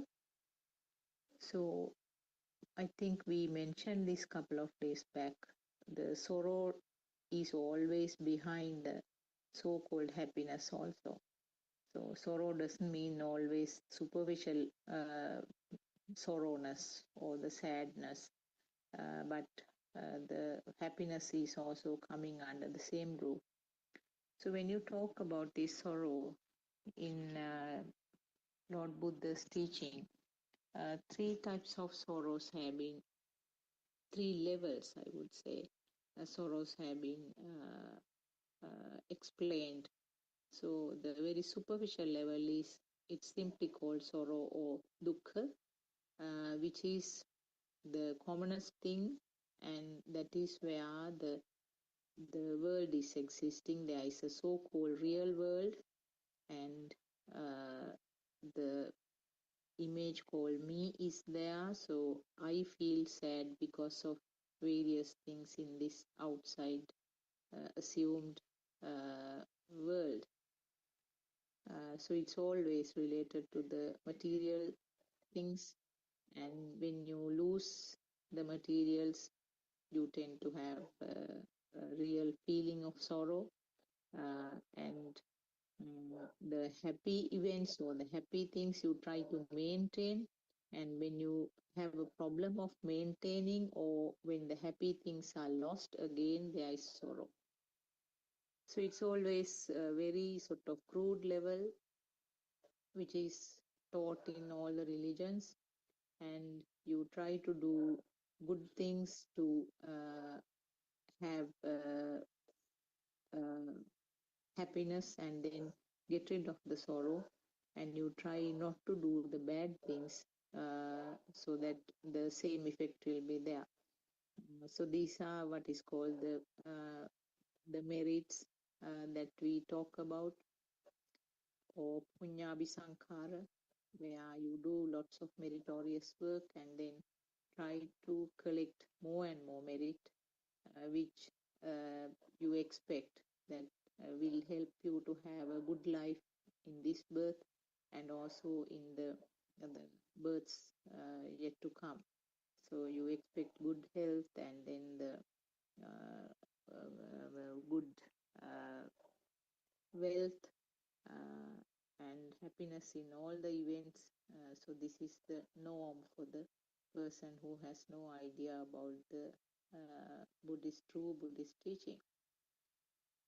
So apunyabhi sankhara means you try not, those are the bad things. So you try not to do the bad things. So in both these here, uh, you are trying to maintain yourself, and then you depend on the world, and you expect the world to give you happiness and the sadness. So that is all about the dukkha or sorrow. Then the next level actually is for a person who has some idea about this Dhamma facts, Dhamma teaching. The next level is you can translate it as true sorrow or dukkha satya in Pali. So dukkha satya in Sinhalese also we use the same word. So true sorrow. What is true sorrow actually? Now then we realize we tend to turn the camera towards the self, towards the system, and then realize that sorrow is actually a creation of the mind. This idea is sensor function, where the sensors will give an input, and thoughts are formed, and it is the thought or the mind which gives the conclusion that this is sorrow. So now, for example, uh, you see a picture, your eye vibration is there, and then which gives you a creation of a shape, and then the mind sensor will analyze and name it as your son's picture. And supposing your son is away from you for some time, is gone out of the country or studying somewhere far away. So the moment the picture is formed, and then the mind sensor recognizes it as the son's picture, you feel some sadness. You wonder whether the having regular meals, whether he's having difficulties, how we see whether he's having any illnesses. There is no one around to look after him. Now, all sorts of things that sorrow is created in your mind. Similarly, now if the same picture is shown to a stranger who doesn't have any idea about whose picture is that, then there will not be any sorrow feeling in that mind. So all these things actually created by the mind uh, as a spark at that moment, and the spark is a result of the data which has been time to time uh, activated, and then the final spark produces pictures, collection forms about your son. So this every time, this is actually what is practiced in the first practical experience. Out of the 4 steps, the first step is that this is your mind. Always, it's your mind. So still you have the person here, and you turn the camera the same, and they recognize that sad sorrow all is result of of the 5 senses. One will be if it is of one of the more, one will be as a spark uh, the of sense you sorrow. So now this is the second step. Here, person sort of turn towards correct and understanding this level is also very important, because from the mundane world you have turned towards you and then try to realize that this is uh, thoughts. You own thoughts, actually these thoughts which is create the result of the sensor function, that is a creation of the mind sensor. Now this system, this function or this creation is not something that is avoidable. You can't stop the thoughts coming in. And now sometimes after a particular after a particular incident, uh, thoughts will be formed again and again and again about the same incident. So you tend to feel that I feel sad, and you automatically the label of I is attached to that. So the each thought is a fresh one, a new spark at that time. But because of the ignorance, the idea which comes is that it is something which has been there all the time. But what is important to realize is that it is always a fresh thought, it is a fresh spark, and it has a collection of all 5 forms. So this is second, and as I said, it is very important because this is you are trying to swim upwards against the stream, against the current. And what is the next one is called the Dukkha Arya Satya. Actually, I can't exactly give an English translation for that. Now, that is the true part, true Dhamma part, or the most important part, which is explained in Buddhist teaching and which is very well explained by our noble friend. So, what is Dukkha Satya? Actually, these sensor functions and taking these sensor functions as true, giving a value to the thought that sun is there, that itself is a sorrow. So that is the most important thing, and that is the end of this explanation. And that is what is mostly important to realize and convince, that taking the sun as a person or taking something as true giving a value to that thought about the sun itself is a sorrow. So that means sun, if I tell you the word sun, now each of us will have a mental picture about the own sun. So the person's, each system will have a different sun created instantly in the mind. His appearance and then his voice also may be echoed in your mind, and various his likes and dislikes, and the qualities and the ways he behave, the food he like, all sorts of things will be there in this mental picture right now when I tell you the word sun. So that means if you do not realize that this is a sensor function, and if you do not sort of understand with an internal transformation that it is a creation, very clever creation of the mind sensor as a spark right now, with the past data. If you do not realize this part, you have a sun living somewhere. So you have that feeling of existence of sun. So as long as you have that feeling, as long as that ignorance part is not understood, you have the sorrow. So these are the three levels which has been described in Dhamma.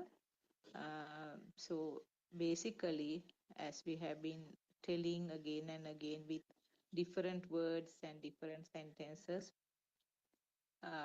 giving a value to the thought or taking the thoughts as real is the basic thing that we have to understand. The taking the thought as real. So thought means it could be in the form of from the eye sensor or ear sensors or any of the sensor activities, or maybe a collection of all five at the same time, or some sensor functions will be more prominent than the others. So whatever it is a thought. Thought is the one which is the ultimate product, and if you give a value to the thought, that is where you are born. That is where it is called jati. It's not the birth of this birth as a small baby. This is where you are really born, and then you are born means you have taken that thought as real, you have given a value, and then that follows the current where you label as various defilements, and also another name can be given, the self-existence. Because if there is something that you have given a value and taken as true, that itself is a birth of yourself, or the birth of the self-existence then and there. So we are using different words, but I think we all are sort of trying to point out to the same place. So a person who has been listening to Dhamma for a long time, sometimes all of a sudden will realize that uh, uh, uh, just this is what they have been telling all this time. And but you have been listening to that same thing over and over again, but suddenly, as if you have opened the curtains of a window and let some sun rays come in, you tend to realize this is what they have been telling all these times. So I think few of the things that I wanted to add, Randima. Teruvan Saranai. Yeah, Teruvan Saranai, Dr. Sakuntala. Thank you so much for your valuable explanation. Yeah, these perceptions, yeah, the sun, the child, the moon, mother, father, house, husband, wife. So all these are perceptions. That is the interesting thing here. That is a misconception. So these are exactly like tombs in a cemetery. So in a cemetery, what do you find? In a cemetery, uh, you find some monuments to the memory of dead person. So some tombs. So these perceptions are also just dead perceptions.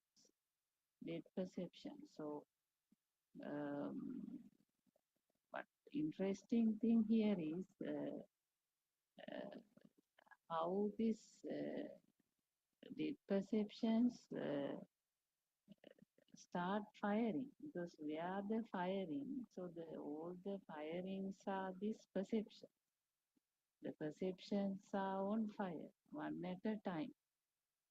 So it just keep rotating some set of perception. So it's not meaningful, not meaningful. So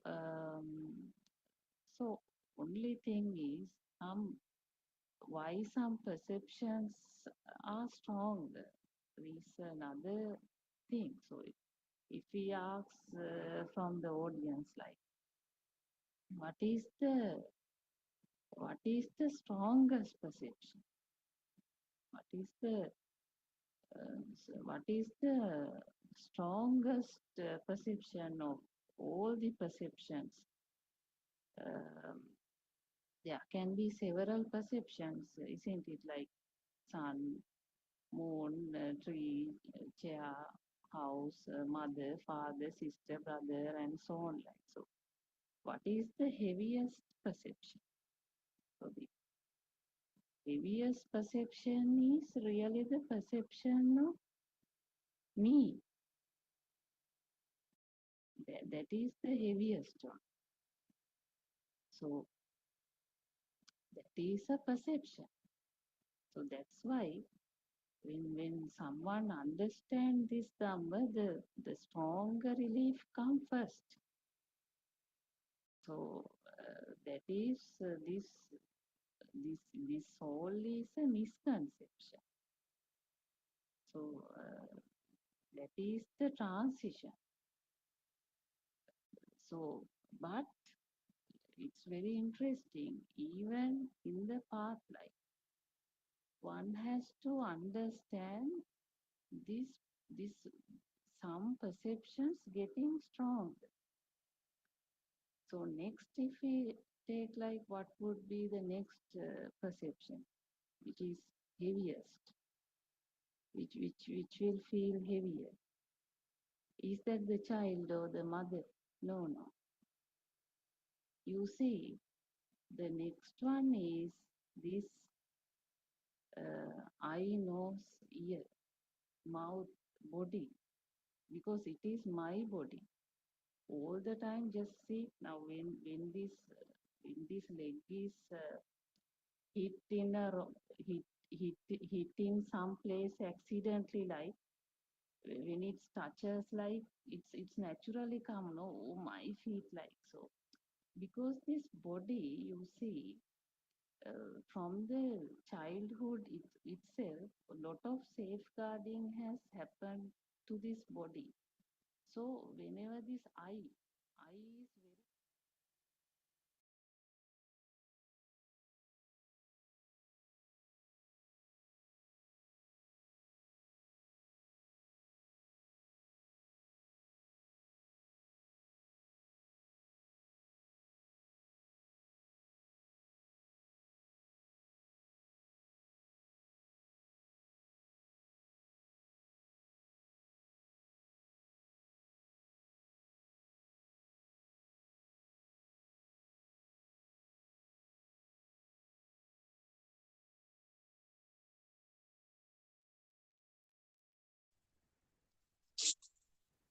There was to dear listeners, good evening.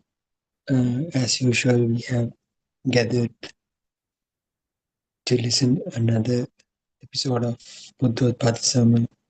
As usual, so As you know by now, through the Buddothpada sermons,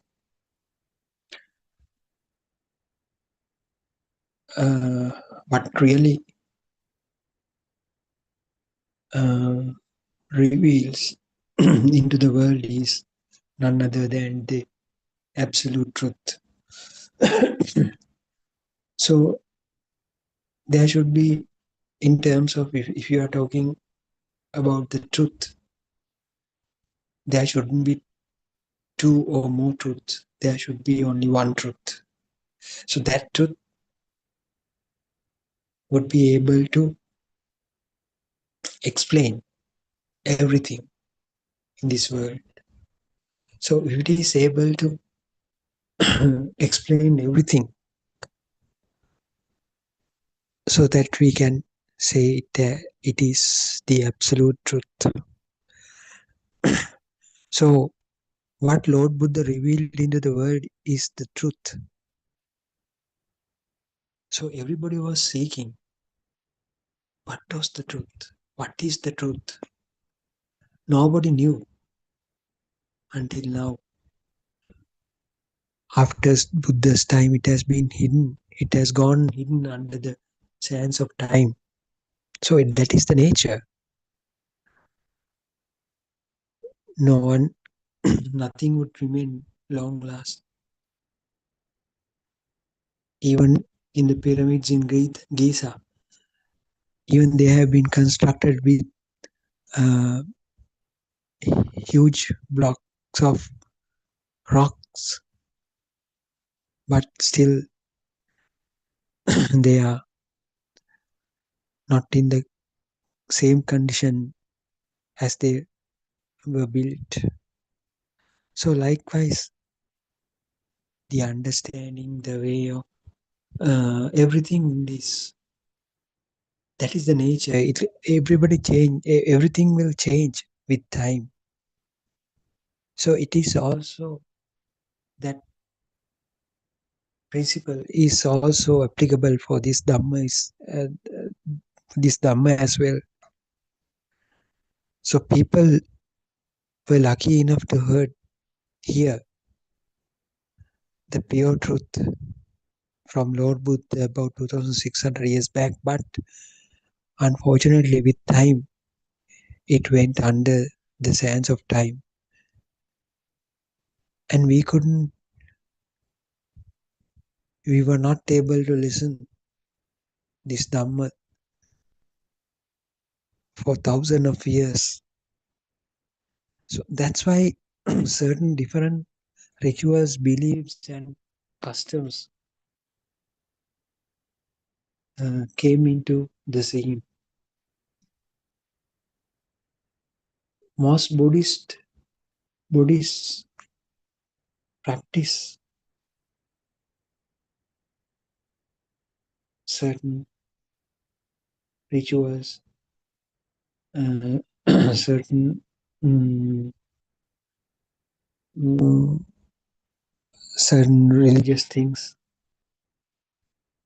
But if you go back and see whether those things were done in Buddha's time, you can't find anything. So were there any sort of worshipping things in that Buddha's era? No. Buddha even didn't allow Reverend Ananda to build his own statue to worship for the followers who coming from all over the world, all over the world, when Buddha is not present in the Jetavana. So what Lord Buddha said to the world is something new. It is so different. It is not another kind of a dogma. The truth is not something to be followed or something to be learned by heart or something to be uh, uh, believed. The truth should be there to anybody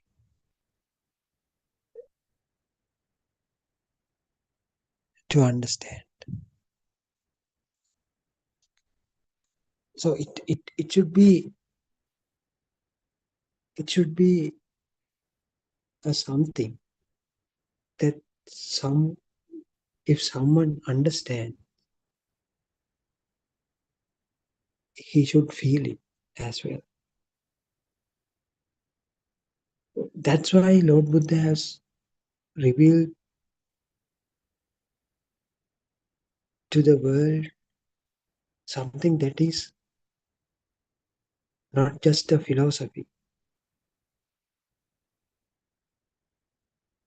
It brings about a certain kind of experience for you.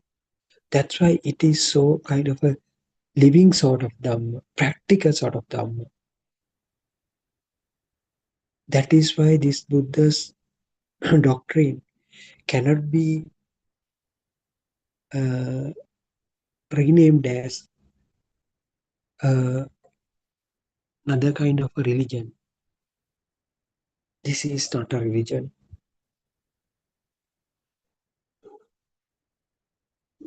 Even if you are in whatever the religion, it doesn't matter. If you are able to understand what the message is, what Lord Buddha wanted to convey, so you are, if you are ready to get to know, so the feeling is, the experience is also valid for you. So that's why in those days, Buddha didn't preached his sermons not to the Buddhists. He, he, he delivered his sermons to the entire world.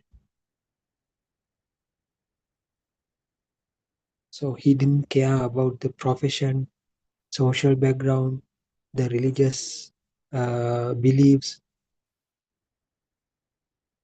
and from where they come from, in what caste they belong to.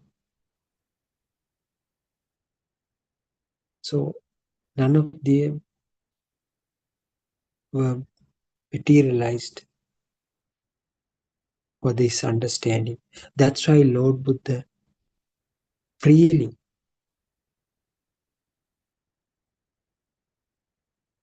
preached his sermons to anybody who wishes to listen, who is ready to who was ready to listen. And also Lord Buddha invited anybody, everybody to come and have a look. So if it does not suit, so you just forget it up. If you feel something, if you feel something is there, then you can reveal it more. You can escalate in further, and you will. So you are in terms of that, you have to have certain kind of a courage. You have to have some kind of an intention to find what the real truth is. So that curiosity should be there with you.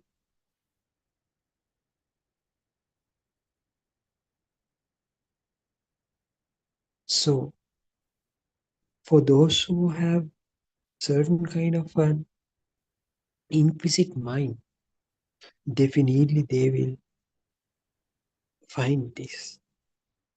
they will hear these sermons. So they are the one, in other words, they are the one who are more eligible to see this Dhamma. So even if you are listening this Dhamma in this moment, you have already been chosen by the nature. So there is no doubt. So you will feel once you understood this Dhamma fully. But for the time being, just keep this in mind. If you happen to listen this Dhamma anyhow, in any means, that is the eligibility criteria that you fulfill to see this ultimate truth. So what is this truth? Then comes the question, what is this so-called truth revealed by Lord Buddha? Lord Buddha revealed into the world uh, a Dhamma that never heard before, kind of a Dhamma. So in Buddha's era,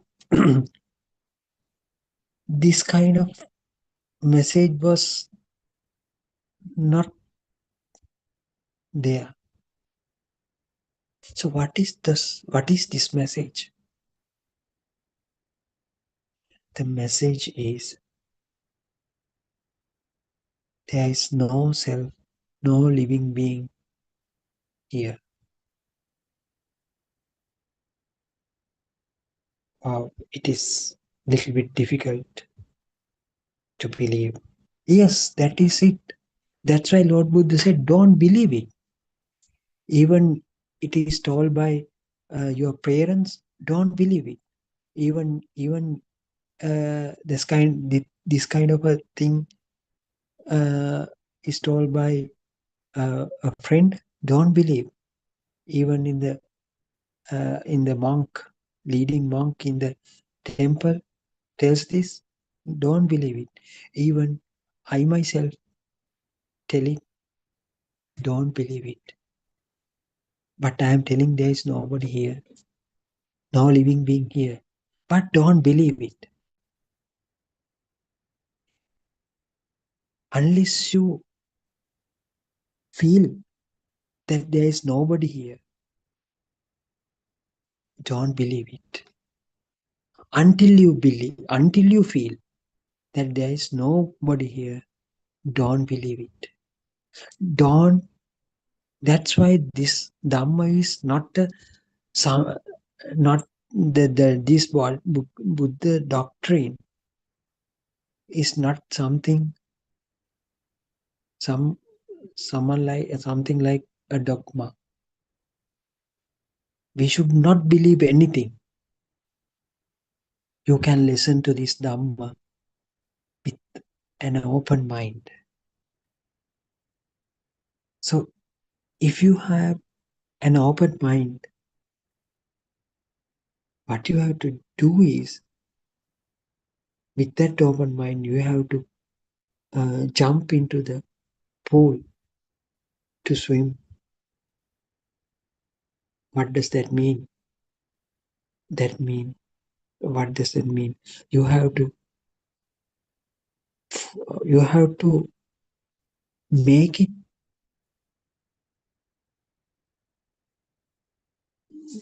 you have to have some kind of inquisitive mind to search this fact. What is the fact? That nobody is here. No living being is here. That is the message that was given by Lord Buddha. There is no call soul, no such a kind of soul that goes from one birth to another.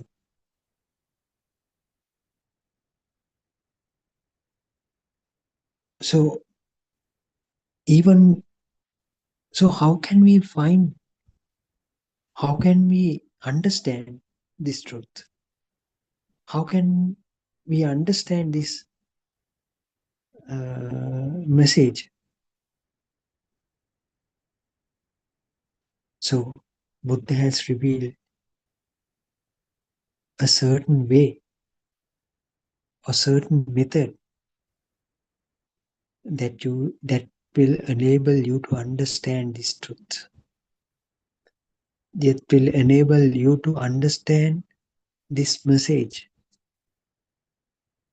What is this way? What are the components? What is this method?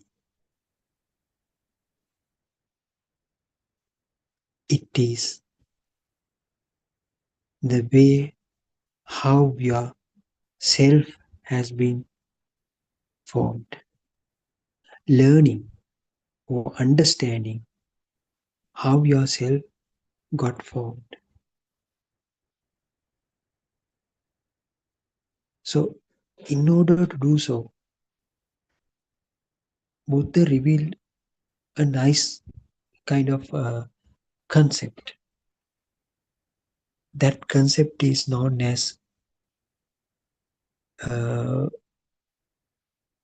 dependent origination, law of dependent origination. So, in Pali, we say that is Paticca Samuppade, Paticca Samuppade. So, what does this dependent origination law uh, reveals?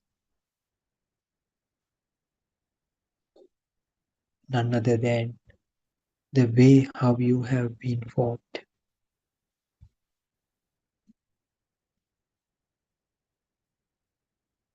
Uh, so, to make it little bit easier for us, Buddha had shown certain stages of it. So that means, certain stages uh,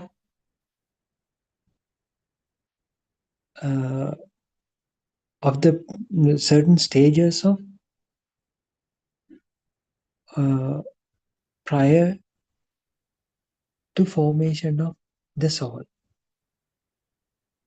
formation of the self. So what are those stages, so-called stages, that is described in uh, how these five aggregates uh,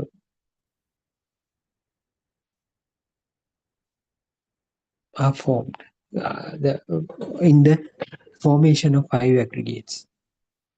So in Pali terms, I will tell it first in Pali terms. Vedana,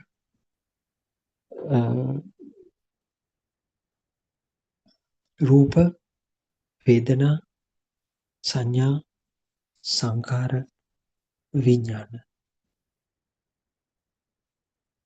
So that is the way, that are the major stages of the process of creating a self according to Buddha's uh, theory. So what is Rupa? Rupa is a projection of whatever a vibration. So here the Buddha is talking about your senses.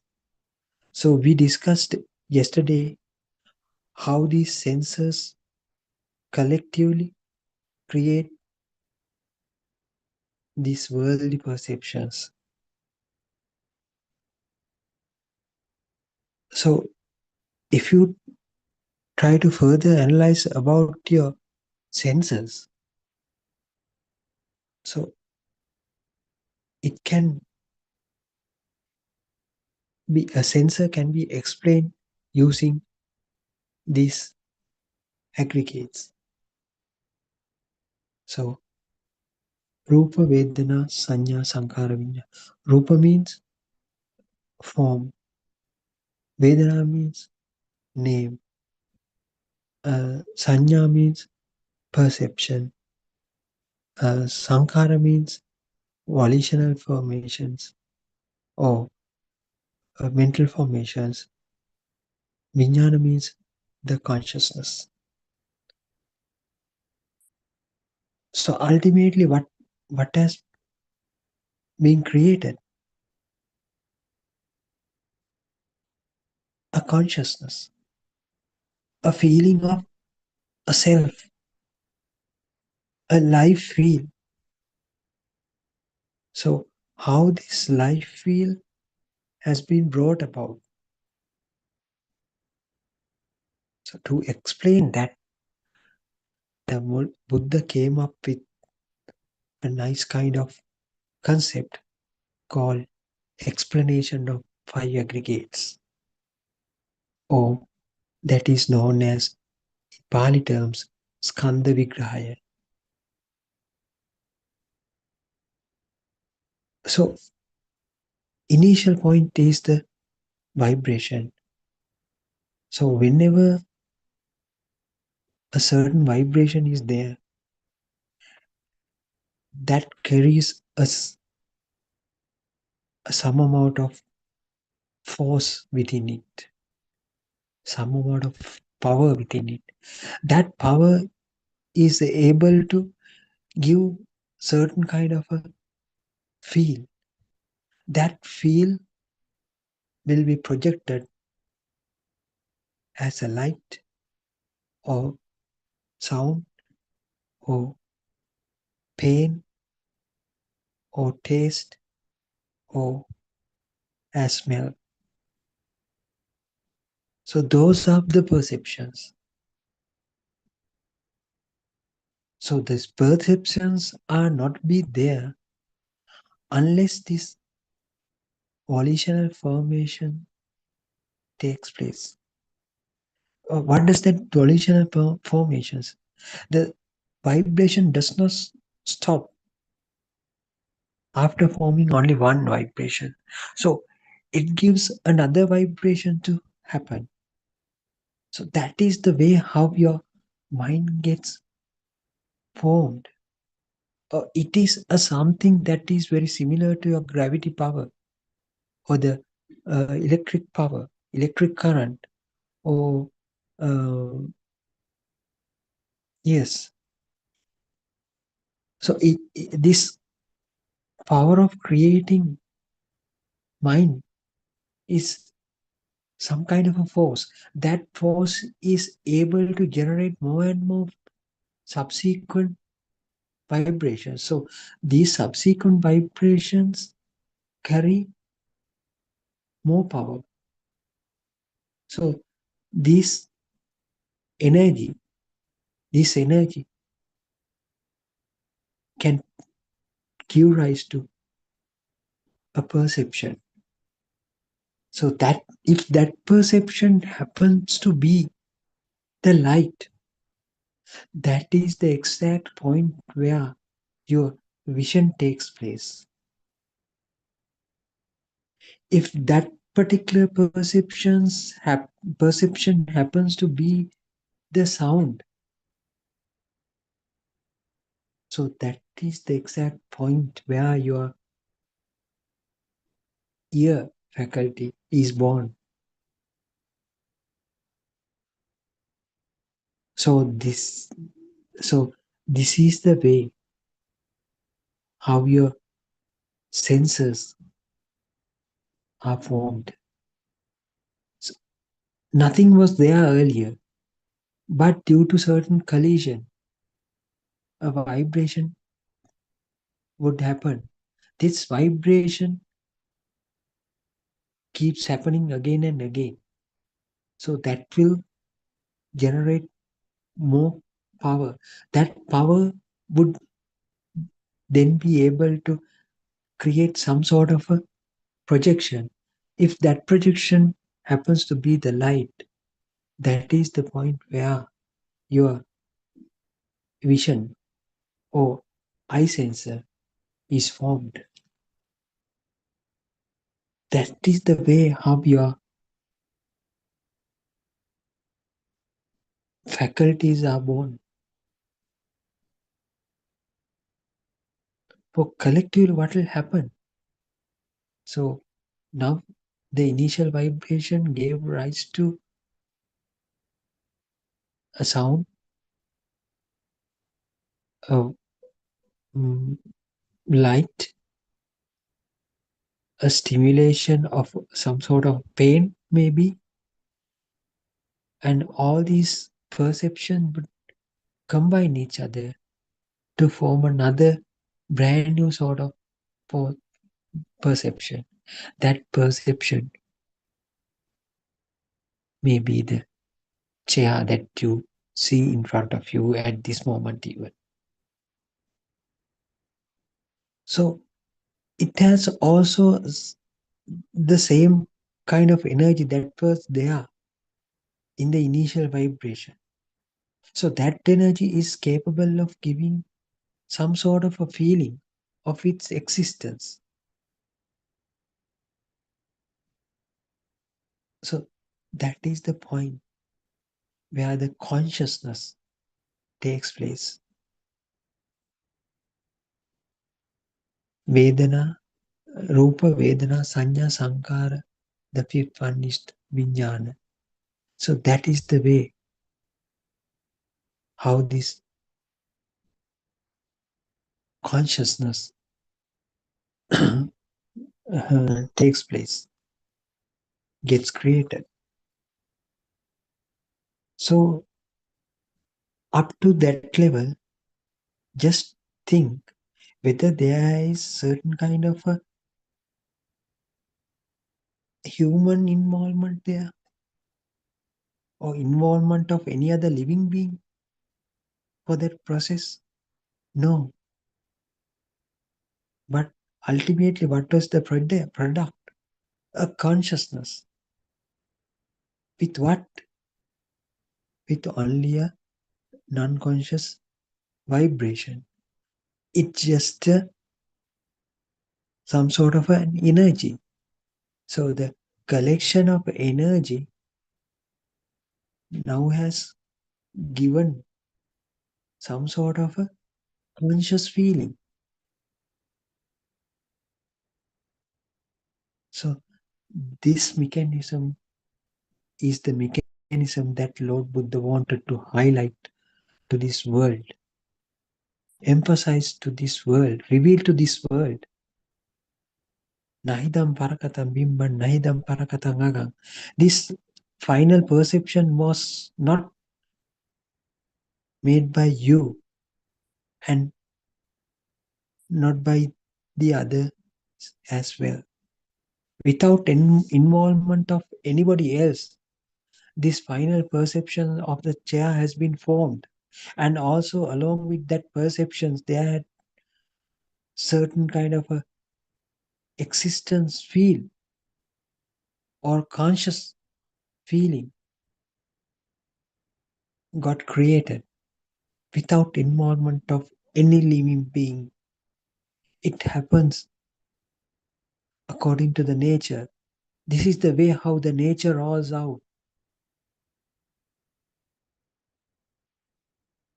What Lord Buddha wanted to emphasize into the world is this fact. For you to understand it better, a certain concept called explanation of fire aggregates had been announced to the world. Actually, there is no such a thing called that thing, that kind of a fire aggregates or something. It is just a concept for make it easy for us to understand. So, so it explains how this the conscious feeling is brought about. So this conscious feeling is the feeling that you are having right now. So you think that you are keeping on listening, keep on listening this Dhamma in this very moment. And always there's a self with you who keeps listening to these sermons. But just think by uh, tallying with these five aggregates whether there is a real kind of a person here as you think who is listening to this sermon. There is nobody here. But your ear sensor, your eye sensor, and your other senses will collectively form a certain kind of a conscious feeling for you. But actually speaking, they are only perceptions. So all the senses are capable of creating certain perceptions. Along with that, some sort of a feel of their individual existence. So as you look at through the window, you might see the sunset. So the light that is captured with your eye sensor, so it has a certain feeling of a real kind of feeling. So you just feel that the what you see as light is a real thing. So similarly, when you listen this Dhamma, you tend to feel like what you are hearing is real thing. So how this real kind of feeling comes along with that sensory perceptions, it is just because the repetitive happening of the initial vibrations make it uh, make that perception as a living or alive perception.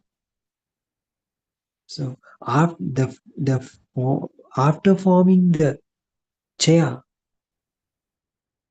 this chair has all the initial characteristics which eye, ear, and the body sensors had. That means the chair also has the certain feeling of the existence feeling. So we tend to feel that this chair is as a real kind of object. Without stopping there, unknowingly, a self who is perceiving the existing sort of a chair will also be created in that very same instant. So that is the so-called consciousness that you refer to as you. So you are thinking that you are a live person and your consciousness makes this chair to feel like real, but it is not so. As you felt this chair as a real thing, unknowingly, a person who is feeling the existence of the chair had got created. The other way around. That is the way that Buddha explained this entire Dhamma through these five aggregates. So what you have to understand here is very simple. What you have to understand is this explanation of skandha that will clearly untangle your mind from this jargon that in the sense the way how you have been formed. So then of course you will understand there's no such a so-called person here within me. There is no such a so-called living being within me. All of them were my misconceptions. As I didn't know the way it has been formed, I believe this light as a real thing. It is also comes because of my ignorance. Since I didn't know that the way how the senses of ear, your ear sensor has been formed. So we were in such a misconception as the sound as a real thing, but it is not. Actually, all are there, only the vibrations. So whenever the vibration takes place, there's very much possibility of creating all these vibration with that, all these perceptions with that initial vibration. So if it is able to generate those perceptions, so you can't prevent it formation of another kind of another worldly perceptions. So that perception would also inherently have the existence power. So that existence power of that particular worldly object will give rise to a self to form. For that is the way how you have been formed. So as a thought become a true thing, thought in the sense the chair or the mother, father, all these things are thoughts. So why we tell those are thoughts? Just because it has made up of through your signals that are being received from through your senses. That's why we call it a thought. So none of your worldly perceptions or all of your worldly perceptions have made up from your senses. So in an instance where some sort of sensor is missing, that particular worldly perceptions also missing, also lacking that particular perception as well. So for instance, if you are colorblind person, so your mental formation or the ultimate perception, worldly perception is lacking the colors. And also if your skin sensor has gone numb, so the final output does not have this a 3D or this solid kind of a feel there. So you don't feel like the chair as a solid object because your skin sensor have gone numb. So in the absence of that particular sensor, there's no way of forming a real kind of a thought. So, but unfortunately, you with as you have certain big ignorance with you, so you are believing this chair as a real object. So in the place where the chair has certain kind of existence feel, there should be a living being to perceive that particular existence feel of the chair. So who is that living being? Another perception come. Another perception comes, which brings the uh, image of your own self. So and it ties up and get tie up with that particular perception of the alive perception.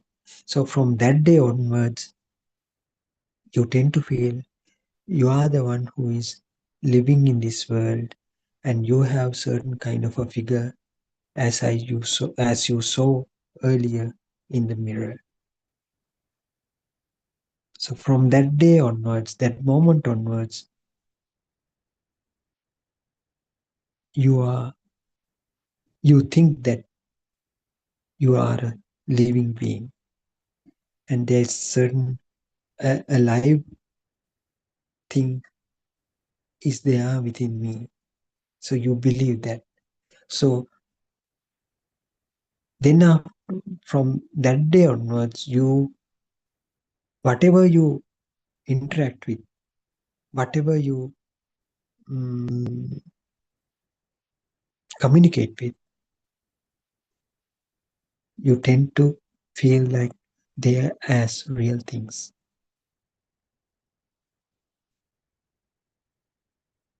So, but what Lord Buddha said is something different. Just come and have a look. What Lord Buddha said is, just come and have a look. What is the way that you have been built? Then you will find out by yourself there is no such a living being here.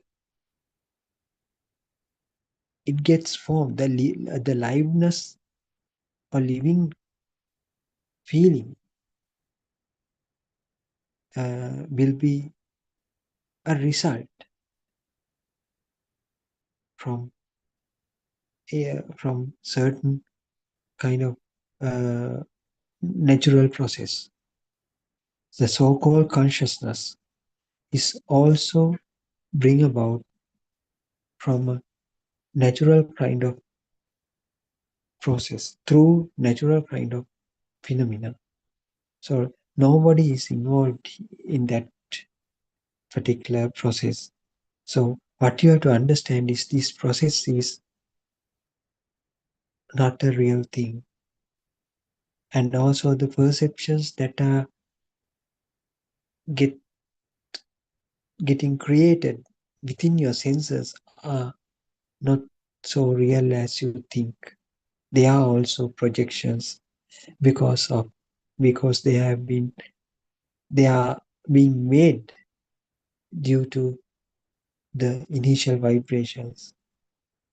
So in singular it is called Ruppaneta Mevin Rupe. Because of the initial vibration, these projections will take place. This projection may be in form of light, sound, tactile stimulations, or pain, taste, or smell. So by combination of all these perceptions, the worldly perception will get created. So this world perception also has a life field.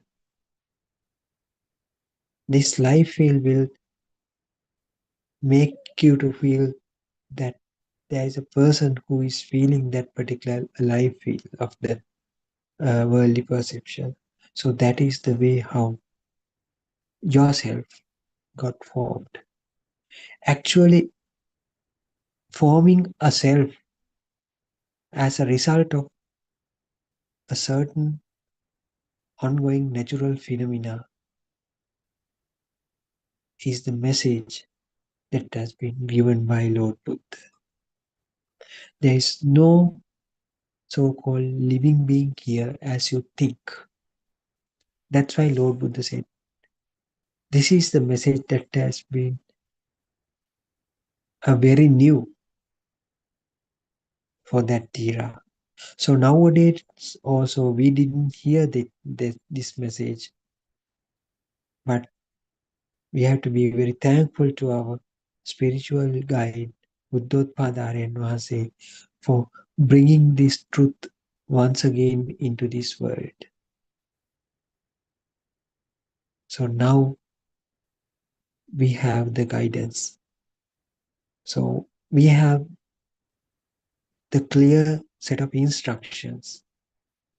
So they are in Tripitaka, they are in sutras, they are in other books as well.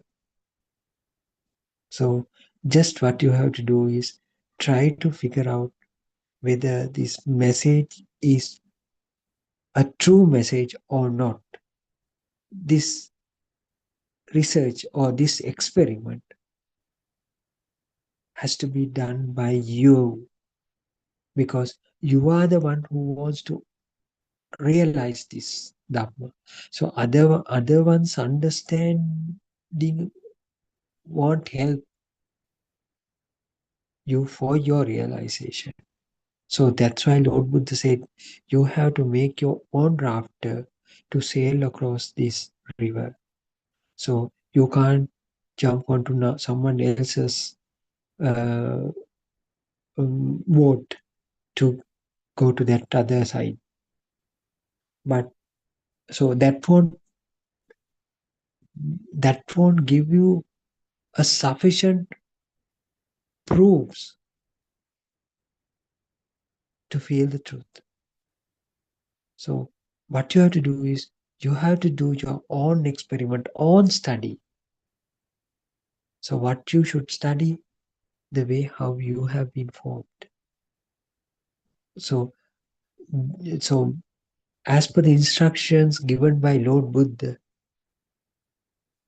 Buddothpada Vahase also invites you to listen and try to figure out this Dhamma from by yourself. So then you will understand, you will realize, wow, this message is a true thing. There is no such a so-called living being within me. And also you will understand, I have been not born even. So in the environment where no kind of a birth is there, will that particular person have a death? No. Both two ends will be lost, because you will come to a certain understanding of, you have not ever been born, you haven't ever been born. There's no such a person called me. Due to my ignorance, I have been referring to a certain kind of electrical current as me. So that was my ignorance. Now I know this science. Now I am experiencing this science because this experience can be felt. So from the childhood up to now, you have been experiencing that there is a person within me. But once you start realizing this Dhamma, a similar kind of non-existence feel also can be experienced. So that is the way, that is the self, that is the evidence that you will have to make sure that you are in the correct path. So ultimately, what will be the end? The state of non-vibration.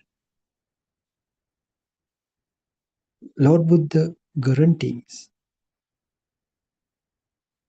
if you happen to see this Dhamma, you will definitely end up in the state of non-vibration. So that place is referred to as the ultimate bliss of Nibbana. So in that point, you will be having an eternal kind of happiness. Actually, even though we refer the word you can't actually assign a persona to that particular state, because what you understand, what you are realizing is there is no self, no individuality, no I-ness, no self-identity. So even at the end, there shouldn't be a such kind of self-identity. But you feel that eternal freedom. So that freedom comes through the permanent liberation from your mind. From your mind means from your worldly perceptions. So that doesn't mean that perception would go away. No. Every perceptions, every feelings, everything will be there, will remain as before. Nothing will be lost. You can see the movie playing as usual, but you are not engaged with that. In other words, that particular illusion can't affect your internal stillness, because you are the one who understood the Dhamma. You are the one who have been transformed to the non-soul state. So that particular place is known as the Nibbana. So you are attaining Nibbana not after the birth. You will be able to attain the supreme bliss of Nibbana in this particular moment.